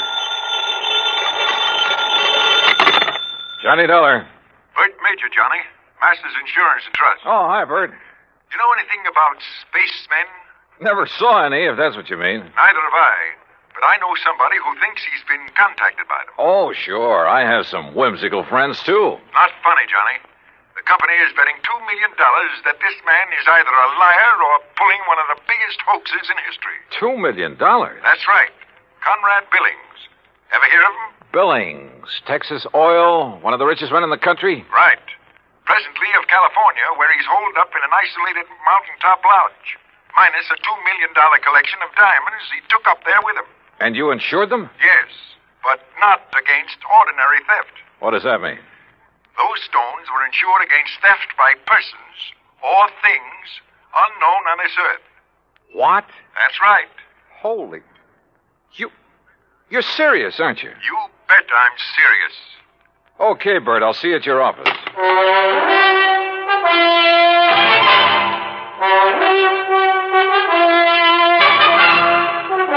Bob Bailey in the exciting adventures of the man with the action-packed expense account. America's fabulous freelance insurance investigator. Yours truly, Johnny Dollar. And now, Act One of yours truly, Johnny Dollar.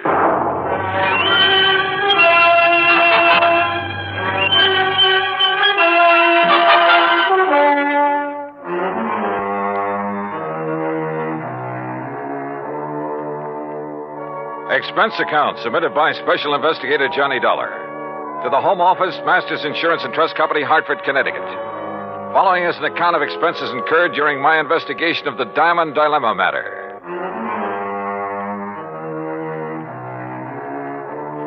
Expense account item 1, $3.20 for a taxi to the office of Bert Major. I've known Bert a long time, and he's been in and out of too many deals, big and little, to get excited over nothing. But he was excited now. This whole thing is incredible, Johnny. Fantastic.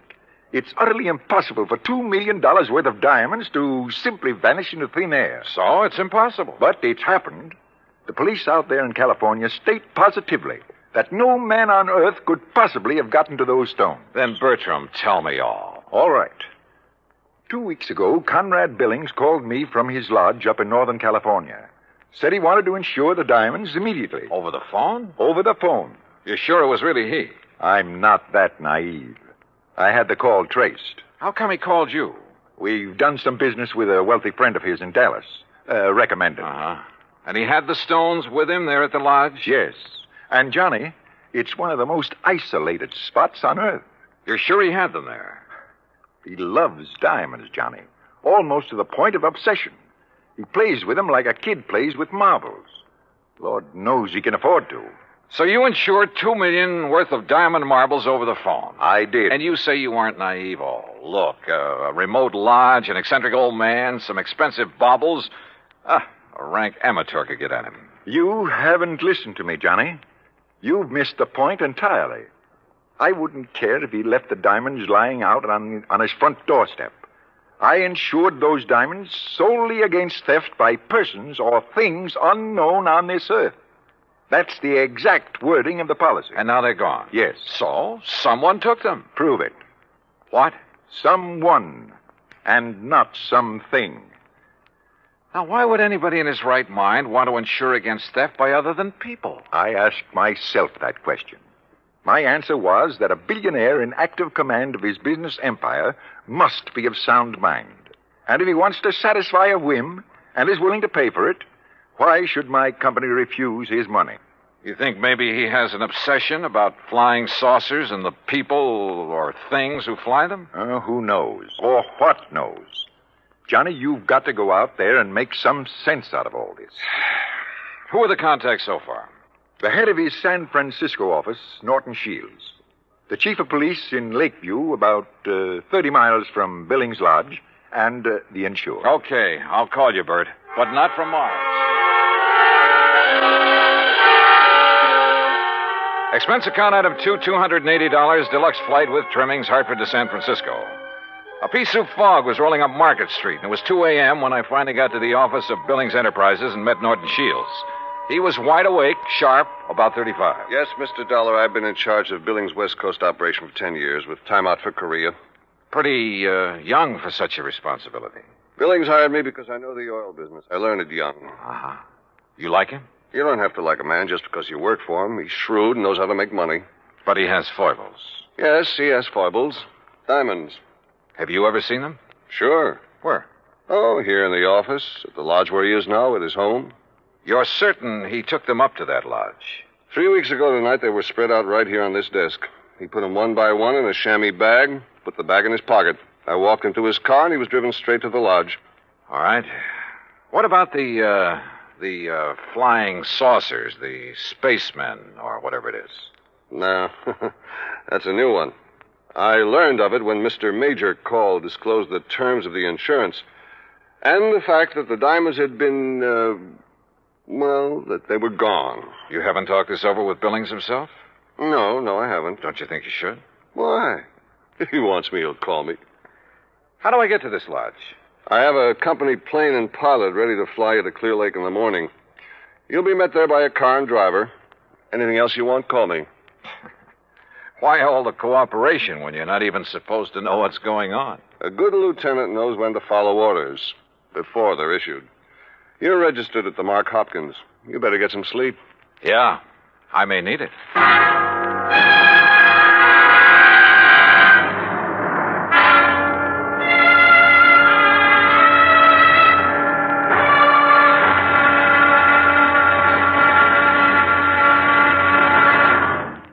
Act Two of yours truly, Johnny Dollar, in a moment. And now, Act Two of yours truly, Johnny Dollar, and the Diamond Dilemma Matter.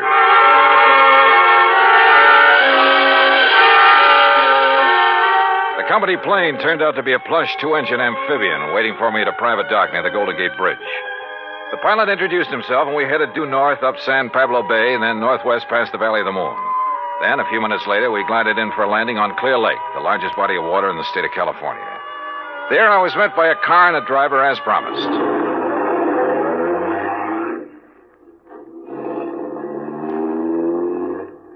How far is it to Mr. Billings' lodge, driver? About 30 miles. What do you do when Mr. Billings isn't here? Wait for him.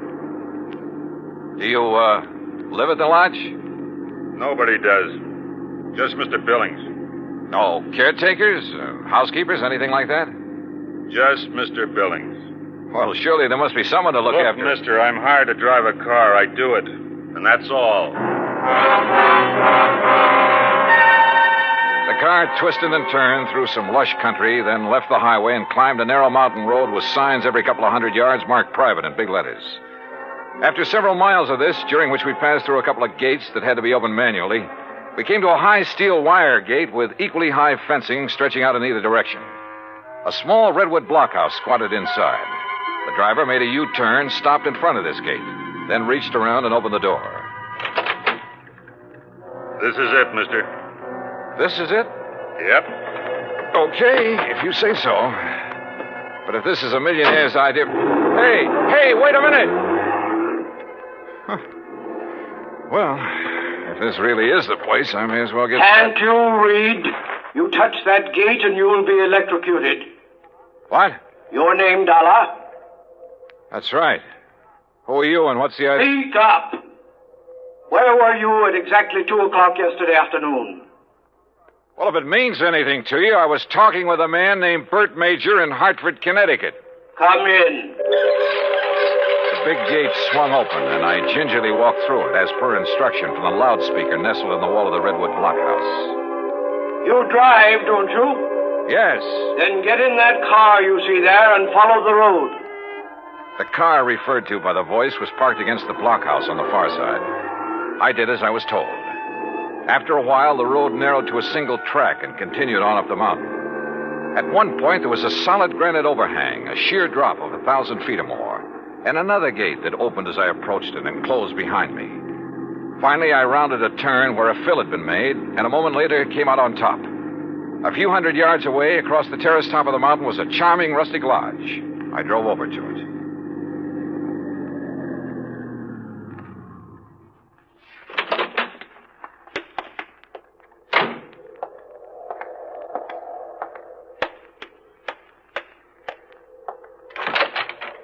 Good morning, Mr. Dollar. Mr. Billings? Come in. Hearing about this man was strange enough. Seeing him was even more of a shock. About 5'2", flashing gray eyes, bullet bald. He was wearing a baggy old jacket that hung nearly to his knees. This way. I want you to see my view of the lakes below. Well? Beautiful. What was that? I said beautiful. Yes, it is. Now, Mr. Major has informed you of the insurance on my diamonds, which disappeared 2 nights ago. Yes, sir. He told me that... Speak up! He told me you insured $2 million worth of diamonds against theft by persons or things unknown on this earth. Exactly. And I wish to collect from your company on that basis. Well, Tell me, where did you keep them? Right here on this table in front of the window, right here. You mean to say you didn't lock up such valuable property? Mr. Dollar, let me show you something. Look here, on my control panel. Do you recall the series of gates you pass through after leaving the main road? Yeah, very well. Well, by means of my electronic devices, I followed your progress every inch of the way. Well, I'll be darned. I watched your arrival at the main gate on this video screen. Ingenious, eh? That's putting it mildly. What did you say? I say that's putting it mildly. Yes. As I'm sure you noticed, this mountaintop is completely encircled by a 12-foot electrified fence. Between it and the inner fence is a maze of photoelectric cells. This panel controls floodlights with which I can cover every inch of ground between the two fences. These viewers are geared to the floodlights. All of this equipment is automatically activated on contact. In short, Mr. Dollar, I can detect and follow any person or thing which moves through or between these two fences. Anyone who knows electricity could cut your fences and come right on up the road. I did not say this mountaintop was impregnable. I said no one could reach it without my knowledge. Why did you take out such limited insurance on your diamonds, Mr. Billings? I've made my money by leaving nothing, absolutely nothing, to chance. Now that man has projected objects into outer space, it is reasonable to assume that other planets may be ahead of us in technical endeavors. Diamonds would be of tremendous value to an unknown civilization. Well, look, how do I know this is not just an elaborate scheme to collect $2 million? A fair question, Mr. Dollar. What would prevent you from hiding those diamonds somewhere on this mountain? I should consider that question an affront to my integrity, but under the circumstances I do not. I simply defy you to find them. Then what's your explanation of their disappearance? I have none. And unless you find one, I intend to collect from your company under the terms of the policy. Mr. Major mentioned the chief of police in Lakeview. Do you mind if I talk to him? Andy Prentice? Not at all. I have a direct phone to his office and he's home. Would you care to talk to him now? No, thanks. But I would like to use your car. By all means. I'll open the gates for you on your way down. Just one point. There must be no publicity on this matter. Understood? Mr. Billings, if I can't prove that your diamonds were taken by a person, those space cats are going to get a lot of publicity. Act 3 of yours truly, Johnny Dollar, in a moment. And now, Act 3 of yours truly, Johnny Dollar, and the Diamond Dilemma matter. While I drove down the mountain with gates electronically opening and closing behind me, I did some thinking. Billings had bought and paid for his privacy at tremendous cost. I couldn't see any loopholes in the setup. Yet, the diamonds had disappeared. 45 minutes later, I pulled up in front of the police station in Lakeview. Obviously, I was expected by the chief of police, Andy Prentice. Hello, Mr. Dollar. My name's Prentice. Mind if I join you? No, hop in. Just cruise down by the lake. I'm sure you want this to be a private conversation, too. Good idea. Well, what's your opinion on the diamonds? Well, I don't know who took them, but I'll tell you one thing. I don't believe it was some thing or somebody from outer space. Well, how would you get through all those electrified fences, photoelectric cells, floodlights, and closed-circuit viewers? Yeah. Well, what's your opinion? I'm as practical and logical as the next fella. If a human being couldn't get to Mr. Billings without his knowledge, and he'd call me the moment somebody tried, well... Oh, sure. Spaceman. Well, what else? I noticed one thing, Chief. He's a little hard of hearing and doesn't wear a hearing aid. He doesn't need one. Just turns up the volume on all that electronic stuff he has around him. Well, suppose someone parachuted onto the top of that mountain. How would he get out? Man could dig under those fences. That would leave evidence, and I've been over every inch of the ground. I've even thought of the expert pole vaulter idea. No sign. Nothing makes any sense. Yeah, I see what you mean. How about a ride in Billings' private plane? I'd like to take a look at that mountain from the air. I don't know what good it'll do you, but I'll go along. Well, maybe there are spacemen. But I still don't believe it.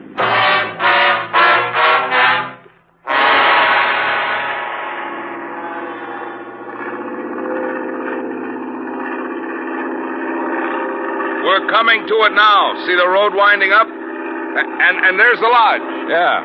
I asked the pilot to circle around the top as close as the air pockets will permit. Good. Chief, have the pilot drop down just below the top and steer a course between the two fences all the way around. Whatever you say. Oh, pilot! For the next few minutes, I studied the top of that mountain from all possible angles. The road leading up to it, the terraces, the lodge itself. Suddenly, an idea hit me. And a few minutes later, I left a somewhat puzzled chief of police at the landing dock on Clear Lake. An hour later, I was explaining who I was and what I wanted to do to a somewhat incredulous captain of police at San Francisco's International Airport. I finally convinced him I wasn't out of my mind, and he reluctantly agreed to cooperate. Then, about dusk, I found myself exactly where I wanted to be, on top of Billings Mountain, calmly walking toward the lodge.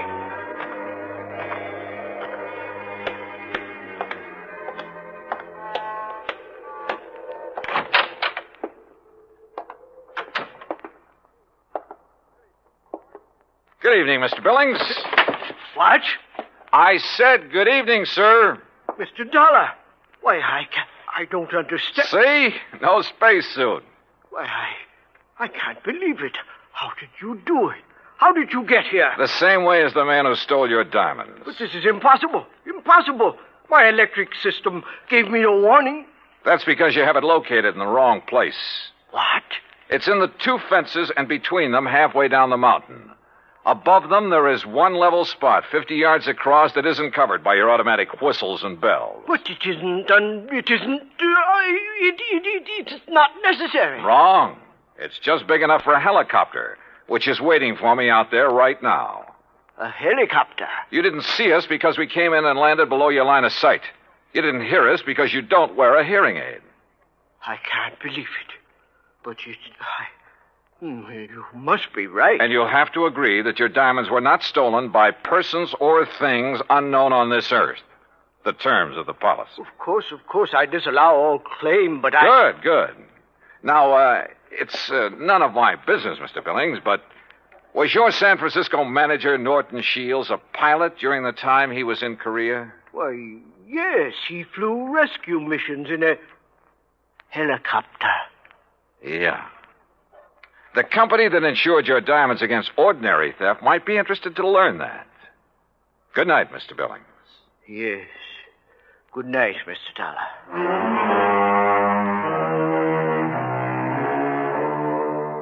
You know, in some ways, I felt sorry for him. He'd spent millions of dollars to insure his diamonds and his privacy. Came a real showdown, and it turned out he had neither. Oh, he'll get his diamonds back, sure, and probably buy some more. But privacy, with or without money, is a pretty hard thing to come by. At least in this man's world. Expense account total, including incidentals and transportation back to Hartford, $284.30. Yours truly, Johnny Dollar.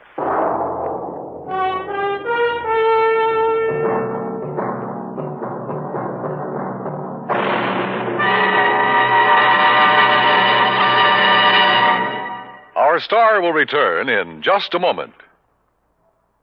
Now, here is our star to tell you about next week's story. Next week, a moth, a tiny moth, solves a case involving our national security. Join us, won't you? Yours truly, Johnny Dollar.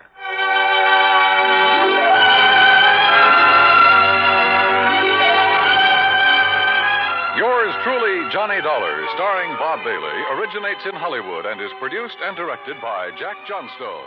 Today's story was written by Alan Botzer. Petri Wine brings you Casebook of Gregory Hood.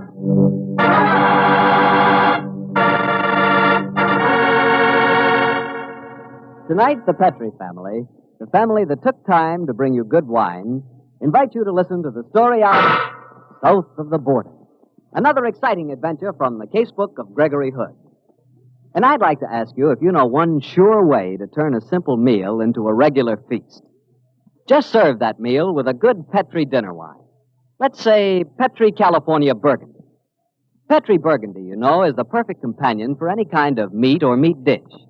It's a red wine, just as rich in flavor as it is in color. And if you want to know how really good it is, serve that Petri Burgundy with a hamburger cooked the way you like it. Tender, delicious. Or try that Petri Burgundy with a savory beef stew, or with pork chops. And, of course, if you can wangle it, try Petri Burgundy with a thick, juicy steak. Ah, believe me, that's eating. Eating that's, well, that's out of this world. And believe me, Petri Burgundy is a wine that's clear, fragrant, and delicious. A wine that you can serve to your friends proudly. Of that you can be sure. Remember those 5 letters, P-E-T-R-I. They spell the proudest name in the long history of fine wine.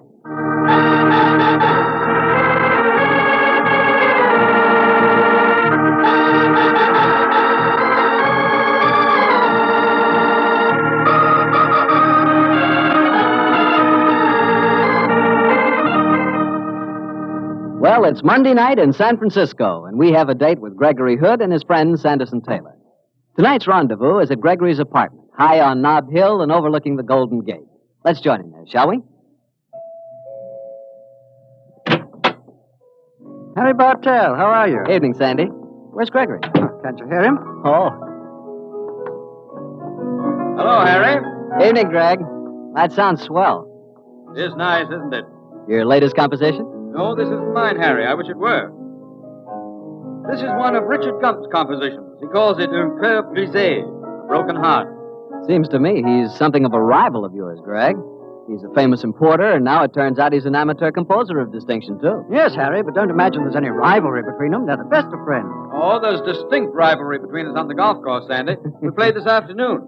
If I hadn't hooked my drive on the 13th, I swear I'd have beaten him. Oh, on the way home, he took me by his store and gave me a private showing of his wonderful collection of Steuben glass. It's a must on your list, Harry. I'll go there tomorrow. Now, Greg, how's about... Tonight's story? It's coming right up. There.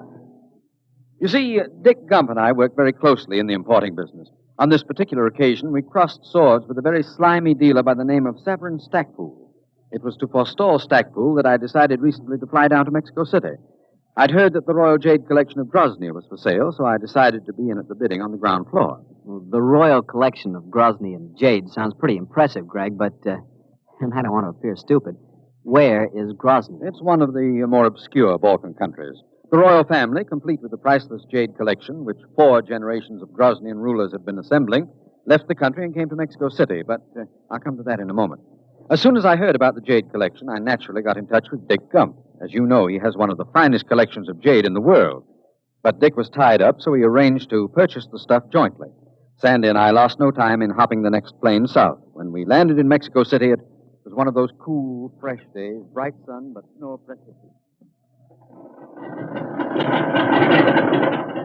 A very smooth trip, Gregory. Very, very. You know, Sandy, I haven't been to Mexico City for a couple of years. It's good to be back. It's a great spot. Yes, I've always liked it. In a way, it isn't Mexican any more than San Francisco is purely American. It's a city for citizens of the world. And very attractive some of those citizens are, too. I wondered how long it would be before you spotted that girl standing at the barrier. Hello, she's coming over to us. Добрый день, Gregory. Принято me. I beg your pardon? So, you do not wish to speak Groznian before your American friends? Very well. You will come with me, no? You're right. I'm afraid the answer is no. She spoke in Groznian. Did she know we were coming about the jade? Well, I sent Count Pavlu a wire. He's the official guardian of the Royal Collection. Are you an emissary of his, young lady? I do not understand this talk of Count Pavlu and of jade. I only know that my orders are that you must come with me. Who gave you those orders? I cannot answer that question. Well, normally I'd be delighted to join you, but I'm here on urgent business. But if you'll give me your phone number, I'll call you when I'm in the clear. Do not make fun of me. I'm going to make you come with me. I don't see how, darling. We're 2 great big husky men, and you're just a wisp of a girl. Even if you're a judo expert, I think you'll find it's tough sledding. You will come with me, alone. I rather think I will at that. So long, Sandy. Wait, Gregory. What on earth? Hey, young lady, what are you up to? Don't yell, Sandy. She might conceivably lose control of the revolver that's fitted so snugly in my ribs. Goodbye, Sandy. But this is kidnapping in broad daylight. It's not possible.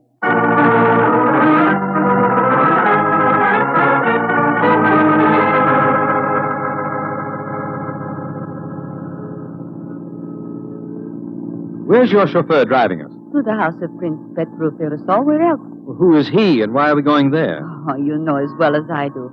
Was not this mainly your idea? Look, darling, you must have me mixed up with someone else. I've never heard of Prince Petru. My name is Gregory Hood, and I'm an importer from San Francisco. You're still a playboy at heart, are you not, Gregory?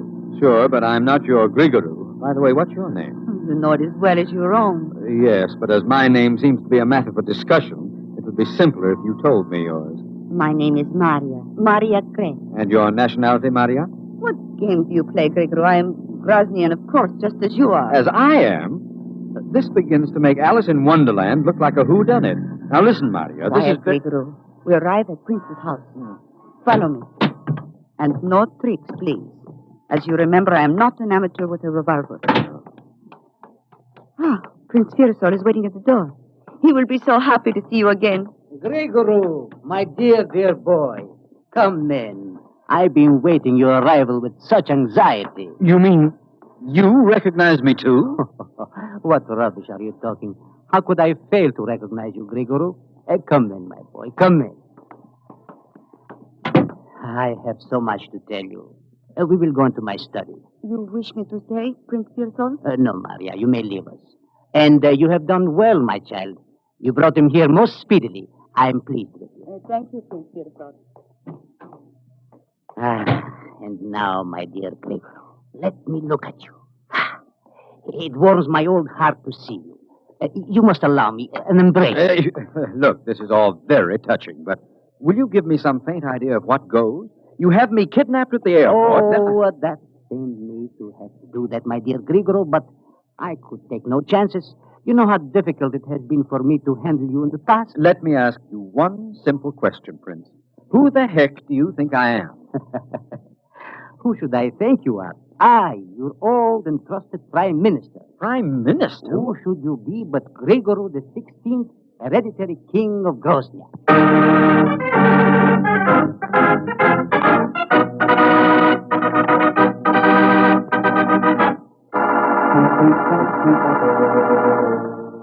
Lieutenant Valdez, how many times do I have to tell you my friend was kidnapped before my very eyes? But, Mr. Taylor, how can you expect me to take your story seriously? It's perfectly true. My dear Mr. Taylor, I am interested in matters of criminology.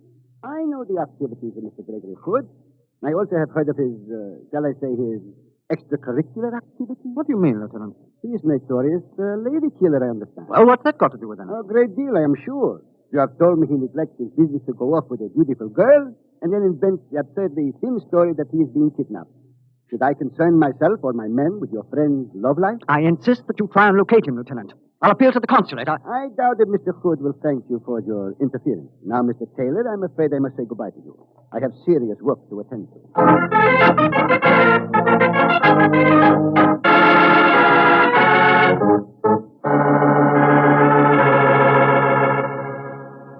But, Prince Firisol, I tell you my name is Gregory Hood. I'm an importer, and I live in San Francisco. Ah, yes, Gregory.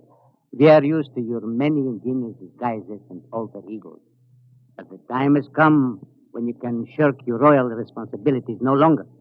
Your life as a playboy must finish. Oh, so I've been a playboy, have I? You have left a trail of broken hearts from Paris to Buenos Aires. But this must cease, Gregory. It is an unfortunate necessity of politics that a monarchist party must offer the people a monarch. That, Gregory, is why I've had you brought here. But how did you find me? I mean, Gregory. Only, of course, you haven't found him. What I mean is, what makes you think I am he? We knew you would come here to Mexico City for a very good reason. Anitra is in town. She's dancing at the Gato Azul. You know that for all your wanderings, you always return to her. I can see that I might have certain tastes in common with myself. But, Count Fitzgerald, this game's gone far enough. It's a case of mistaken identity. Let me call the American consulate and prove to you who I am. No, Gregory. We dare not let you near a telephone as yet. Not until you have agreed entirely to our plan. Oh, look here. This is crazy. You can't hold me here against my will. Oh, yes, we can, my dear boy. And if you have any notions of trying to escape, I might remind you that Maria will be guarding you. Come, let us discuss this in the morning. You'll have a clearer mind then and see my reasons. And now, I will show you to your room. Queen Helena, your wife, is waiting for you there. My wife?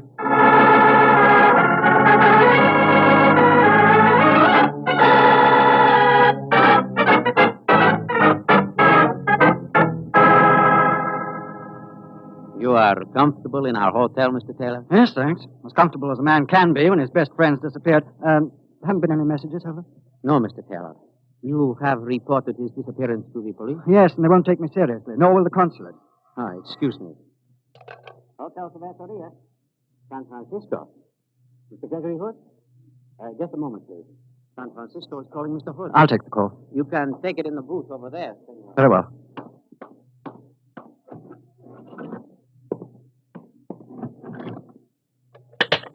Sanderson Taylor speaking. Hello, Sandy. This is Richard Gump. Oh, hello, Dick. Is Greg there? Dick, he's been kidnapped. By a girl. By a girl?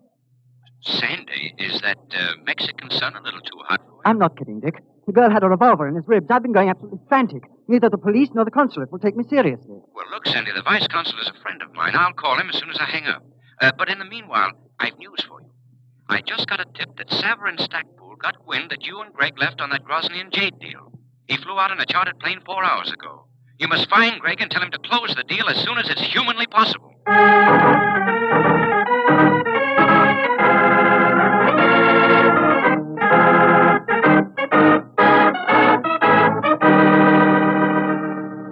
And now, Gregory, I shall leave you and Queen Helena together. Such a handsome couple. Ah, how splendid the pair of you would look standing on a balcony with your cheering people below you. Talk some sense into him, Helena. Well, Gregory? Let's settle this down, charade, once and for all. You're supposed to be my wife. You should know whether I'm me or not. I do not know what you mean, Gregory. All I know is that you are my husband and that I love you very much. Heaven help me. Holy smoke, not you, too. Now, look, darling, what's the game? Knowing me as well as you must. As well as any stranger in your harem. Oh, do they have harems in Grosnia? Oh, I have loved you, Gregory. Even though my father arranged our marriage purely as a political move. I shall probably always love you. And you will undoubtedly never be under the same roof with me, save when protocol demands it. I should hate you, Gregory. Yet in my heart I find nothing but love and pity for us both. And now, will you kiss me good night? Or is that asking too much? No, Elena. I don't think that's asking too much. Good night. Must it be good night, Gregory? I'm afraid so, Elena. I have a busy time ahead of me. Ah. Then au revoir, my love. Au revoir. This is becoming embarrassing. I've got to get out of here. What? Oh, the window's unlocked. Maybe I can... Oh. Hello, Maria. I was afraid you might be out there. There was a time when you were glad of my company, Gregory. I don't doubt it, Maria, but on those occasions, I imagine you didn't tote a shiny automatic. I also doubt whether you perched yourself outside my windows. Won't you come in? I'm sure it's getting chilly out there. I want to talk to you. Very well, but not tricks. Now, what do you want from me? Complete honesty. Count Fitzgerald and Queen Elena went all emotional over me. You at least have played the thing straight. Yes, Gregory. I think I've played my cards well. Now, look, Maria. One thing we have to get straight right away. I'll swear on any convenient stack of Bibles that I am not King Gregory the 16th. Of course, I know that. At last, somebody's making sense. Oh, who should know better than I that you are not the king? Oh, I'm delighted, Maria. But what makes you so positive? For the most obvious reason. Did I not help you? No, darling.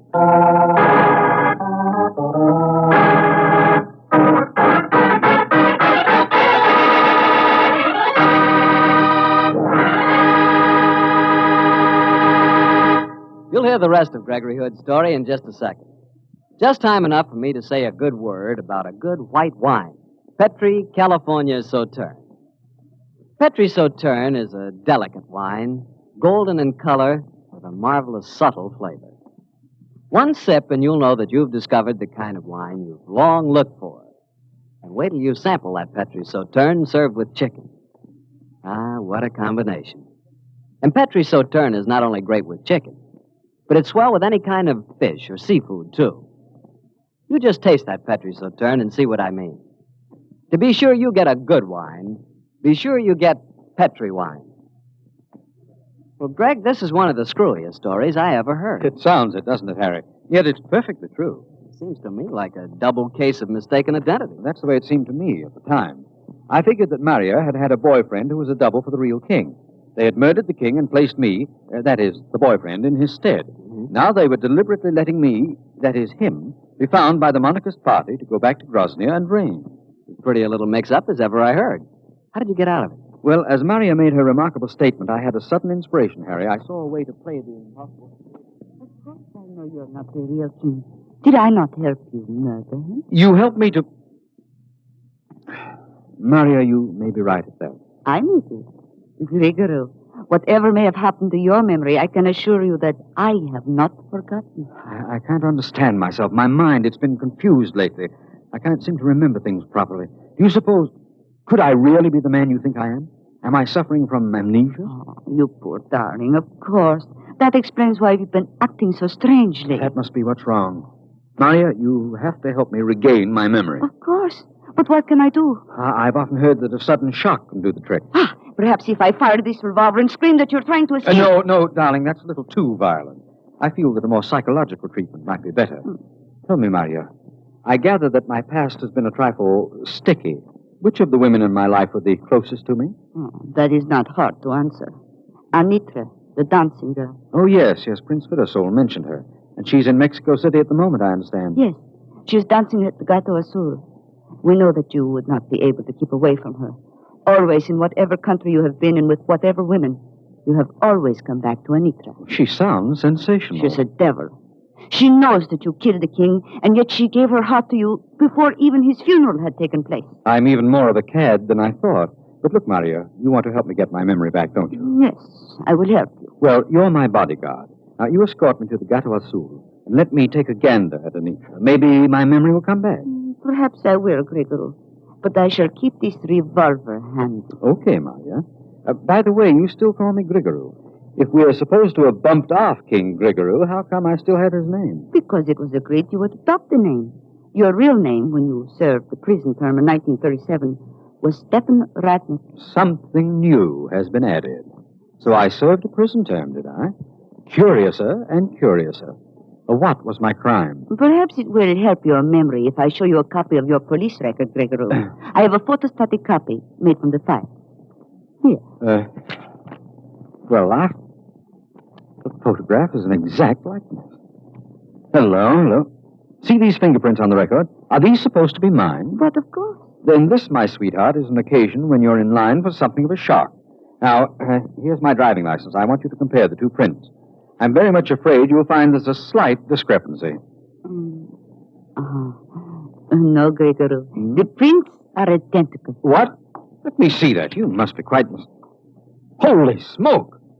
They are the same. Of course they are. Oh, I'm beginning to wonder myself who I am. Well, there's only one way to clear this up, Maria. And that is? You and your revolver must take me to see Anitra, my great love. Come on, darling. Stop glowering at me and let's go.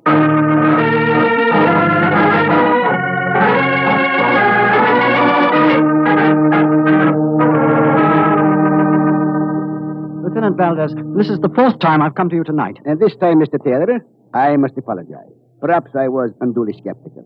The American consulate have officially asked us to conduct a search for your friend. Thank the Lord Dick Gump could pull some strings. Well, let's go. But where, my friend? I have no clues, but I can tell you one thing. If you were right in thinking that Mr. Hood was not being held captive, then I'd know where to look for him. Where, Mr. Taylor? In the spot that has the best food, the best wine, and the most attractive dancer in Mexico City. If you are correct as to your friend's taste, I think we will find him. If not, we shall at least spend a pleasant evening for ourselves at the Gato Azul.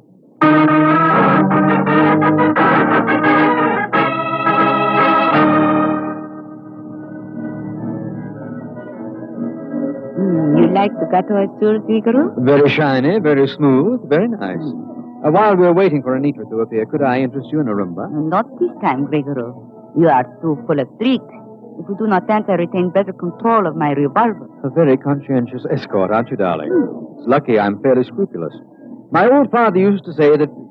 Jumping Jehoshaphat. What are you staring at? Look who's sitting at the table across the floor. It's Sandy Taylor. So, it is your American friend from the airfield. And from the cut of his companion, I'd venture the opinion that he's a minion of the law. Maria, my love, I'm afraid the honeymoon is over. Sit down, Gregory. I've got some overdue business to attend to. The lighting here is discreet, and your friend has not seen you. If you leave this table, I shall fire. Maria, give me that revolver. No. Sit down, Gregory. Give me that revolver, darling. Thank you.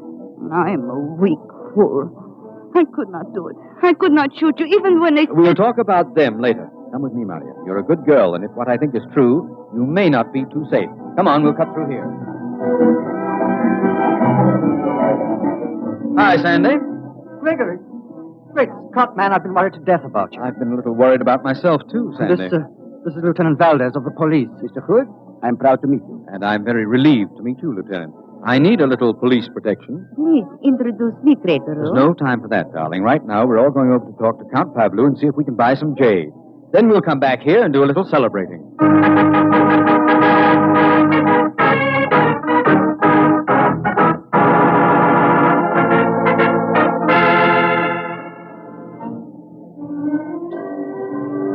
Well, Gregory, it's turned out all right. You closed the deal with Count Pavlu, and the jade is ours. Yes, but I only got it in the nick of time. You saw that large black limousine drive up to the Count's house as we left. That was Mr. Severin Stackpool. More champagne, Maria?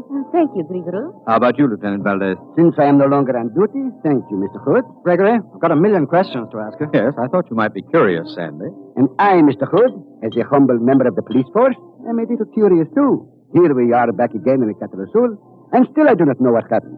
Your friends tell me that this charming young lady kidnapped you. What am I to believe? Officially, nothing, Lieutenant. I don't propose to prefer charges. But, Gregory, this girl pulled a gun on you. I know, Sandy, but with so much charm. Maria, darling, how about an explanation? Oh, by the way, is your name really Maria? Oh, yes. And I really am a Grazian. Who was at the back of this elaborate hunk of play acting tonight? Was it Severin Stackpool? Yes. Severin Stackpool employ us.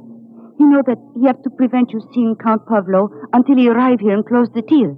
So he devised these plans. But listen, Maria, I know Severin Stackpool. His mind isn't capable of dreaming up such a wild and woolly plot as this. No, but his best friend here in Mexico City, Antonio Cernedio, the crazy mystery writer. Antonio knows your weakness for peculiar plots and whim. You're getting an international fame, Gregory. I know, quite flattering. So Antonio dreamed up this crazy plot full of excitement and danger and girls in the hopes that it'd keep me occupied until Stackpool got here and closed the jade deal, I suppose. Yes. Prince Firasol, Queen Yelena, and I are all professional actors. We were paid handsomely to play our part. Prince Firasol, Queen Elena? What's this all about, Gregory? Gregory. Characters in a fantastic plot. But you can tell Antonio that he overdid it. One double I might have swallowed. But when I was also supposed to be the double of the king's double, it was a little too much. That is when you know it was a conspiracy. Yes, darling, and the thumbprints were the clincher. It was mathematically impossible that any double could have my exact print. So it was clear that someone had framed the whole thing. Had printed up that description, probably from my driving license, and wire photoed a photostatic copy. It was obvious that the whole affair was a pretext to get me out of the way. And who was the logical person? Severin Stackpool, QED. Well, I barely know what you're talking about, Gregory, but at least we've closed the deal. Yes, and we have some prized treasures for the Gump collection and some only moderately colossal stuff for my regular customers. Lieutenant Valdez, you're not asleep, are you? Just drowsy, Mr. Hood. The music is good, the conversation makes no sense, and the champagne is excellent. Please continue to talk nonsense.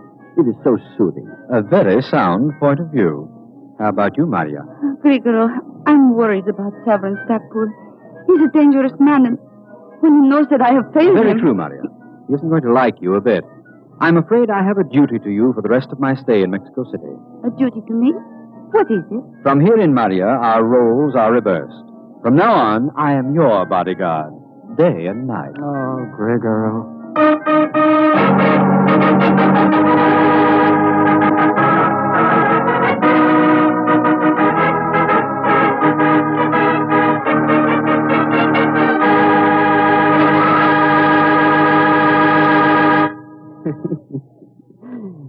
Greg, I don't know how you do it.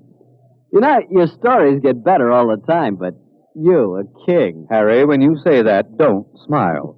Besides, I was beginning to like the idea. Greg, I don't know. I just can't visualize you as a king. Oh? I think I'd look quite dashing with a crown on my head and a queen by my side. I'd look kind of dashing myself in that setup. Maybe so. But as my old father would say, he who gets crowned is not always king. Yeah. Well, that's what your old father would say, but did I ever tell you what my old father said? No, what did he say? You can't go wrong with a Petri wine. Yeah, he said it and he was glad. And right, too. You said it because Petri wine is always good wine. Well, it's got to be. Look at the long years of skill and experience that go into its making.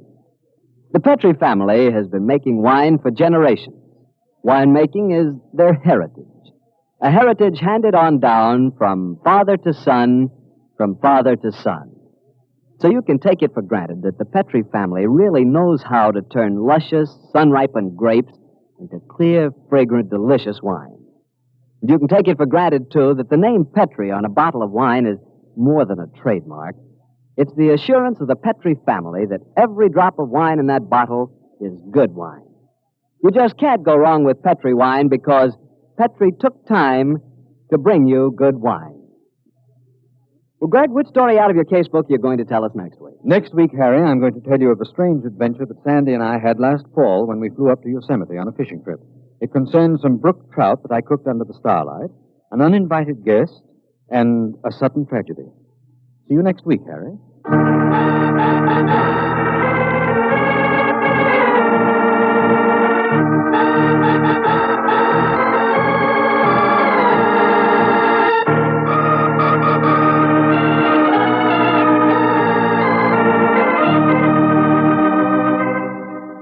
The Casebook of Gregory Hood is written by Dennis Green and Anthony Boucher.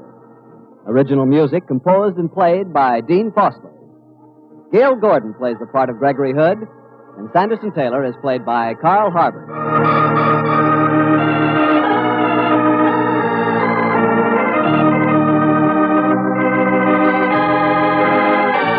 The Petri Wine Company of San Francisco, California, invite you to tune in again next week, same time, same station. The Casebook of Gregory Hood comes to you from our Hollywood studio. This is Harry Bartell saying good night for the Petri family. From Hollywood, our land be bright.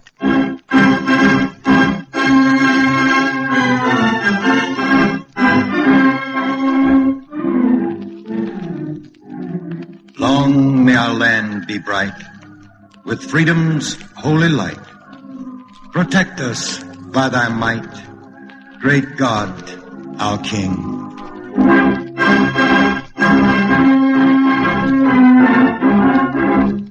Our Land Be Bright is presented by the Veterans of Foreign Wars of the United States and is produced and transcribed in Hollywood.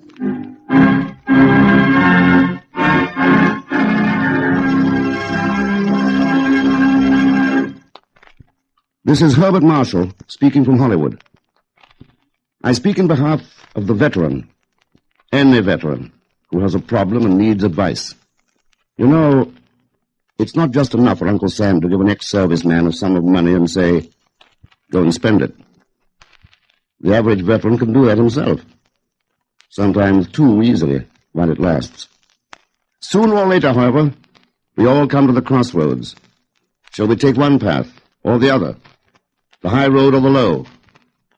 That's where the Veterans of Foreign Wars, the VFW, comes in. Like a traffic officer, you might say, whose duty it is to direct the course of civilian travel along the highways of life. This is the Chief of the Division of Vocational Training for the Veterans of Foreign Wars. Many men have passed through my office. Some were fresh out of service, others have come in since. They keep coming, so we're kept busy. Perhaps the old job wasn't waiting. Industry changes just like government. Perhaps a man can't do the old job. He needs a new one, and if he hasn't got the training, we'll see that he gets it. The point is, some problems are too difficult to be solved alone, and that's just it. No veteran has to carry on the battle, his peacetime fight, alone. Rehabilitation means getting adjusted, qualifying for a job, the job you want. But listen, mister, what's the guy going to do when he ain't got the training? What if he wants to do something better? Yeah, see these hooks? What if he's handicapped and can't hold a job, any job? Now, wait a minute, men. I know each of you wants his problem answered pronto. We've got to stand in line like we used to do for chow, remember? Only now it's the hungriest that's going to have priority. What's your name, fella? You on crutches. James G. Winan, sir. And your outfit was? 2nd Battalion, 1st Marines. Have you filed a claim for compensation? Yeah, yes, sir. I'm getting 50%. I see. Now, what's your problem? Well, you see, I got to do something sitting down. These sticks, you know. Before I went into the service, I was a waiter. Got good wages. The tips weren't bad. But now I just wait. What would you like to do? Why, earn a living. What do you suppose? Sell pencils or something? Wait a minute. I asked, what would you like to do? I'm sorry, sir. Just a bit jumpy today, I guess. That's the way it's been for a long time. I sort of thought once that I'd like to go into the lumber business. Do something out of doors. Maybe I could be a shipping clerk. The lumber business? Yeah. Well, the VFW isn't going to let you down. From here on in, the accent is going to be on your ability and not your disability.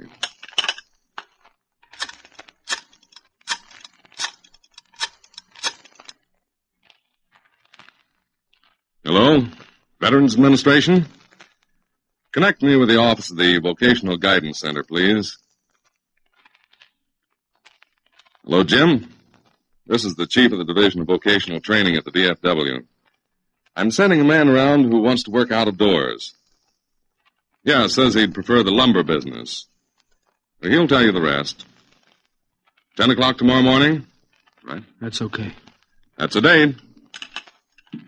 Just going to be another runaround, only this time on crutches? Don't you believe it. From now on, let the VA do the worrying. Meanwhile, keep me informed. If you run into any snags, call us. Now, get going.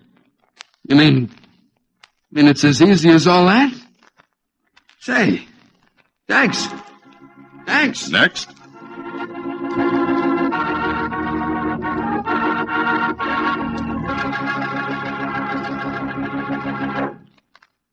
And so it goes, day after day, in the office of the rehabilitation chief at the VFW.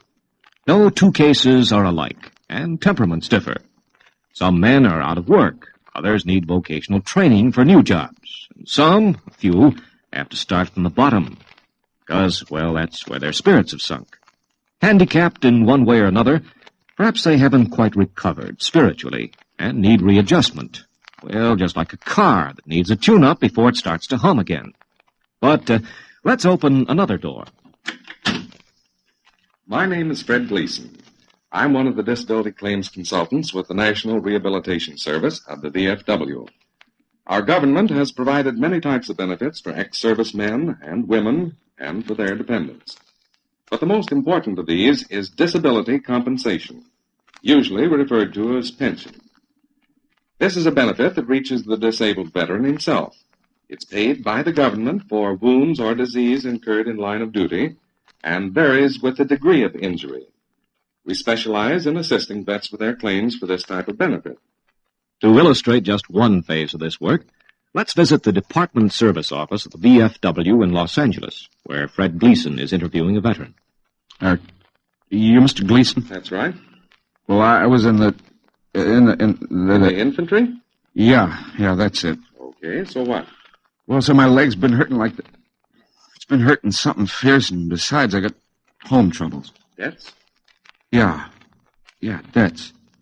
So I was wondering, just wondering, you know, if... You mean wondering if Uncle Sam would increase your compensation? Yeah, that's it. That's right. We'll close the door then, and let's have a look at that leg. Okay. Mm-hmm. Yes, indeed, that's really a scar. But technically, you know, that's not your leg, it's your thigh. Yeah, what difference does that make? Well, what compensation are you getting now? About $13 a month. Then it'll make this difference. That thigh condition is worth a good deal more. And all the VFW has to do is to prove it to the Veterans Administration. And so, a few weeks later...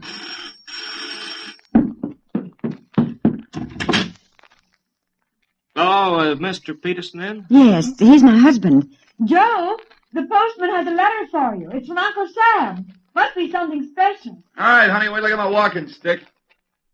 From Uncle Sam, eh? Boy, oh, boy, I'm coming. By gum, Miss Peterson, your husband gets around with that stick faster than I can deliver the mail.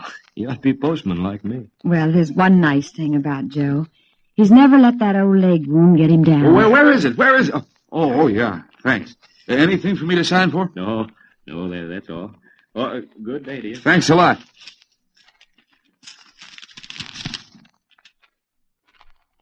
What's it all about, Joe? It's from the U.S. Treasury, honey. Gosh, for $55. Is that right? Well, it must be. See, here in the corner, it says compensation. Boy, I'll say it is. And, honey, you know what this means? No, what? It means that the VFW, after taking a look at my leg, well, my thigh, I mean, had my claim reconsidered and got the VA to up my pension rating from 10% to 40%. Oh, boy, oh, boy. Let me get that Mr. Gleason on the phone. Wait till I tell him about this.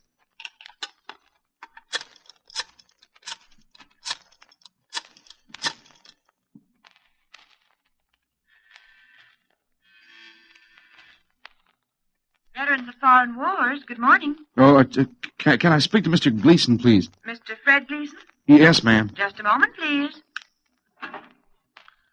Gleason speaking. Mr. Gleason, this is Joe Peterson. Remember me? Why, yes, Joe. As a matter of fact, I was just getting a letter off to you about your claim. The VA has acted on our recommendation and increased your compensation. Yeah, I know, Mr. Gleason. Now, look, that's just what I was going to tell you. The first check at the new rate just came in this morning. Well, good. So I'm phoning to ask Mr. Gleason, what do I owe the VFW for doing this swell thing for me? My brother, not a cent. You've paid enough.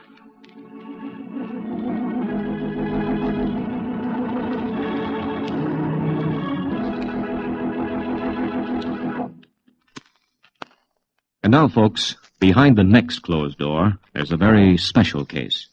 It involves a young sailor who got all tangled up over shore leave. It seems when his ship reached San Diego, Hector Davenport, seaman first class, lost no time in contacting his dream girl. They'd been classmates at junior high. Well, she joined him and they got married, and he returned to the high seas. After several engagements, the ship came limping into port for repairs. Well, the kid got shore leave again, found his little wife was about to have a baby, and, well, when his leave was up, he was already AOL. He was afraid to go back and face the music. That's one of the worst things a man can do, you know, to be absent over leave. So Hector Davenport was no longer seaman first class. Now, after 30 days, he was AWOL, absent without official leave. Shore Patrol got him a course. He was court-martialed, sentenced to 8 months in the brig, and dishonorably discharged. Well, meanwhile, the little woman, with the baby's name to be cleared of its father's disgrace, brought the case to the VFW for review. Now, the facts were presented. A new board took the whole thing under advisement. And now, let's listen to the board's decision. The guilt of the defendant in this case, Seaman Hector Davenport, was established by his own confession. He was duly sentenced and has served his time. He received a dishonorable discharge thereafter, and now comes the petitioner, representing the veterans of foreign wars, to introduce new evidence. It is apparent to the board that there were extenuating circumstances. While these in no way mitigate the offense, a serious one at all times and inexcusable during a war, it is certain that the wrong done, for which the full penalty has been paid, should not be visited upon an innocent child. In view of the new evidence submitted, therefore, the board finds no further warrant for continuing the defendant's status of dishonorable discharge, and therefore recommends to the convening authority that a discharge under honorable conditions be issued to Seaman Hector Davenport, and all benefits be restored to him. Case is closed. Rehabilitation. That single word has been the theme for this program. Whether the problem relates to basic training, claims adjustments, or even cases for review involving such matters as dishonorable discharge. Remember, new boards have superseded some of the old ones, and new angles may be introduced to heal some scar on your service record.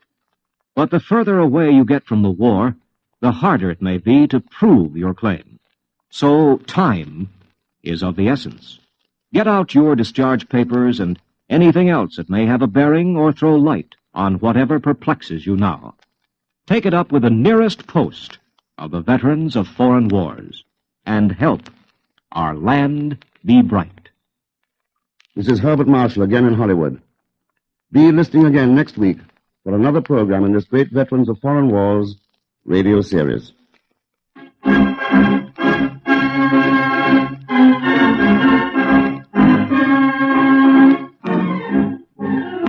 Our Land Be Bright is presented in the public interest by this station and hundreds of others from coast to coast and overseas, in cooperation with the Veterans of Foreign Wars.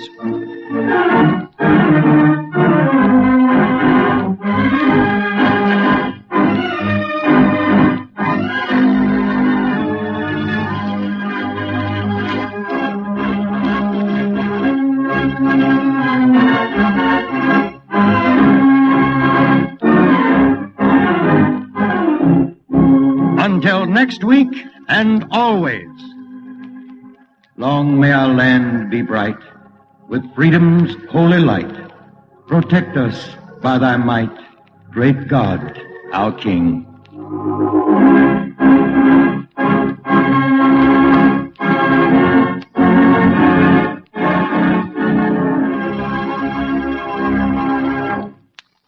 This Veterans of Foreign Wars program was transcribed in Hollywood and Washington and was produced by Robert J. Enders.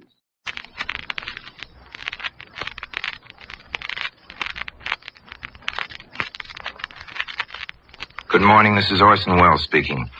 I'd like to read to you an affidavit. I, Isaac Woodward, Jr., being duly sworn, do depose and state as follows. That I am 27 years old and a veteran of the United States Army, having served for 15 months in the South Pacific and earned 1 battle star. I was honorably discharged on February 12, 1946, from Camp Gordon, Georgia, at 8:30 p.m. at the Greyhound Terminal, Atlanta, Georgia. While I was in uniform, I purchased a ticket to Winnsboro, South Carolina, and took the bus headed there to pick up my wife to come to New York to see my father and mother. About 1 hour out of Atlanta, the bus driver stopped at a small drugstore. As he stopped, I asked him if he had time to wait for me until I had a chance to go to the restroom.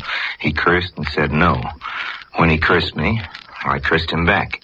When the bus got to Aiken, he got off and went and got the police. They didn't give me a chance to explain. The policeman struck me with a billy across my head and told me to shut up. After that, the policeman grabbed me by my left arm and twisted it behind my back. I figured he was trying to make me resist. I did not resist against him. He asked me, was I discharged? And I told him yes. When I said yes, that is when he started beating me with a billy, hitting me across the top of the head. After that, I grabbed his billy and wrung it out of his hand. Another policeman came up and threw his gun on me and told me to drop the billy, or he'd drop me, so I dropped the billy. After I dropped the billy, the second policeman held his gun on me while the other one was beating me. He knocked me unconscious. After I commenced to come to myself, he hollered, "Get up." I started to get up. He started punching me in my eyes with the end of the billy. When I finally got up, he pushed me inside the jailhouse and locked me up. I woke up next morning and could not see. A policeman said, "Let's go up here and see what the judge says." I told him that I could not see how to come out. I was blind. He said, "Feel your way out." He said I'd be all right after I washed my face. He led me to the judge, and after I told the judge what happened, he said, "We don't have that kind of stuff down here." Then the policeman said, he wrung my billy out of my hand, and I told him if he didn't drop it, I'd drop him. That's how I knew it was the same policeman as had beat my eyes out. After that, the judge spoke and said, "I fine you $50 for 30 days in the road." And I said I'd pay the $50, but I did not have the $50 at the time. So the policeman said, "You have some money there in your wallet." He took my wallet and took out all I had. That was a total of $40 and took $4 from my watch pocket. I had a check for $694.73, which was my mustering outpay and soldier's deposit. Said to me, "Can you see how to sign this check? You have a government check." I told him no, sir. So he gave it back to me after that. Took me back and locked me up in the jail. The policeman did. I stayed in there for a while, and after a few minutes, he came and asked me if I wanted a drink of whiskey. If I took a drink of whiskey, he said I'd feel better. I told him no, sir. Didn't care for any. About 5:30 that evening, they took me to the Veterans Hospital in Columbia, South Carolina. One of the contact men came around one day and said to me they were going to take out a pension for me. I believe that the doctor who cared for me was named Dr. Clarence. I told him what had happened to me. He made no comment, but told me I should join a blind school. Sworn to me. It was 23rd day of April, 1946. Well, ladies and gentlemen, I had that affidavit in my pocket a few hours before dawn. When I left off worrying about this broadcast long enough for coffee at an all-night restaurant, I found myself joined at the table by a stranger. A nice, soft-spoken, well-meaning, well-mannered stranger he was. He told me a joke. He thinks it's a joke. I'm going to repeat it, but not for your amusement. I earnestly hope that nobody listening will laugh. This is the joke. Seems there was a white man who came on business to a southern town, it could be Aiken, South Carolina, and found he couldn't get a bed in any of the good hotels. He went to the bad hotels and found the flop houses, but there was no room for him in any of the inns reserved for white folks in that southern city. So at last, in desperation, he applied at a Negro hotel where he was accepted with the proviso that he would consent to share a double room with another guest. With rueful gratitude, this white man paid his bill, left to call for early in the morning. He rested well, quite undisturbed by the proximity of the sleeping colored man beside him, and was awakened at the hour of his request. After breakfast, he left the railway station where he boarded his appointed train, but the conductor would not let him into any of the regular coaches. The man was told quite rudely to go where he belonged, the Jim Crow car. The hero of this funny story allowed he hadn't washed in the morning, that the dust of travel must be responsible for the conductor's grievous social miscalculation. He went to the washroom. He started to clean his hands. They were black, an even hue of black. Then he looked into the mirror. His face was the same color. He not only looked darker than white, he was quite visibly a Negro. A great oath precedes the final line, which is presumed to be the funny part of this little anecdote. I know what's happened to the next words of the man. It's very simple. They woke up the wrong man. I left the teller of this tale in the coffee shop, but I found I couldn't leave the tale itself. Like the affidavit I read to you at the start of the broadcast, it seems to have become a permanent part of my mental luggage. I sketched in my imagination a sequel to the stranger's funny joke. I saw the man of business who'd gone to bed, a white man getting into an argument with the conductor. I saw a policeman boarding the train at the next station and taking the man of business out on the platform and beating the eyes out of his head because the man thought he should be treated with the same respect he had received the day before when he was white. I saw men at the police station trying to make him take a drink so that the medical authorities could testify that he was drunk. I saw the man of business bleeding in his cell, reaching out with sightless hands through unseen bars, gesturing for help that could not ever come. And I heard his explanation echoing down the stone hallways of the jail. I know what's happened. It's very simple. They woke up the wrong man. Now, it seems the officer of the law who blinded the young Negro boy, the affidavit, has not been named. The boy saw him while he could still see, but of course he had no way of knowing what particular policeman it was who brought the justice of Dachau and Oswiecim to Aiken, South Carolina. He was just another white man with a stick who wanted to teach a Negro boy a lesson, to show a Negro boy where he belonged, in the darkness. Till we know more about him, for just now we'll call the policeman Officer X. He might be listening to this. I hope so. Officer X, I'm talking to you. Officer X, they woke up the wrong man. That's somebody else. That man sleeping there is you. The you that God brought into the world, all innocent of hate. A paid-up resident member of the Brotherhood of Man. Yes, unbelievably enough, that's you, Officer X. You, still asleep. That you could have been anything. It could have gone to the White House when it grew up. It could have gone to heaven when it died. But they woke up the wrong man. They finally came for him in the blank gray of dawn. As in the death house, they come for the condemned, but without prayers. They came with instructions, the accumulated ignorance of the feudal South. And with this peculiar briefing, they called Cain for another day of the devil's work, while Abel slept. Wash your hands, Officer X. Wash them well. Scrub and scour. You won't blot out the blood of a blinded war veteran. Nor yet the color of your skin, your own skin. You'll never, never, never change it. Wash your hands, Officer X. Wash a lifetime. You'll never wash away that leprous lack of pigment, the guilty pallor of the white man. We invite you to luxuriate in secrecy. It will be brief. Go on. Suckle your anonymous moment while it lasts. You're going to be uncovered. We will blast out your name. We'll give the world your given name, Officer X. Yes, and your so-called Christian name. It's going to rise out of the filthy deep like the dead thing it is. We're going to make it public with a public scandal you dictated but failed to sign. We pause now for a word from the philosophers. A short reminder regarding the matter of payment and cost. Nothing is paid back. That does not happen, not on earth. A favor cannot be paid back, neither can a wrong. We say a criminal pays for his crime when we lock him up, but a murderer pays for his murder when the state murders him. But really, the state is hiding an unsightly object. Society is merely sweeping its dirt under the carpet. We may sometimes manage to cure the thing called crime, but the man called a criminal is never punished. He can be inconvenienced or tormented or done away with, but he cannot pay for what he has done. If the ledger is ever balanced, it is not by him, but by some other man having nothing to do with him. It is balanced by deeds of virtue, by unrelated good works. The evildoer's agony doesn't show on the books. Only that fiction known to us as money can be paid back. The true debt, the debt of a friend to a friend or a foe to a foe, outlives the principles involved. So much for payment. Price. That's something else. There's a price for everything. There's nothing that does not have its cost. Joy and inspiration and mere pleasure have a market value precisely computed in terms of their opposites. The cost of youth is age. The cost of age is death. You want love. The cost of love is independence. You want to be independent, do you? Then pay the price and know what it is to be alone. Your mother paid for you with pain. Nothing in this living world is free. The free air costs you the life-consuming effort of breath. Freedom itself is priced at the rate of the citizenship it earns and holds. What does it cost to be a Negro? In Aiken, South Carolina, it cost a man his eyes.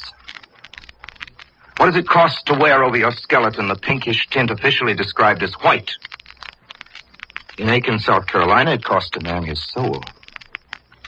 Officer X may languish in jail. It's unlikely, but it's possible that he'll serve as long a term as a Negro would serve in Aiken, South Carolina, for stealing bread. But Officer X will never pay for the 2 eyes he beat out of the soldier's head. How can you essay the gift of sight? What are they quoting today for 1 eye? An eye for an eye? A literal reading of this Mosaic law spells out again only the blank waste of vengeance. We've told Officer X that he will be dragged out of hiding. We've promised him a most unflattering glare of publicity. We're going to keep that promise. We will build our own police lineup to line up this reticent policeman with the killers, the lunatics, the beastmen, all the people of society's zoo where he belongs. If he's listening to this, let him listen well. Officer X, after I've found you out, I'll never lose you. If they try you, I'm going to watch the trial. If they jail you, I'm going to wait for your first day of freedom. You won't be free of me. I want to see who's waiting for you at the prison gates. I want to know who will acknowledge that they know you. I'm interested in your future. I will take careful note of all your destinations. Assume another name, and I will be careful that the name you would forget is not forgotten. I will find means to remove from you all refuge, Officer X. You can't get rid of me. We have an appointment, you and I, and only death can cancel it. Who am I? A masked avenger from the comic books? No, sir, merely an inquisitive citizen of America. I admit that nothing on this inhabited earth is capable of your chastisement. I'm simply but quite actively curious to know what will become of you. Your fate cannot affect the boy in the country hospital for the blind, but your welfare is a measure of the welfare of my country. I cannot call it your country. How long will you get along in these United States? Which of the states will still consent to get along with you? Where stands the sun of common fellowship? When will it rise over your dark country? When will it be noon in Georgia? I must know where you go, Officer X, because I must know where the rest of us are going with our American experiment. Into bankruptcy or into that serene tomorrow, that plenteous garden the blind soldier hoped for when he had his eyes and with eyes opened went to war. We want a word to lighten his darkness. You're sorry for him, he rejects your pity. You're ashamed, he doesn't care. We want to tell him soon that all America is ashamed of you. If there's room for pity, you can have it, for you're far more blind than he. He had eyes to see and saw with them made out, if nothing else, at least a part of the shape of human dignity. And this is not a little thing, but you had eyes to see and you have never seen. He has the memory of light, but you were born in the pit.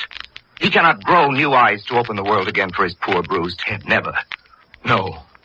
The only word we can share the martyr with to carry him from the county hospital to the county grave is word concerning your eyes, Officer X. Your eyes, remember, were not gouged away. Only the lids are closed. You might raise the lids. You might just try the wild adventure of looking. You might see something. It might be a simple truth. One of those truths held to be self-evident by our founding fathers and by most of us. If we should ever find you bravely blinking at the sun, we'll know then that the world is young after all. That chaos is behind us and not ahead. Then there will be shouting of trumpets to rouse the dead at Gettysburg. A thunder of cannon will declare the tidings of peace, and all the bells of liberty will laugh out loud in the streets to celebrate goodwill towards all men. The new blind can hear. It'd be very good if they could hear the news that the old blind can finally see. Then, Officer X, you'll find that you can wash off what should be washed, and it will be said of you, yes, even you, that they awakened the right man. Now it's time to say goodbye. Please let me come to call again. Next week, same time. Until then, I remain as always obediently yours. Ladies and gentlemen, the American Broadcasting Company invites you to be with us again next Sunday afternoon at 1:15 o'clock over most of these very same stations when we shall again hear from Mr. Orson Welles. This is ABC, the American Broadcasting Company. Tonight, Jason Sanborn presents Major Bo's Amateur Hour. There have been amateur hours in the theater, and there have been amateurs on the radio. But about a year ago, Major devised a new pattern of radio amateur